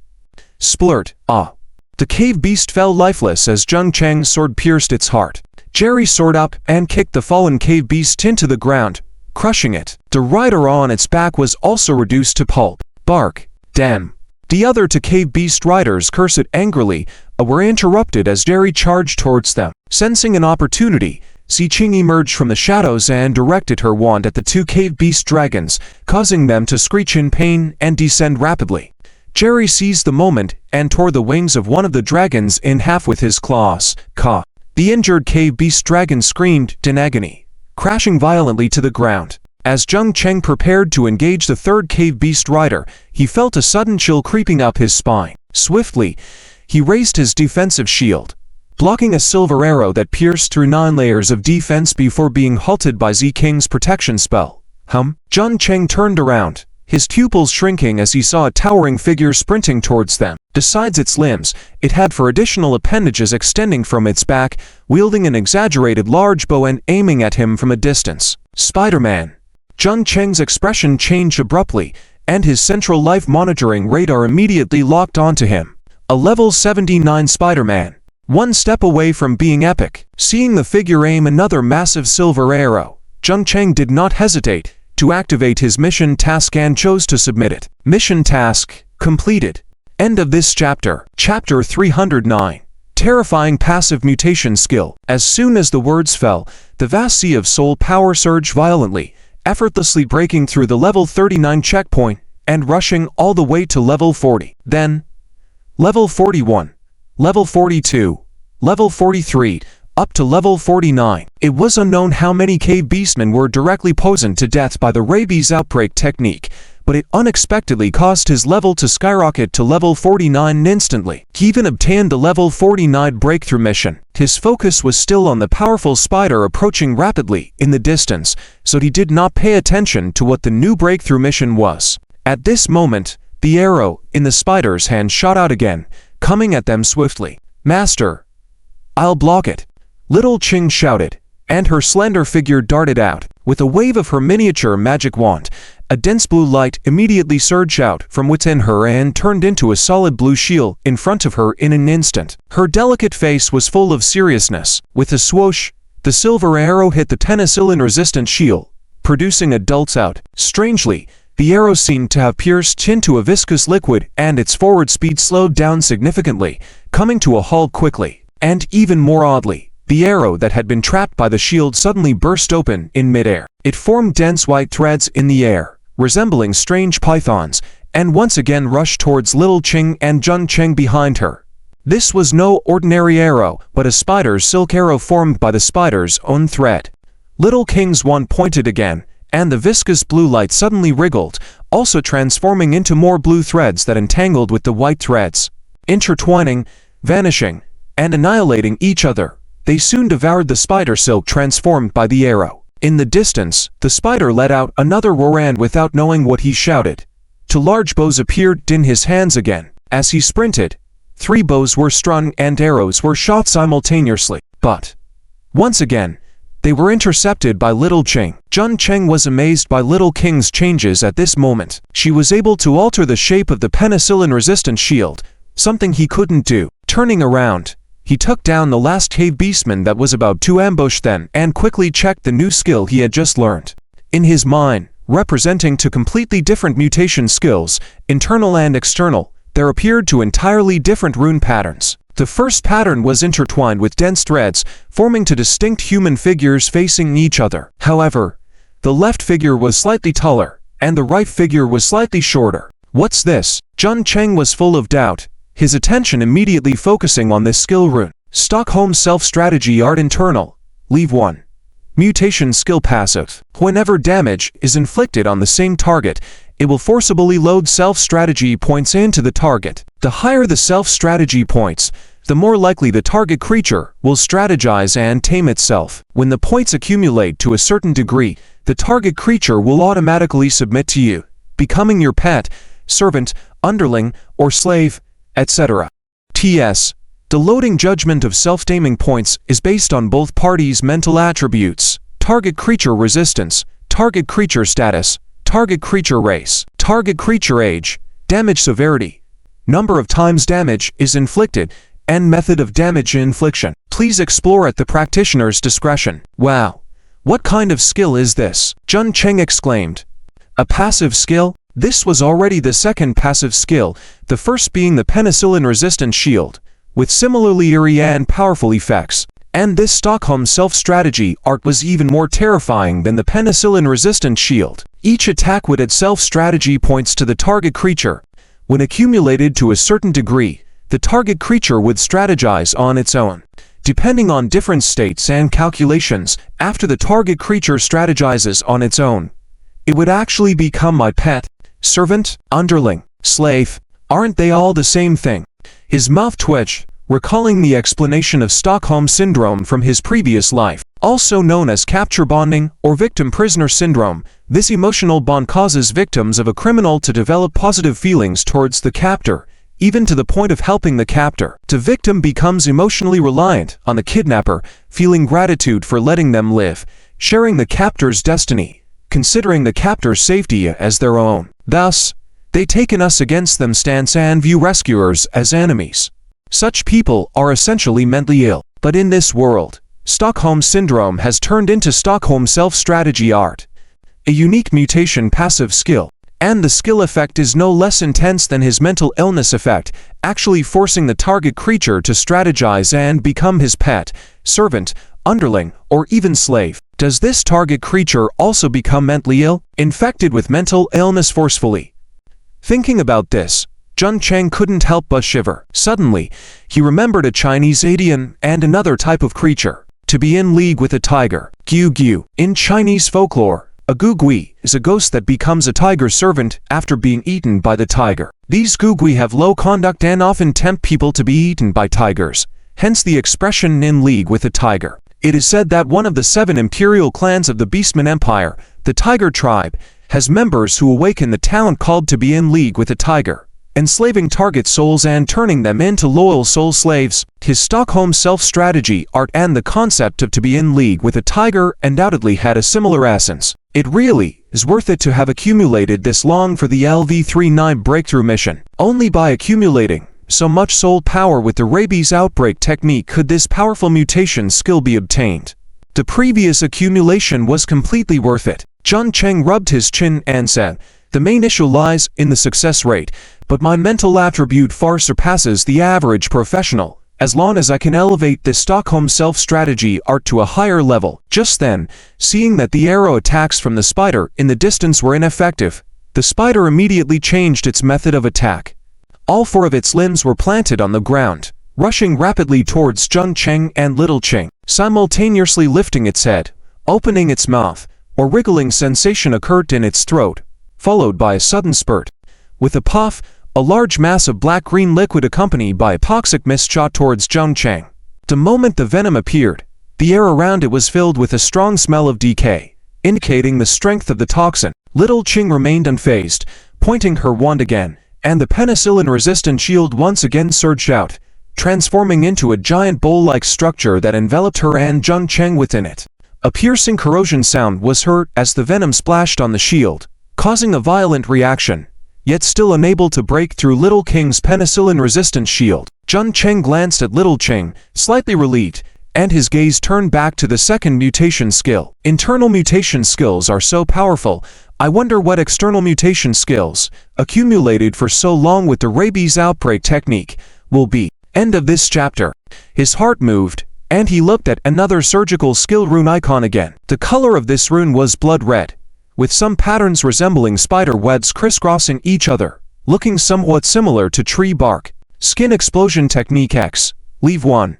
Mutation skill can instantly make the target's skin explode, causing severe pain and bleeding damage. The success rate of explosion and the area of skin explosion depend on one's own spiritual power, the target's spiritual power, the target's physical defense power, the target's magic defense power, the target's race, and the target's current status. The greater the difference in strength between both parties, the stronger the explosion effect. Skin Explosion Technique. What kind of skill is this? It can make the target's skin explode directly, causing intense pain and bleeding.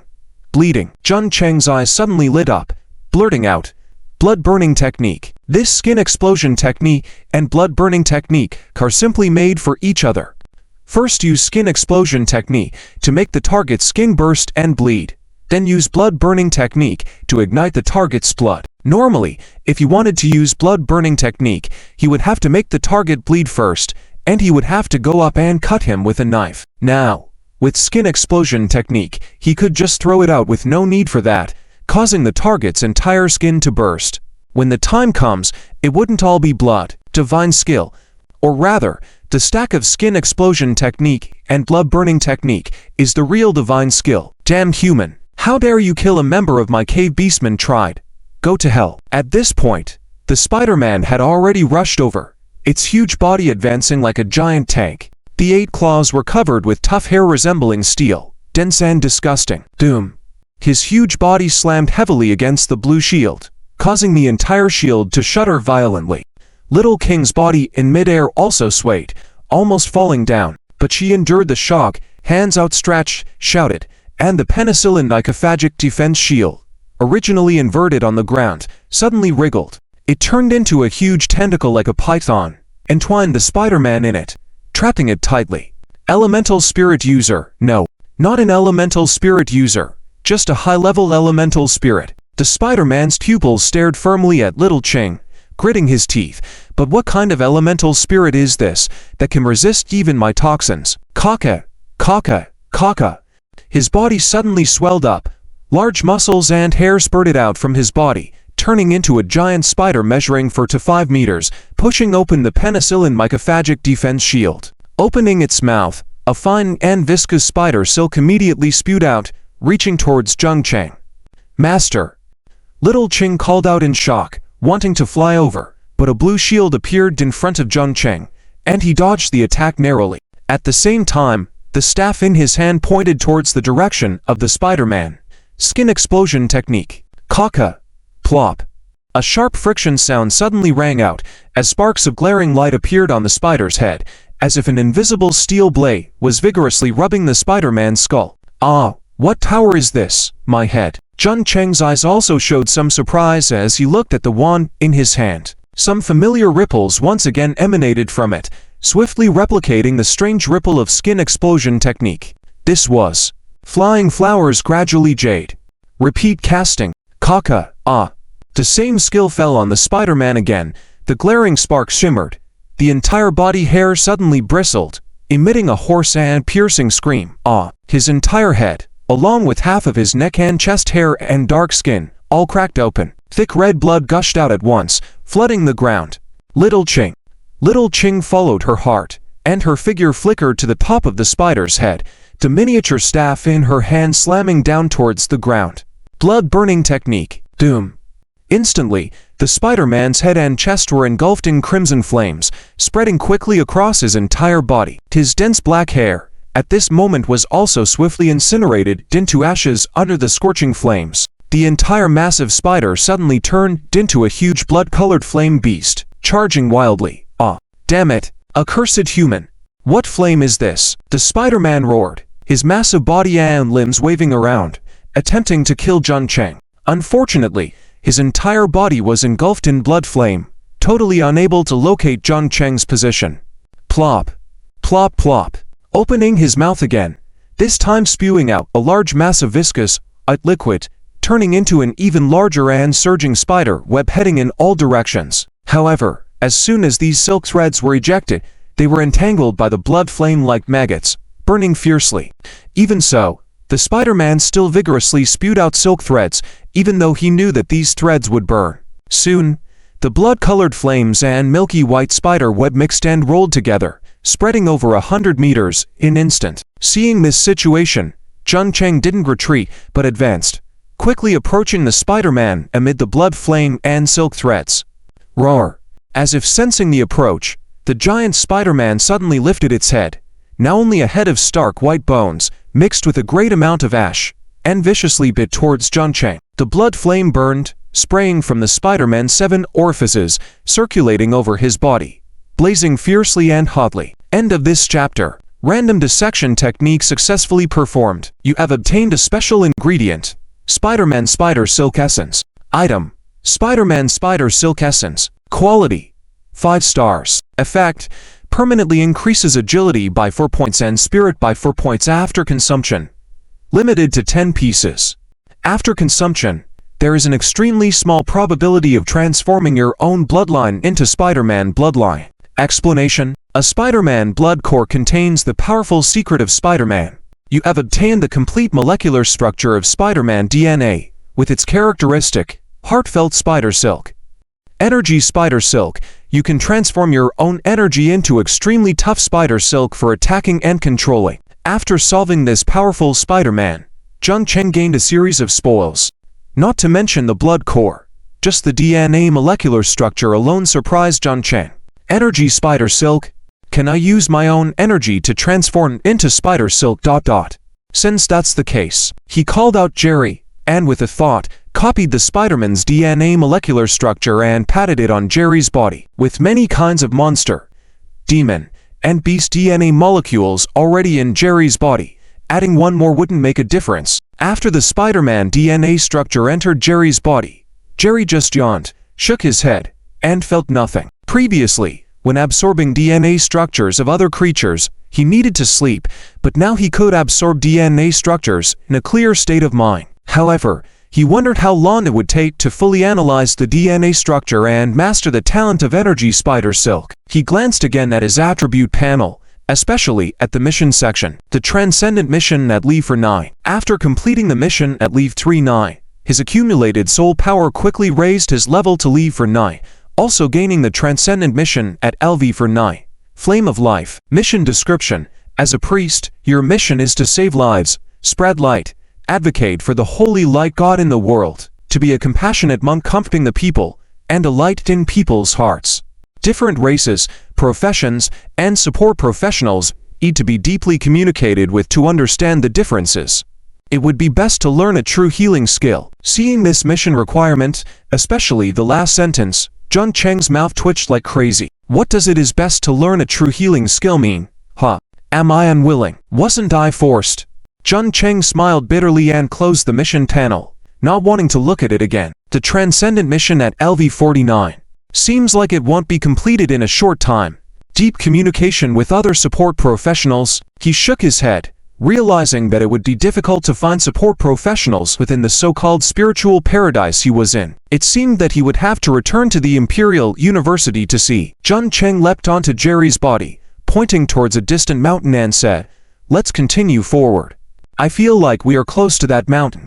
Jerry let out a strange cry and flapped his wings towards the black mountain. Xiaoqing landed on Zheng Cheng's shoulder, asking, "Master, why are you not happy?" "I'm not unhappy." Lies.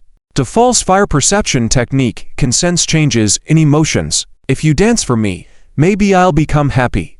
Being too happy is also not good. Then tell me, will you dance or not? Dance, dance, dance. I'm thinking, can I do the blissful Pure Land dance? Sure, sure, sure. Within the spiritual paradise, over a dozen cave beastmen dragon knights were charging, forming a formation with over a dozen bipedal flying dragons, thunder dragons, and earthbound dragons under several war songs, becoming war machines tearing a beast into pieces. Especially with the golden flames burning on them, not only did they burn the beast, but also their own souls.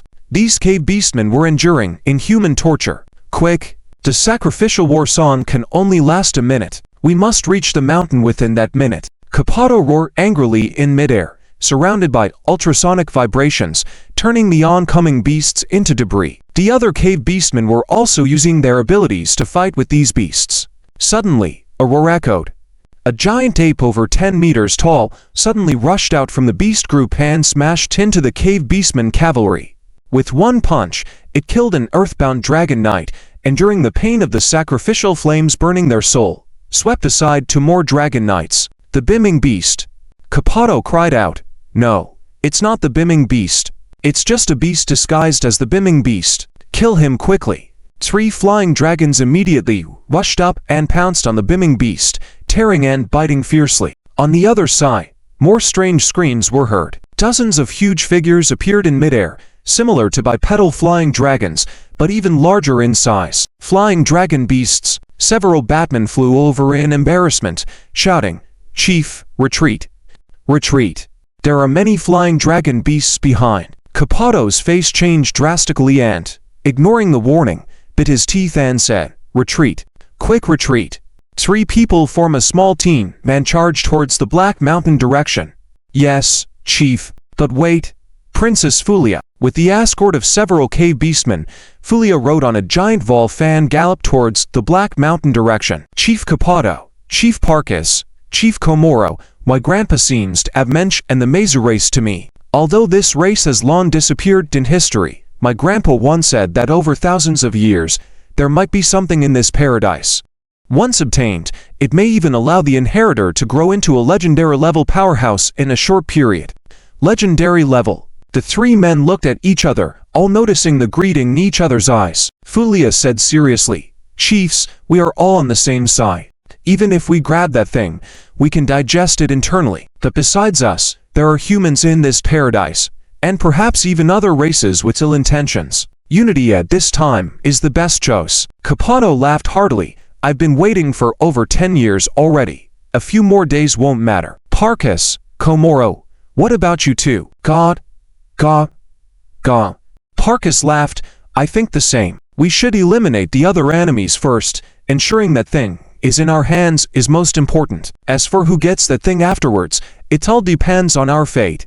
"I agree." Komoro patted the head of his giant lizard and said coldly, "Let's go." In no time, the cave beastmen turned into several small teams, quickly getting rid of the beasts and rushing towards the distant Black Mountain. Meanwhile, a few fallen gathered together. Hubbard and 3 figures wearing evil spirit, skull, and devil owl masks.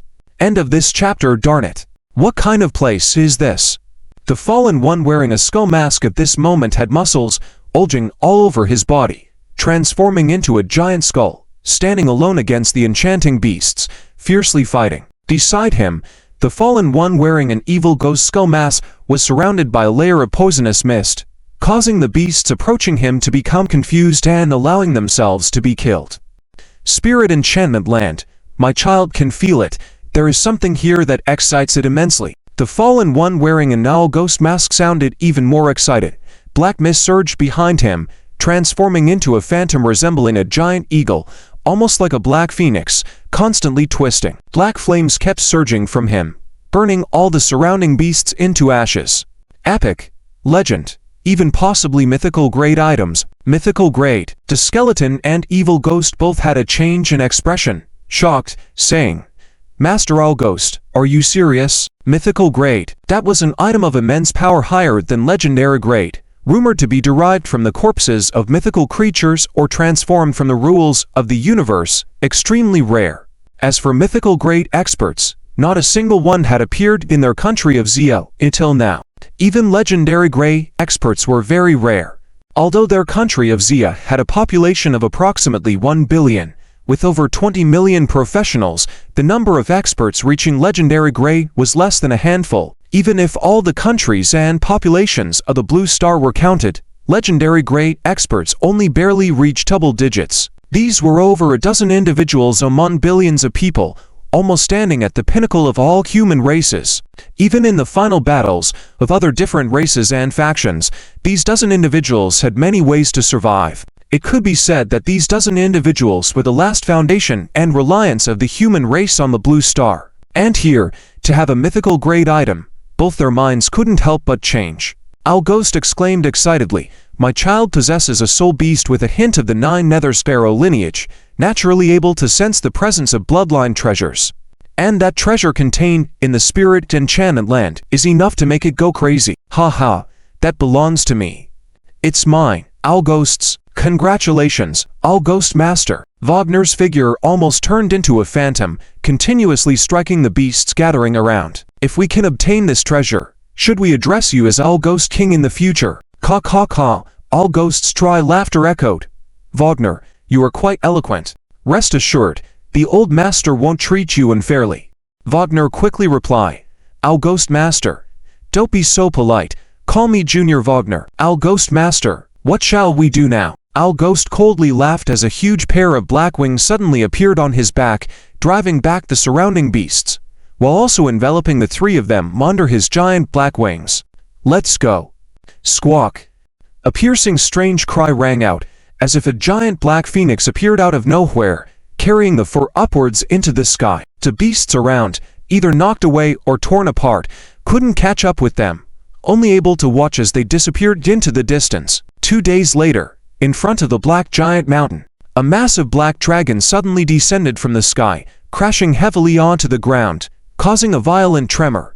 "Ah!" Jerry cried out in pain, flying smoothly until he suddenly felt the surrounding space freeze for a moment, trapping him. Before he realized it, he plummeted from the sky.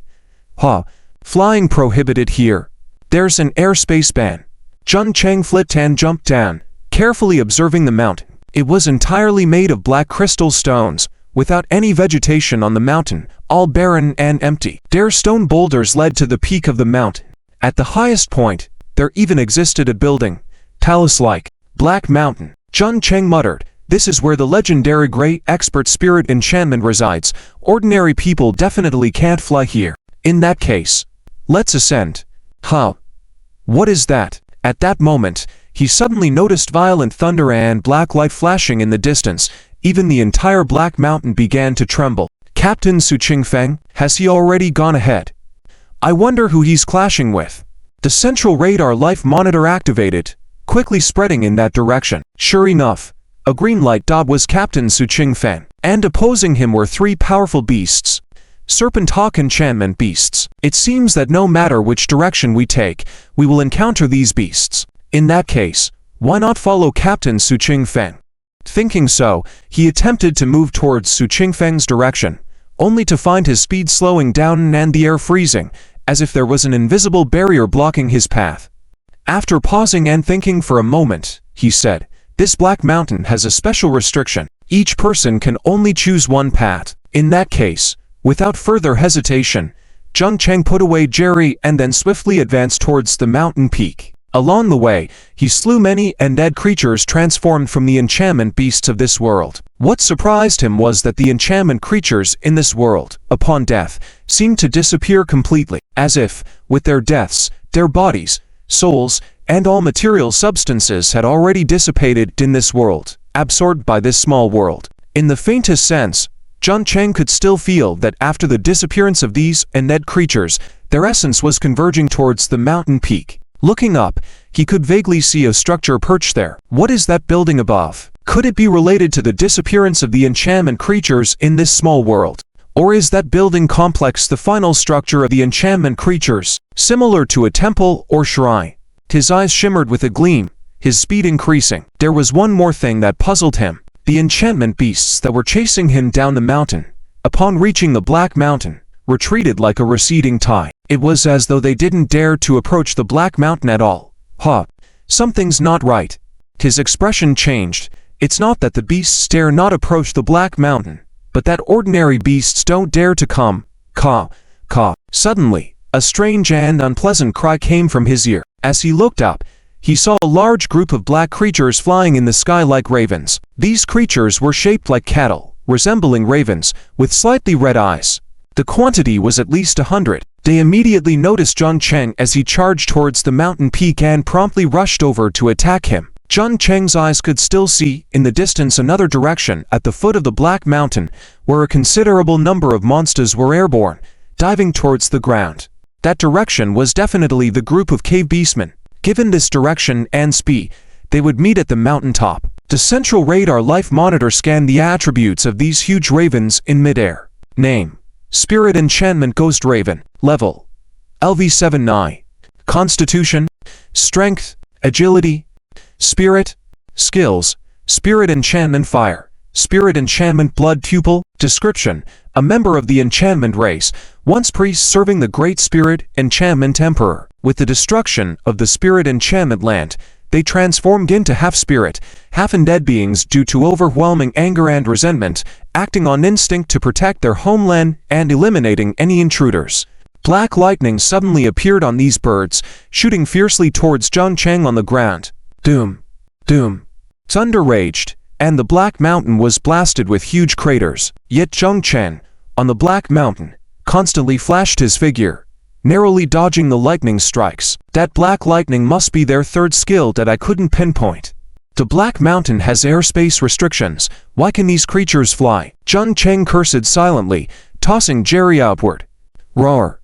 Jerry roared, spewing out epoxic acid, enveloping the ghost ravens in a corrosive cloud, burning them madly. Simultaneously, Jun Cheng gestured with the floral scepter towards the group of spirit enchantment ghost ravens in midair. Phantom fire incineration art. Doom. Instantly, scorching dragon breath and the flames of the incinerated heart ignited, almost creating an illusory fire sea in the sky, burning continuously. Kukaku, Z King's figure flashed by, the phantom fire incineration art distorting space, directing the incorporeal fire towards more spirit enchantment ghost ravens. Cod. Caw-cawed. Over 100 ghost ravens immediately screeched, continuously spitting spirit enchantment fire and black lightning, wanting to kill the invaders at the Black Mountain, unable to reach Jun Cheng. Instead, Jun Cheng and Z King's phantom fire incineration art were like a disaster for them. Once ensnared by the phantom fire, their entire bodies would be burned to ashes in a very short time. In just a few minutes, the entire sky returned to calmness. These 100 ghost ravens were utterly burnt to ashes by the phantom fire. With the phantom fire incineration art, I am practically a natural enemy to the beastly creatures. My climbing speed is definitely higher than others. Jun Cheng moved towards the mountaintop once again at a quicker pace. Glancing back, he noticed multiple small dots approaching the Black Mountain.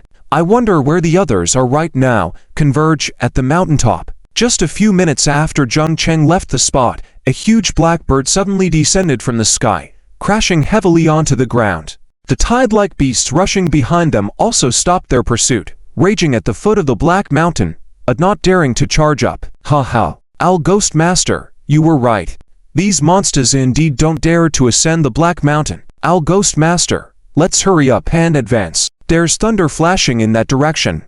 Wonder who it is. Damn it. Owl Ghost cursed under his breath. With the airspace ban at the Black Mountain, we must advance on foot. Let's move forward together, quickly. As the four advanced, Owl Ghost suddenly commanded, "Stop. Why are you guys running over there?" Owl Ghost Master, I've been following you all the time. What's going on? Owl Ghost frowned. Restriction. It seems that this spirit enchantment emperor only wishes for one person to enter that building. Gentlemen, let's each go about it our own way. See who can take the first step. All right. As soon as he finished speaking, black wings appeared on Owl Ghost's back, instantly speeding up. Wagner remained silent as a pair of meat wings emerged from his back, flying swiftly forward. The skeleton and evil spirit also displayed their skills and hastened their pace. Before long, another group arrived at the foot of the Black Mountain. Cave Beastmen. End of this chapter. Chapter 313, Epic Charm Beast. Qualitative change triggered by quantitative change. Capato, Parks, Komoro, Flaria, Koski, and more than 10 other cave beastmen inheritors all set foot on the Black Mountain. They quickly discovered the secret of this mountain and, after discussing, more than 10 people were assigned to guard the surroundings at the foot of the mountain, sniping off any humans attempting to climb. Meanwhile, Capato, Parks, Komoro, Flaria, and Koski embarked on the journey up the Black Mountain. Among the five, all except Flaria were strong LV-79 warriors. However, Flaria should not be underestimated either. With the support of her family and loved ones, her strength code increased several times in a short period of time, ensuring her safety without any issues. After they stepped onto the Black Mountain, dozens of figures appeared here. Yao Jixu, Sai Ji, Zhou Shiyu, Dong Feng Yan, Zhang Meiyu, Lan Fanti, Zheng Yi, and others. Looking from afar, the Black Mountain peaks resembled a long spear piercing into the ground. Around the tip of this spear, dozens of shadows continuously climbed towards the top of the spear. 3 days later, Jun Cheng's figure finally reached the mountainside of the Black Mountain. Accompanied by Zi Qing along the way, using the self-sacrificing technique, they easily defeated any charm beasts blocking their way. Their speed could be considered fast.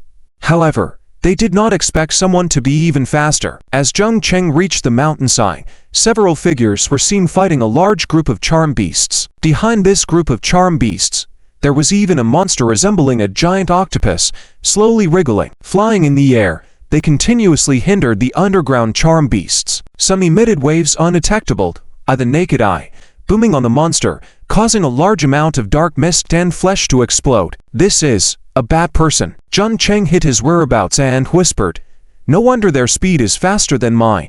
They are bat people. They can fly using the wings on their back. This is not some ability or skill, it's their natural instinct. Even the restrictions of the Black Mountain cannot suppress their flying ability." Raising his head, sure enough, another shadow swiftly flew towards the mountaintop. Obviously, it was the chief of the Bat People clan, Capato. Entering the Black Mountain with the other cave beastmen, Capato quickly abandoned the others and secretly guided a few of his clan members, using ultrasonic signals, rushing towards the mountaintop at the fastest speed. Whoever reaches the mountaintop first claims the treasures it holds.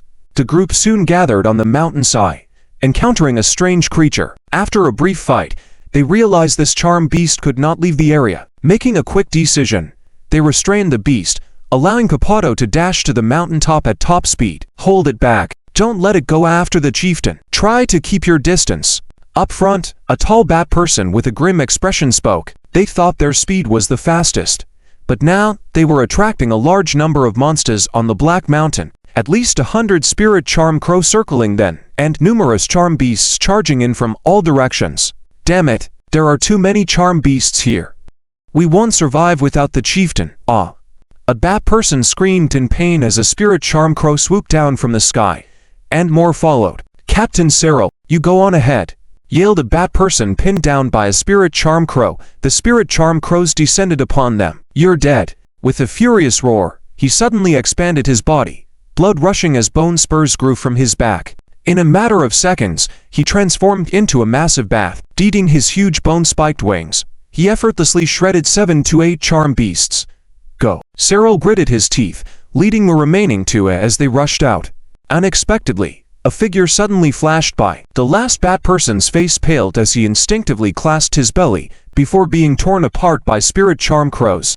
"Regis!" Another family member roared, in anger, but dared not intervene. However, Cyril's face quickly changed, as he shot over a dozen steel needles made of tough hair, impaling the spot where Jun Cheng had just stood. "Who's there?"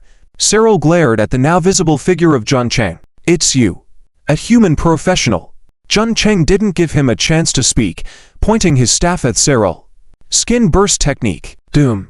Unexpectedly, a wooden pennant around Cyril's waist suddenly exploded, eliciting a dramatic change in his expression. "I'll kill you," he roared, brandishing a small exquisite dagger in his left hand. Blood blade slash. Swish. In an instant, several blood blades made entirely of blood shot toward Jun Cheng, moving at breakneck speed. Jun Cheng extended his staff, effortlessly deflecting the blood blades with a series of clashing sounds. What kind of shield can withstand my attacks?" Cyril swiftly turned, spitting out a blood arrow. Sout. The blood arrow stopped in midair, restricted by a shield formed by Jun Cheng's antibiotic fungal shield, wrapping around him. Ziqing flew out, her staff unleashing a stream of fine blue threads towards Cyril. Cyril's expression changed dramatically. "Elemental spirit user ... Who are you?" "You're killer." Without hesitation, Jun Cheng pointed at Cyril, unleashing a technique that caused a massive explosion on Cyril's left shoulder. "Damn it," Cyril cursed. "No matter who you are, I will kill you." He reached for a shining bat person longsword that appeared in his hand, then lunged at Jun Cheng. Acting swiftly, Jun Cheng evaded and pointed his staff at Cyril. This time, a mass of flesh exploded from Cyril's shoulder, causing a sudden change in his expression. "Who are you?" Cyril swiftly turned, spewing a blood arrow. The blood arrow halted near Jun Cheng, entangled by a shield that emerged from his antibiotic fungal shield, restraining it with a mass of fine threads. As Jun Cheng maintained the shield, more charm beasts emerged from the ground, attacking him relentlessly. The ground trembled as spirit charm beasts made their move. The massive spirit charm dragon-eating vines surged towards Jun Cheng as they were consumed by the flames. They violently shook and twisted as they appeared in the air, their bodies withering and dissipating at a visible speed. At the same time, more and more spirit charm dragon-eating vines emerged from the ground, converging towards Jun Cheng. They gathered, their massive forms transforming into hideous snake-like mouths, ferociously gnawing at the towering antibiotic fungal shield. Jun Cheng was determined to hold his ground, knowing the spirit charm dragon-eating vines would eventually be consumed by the raging flames. The spirit charm dragon-eating vines kept attacking, but were blocked by the illusory flames, which spread rapidly. Suddenly, a black spirit charm dragon-eating vine rushed out from the flames. Its vine-like body transformed into a giant beast resembling a snake's mouth, half burning with flames. It lunged at Zhang Cheng and bit him fiercely. Though attacked, Zhang Cheng's antibiotic fungal shield protected him. Ziqing flew ahead, using the shield to block the incoming spirit charm dragon-eating vines. More vines emerge, forming a wall of flames, shielding Zhang Cheng. However, a massive spirit charm dragon-eating vine burst from the flames and charged at him. But Zhang Cheng and Ziking's combined efforts thwarted its attack. Suddenly, eerie sounds escaped from the vines as they violently twisted and contorted. Their bodies collapsed and dissolved at a visible rate. More spirit charm dragon-eating vines charged from the ground, looking like ants moving in unison, with the outermost vines blocking the flames while the central ones launched their assault. As their bodies buckled and twisted violently, squealing sounds emanated from the spirit charm dragon-eating vines. Their massive bodies quivered and began to crumple and dissipate at an unprecedented speed. Zhang Cheng puzzled over the sudden collapse of the spirit charm dragon-eating vines. Could it be that this was not a single monster, but a collective of countless vines forming a monstrous group? The illusory flames burned with spirit charm dragon vine souls as fuel. Zhang Cheng remained resolute, aware that the spirit charm dragon-eating vines would eventually be incinerated by the flames. Cyril countered the attack, transforming into a massive bat, only to be ensnared by the vines due to his discomfort. As Zhang Cheng unleashed his blood-burning technique against Cyril, he disintegrated due to the flames. The ground shook further, heralding the emergence of even more powerful vibrations. End of chapter. Chapter 314 Cooperation. Zhou Xinyu's abilities. Another direction. Yao Jixu strolled through the swirling snowstorm, and the enchanting beasts that appeared around her were all frozen into ice sculptures. Some of the enchanting beasts managed to break through the peripheral ice as snow blockade and rush into the blizzard, but their speed and size became slower and slower. Their vision obstructed, unable to move forward, they ultimately turned into ice sculptures and fell to the ground. Yao Jixu, a voice rang out, and Zhou Xinyu's figure appeared in the distance, accompanied by a large rooster flapping its wings beside him. I see a gathering signal over there. It should be people from our school. Yao Jixu glanced in that direction and asked, "Have you found Zhang Cheng?" "Haven't found Chengjie yet," Keiji shouted, "but I believe Chengjie must be ahead of us. As long as we catch up, we will definitely find him." "All right, let's go." Yao Jixu tapped the ground, and a large amount of ice condensed, creating a path of ice and snow on the ground at an extremely fast speed, extending towards the distance. She was also wearing a pair of ice skates on her feet, propelled by the wind and snow, skating on the ice surface at an extremely fast speed, racing forward. Surprisingly, her speed was even faster than Keiji flying in the air. Zhou Xiyu was greatly shocked. "Wow, ice and snow can be used like this." Keiji was also astonished. This mountain has airspace restrictions, conventional methods can't fly, but this method is really clever. "Hurry! Let's go." The two of them accelerated, following closely behind Yao Jixu. Keiji said, "At least he could fly." But Zhou Xiyu was struggling to keep up by running with his feet splayed out. Doom! Suddenly, a violent tremor erupted in front of them, with numerous dark vines bursting out of the ground, rushing towards them like giant pythons. In another direction not far from them, there were also numerous vines rolling, clearly attacking another group of people. "It's the cave beastmen." "Who sent the gathering signal?" "Over there." "It's the teachers from the school." The three of them looked over and saw 3 school teachers dodging around with a few werewolf-like beastmen. Their goal was clear. They wanted to cross this area of vines and rush to the mountaintop. Unfortunately, the entire mountainside was covered with these black vines. Doom!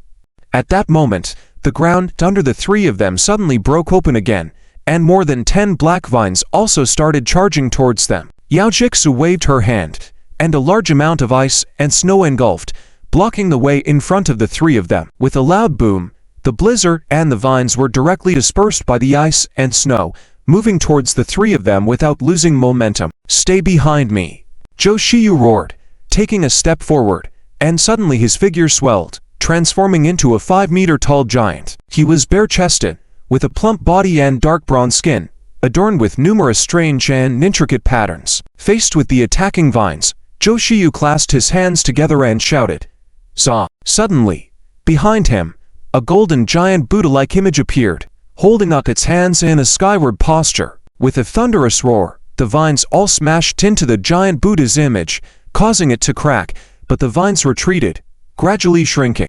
"We will hold off these beasts. Teachers, please go ahead." One of the teachers called out from afar. "What?"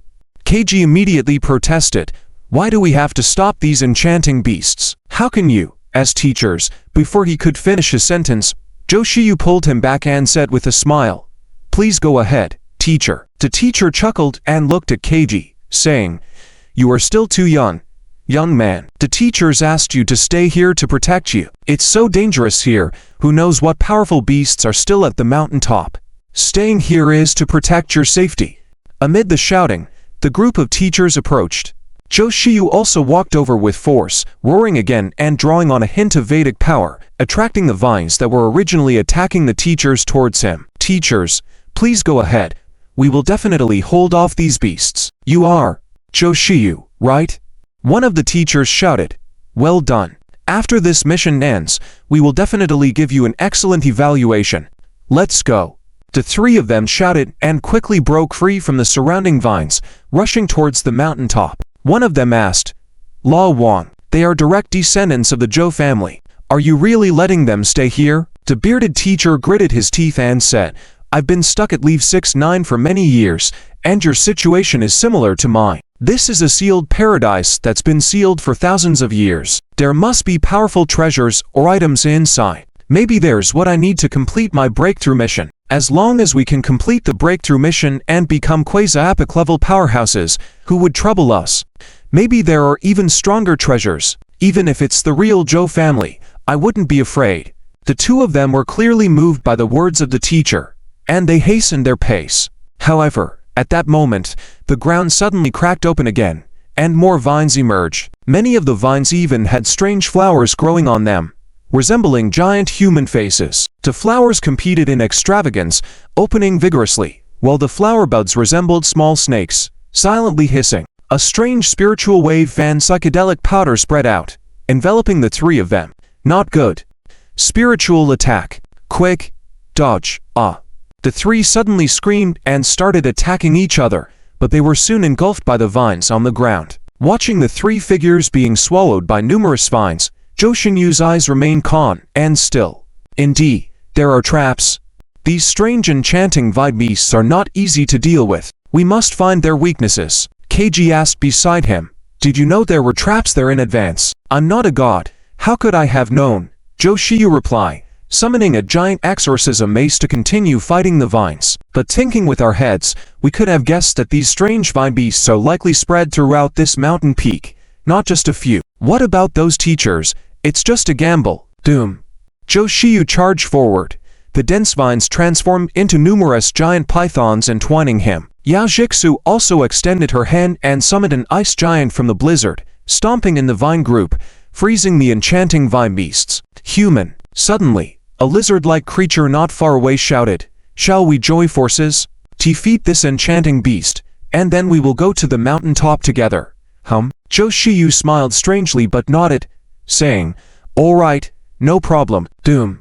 As Zheng Cheng's figure stepped into the core area of the Spirit Eater Dragon Vine, a violent and dull explosion sounded ahead. The center of the dense Spirit Eater Dragon Vine suddenly sprouted numerous strange flowers, clinging to the vine like pots, filled everywhere. What's more peculiar is that these flowers on the edge looked like human faces, expressing various emotions, struggle, and numbness. At the center of these strange flowers, a cluster of black flower buds grew.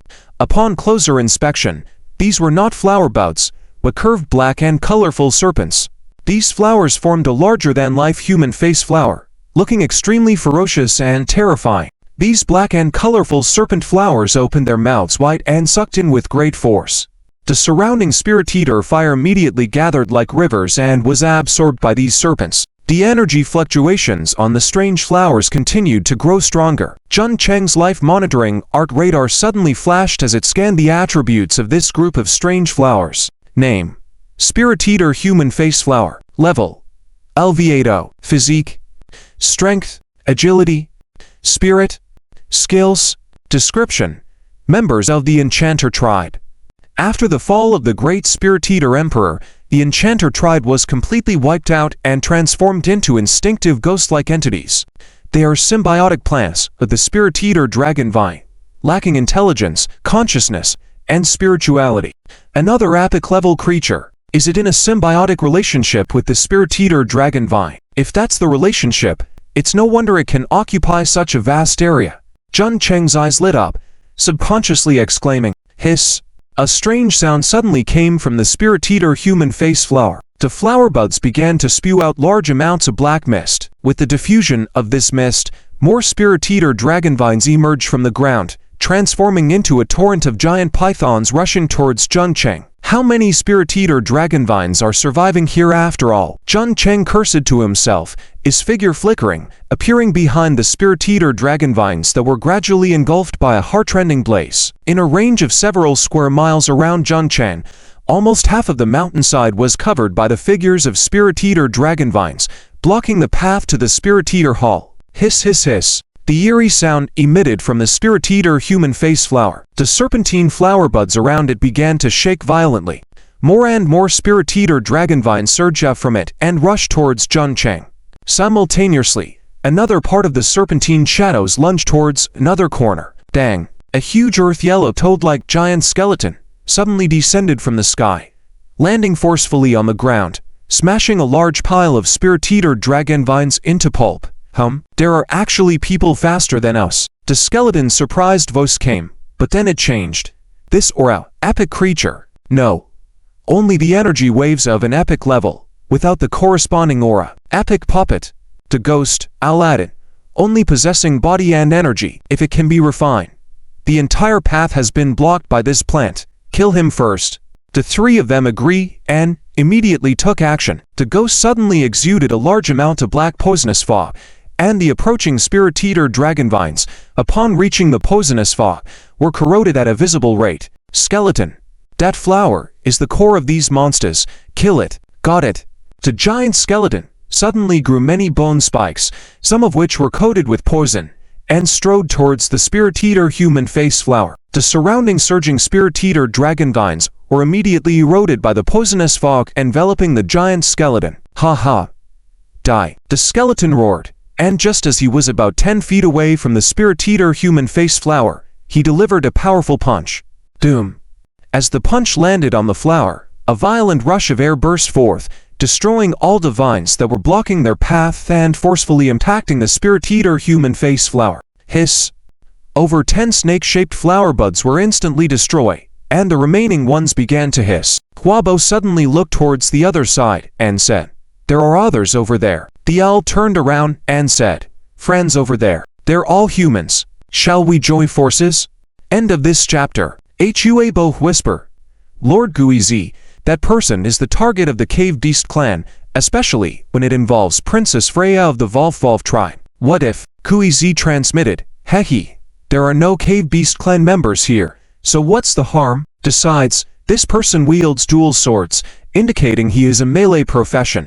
While he is engaged in combat with this strange plant, Huabo's eyes suddenly lit up, nodding slightly. Jun Cheng, on the other hand, smiled. The Fallen, inviting the prestigious professionals from the Imperial Capital University to join hands, really had no shame. However, the Central Radar's life monitoring technique repeatedly reminded Jun Cheng of her crimson dots, indicating that these people had no good intentions at all. Of course, no problem. He promptly agreed. His hands spread out, the Shura's dual swords disappeared, and the scepter of the flower group appeared in his hands. Seeing this, both Guizi and Huabo's eyes flickered imperceptibly.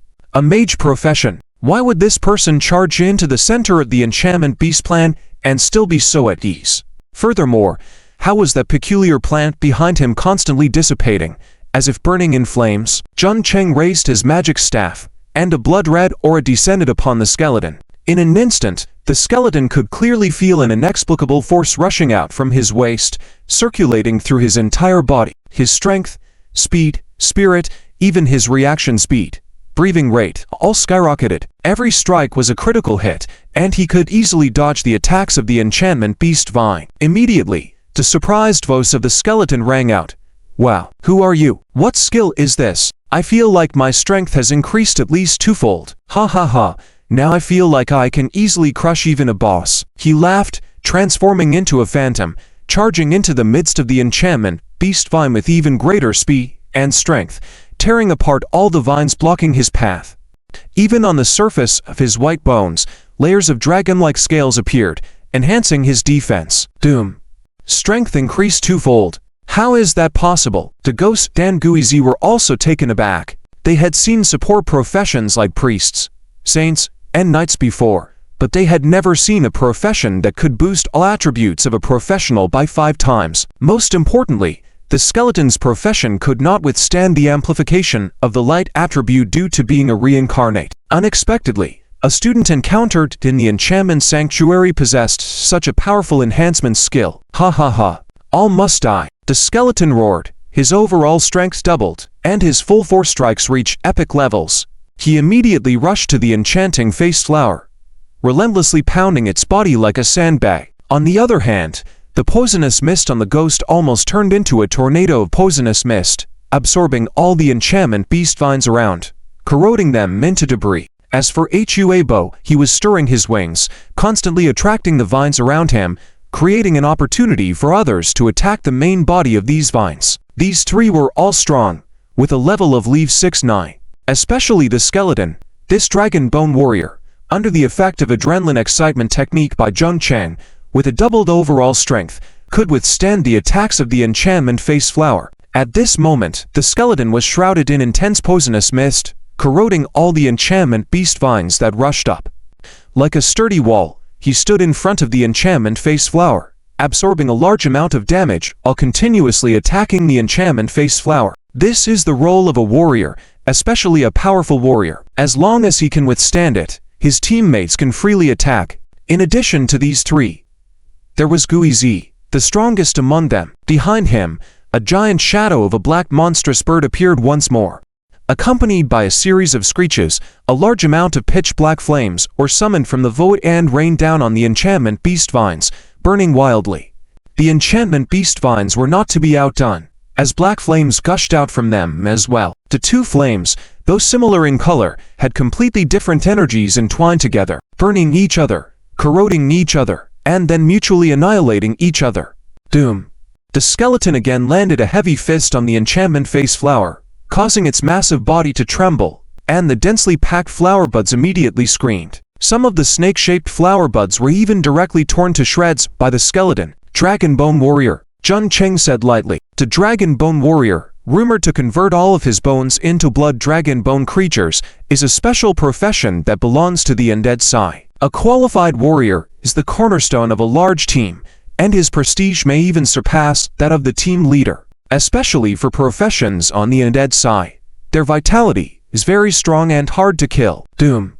Ha ha ha, amazing. The skeleton laughed heartily, surging with blood-red aura all over his body. Behind him, a blood-red dragon phantom was formed, striking the enchantment face flower fiercely again and again. Particularly, his right hand even grew densely packed dragon scales, turning his entire right arm into a dragon claw. A claw landed on the enchantment face flower, leaving a deep, bone-visible wound on its body. Hiss! The enchantment face flower roared in anger again, and its densely packed snake-shaped flower buds suddenly opened their mouths, and the deep, cold enchantment fire gushed out, hitting the skeleton. Roar! The dragon-shaped blood and energy behind the skeleton roared furiously, forming a surging blood-colored battle aura armor on the skeleton, blocking all the enchantment fire. Fist after fist struck the enchantment face flower, causing it to continue howling, Hun Tilda. At that moment, a ghostly figure suddenly darted towards Zheng Cheng. Huabo. As a reincarnate of the Levi Clan, he excelled in speed and ultrasonic vibrations. Ultrasonic vibrations, as a powerful talent of the Levi Clan, not only serves as an attack ability, but also has other capabilities, assistance and illusion. Ultrasonic mirage. Huabo silently exclaimed in his mind, opening his mouth, and an invisible ripple spread towards Zheng Cheng, silently infiltrating his mind. Kid, your strength is indeed impressive, but come with me to see Chief Capato. Come on, kid. With Huabo's call, Zheng Cheng slowly walked towards him, and Huabo looked extremely happy. To Chief Capato's command, and the promise of Princess Freya of the Volf tribe. At this moment, in his view, it was the path to boundless power. Ha ha ha. He laughed in his heart, as if he could already see the bright future in the next moment. At the same time, Zheng Cheng's expression was somewhat strange, not only because this fallen Warrenper, that clan's ultrasonic illusion had no effect on him, but also because in his mind, the rune that he just learned was flashing with a faint light.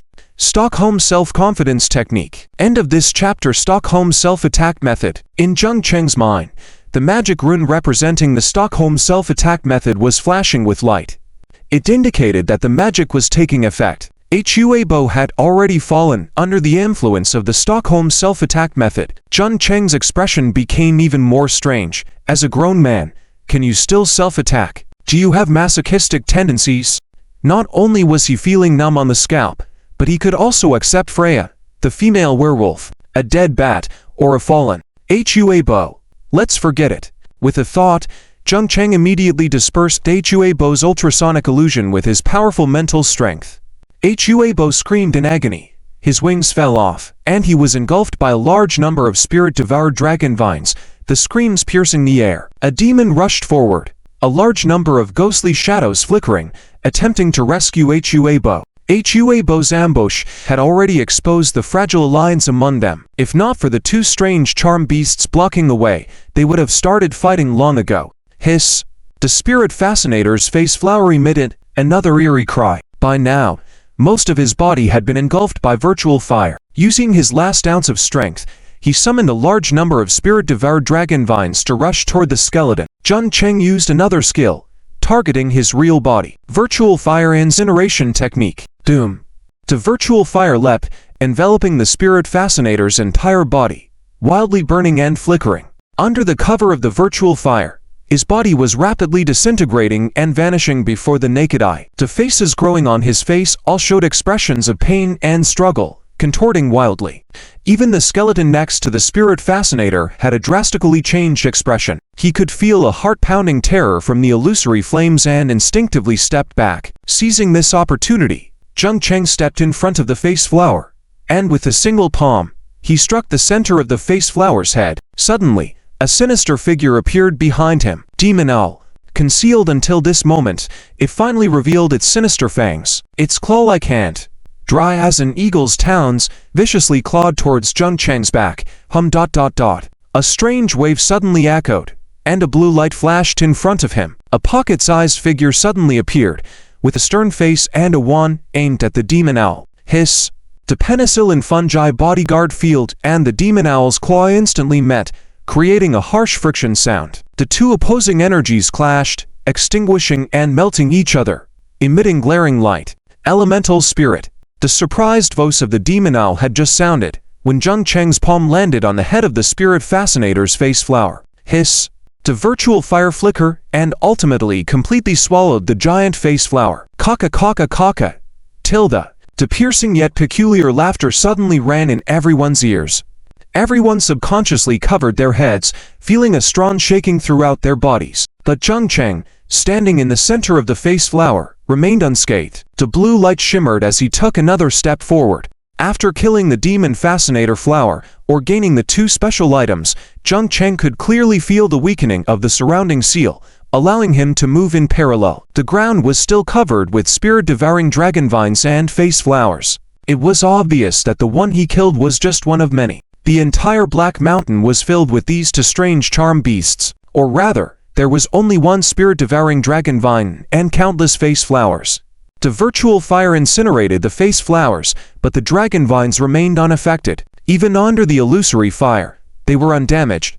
A large group of dragon vines gathered together to temporarily block the virtual fire. Then suddenly, the vines in the middle started moving and exploded, throwing away the end close to the virtual fire. The remaining dragon vines quickly retracted into the ground. A battle with the fallen has brought unexpected joy. My tetanus blade has evolved to Leave 6, awakening a second attribute. Tetanus blade external, Leave 6, mutation skill, requires equipping a weapon swords, axes, daggers, spears, bows, etc. There is a chance 30% that any of your physical attacks will infect the opponent with tetanus bacillus. After being infected with tetanus bacillus, the target may experience muscle spasms, convulsions, fatigue, dizziness, headache, hyperreflexio, hallucinations, and confusion. Attribute 1. Permanent destruction. Your tetanus blade can permanently weaken the target's physical qualities, physical resistance, and resilience, reducing the target's overall defense by 10%. The outbreak rate increases permanently by 10% when attacked by the tetanus blade again. You have activated the second attribute of the tetanus blade. Attribute 2. Force spasms. After the target is infected with tetanus bacillus, they may experience force spasms, unconscious convulsions, stiff muscles in the whole body, hindering free movement for a short time, forcibly interrupting the current action or spellcasting of the target. Looking at the awakening of the second attribute of the tetanus blade, Jun Cheng's eyes lit up. Force control. Doesn't that mean that those hit by me have a chance of being controlled against their will, unable to escape? Jun Cheng exclaimed with excitement. And right. There are those items that dropped after killing the face flower earlier. No idea what they are. He reached out, grabbed two distinctly different items. One was the size of an orange, a seed with a face-like surface, and a black cover. Only about 10 pages of a book. What are these things? End of this chapter. Kind of spirit fascination flower. The seed of the spirit fascination flower can be planted inside a living being, relying on the consumption of its own flesh and blood or negative energies, like underworld, darkness, and blood to survive. Possessing extraordinary talent, the plant seeds will enhance along with the host's strength. Once grown to adulthood, it can spontaneously derive another extraordinary plant seed, the spirit fascination devouring dragon vine seed. These two are companion plants that can grow together. Note: this item is unique. Only the first fallen spirit fascination flower might be able to condense a seed with life energy. Reading the description of this seed, Jun Cheng subconsciously twitched his mouth. What kind of weird thing is this?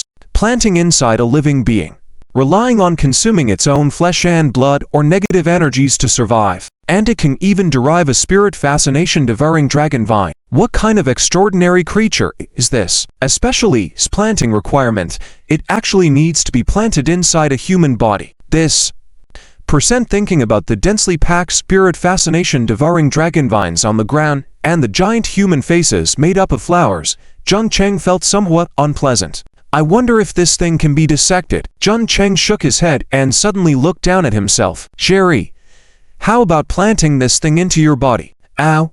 Jerry cried strangely, shaking his large head vigorously. Master, I can feel that this seed contains extremely powerful life energy, but it seems like these life energies have been distorted. Xia King sat on Jun Cheng's shoulder, swinging her to miniature legs while saying, airy and cold, with extremely dense resentment and hatred. Resentment? Hatred? Jun Cheng quickly thought of something. The Spirit Clan. Putting away this seed, Jun Cheng shifted his gaze to the second item. A black-covered book with only about 10 pages. Spirit Fascination Soul Book, a special mission item. Hand it over to the remaining Spirit Clan to receive certain rewards. Also serves as proof for certain missions or clearances. Jun Cheng tried to open the first page and found that this thin book could actually be opened. The paper was very thin, like cicada wings. It was almost transparent, as if each page was made of crystal. Mist converged on the pages, forming a black cloud. At this moment, over 10 strange characters tumbled out of the cloud and lined up to form a sentence. How do I read this? Jun Cheng's expression was strange. Although he had taken elective courses in Elvish, Dragon language, and Beast language at school, he never learned the language of the Spirit Clan. Damn it, who would have thought that after finally obtaining what seemed like an important item, he couldn't read it? As if sensing Jun Cheng's thoughts, the mist on the page suddenly dissipated, and the characters slowly disappeared. What's going on? At this moment, a flash of light appeared on the page again. A faint voice, almost like a sigh of a woman, entered his mind. We, the Spirit Clan, manifested from the desires of sentient beings. If the beings are destroyed, the Spirit Clan will not perish. Is this the last words of the Spirit Clan remnants? Jun Cheng had a sudden realization and opened the second page of the book. Another flash of light entered his mind. Scenes appeared in his mind. In the void, numerous phantoms roamed, enduring countless years. Eventually, under the influence of some unknown external force, these phantoms converged into human forms. They were manifestations of the desires of sentient beings with the innate ability to shapeshift and illusion. They established tribes, developed writing, multiply, and eventually formed a unified race and nation in the void. The pages continued to flip, and the history of the Spirit Clan unfolded in Zheng Cheng's mind. War accompanied the entire life of the Spirit Clan. They were manifestations of the desires of beings, with desires much stronger than other races. Their internal strife was as intense as their external conflicts. Invading other tribes, wanton killing, enslaving outsiders, they rose to power in a very short time, like a shooting star in the dark. Some powerful individuals even began to divide the world where the Spirit Clan resided to fulfill their desires. The earth, rivers, oceans, planets, these were the deities born from the primordial Spirit Clan. Even the existence of the divine will of the heavens. They wanted to partition the heavens, to enslave the celestial order of their world. Among them was one who proclaimed himself the Spirit Fascination Emperor. His goal was to control the Spirit Fascination heavenly order and proclaim himself a god. Eventually, their actions not only angered the will of their own world but also provoked the true alien races. 7 of the top 100 races and 2 of the top 10 races in the myriad realms joined forces to invade the Spirit Fascination planet. The heavenly order of the Spirit Fascination planet abandoned the race it had fostered. The Spirit Clan was ultimately exterminated by the aliens. Even after the Spirit Clan people die, their souls continued to exist, supported by desire, and transform into even more eerie and sinister spiritual fascinations. Yet, even so, they could not stop the crisis of extinction. At the final moment, the Spirit Fascination Emperor proclaimed himself a deity, sealed the world, and perished on his own accord. Zheng Cheng's mind suddenly awakened at this moment. The Spirit Fascination soulbook in his hand also calmed down. However, his expression was somewhat strange. What is the heavenly order? After traversing, according to the education in the school, the reason they could awaken their professions and become stronger was because of the existence of the heavenly order. The invasion of aliens, the convergence of worlds, different heavenly orders bestowed different gifts on their respective worlds. And the professionals were bestowed the gifts by the heavenly order of the blue star for humans. Awakening professions, slaying monsters, absorbing soul energy to become stronger. Other worlds and the worlds of aliens also had corresponding heavenly orders. However, the heavenly order of the Spirit Clan was abandoned due to the actions of the Spirit Clan, ultimately leading to their demise. Professionals are gifts of the heavenly order. Then what about me? I am a traveler, theoretically not a person of the blue star, yet I can still obtain a profession. Zheng Cheng was full of doubts. But my profession seems a bit off. All the normal skills in my hands are actually mutant skills. The will of the world, the gifts of the heavenly order. Could it be that my mutant skills are the result of the reciprocity between Blue Star and Earth? Boom. Just then, a violent rumbling sound came from afar. It turned out that a 10-meter-high ice giant was entwined with black vines all over its body. The Spirit Fascination fire was blazing, invading the body of the ice giant, burning his entire body pitch black. The Spirit Fascination fire was transforming the cold energy inside the ice giant's body, turning him into a spiritual fascination giant, Autilda. At this moment, the enormous Spirit Fascination giant roared in anger, flames blazing through its body. The Spirit Fascination devouring dragon vine that had been entwined around its body instantly dispersed and retracted into the ground. The Spirit Fascination giant slowly turned its body and headed towards Yao Jixu and the others, opening its mouth and releasing torrents of Spirit Fascination fire from above. Doom. End of this chapter. Quick retreat. Retreat. Retreat. Amidst the swirling spirits and flames, the rookie chicken was startled, with all its feathers puffed up, shouting hastily. Zhou Shiyu stepped forward, standing in front of the two. However, he looked quite disheveled at this moment. The golden light that was once on him had turned completely black, with only a hint of gold remaining on his skin. The blizzard swirling around them had also turned black, with the winds now sweeping towards them. The spirit fire could invade any material it touched, even energy. Initially, the three hadn't noticed, just blindly attacking. It wasn't until the spirit fire engulfed them all that they realized it was too late. Under the burning spirit fire, they found their energy being devoured, transforming into more spirit fire. Not only them, even the distant cave orcs could only retreat in formation, barely hanging on. Yao Shixu's pupils turned a deep blue, and a lotus-shaped ice and snow pattern appeared on her forehead. Beside her, Zhu floated in the air, staring fixedly at the approaching spirit giants and dragon-devouring vines. Master, let's go quickly. I can't freeze these flames yet, Yao Jixu said. Is there no other way? Maybe there is. Try to destroy the core of the human face flower in the vine. Unfortunately, haha. Just then, a piercing grinding sound suddenly came from a distance. A large number of spirit-devouring dragon vines suddenly whirred towards the sky, their thick vines wildly flailing in the air, trembling violently, as if enduring some great pain. Yao Jixu subconsciously looked up and said, Zheng Cheng, Cheng Jade. It's Cheng Jie. The rookie chicken also shouted, haha, Cheng Jie. We're here. Come quickly. In the distance, the massive figure of Zhang Yu was flying rapidly towards them from high altitude. The spirit-devouring dragon vines on the ground also sensed the approaching massive life energy and rushed towards it. But before they could reach them, illusory flames surged from their bodies, burning frantically. Illusionary fire incineration technique. Kaka kaka, a crisp voice echoed around, with Little Green's figure constantly moving around Zheng Cheng, launching waves of illusionary fire incineration, burning on the spirit-devouring dragon vines. As the flames surged, the approaching vines all screamed in agony and subconsciously retreated. In the midst of the dancing dragon-devouring vines, Zheng Cheng and a dragon flew out together, landing in front of Yao Jixu and the others. Zheng Cheng.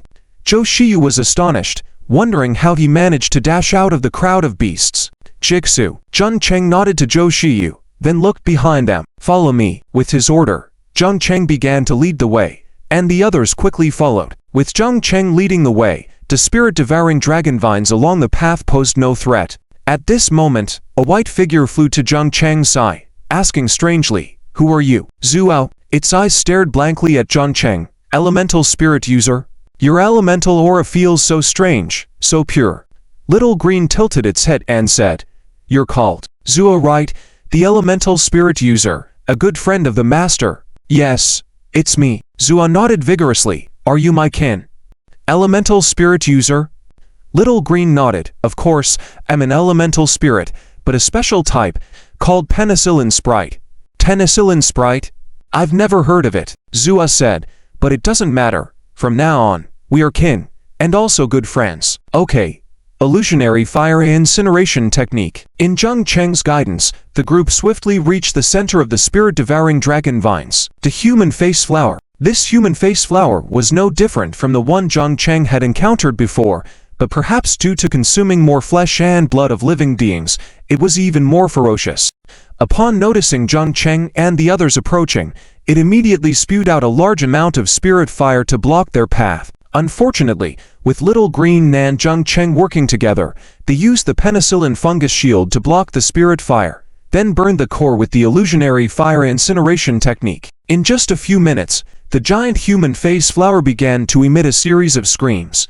The dense human face flowers on its massive body began to wither and burn to ashes, quickly spreading to its main body. In the end, the giant human face flower was burnt to ashes.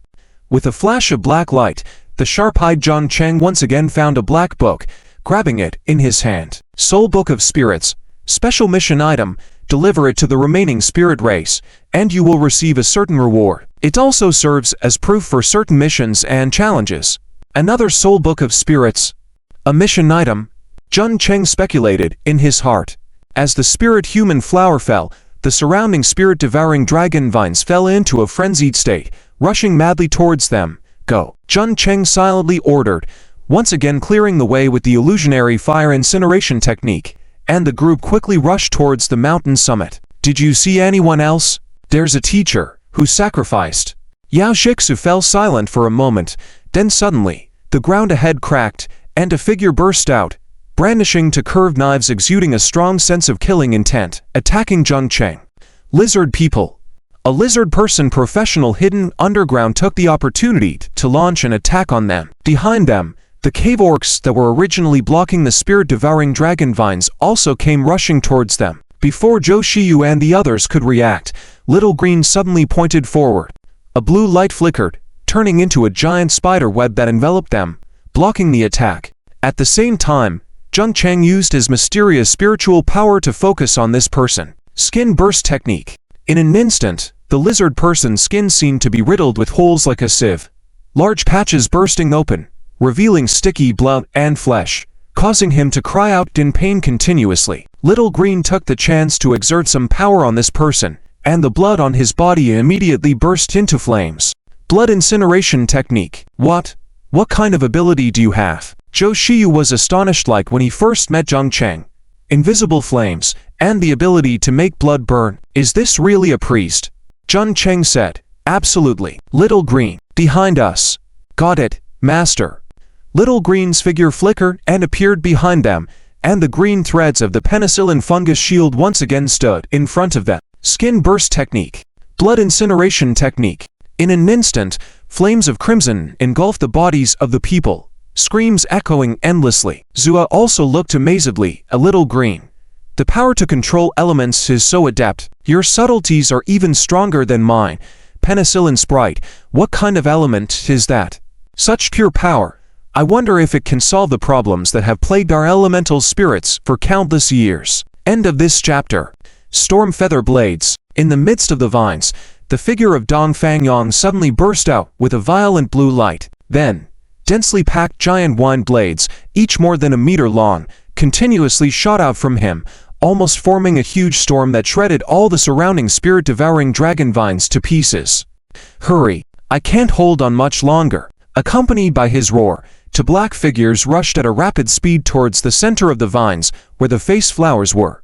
One of the figures was about 3 meters tall, covered in black dragon scales from head to toe, resembling a giant walking lizard. Her strength was immense, effortlessly cutting the vines in front of her in half. A viscous dragon breath surrounded her, ready to incinerate any approaching spirit-devouring dragon vines. John Mayu. She quickly reached the face flower and relentlessly clawed at it. A large amount of dragon breath also shot onto the face flower, burning its body. The speed of the other figure was no slower. Being half human, half wolf, with sharp teeth and claws flashing cold light, tearing the face flowers into pieces in a quick storm. Lanfonti. Whoosh. Whoosh whoosh tilde. Another large group of spirit-devouring dragon vines rushed over, along with a large amount of black spirit fire surging. But at this moment, a massive creature suddenly descended from the sky, smashing fiercely into the spirit-devouring dragon vines. Several giant tentacles, covered in suction cups, violently pushed through, overturning the vines. At the same time, a large amount of floodwater gushed out from the ground, almost forming a lake, temporarily suppressing the raging spirit fire. This massive creature turned out to be a huge octopus. Zheng Yi's figure appeared above the octopus's head, indifferently saying, "Quickly deal with that strange flower.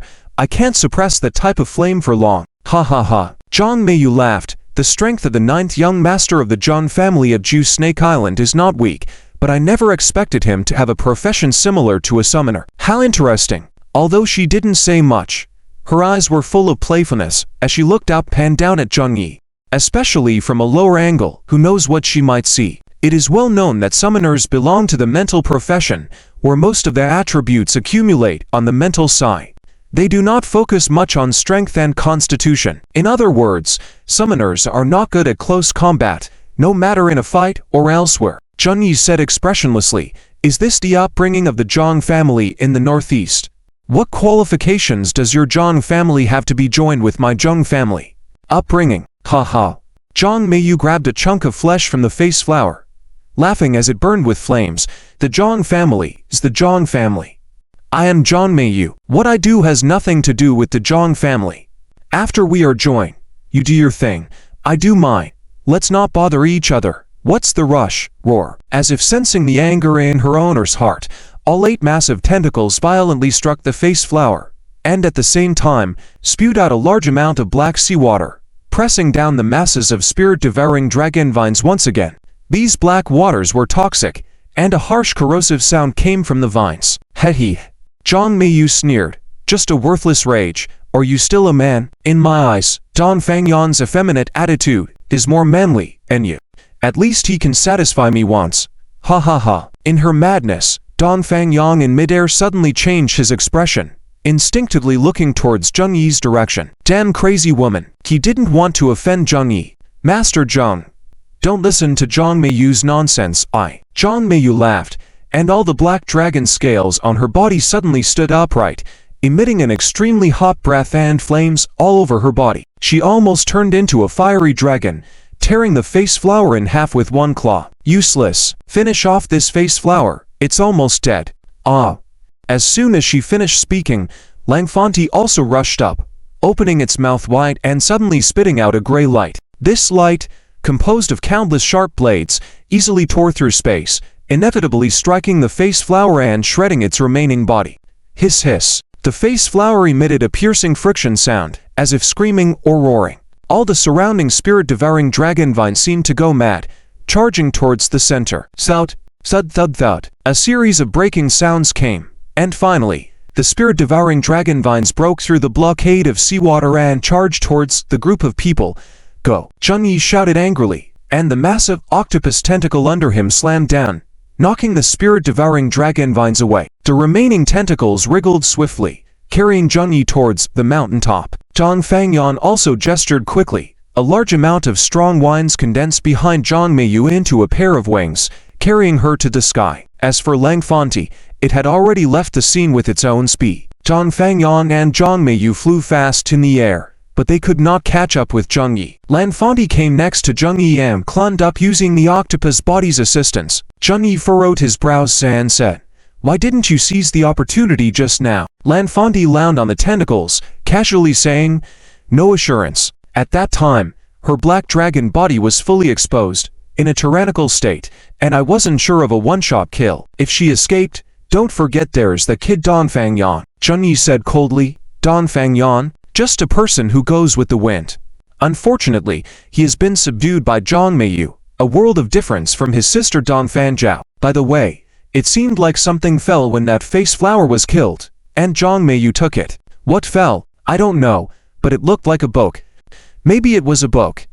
A book? Chun-Yi furrowed his brows. After all the demonic beasts were killed along the way, they would turn into dust, except for the items dropped after the face flower's death. It may be the key item in the final fortune. Find another black book, or just grab the one Zhang Meiyu took back. Langfanti lounged on the tentacles. Simple.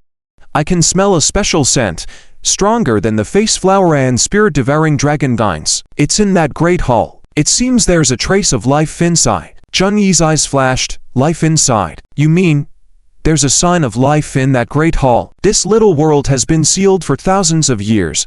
How is that possible? End of this chapter. Chapter 320. Strange female deity statue.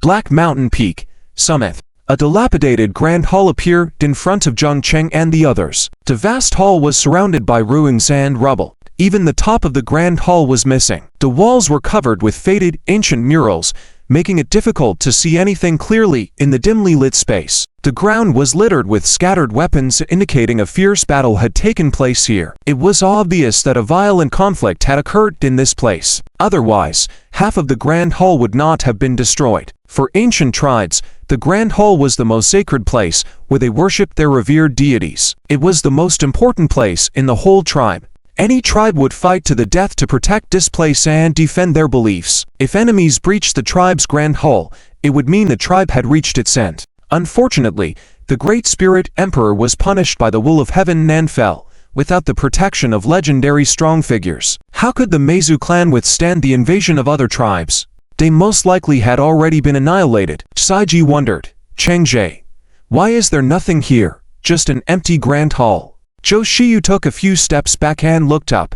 A gigantic statue stood behind the grand hall. It was around 100 meters tall, entirely black, and appeared weathered, likely due to the passage of thousands of years. A statue. That's the statue of the Great Spirit Emperor. Our mission is to destroy that statue, said Zhou Shiyu. As they walked, they observed their surroundings and attempted to interpret the ancient murals on the walls. Unfortunately, the murals were severely damaged, making it impossible to discern their true content. A tribe that had existed for who knows how long, unable to preserve even their writings and murals, was a poignant and frightening realization. As they continued forward, the murals and carvings around them gradually became clearer. There were human figures and shadowy creatures depicted. However, what caught Zheng Cheng's attention the most was a recurring image in these murals. A phantom-like black figure with arms outstretched and garments fluttering despite the absence of wind. For some reason, in Zheng Cheng's eyes, the figure appeared somewhat enchanting, clearly depicting a feminine silhouette. Yao Jixu suddenly exclaimed, Could it be that the Great Spirit Emperor was actually a female deity? It's possible. Meizu, the name of this clan sounds like a woman. Back then, how did a female end up being known as the Emperor? What kind of power must one possess to be called an emperor? Is it legendary strength, or perhaps mythical level? How wonderful it would be to be called an emperor. As they walked and discussed, carefully examining the murals and patterns in the grand hall, they passed through corridors without any event. But upon entering the main hall of the temple, a new scene unfolded before them. Rows of rough-looking statues appeared before their eyes. Yet, like everything else in the hall, these statues were worn and desolate due to the passage of time. Most of the statues were missing half their bodies, some only remaining as a dilapidated base. Despite this, Zheng Cheng could vaguely discern the true images depicted by these statues. This grand hall, I wonder how many years, has stood. It's a pity. No matter how glorious and powerful, you cannot stop the passage of time. Zheng Cheng pondered and said. He continued forward. According to the guidance of the world's wool, the Meizu clan is a semi-spiritual and semi-physical race. Almost all of its members wield the power of the netherworld. They are somewhat like the legendary lost souls or ghosts, but different in certain aspects. After death, they will give rise to various ghostly entities based on their individual towns. Meizu Ghost Crow, Meizu Ghost Snake, Meizu Ghost Wolf, and freshly slain Meizu Ghost Man Face Flower, Meizu Devouring Dragon Vine, and more. The stronger the member, the closer to their grand hall they reside. Especially the Meizu Devouring Dragon Vine and Meizu Man Face Flower, stationed halfway up the mountain, blocking all outsiders trying to ascend. In life, their strength was unknown, but their death howls condensed into epic-level beings. Were it not for the ability to withstand their ethereal fires, I wouldn't have been able to defeat them. I wonder if they were annihilated by another tribe, or if they faced other catastrophes. Zheng Cheng continued forward, with fewer murals and statues around him. Suddenly, he felt a profound, chilling aura pervading the air. A feeling of being observed emanated from the depths of the temple ahead. Zhou Shiyu suddenly exclaimed, "Wait, I feel like someone is spying on us in the shadows." Saiji questioned, "Someone? How is that possible? I don't feel anything. I have a divine sense akin to the Buddhist methods, able to perceive ill intentions from others." "There are others here," Zheng Cheng realized and asked. "Where are they? Who are you talking about?" "Captain Su Qingfeng, Sister Yongxiao, and the Bat people who just left the mountainside. Also, the several level 79 strong individuals of the Cave Beast tribe.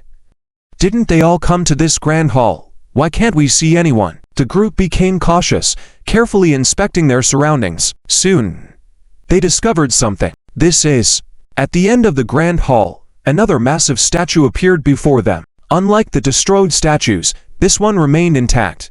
No, it should be said, it was a deity statue.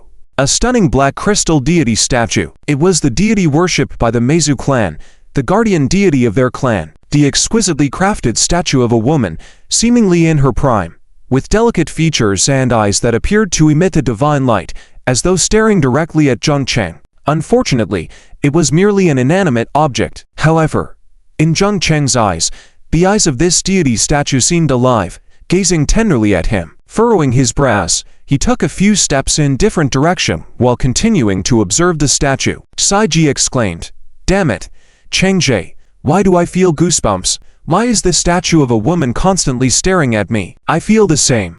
"Me too." "So, it is indeed like this," Zheng Cheng said calmly. "There seems to be an issue with the sculpting technique of this deity statue, or perhaps there is a special ability attached to this deity statue. It makes it seem like anyone looking towards this deity statue from any corner of the grand hall would feel as if its eyes are watching them. Perhaps it's an issue of angles. Or could it be that this female statue is a manifestation of the Great Spirit Emperor?" Zheng Cheng's vision suddenly blurred, and a figure appeared in front of the statue. A dark aura swept over them, enveloping the group. "I'm feeling much better for my cold. My wife has fallen ill again, and I have to take care of our child, so updates in the coming days will be delayed." End of this chapter. Chapter 321 Clone Body. Instant kill. As most of the people on the Black Mountain entered the grand hall at the mountain top, a huge incident suddenly occurred in the forest below. The trees on the outskirts of the forest suddenly began to grow wildly, extending towards the mountain bottom, soon making contact with the Black Mountain. At the foot of the Black Mountain, spirit-infused dragon-devouring vines suddenly extended and connected to the forest. A female figure slowly appeared in the sky above the forest. Kui Xiabing. She's not dead yet. Looking at the spirit-infused dragon-devouring vines at the foot of the Black Mountain, Kui Xiabing's tone carried a sense of joy of surviving a calamity. Luckily, this ghostly forest also consists of trees. Otherwise, I would really have been swallowed up and assimilated by this blessed place. I never expected such strange plants within the Black Mountain. Spirit-infused dragon-devouring vines, feeding on the leaves of all living things, then reproducing itself. Kui Xiabing murmured, then suddenly moved and entered one of the dragon-devouring vines, swiftly moving. By using the dragon-devouring vine as a body for movement, I can reach the mountain top in the shortest time. And human-faced flowers, companion plants to the dragon-devouring vines. They also have life essence. These two extraordinary plants have grown to epic levels, but unfortunately, they lack corresponding rule power. Kui Xiabing's tone was filled with intense surprise, and she abruptly stopped her movement. Extraordinary beings of epic level, if accompanied by the ancient tree seniors outside the Blessed Land. Wouldn't that mean there are 3 epic-level extraordinary plants here? She looked up at the mountain top, ultimately gritted her teeth and stopped. Whatever treasures are on the top of the mountain might not be suitable for me. That the dragon-devouring vine and human-faced flowers are tailor-made for me. I absolutely cannot give up. In that case, I can only. Kui Xiabing took a deep breath, crossed her legs, and strange spiritual fluctuations emanated from her, infiltrating the surrounding dragon-devouring vines and human-faced flowers. Enlighten. Enlighten. Dragon-devouring vines and human-faced flowers are my destiny. At the same time in the temple at the mountaintop, the forms of 4 individuals suddenly disappear and appear in a vast wasteland. Where is this teleportation array? Illusion? The few of them were astonished, carefully surveying their surroundings. Only then did they realize that they were each separated by hundreds of meters, with dozens of figures further away engaged in combat. Captain Su, Young Xiao, Cave Beastmen, hurry and help. They engaged in battles in pairs, and knowing how long they fought, the 4 hurried towards the direction of the fight, only to be alarmed to find their bodies suddenly unable to move after running only a few tens of meters, as if there was something sticky in the air around them holding them back. What's going on? What's happening? Why can't I move? In surprise, a dark cloud swiftly approached from the distance and froze when it was about 100 meters away from them. Then Su Qingfeng's voice came from the dark cloud. Don't move. There are rules here, and it will form a corresponding rule clone of each of you. Only by defeating your rule clone can you possibly leave here. Doom. Su Qingfeng was speaking when a massive dark cloud struck, followed by black lightning flashing continuously, fiercely charging towards him. Doom. Not backing down, blue thunder descended from the sky, intertwining and clashing with the black lightning, filling the sky with thunderous sounds. Rule clone? What's that? A clone identical to you in current level, strength, and abilities, but far more experienced in battle. At this moment, another figure approached, wielding a spear, causing strong minds and sword to sweep through. It was Zhao Yangshao, and fighting her was another figure with a spear, with a stern expression. The two were identical, except for the constant black ore emanating from the other. Identical clones, be careful, they are tough to deal with. What? Before they could respond, they saw a large amount of black mist gathering in front of them, slowly forming figures identical to them. Zhou Shiyu suddenly reminded, "Don't be distracted, they're coming," he roared, and a golden light flashed from him, enveloping him. His body also grew into a roughly 4-meter-tall giant. He reached out, and a sharp steel demon-slaying club appeared in his hand. Across from him, the dark figure also turned into a 4-meter-tall black giant, holding a black demon-slaying club. Bang! The two collided, and a loud, intense noise erupted. Their energy, fighting styles, and skills were identical. The novice battle featured a black rooster. Even the equipment on their legs was exactly the same. The two black roosters fluttered in the air, constantly scratching and pecking at each other, feathers flying, in a difficult and close fight. Damn! Why is there another rooster? This is painful. Being pecked. The novice shouted in distress, appearing quite disheveled. On the other hand, Yao Jixu transformed into a huge snowstorm, fiercely colliding with another black snowstorm. Su Qingfeng seemed to be engaged in a fierce battle with his clone, The two large black clouds constantly entangled and consumed each other. The blue and black thunder kept intertwining, the battle seeming to last endlessly. While Zhao Yongxiao was dealing with her own clone, she approached Zheng Cheng and others, instructing, "These rule clones are tough opponents. We must find a way to strike them down in one blow. Otherwise, if we are dragged into their rhythm, it will be challenging to come out victorious. I guess to proceed to the next level, we must eliminate our own rule clones." Zheng Cheng stood still, quietly facing the figure in front of him, almost identical to himself. And like him, the figure held nothing. Zheng Cheng asked, "How many have made it out so far?" "None." Zhao Yongxiao dodged a sudden thrust from the other and struggled to say, "Be careful." A thought crossed Zheng Cheng's mind, and Ziqing suddenly flew out from him, hovering in the air. "Master, shall we attack?" "Wait a moment." Zheng Cheng glanced at the figure opposite, noticing that the figure also strangely stared at Ziking's form. After a moment of confusion, there was no identical azure spirit elf flying out of him. Indeed, as I suspected, he moved abruptly, rushing towards the other. The figure also sprang into action almost simultaneously. Zheng Cheng drew the Ausura twin blades, while the other figure manifested to identical slender blades. At this moment, Ziqing extended the staff and tapped on Zheng Cheng's body. A strange fluctuation immediately surged from him. Adrenaline surge technique. In an instant, Zheng Cheng's speed skyrocketed several times. He dashed in front of his rule clone at an imperceptible speed, grabbed his neck with one hand, raised him high, and then slammed him to the ground, simultaneously twisting his right hand. There was a crack, directly twisting the rule clone's neck into a pretzel. End of this chapter. Chapter 322. The Emperor of Lingmai, an inheritance tool. Everyone was stunned. Not just Zheng Cheng, even Zhao Yongxiao and the others nearby were also shocked.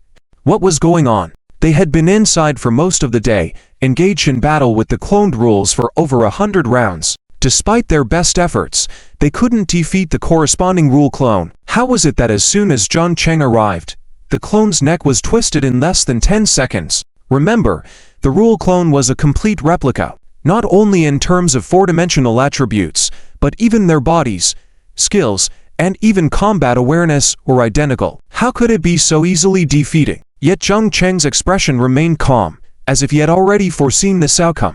The ability of the rule clone was indeed powerful, able to fully replicate the abilities and skills of professionals. However, it could only replicate common abilities or those recorded in its database. Zheng Cheng's skills, on the other hand, were unique abilities not found in the database. How could it replicate what it didn't know? Furthermore, Zheng Cheng's profession was just a 3-star priest. No matter how talented the Emperor of Lingmai was, it was impossible for him to anticipate such extraordinary power from a 3-star priest, taking down his own clone in one strike. A strange fluctuation suddenly enveloped Zheng Cheng, a clear signal of a teleportation array. He immediately decided, "Yongxiao, I'll wait for you outside." And this, he and Xiaoqing simultaneously sent out two identical waves of mental energy that quickly spread and affected those around them. Adrenaline excitement technique. Su Qingfeng, Zhao Yongxiao, Yao Jixu, Zhou Shiyu, Rookie. Zhao Yongxiao keenly felt a surge of powerful force emanating from her waist, causing her spear to feel lighter. Speed, strength, all aspects enhanced as she thrust out her spear, instantly transforming into 3 spears, forcing the clone back. Adrenaline excitement technique. She spoke oddly. "Interesting. Since that's the case, I can't let you down," she murmured softly. A fierce rush of air suddenly erupted from her, sending her soaring into the air like a fierce tiger pouncing for a kill, viciously charging towards the clone. Dragon soars in the sky. Boom. Meanwhile, Zheng Cheng's figure, accompanied by a wave of energy, appeared in another dilapidated corridor. A black light flickered, and the phantom of the Spirit Charm Book appeared before him, emitting a faint light. The Spirit Charm Book is reacting. Does this mean? Holding the Spirit Charm Book, he continued forward. The statues around him were all smashed to the ground, becoming nothing but debris. The ground was littered with traces of ransacking, devoid of anything valuable. A long time ago, the Spirit Charm Sanctuary was invaded by foreign tribes, and all the treasures should have been looted by them. Only the corpses and souls of the Spirit Charm tribe remain. The Spirit Charm Book is reacting. Does that mean there is something else left here? Moving forward, the Spirit Charm Book suddenly turned into a phantom and disappeared. His gaze immediately fixed ahead. Is this it? The spirit charm book materialized in front of him, imprinted on a wall. Soon, a small door about the height of an average person emerged within it. Jun Cheng hesitated for a moment before stepping inside. Before him was an ancient room, with traditional furnishings such as the 8 immortal table, dressing table, dragon and phoenix bed, and pink curtains. Even the air carried a faint sandalwood scent. Jun Cheng's expression was odd. Encountering a room so similar to an ancient female boudoir from his past was truly strange. What kind of place is this? He wondered, his eyes falling on a desk. On it lay writing brushes and several sheets of paper. How could there be a desk in a woman's boudoir? Could it hold some information? He approached and found a few short sentences written on the papers. This font, the spirit charm script, I don't recognize it. Jun Cheng concentrated his mind on the paper. Soon a faint black light emanated from it. Our clan was born from desires within living beings, naturally inclined towards strife, lust, leading to the suffering of all living beings across the realms. I once made a grand vow to conquer the heavenly Tao for our clan, to change our future and essence. As the words fell, a strong black aura suddenly filled the air. The paper in his hand began crumbling at a visible rate. Simultaneously, a female figure suddenly appeared before Jun Cheng. A beautiful woman with white skirts and flowing hair as endless as the galaxies. Her deep black eyes gazed at Jun Cheng from a distance, or perhaps far off. The transformation of our clan stems from the heavenly Tao. By eradicating the heavenly Tao, can our nature and future change? But ultimately, I fell short. Her eyebrows furrowed, as if holding a grievance, her voice full of tenderness. Forget it. Forget it. A low, melodious voice rang out. The woman's figure suddenly wavered and gradually disintegrated. Eventually, she vanished completely from her spot. Disappeared? Jun Cheng was astonished. What does this mean? Was I led here just to hear these words? Seems like a private conversation of complaints from a woman to her beloved, but what does it have to do with me? This is ... His eyes suddenly lit up as he noticed the black object fall to the ground from where the woman had been standing. Without hesitation, he grabbed it. This is... You have obtained an inheritance artifact. Lingmai Jade Pendant. Lingmai Jade Pendant? An inheritance artifact. Jun Cheng gasped, quickly inspecting it. Lingmai Jade Pendant, a Levi Clan inheritance artifact, a known effect, requires the professional to explore on their own. An inheritance artifact of the Levi Clan. Too bad it seems to have no effect and I have to investigate myself. Although he said this, Jun Cheng knew that this item might be the most precious thing in the entire Spirit Charm Sanctuary. Lingmai Soul Book, Lingmai Jade Pendant, and the words of the supposed Emperor Lingmai, the myriad races, the plight of all living beings. I once made a grand vow to conquer the heavenly Tao for our clan and change the path of the Levi Clan towards the future. Could it be that this female emperor, in her attempt to rebel against the heavenly Tao for the sake of all living beings, was defeated by the heavenly Tao and fell in the Spirit Charm Sanctuary, and her people were consequently wiped out by their own kind? As for the Lingmai Jade Pendant, Jun Cheng had a general idea of what it entailed. Thinking about this, he felt the jade pendant in his hand heat up. A woman who dared to challenge the heavenly Tao was indeed daring. But alas... Jun Cheng shook his head. Unfortunately, the Lingmai Clan came to a tragic end. End of this chapter. As the voice fell, the entire boudoir suddenly shook, and a large amount of black mist appeared abruptly. Jun Cheng's face changed slightly, and he quickly rushed towards the small door that had just entered, quickly charging in, and the entire boudoir collapsed. Roar. Doom. Just as he rushed out of the boudoir, a violent trembling sensation suddenly came. Large pieces of rubble fell from the sky, and the whole earth seemed to be experiencing an earthquake. What's going on? At the same time, another figure rushed out from the house next to him. It was a lizard person. He still held a stone pen in his hand, which seemed very similar to the jade pendant in Jun Cheng's hand, emitting the same aura. Heirloom tool? The lizard person also clearly noticed Jun Cheng, especially the jade pendant in his hand. A hint of killing intent flashed in his eyes. Roar. The lizard person roared and immediately pounced towards Jun Cheng. To completely blood-made small snakes unexpectedly extended from under its feet, darting over at an extremely fast speed. The snake mouths were wide open, with sharp fangs. Dang. The two small snakes, still halfway through their journey, suddenly collided with an invisible wall of air. Their heads directly smashed flat, and the fangs were all broken flying. The lizard person was also knocked over by Zhang Cheng with a punch, and Ziqing also descended from the sky, and the skin-bursting technique immediately landed on him. At this moment, Zhang Cheng was still in a state of adrenaline excitement, with both his strength and speed several times that of the lizard person. Blood-burning technique. With the rise of the blood flame, the lizard person immediately screamed in agony, rolling on the ground non-stop. Zhang Cheng also grabbed the stone pen in the lizard person's hand, which indeed turned out to be another heirloom tool. Spirit Charm Stone Pen, heirloom tool of the Charm tribe, unknown efficacy, needs the user to explore it on their own. Could it be that there is more than one heirloom tool here? Doom. Boom boom. At this time, in the distance, several figures rushed out of the palace, and the palace behind them exploded one after another. Zhang Cheng's eyes flashed as he immediately recognized some familiar figures: Su Qingfeng, Jia Yongxiao, Yao Jixu, Zhou Shiyu, and Sai Ji. All five of them escaped from that eerie duplicate space, and seeing this, he hurried over. Doom.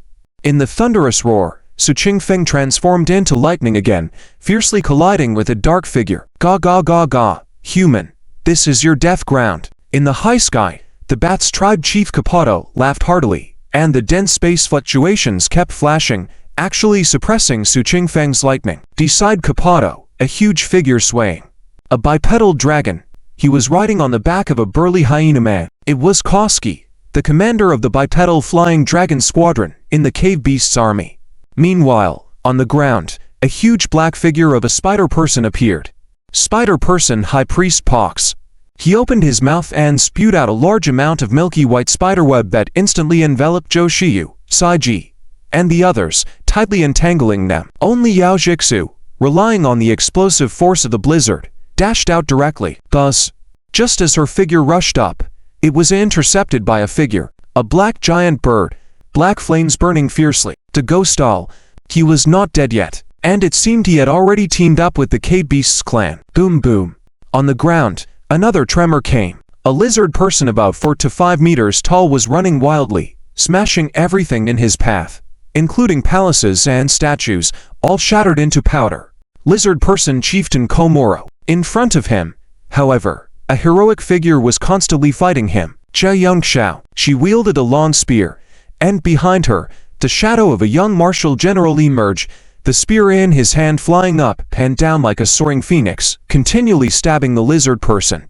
With a slap, Komoro smashed a giant palace into pieces, his eyes gleaming with ferocious light, roaring, "Human, hand over the heirloom tool." Spirit Charm Land appeared in the territory of my Cave Beasts clan, so it belongs to us as spoils of war. Humph. Jia Yongxiao coldly smiled. Celestial objects belong to the virtuous ones. Furthermore, the Charm tribe is obviously more similar to us humans, perhaps even a branch of our people. Taking our tribe's heirloom tool is just a matter of course. Roar. Unable to argue with Jia Yongxiao, Komoro could only roar in anger and launch a fierce attack. Doom. A loud sound rang out. Zhang Cheng furrowed his brows and continued forward, only to see two more figures rushing out of the ruins. Hyena men. These two hyena men were obviously professional soldiers, clad in leather armor, wielding curved blades, and their eyes gleaming with a sense of mercilessness. When faced with Zhang Cheng, they pursued without regard for their lives, their speed extremely fast. They had already noticed Zhang Cheng, but still attacked, obviously trying to buy time for their own people. Zhang Cheng did not hesitate and charged forward. The Asura dual blades in his hands shimmered and struck the two hyena men immediately.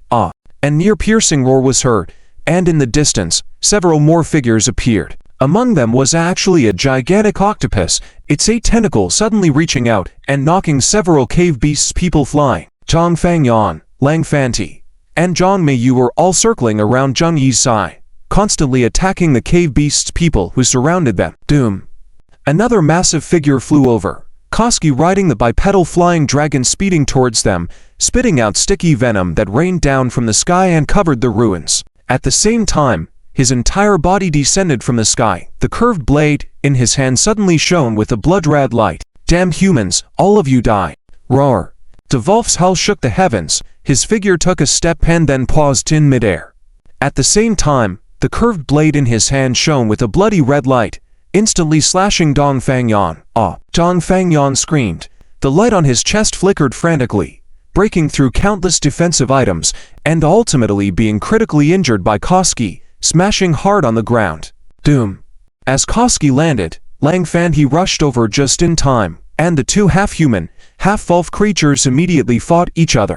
Sky Wolf. Lang Fanti roared, his mouth wide open, emitting a strong aura from his body, and Koski, in turn, unleashed a burst of bloodshed, forming a crimson armor on him. Grabbing Lang Fanti's claws, he viciously smashed his head against Lang Fanti's, causing blood to splatter everywhere. Hehe, humans of the Blue Star, at the 9-star level, so what? Koski coldly laughed, his eyes full of killing intent and disdain. So what? You so-called geniuses who haven't even grown up. What's the point? I love killing off you so-called geniuses. Roar. He roared, his mouth open wide, and he bit down on Lang Fanti's neck. Tough. End of this chapter. Koski's slap directly turned the situation chaotic, almost biting through half of Lang Fantian's brain. Despite the excruciating pain and the risk of death, Lang Fantia also erupted, causing the muscles on his neck to suddenly wriggle, briefly trapping Koski's teeth. At the same time, he opened his giant mouth, and the sharp fangs bit into Koski's neck. Sky-devouring Wolf. Innate talent. Sky-devouring. A sharp, pan-piercing roar came, and a strange fluctuation suddenly surged from within Lang Fantia, spreading throughout Koski's body along with the teeth. Koski suddenly felt his blood and chair rushing towards the wound on his neck at a rapid speed. It was as if what he bit into was not a human being, but a blood-sucking vampire. Damn it! Koski cursed angrily, stabbing at Lang Fantian's abdomen once again with a backhand strike. Loosen your mouth. I said loosen your damn mouth. He ho ho. A low rumble came from Lang Fantian's mouth, but instead of loosening his mouth, he bit even harder. His claws and feet revealed sharp talons, continuously clawing at Koski's body. Koski, on the other hand, refused to back down and kept clawing at Lang Fantia as well. For a moment, the two of them seemed to be like a pair of lovers in a frenzied state, viciously tearing at each other's necks and shoulders. At the same time, John Mayu rushed over to be the first to kill Koski, but halfway there, she was stopped by a spider web descending from above. Pox. After trapping Zhou Shiyu and others, he also came to kill. Roar. Zhang Meiyu roared, a dragon's breath filled with sulfur erupted from her mouth, burning a large hole in the immobilized spider web. At the same time, the giant octopus under Zheng Yi spewed out sticky black venom, instantly submerging Pox. Human brat. Facing the sky of black venom, Pox did not retreat, but advanced, his body suddenly emitting a black light and becoming very tough, with a shiny black light shimmering on the surface of his skin. He charged forward with great speed, swiftly reaching Zhang Meiyu. His forelimbs descended like giant swords from above, and Zhang Meiyu quickly dodged, causing a large hole to appear at the point of impact. Puff. Pox spat out another large piece of spider web, which encased Zhang Meiyu, greatly restricting her movements. Die. Pox roared again, and another forelimb struck diagonally, piercing through Zhang Meiyu's chest, impaling her body. A mere human youth, thinking you can contend with us, he sneered, yanking back his forelimb and taking the black pearl necklace hanging on Zhang Meiyu's chest. Another inheritance item. Cough, cough. Even with her chest pierced and the large hole, even her beating heart visible, Zhang Meiyu was not dead yet. Her body collapsed softly on the ground, reaching out toward Zheng Yi. Help me. Damn it. Zheng Yi seemed not to have heard the plea. He urged the giant octopus under him to retreat to the rear. The giant octopus continuously spit out venom, sealing the surroundings to ensure he would not be attacked by other cave beast people. By his side was Dong Fangyang, covered in blood, but at this moment, he dared not fly too high, merely hanging behind Zheng Yi, continuously withdrawing. Meanwhile, Zheng Cheng had already dealt with the two jackal men, from whom he found the third inheritance item. Spirit Charm Jade. A jet-black jade with shimmering starlight in the center, very beautiful. Observing the surrounding environment, he quickly made a decision. Stepping forward, he rushed towards Zhao Yangshao. Captain Su Qingfeng could transform into thunder, temporarily holding an invincible position even when surrounded. Ya Jixu was the same. Protected by a blizzard, she would not be in danger for a short time. With Zhou Shiyu and Keiji trapped by the spider web, and no longer able to fight, the cave beast people ignored them. Only Zhao Yangsha faced Komoro, DLV-7 Nile Lizardman chieftain. This person excelled in both strength and agility, a close combat professional with combat experience and attributes surpassing Yao Jixu, with levels and strength far exceeding Zhao Yongxiao. At that moment, he completely overwhelmed Zhao Yongxiao. If not for Zhao Yongxiao's precise marksmanship and willingness to sacrifice himself, Komoro could have easily defeated him to avoid injury. Clang! Zhao Yongxiao thrust his spear, but Komoro blocked it with his giant axe. As the two weapons clashed, sparks flew. Komoro sneered, taking advantage of Zhao Yongxiao's numb hands to grab the tip of his gun with his left hand. Ha ha! Human brat, come here to me. With a strong pull, Komoro's immense power caused Zhao Yongxiao to stumble towards him. Unfazed, Zhao Yongxiao released his long spear, leveraging his momentum to charge forward. His feet landed on Komoro's giant axe as he surged into the air. At the same time, he reached out and a green longsword appeared in his hand, stabbing diagonally from top to bottom towards Komoro. Komoro subconsciously closed his eyes, but Zhao Yongxiao's sword had already plunged into his left eye. Tough. Ah! Komoro let out an ear-piercing scream as Zhao Yongxiao blinded his left eye, even plucking out half of his eyeball. The intense pain and blindness drove Komoro into a frenzy as he suddenly grabbed the remaining eye in midair and swallowed it in one gulp. With one hand holding the giant axe and the other grabbing Zhao Yongxiao's long spear, he swung them both towards Zhao Yongxiao. Doom! You damn human, die! I'll tear you to pieces, ah! Axe and spear strikes forced Zhao Yongxiao to continually dodge, creating several large craters on the ground, pushing Zhao Yongxiao backward. At that moment, a figure rushed in from a distance, and two strange ripples fell on Komoro. Goo!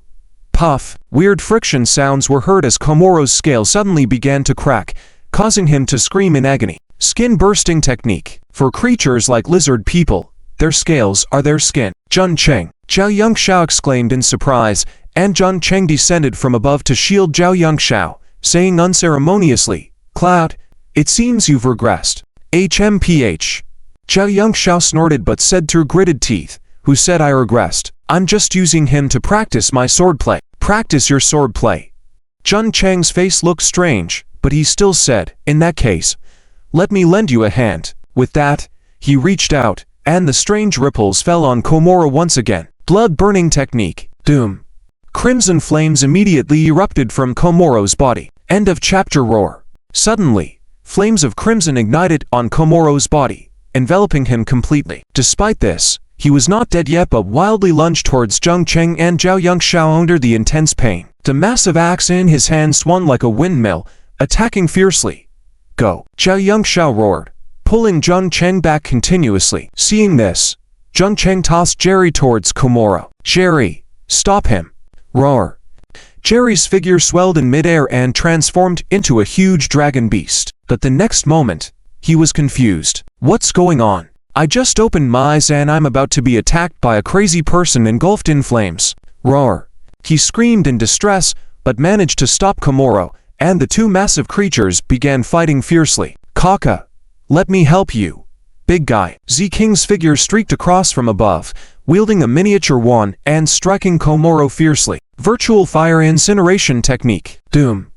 In an instant, the crimson flames on Komoro's body burned fiercely again. This time, the flames burned faster and stronger, especially the illusory flames dancing on his body, burning with great speed and power, almost transforming him into a giant torch. His blood, scales, muscles, bones, and even soul were all ignited at that moment. Witnessing this scene, Jun Cheng stopped and drew his wand, pointing it at Komoro. Virtual fire incineration technique. Doom. The scorching yet illusory flames jumped again, instantly engulfing his entire body. Nevertheless, he held on to his last breath, furiously rushing towards the two individuals for several hundred meters, leaving a trail of burning marks on the ground behind him. Seeing this, Zhao Yongxiao stepped forward, hurling a green longsword from his hand, turning into lightning as it pierced through Komoro's chest. At the same time, she grabbed the spear thrown by Komoro and, as if it came to life, shot out from behind, piercing through Komoro's heart from behind again. Under this series of attacks, Komoro finally couldn't hold on anymore and crashed heavily to the ground. Ziqing picked up a shimmering black ring from the corpse and eagerly handed it to Jun Cheng. Master, another inherited artifact. Spirit Phantom Ring. This was the fourth inherited artifact Jun Cheng had obtained. Doom. In the distance, there was another thunderous rumble. Dark clouds swirling, lightning flashing. Jia Yongxiao grabbed Zheng Cheng. Zheng Cheng, go help Su Qingfeng. Okay. You go first. Zheng Cheng agreed and followed Zhao Yongxiao. The reason for the moment's hesitation in his mind was because the skill rune representing the virtual fire incineration technique started to emit an eerie glow. Numerous skill runes appeared from the void, surrounding the virtual fire incineration technique rune, gradually forming a new skill rune. The virtual fire incineration technique had leveled up. Your skill virtual fire incineration technique has leveled up to LV6. Virtual fire incineration technique Lead 6. Variant skill, instant cast, group 1 to 6 people. Consumes own mental power to ignite the target's inner virtual fire, spreading it to the entire body, causing significant damage to the target. The higher the target's mental fluctuations, the higher the emotional changes including anger, sadness, fear, etc., the higher the quality of the virtual fire ignited and the greater the damage inflicted. Feature 1. Heartburn soul burning. After the virtual fire burns, it can quickly reach the target's soul, causing the soul to burn for a short period. You have activated Virtual Fire Incineration Technique, LV6 Feature 2. Special Effect 2. Fire of the Mind. While burning the soul with the virtual fire, it can reach deep memories of the target's soul, accelerating the burning rate and power of the virtual fire, and making the target lose resistance consciousness in a very short time. Fire of the Mind. Reaching the deep memories of the target's soul. What is this? Looking at the second awakened feature of Virtual Fire Incineration Technique Leave 6, Zheng Cheng's tone was somewhat strange. This thing, what's it used for? Reaching the deep memories of the target's soul? What does that have to do with me? Roar. Rumble. Rumble. Just then, a violent tremor suddenly swept through. Large rocks fell from the sky, the ground split open, the surrounding buildings collapsed, turning into a pile of ruins as if an earthquake had struck. What's going on? Not just Zheng Cheng, but everyone else was also astonished, looking around in surprise. Rumble. The earth continued to tremble, as if some monster was about to awaken from the depths of the earth. Everyone quickly reacted, moving closer. Su Qingfeng appeared and shot out thunder from his hand, destroying all the cobwebs on the ground. Zhou Shiyu and Keiji escaped from their entanglement, their faces a bit grim, but they quickly dodged falling rocks and ground fissures. Yao Jixu and Guizi separated, each returning to their respective camps. Zheng Cheng, Yao Jixu, Zhao Yongxiao, Su Qingfeng, Zhou Shiyu, and Keiji gathered together, while on the other side, the cave beastmen tribes Kapato, Parks, Guizi, and the remaining 7 or 8 cave beastmen also gathered together. Roar.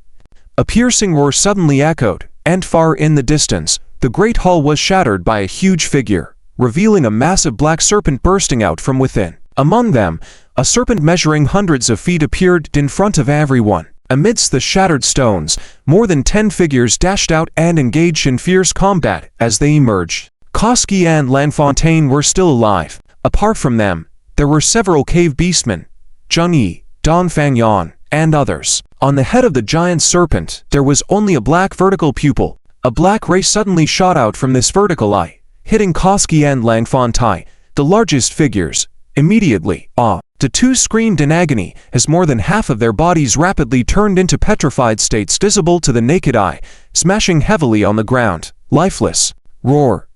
Shaw, shaw.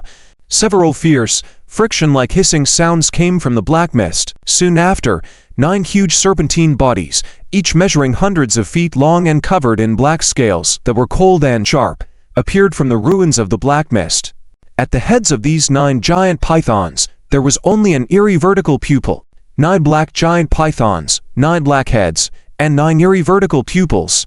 This was a 9-headed snake. Here, there was actually a hidden 9-headed snake. Moreover, judging from its body and energy fluctuations, it was clearly a demon beast, a terrifying demon beast formed by the fusion of countless demon clan members after death. End of this chapter. Foreign creatures, daring to disturb the slumber of our god, all of you will die. The 9-headed serpent roared forcefully. Its 9 vertical pupils were filled with malice and killing intent. The language it roared in was the Mezu language, incomprehensible to everyone present. However, inexplicably, almost everyone could understand the meaning behind its roar. 9-headed serpent.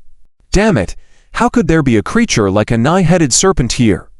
Quickly kill it. Level 90. How is this possible? It's actually a legendary tier creature. A legendary tier creature. No. Wait.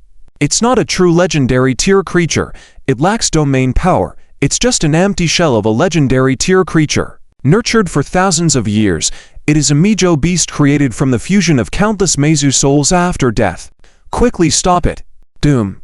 The nine-headed serpent madly roared, its huge body rising into the sky, at least 100 jong long. In the sky, accompanying the charge of the nine-headed serpent, a colorful radiant burst akin to a dome exploded, turning into spakes of starlight dissipated in the air. This is, the aerial ban restriction has been lifted. Fly up quickly. Damn.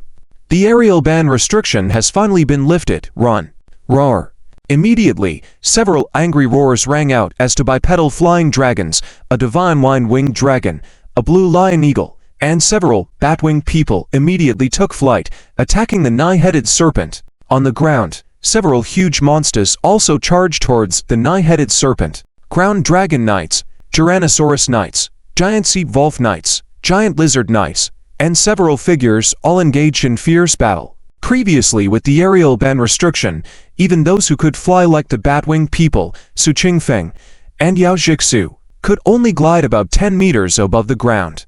Now, without the aerial ban restriction, they could freely fly, enabling them to attack. Among them, Parks was the most aggressive, his 8 limbs like 8 sharp knives, charging towards the side of the nine-headed serpent with his guards. His entire body transformed into a storm of giant blade, fiercely swirling around the body of the nine-headed serpent, stripping off many scales and flesh. The nine-headed serpent roared, 3 of its huge heads gaping open with fierce fangs, like 3 shells, hurtling down from the sky towards the ground with great force. Doom. Boom boom. In an instant, the entire mountain peak violently trembled, the earth cracked, buildings collapsed, and almost everyone was within the range of the nine-headed serpent's attack, frantically fleeing in a sorry state. Under the severe vibration, the massive body of the nine-headed serpent swept across the ground, swatting several figures in succession. Meanwhile, several bloodstains were left on the ground, clearly indicating casualties. Ha!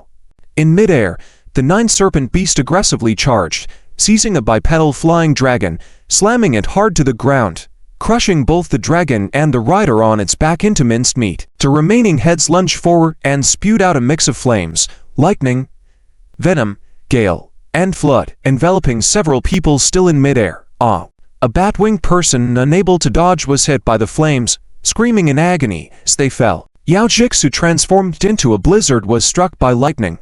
Her figure flew back in the blizzard, leaving a trail of blood in the air. Even Su Qingfeng was ensnared by a fierce wind and venom, barely managing to break free. Chief Batwing Kapadu, the fastest, narrowly avoided the attack, retaliating with a sonic blast on Su Qingfeng, drawing a curse from him. In just a few minutes, several individuals had been killed, and the threat of the nine-headed serpent grew even stronger. This can't go on this way. Kapadu roared, "Human race, join forces.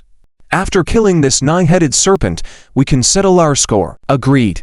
Su Qingfeng's body flickered with thunder, reverting to human form. Currently, the Cave Beastmen tribe held the advantage in terms of strength and numbers. They only had 7 or 8 individuals with the strength for one last battle. Joining forces will undoubtedly be beneficial for them. At that moment, several figures rushed out from the mountainside, led by Freya and several other jackal and lizard people. They had been tasked by Pixis, the Red Priest, to protect Freya, and after being trapped on the mountainside for so long, they had just caught up. Upon hearing Kapadu's call, and seeing the nine-headed serpent rampaging at the mountain peak, Freya made a swift decision. "Let's kill that nine-headed serpent first." "Yes, Lady Freya." Several Cave Beastmen knights responded and charged towards the nine-headed serpent. However, Freya's attention was drawn to another ruin where 2 figures were entangled with a giant python silhouette. "Damn human Yulon Knight, I finally found you." In the air, the bipedal flying dragon knight, wine god-winged dragon knight, and 2 bat-winged figures were enticing several serpent heads away for others to attack. A melodious and urgent war song suddenly resounded, several beams of light falling successively on Kapadu, Zhao Yongxiao, a few lizard and jackal people. Beside Freya, 2 figures raised their staffs, singing loudly, enraged war song.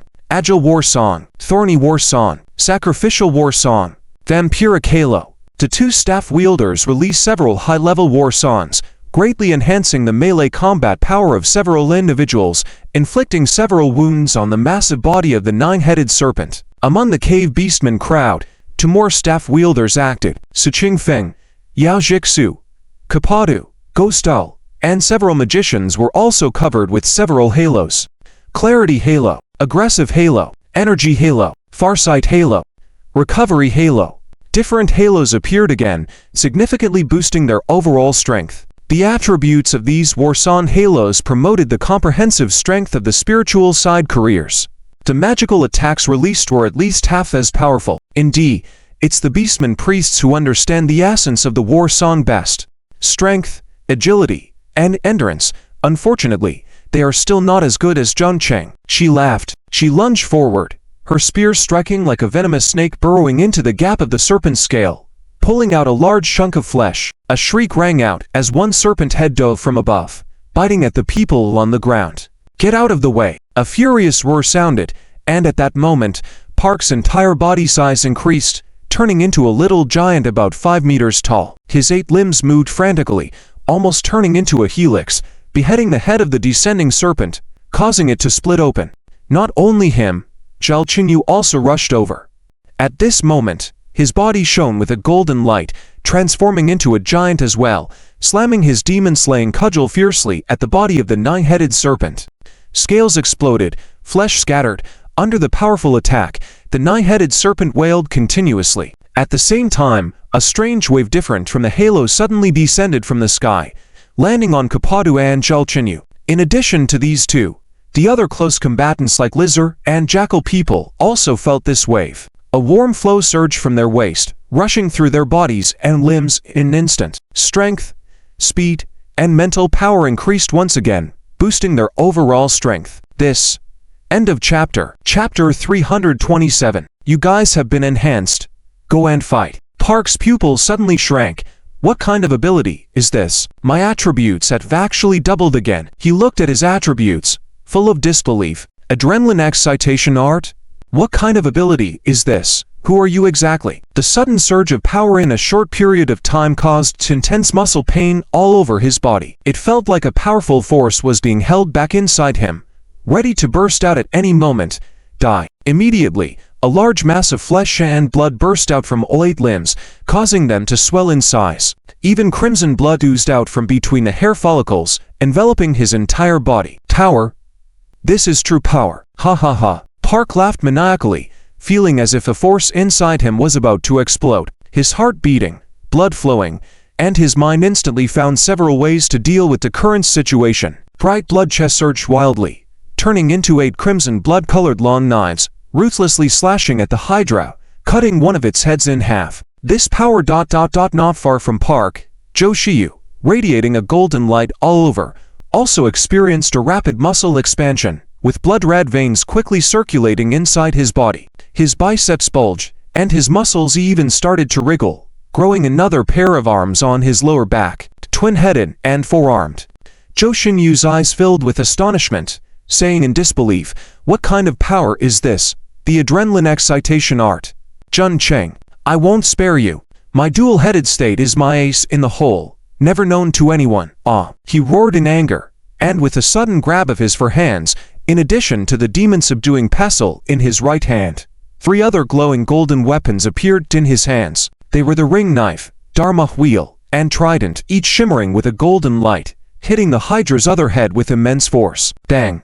In an instant, Zhou Shiyu smashed a big hole in the Hydra's head, sending an eyeball flying away. In severe pain, the Hydra's head immediately lunged towards him, ferociously biting and pressing him down with its remaining mouth and fangs. The dark spiritual flame ignited, instantly shattering Zhou Xinyu's golden light, and the sharp fangs bit into his body. Save me! Puff! Boom rumble! Amid the screams, Su Qingfeng appeared next to Zhou Shiyu in an instant, grabbing his shoulder and throwing him out. "Go heal first." I understand." Su Qingfeng was surrounded by dazzling thunder and lightning, grabbing and holding the severely injured Hydra's head. Crackling of lightning erupted again, turning the Hydra's injured head into charred remains. Thunder flashed, spreading rapidly, even reaching the Hydra's body all at once. Su Qingfeng shouted, "Jun Cheng, hit me with that power boost skill again. Here it comes."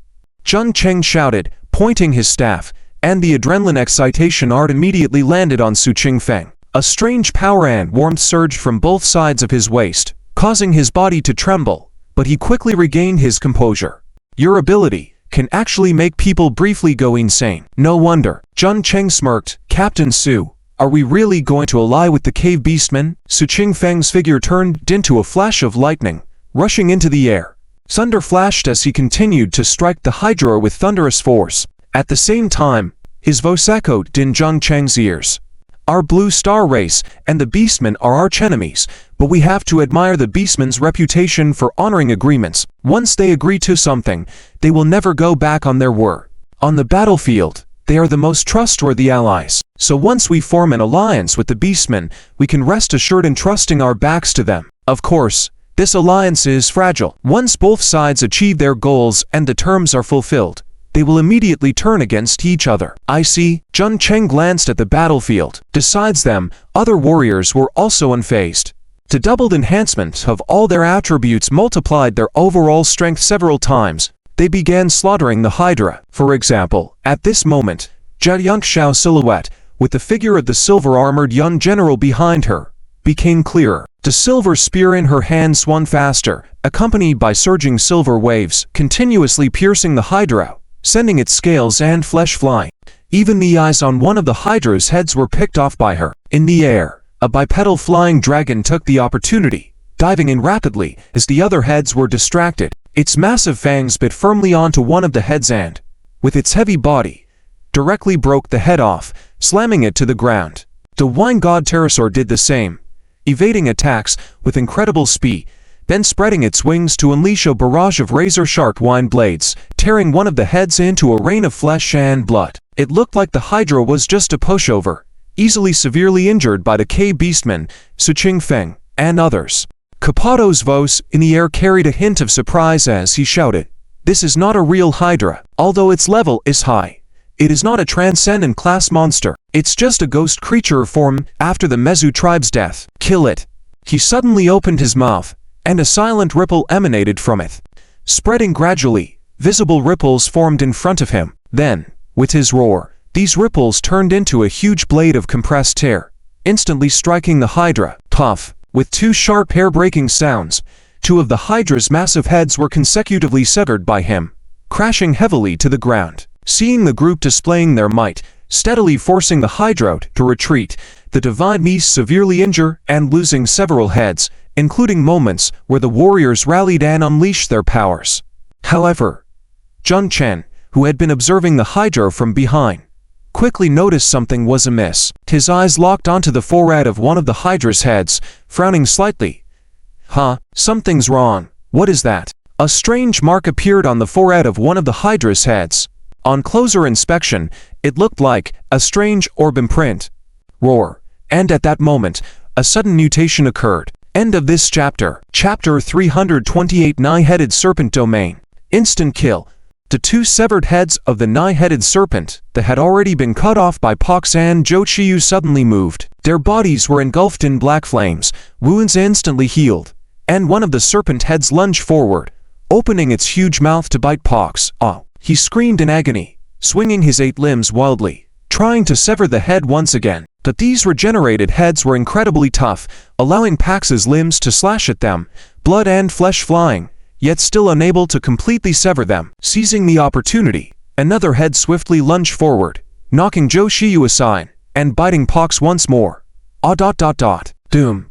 In an instant, both heads were engulfed in black flames, enveloping Pax's figure. Lingering fire. Capato, who was hovering in midair, noticed Pax's situation and immediately emitted a sonic wave to rescue him. With a loud bang, a giant serpent head fell from above and took the brunt of the sonic wave, allowing it to hit him instead. "Damn it! Quickly save Pox!" Angry roars echo as several cave dweller figures rushed toward Pox to rescue him. However, the remaining 7 heads of the lingering serpent intercepted them frantically, unleashing flames, floods, lightning, and deadly poison to block their advance. At that moment, Jun Cheng seemed to recall something and, with a thought, he and Zicheng acted simultaneously. Fiery illusion technique. Doom. Illusory flames surged from the lingering serpent and gradually spread across his body. The head closest to Zhang Cheng let out a miserable cry, unable to withstand the pain. The other 6 heads soon joined in the struggle, emitting lingering fire to block the illusory flames. The 2 flames, each possessing unique effects, ignited and roared. Meanwhile, the 2 heads that had first attacked Pox finally achieved success. Under the lingering fire's burn, Pox screamed in agony as the 2 heads tore his body in half. Simultaneously, a black glowing emblem rose into the sky. It was the legacy artifact, Lingering Seal. With a fierce roar, a serpent head quickly lunged forward, devouring the emblem. Strange buzzing emanated from the head, and a dark cyan light began to shine, coalescing into a glowing symbol on its forehead. A strong aura erupted from the serpent's mouth, and its massive body unfolded, its 9 heads rising high like a giant fan. Their mouths opened, emitting a malevolent glow from their 18 ancient bronze vertical pupils. An eerie aura emanated from the central head as the emblem on its forehead began to flash erratically. Almost instantly, Su Qingfeng, Kapato, and the others' faces turned tail as they shouted, "Quick, get away! Domain! It's the power of the domain!" Buzz. Before the words could even finish, a strange wave enveloped everyone, causing their eyes to display ancient bronze vertical pupils, accompanied by a hint of bloody light. A sense of powerlessness and fear surged from their hearts, akin to the primal dread felt by primitive humans facing giant beasts and monsters. This was the fear that lies dormant within all mankind. Fear technique. No. It's the Serpent Authority domain. With a piercing roar, the remaining 8 serpent heads surged forward, viciously charging Su Qingfeng, Kapato, Fli, Zheng Yi, and Zheng Cheng. Su Qingfeng, Kapato, Zheng Yi, and Fli were embodied with only 1 head each, as the remaining 4 heads charged directly at Zheng Cheng. Roar, boom. The serpents moved, causing massive tremors. Strangely, everyone present froze in place, unable to move. Their bodies, minds, and souls were all ensnared within the Serpent Authority domain, immobilized and bound. Tough. Su Qingfeng and Kapato were the closest, with a single charge resulting in a blood-splattered scene. Kapato appeared as a phantom figure, but it was quickly devoured, bitten in half by a serpent's jaw. The excruciating pain finally awakened him, eyes filled with fear as he spread his wings and flew away. The serpent head chased after him with its tail in its mouth. Kapato threw a handkerchief-like object into the air, which the serpent head promptly swallowed. Another legacy artifact. A blue light appeared on the serpent head's forehead, forming a handkerchief-like imprint. Seizing this opportunity, Kapato swiftly revealed several bloody hearts, swallowing them to escape the domain's influence. Damn. It's the power of the domain. Almost at the same time, Su Qingfeng suffered an attack from a serpent head. Doom. With its mouth wide open, the serpentine beast swallowed him whole. Sizzle. Thunderous sounds rang out like hundreds of giant birds screeching. Dazzling light flashed from the serpent's mouth, transforming back into Su Qingfeng's figure. However, he appeared extremely battered, his left arm burning with black flames that were consuming him. Lingering fire. Domain. This is the true power of the domain. It can intimidate everyone and render me immobile. The legacy artifact he had just obtained was also taken by this head. With a roar, the head shimmered with a mirror-like imprint on its forehead. Both managed to escape, but the other 2 were in grave danger. Zheng Yi was entangled with the giant octopus, the serpent attacking without any reaction, swallowing them whole. With a painful cry, the octopus awoke, its tentacles wildly wrapping around the serpent before being charred by the lingering fire spreading across its body. A sachet imprint appeared on the serpent's forehead. Meanwhile, the serpent approached Fli, but their silver giant Wolf quickly appeared before crumbling. Fli, too, woke suddenly and without hesitation, threw a hairpin at the approaching serpent. The serpent swiftly swallowed the hairpin, revealing a hairpin-like imprint on its forehead. At that moment, the remaining 4 serpent heads reached Zheng Cheng. Their gaping jaws closed in on him. End of this chapter. Buzz. As the giant serpent attacked, a huge green light suddenly appeared in front of Zheng Cheng, transforming into a massive semicircular shield, protecting him within. Doom. Boom boom. 4 large heads simultaneously attacked, fiercely slamming onto the green light, even causing the shield to produce 4 large dents. In front of Zheng Cheng, the petite figure of Zicheng floated in the air, hands tightly gripping the staff, face puffed up like a steamed bun. Roar. Blocked by the penicillin mycophenolate protective shield, the foreheads emitted a series of roars, exerting immense force in an attempt to break through. Despite appearing thin, under Z King's control, the penicillin mycophenolate protected shield was as strong as steel, impervious to the struggles of the foreheads. Just then, Zheng Cheng regained consciousness, feeling a sense of horror. If it weren't for the penicillin mycophenolate protective shield and Z King's presence, he would undoubtedly have perished. His entire being had been momentarily shaken by the threat of death. Even his spirit, surpassing 600 points, was unable to resist completely and was directly suppressed by the strange domain of the Hydra. 600 points of spirit, not enough. Still not enough. He gritted his teeth in rage. Inheritance artifact. It must be the inheritance artifact's fault. The purpose of this Hydra is to devour those inheritance artifacts. Glancing around, 5 of the 9 heads of the Hydra had a faint blue mark on their foreheads, indicating they had consumed 5 inheritance artifacts. The remaining ... were the 4 in his possession. If you want the inheritance artifacts in my hands, then can't man get them. Zheng Cheng growled, facing death's threat for the first time just now, feeling somewhat terrified. What followed was fear. Roar. He roared, and a blood-red jade pendant appeared in his hand, throwing it in front of the ethereal Hydra. Doom. A loud bang echoed as crimson light continuously surged, instantly forming into a blood-red giant. Blood Guanyin. The solemn expression on Blood Guanyin's face revealed sinister eyes containing terrifying energy. Puff. Puff puff. Suddenly, dense blood vessels emerged from behind Blood Guanyin, transforming into strong tendrils that tangled around the unclaimed heads. The blood vessels especially targeted the foreheads that hadn't consumed any inheritance artifacts, crucial for Blood Guanyin's attacks.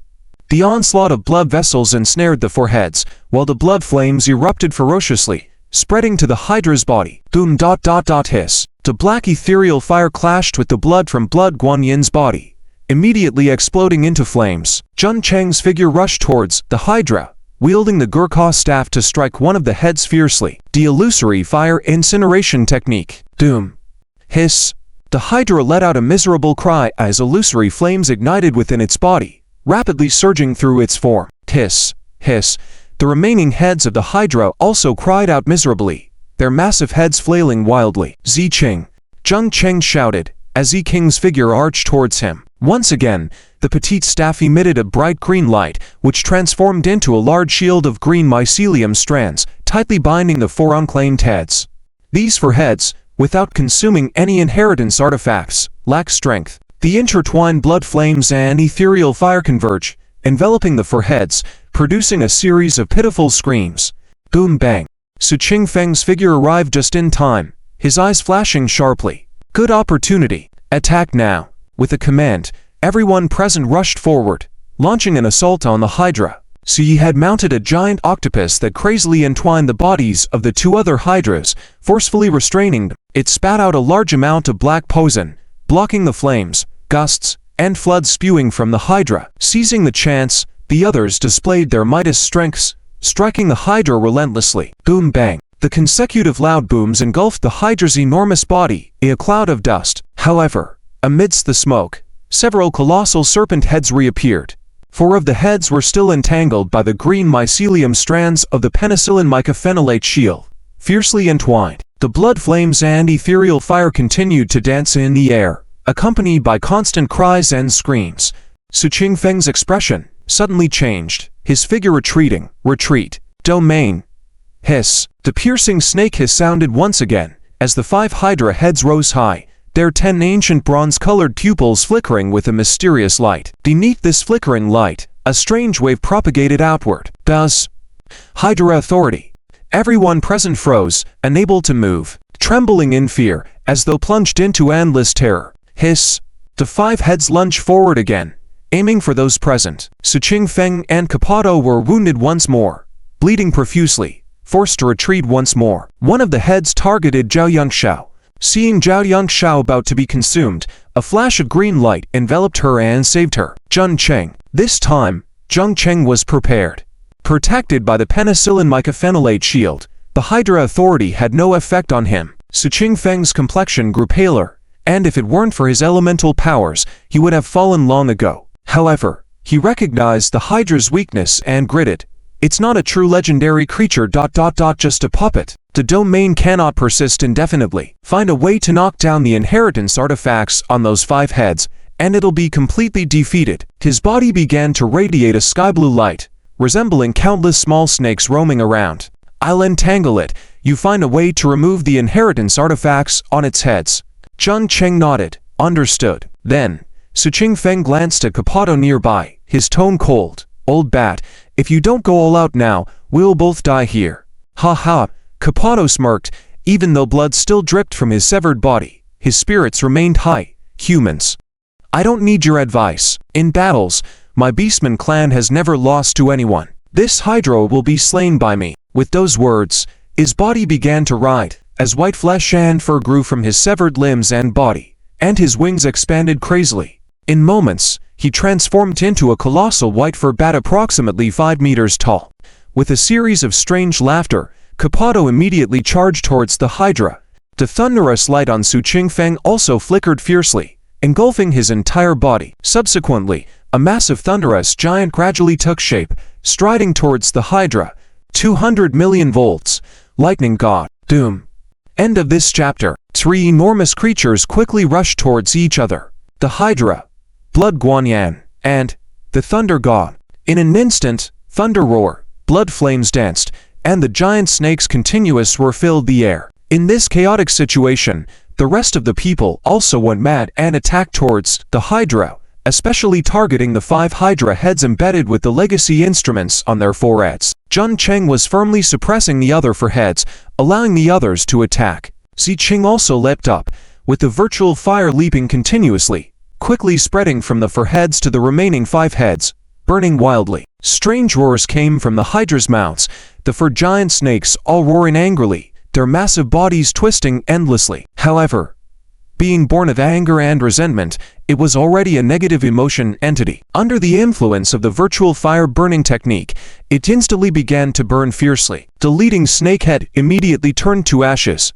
At the same time, a nearly transparent spell rune in Zhang Cheng's mind suddenly shone brightly like flames. A virtual flame shimmering with illusion emerged out of thin air, falling like a torrential rain onto the Hydra, instantly igniting it. Virtual fire incineration technique. Doom.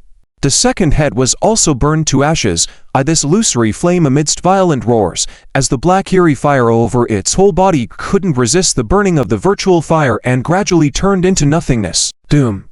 The remaining 2 heads collapsed one after another. With so much fuel produced, the vast virtual fire rushed towards the other 5 heads at an even faster speed, soon enveloping them. The bodies were connected on both sides, immediately producing a large amount of void fire and blood flames that continued to spread. The 2 vastly different flame energies converged in the same location, resulting in even more bizarre changes.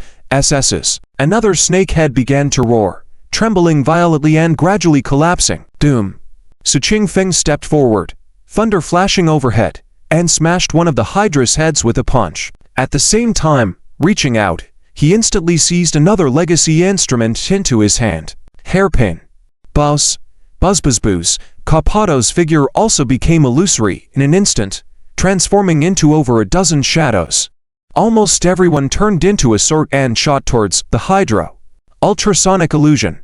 Puff. Puff. In an instant, over a dozen shadows all hit one of the Hydra's heads, like a dense rain of sword shadows, piercing through it in an instant, blood bursting out. At the same time, another figure shot out, holding another legacy instrument in hand. Sphere. AO tilde ... On the other side, Fleur's silver giant Vol Phantom became even more solidified, slapping down one of the heads, scales cracking, blood and flesh spreading. At the same time, a silver light enveloped her as she shot towards the 8th head of the Hydra, piercing through it instantly. In her hand, another legacy instrument appeared once again. Handkerchief. The owl laughed loudly. The black giant bird's figure not afraid of the eerie fire but instead briefly suppressed it. With the help of other cave beastmen legacy bearers, he also grabbed the legacy instrument. Kill. The last Hydra head, only more than 10 cave beastmen legacy bearers fought desperately over. They surrounded it with 2-headed flying dragons, tyrannosaurs, and wine god pterosaurs, some restraining, some fighting. And eventually a spider person climbed onto its head using a web strand and grabbed the final legacy instrument into their hand. Seal, get out of here. Humans, we don't have time to play with you here. A lizardman legacy bearer suddenly roared, covered in scales, and split off towards Zhao Yongxiao. At the same time, several other cave beastmen also took action. Their feet shot out like arrows from the ground, rushing towards the last remaining Hydra head. Ha ha. Mere humans, this boss is ours. Yak, stop those humans. Chieftain, kill. The remaining more than 10 cave beastmen legacy bearers immediately took action. Several people blocked Zheng Cheng, Su Qingfen, Zhao Yongxiao, and others, while several rushed towards the Hydra. Especially Kapato, the dozens of figures turned into ultrasonic illusions intercepted Su Qingfeng, engaging in relentless combat. The Hydra was nearing death. Whoever killed the Hydra first would obtain the final loot. Get lost, everyone. A fierce woe suddenly rang out, Zhao Yongxiao's spear flipping up, pen down in his hand, piercing through two figures instantly. Doom. A storm suddenly swept over from the sky, merging with Zhao Yongxiao, driving back several cave beastmen figures. Yao Jixu also realized the danger at this moment, choosing to merge with Zhao Yongxiao. At the same time, Zhou Xiyu and Keiji Curry over to block the fights of the cave beastmen. Meanwhile, Zheng Cheng's face slightly changed, dodging Kapato's attacks with illusions. His spirit rallied. In his hand, the hairpin he had acquired from the Empress boudoir seemed to suddenly emit a chilling breath, very dangerous. Not only the hairpin, but the other four legacy instruments also emitted an eerie fluctuation simultaneously. Reversing his direction, he immediately issued a command to Jerry in his mind. Jerry, doom. Several shadows rushed onto the Hydra, and Jerry flapped his huge wings and flew away immediately. Doom. At least 7 or 8 extremely powerful attacks slammed into the Hydra, tearing apart the last remaining head instantly. Ha ha ha. It was me who killed it. Kapato's hoarse voice exploded, but more people were rushing towards the Hydra corpse.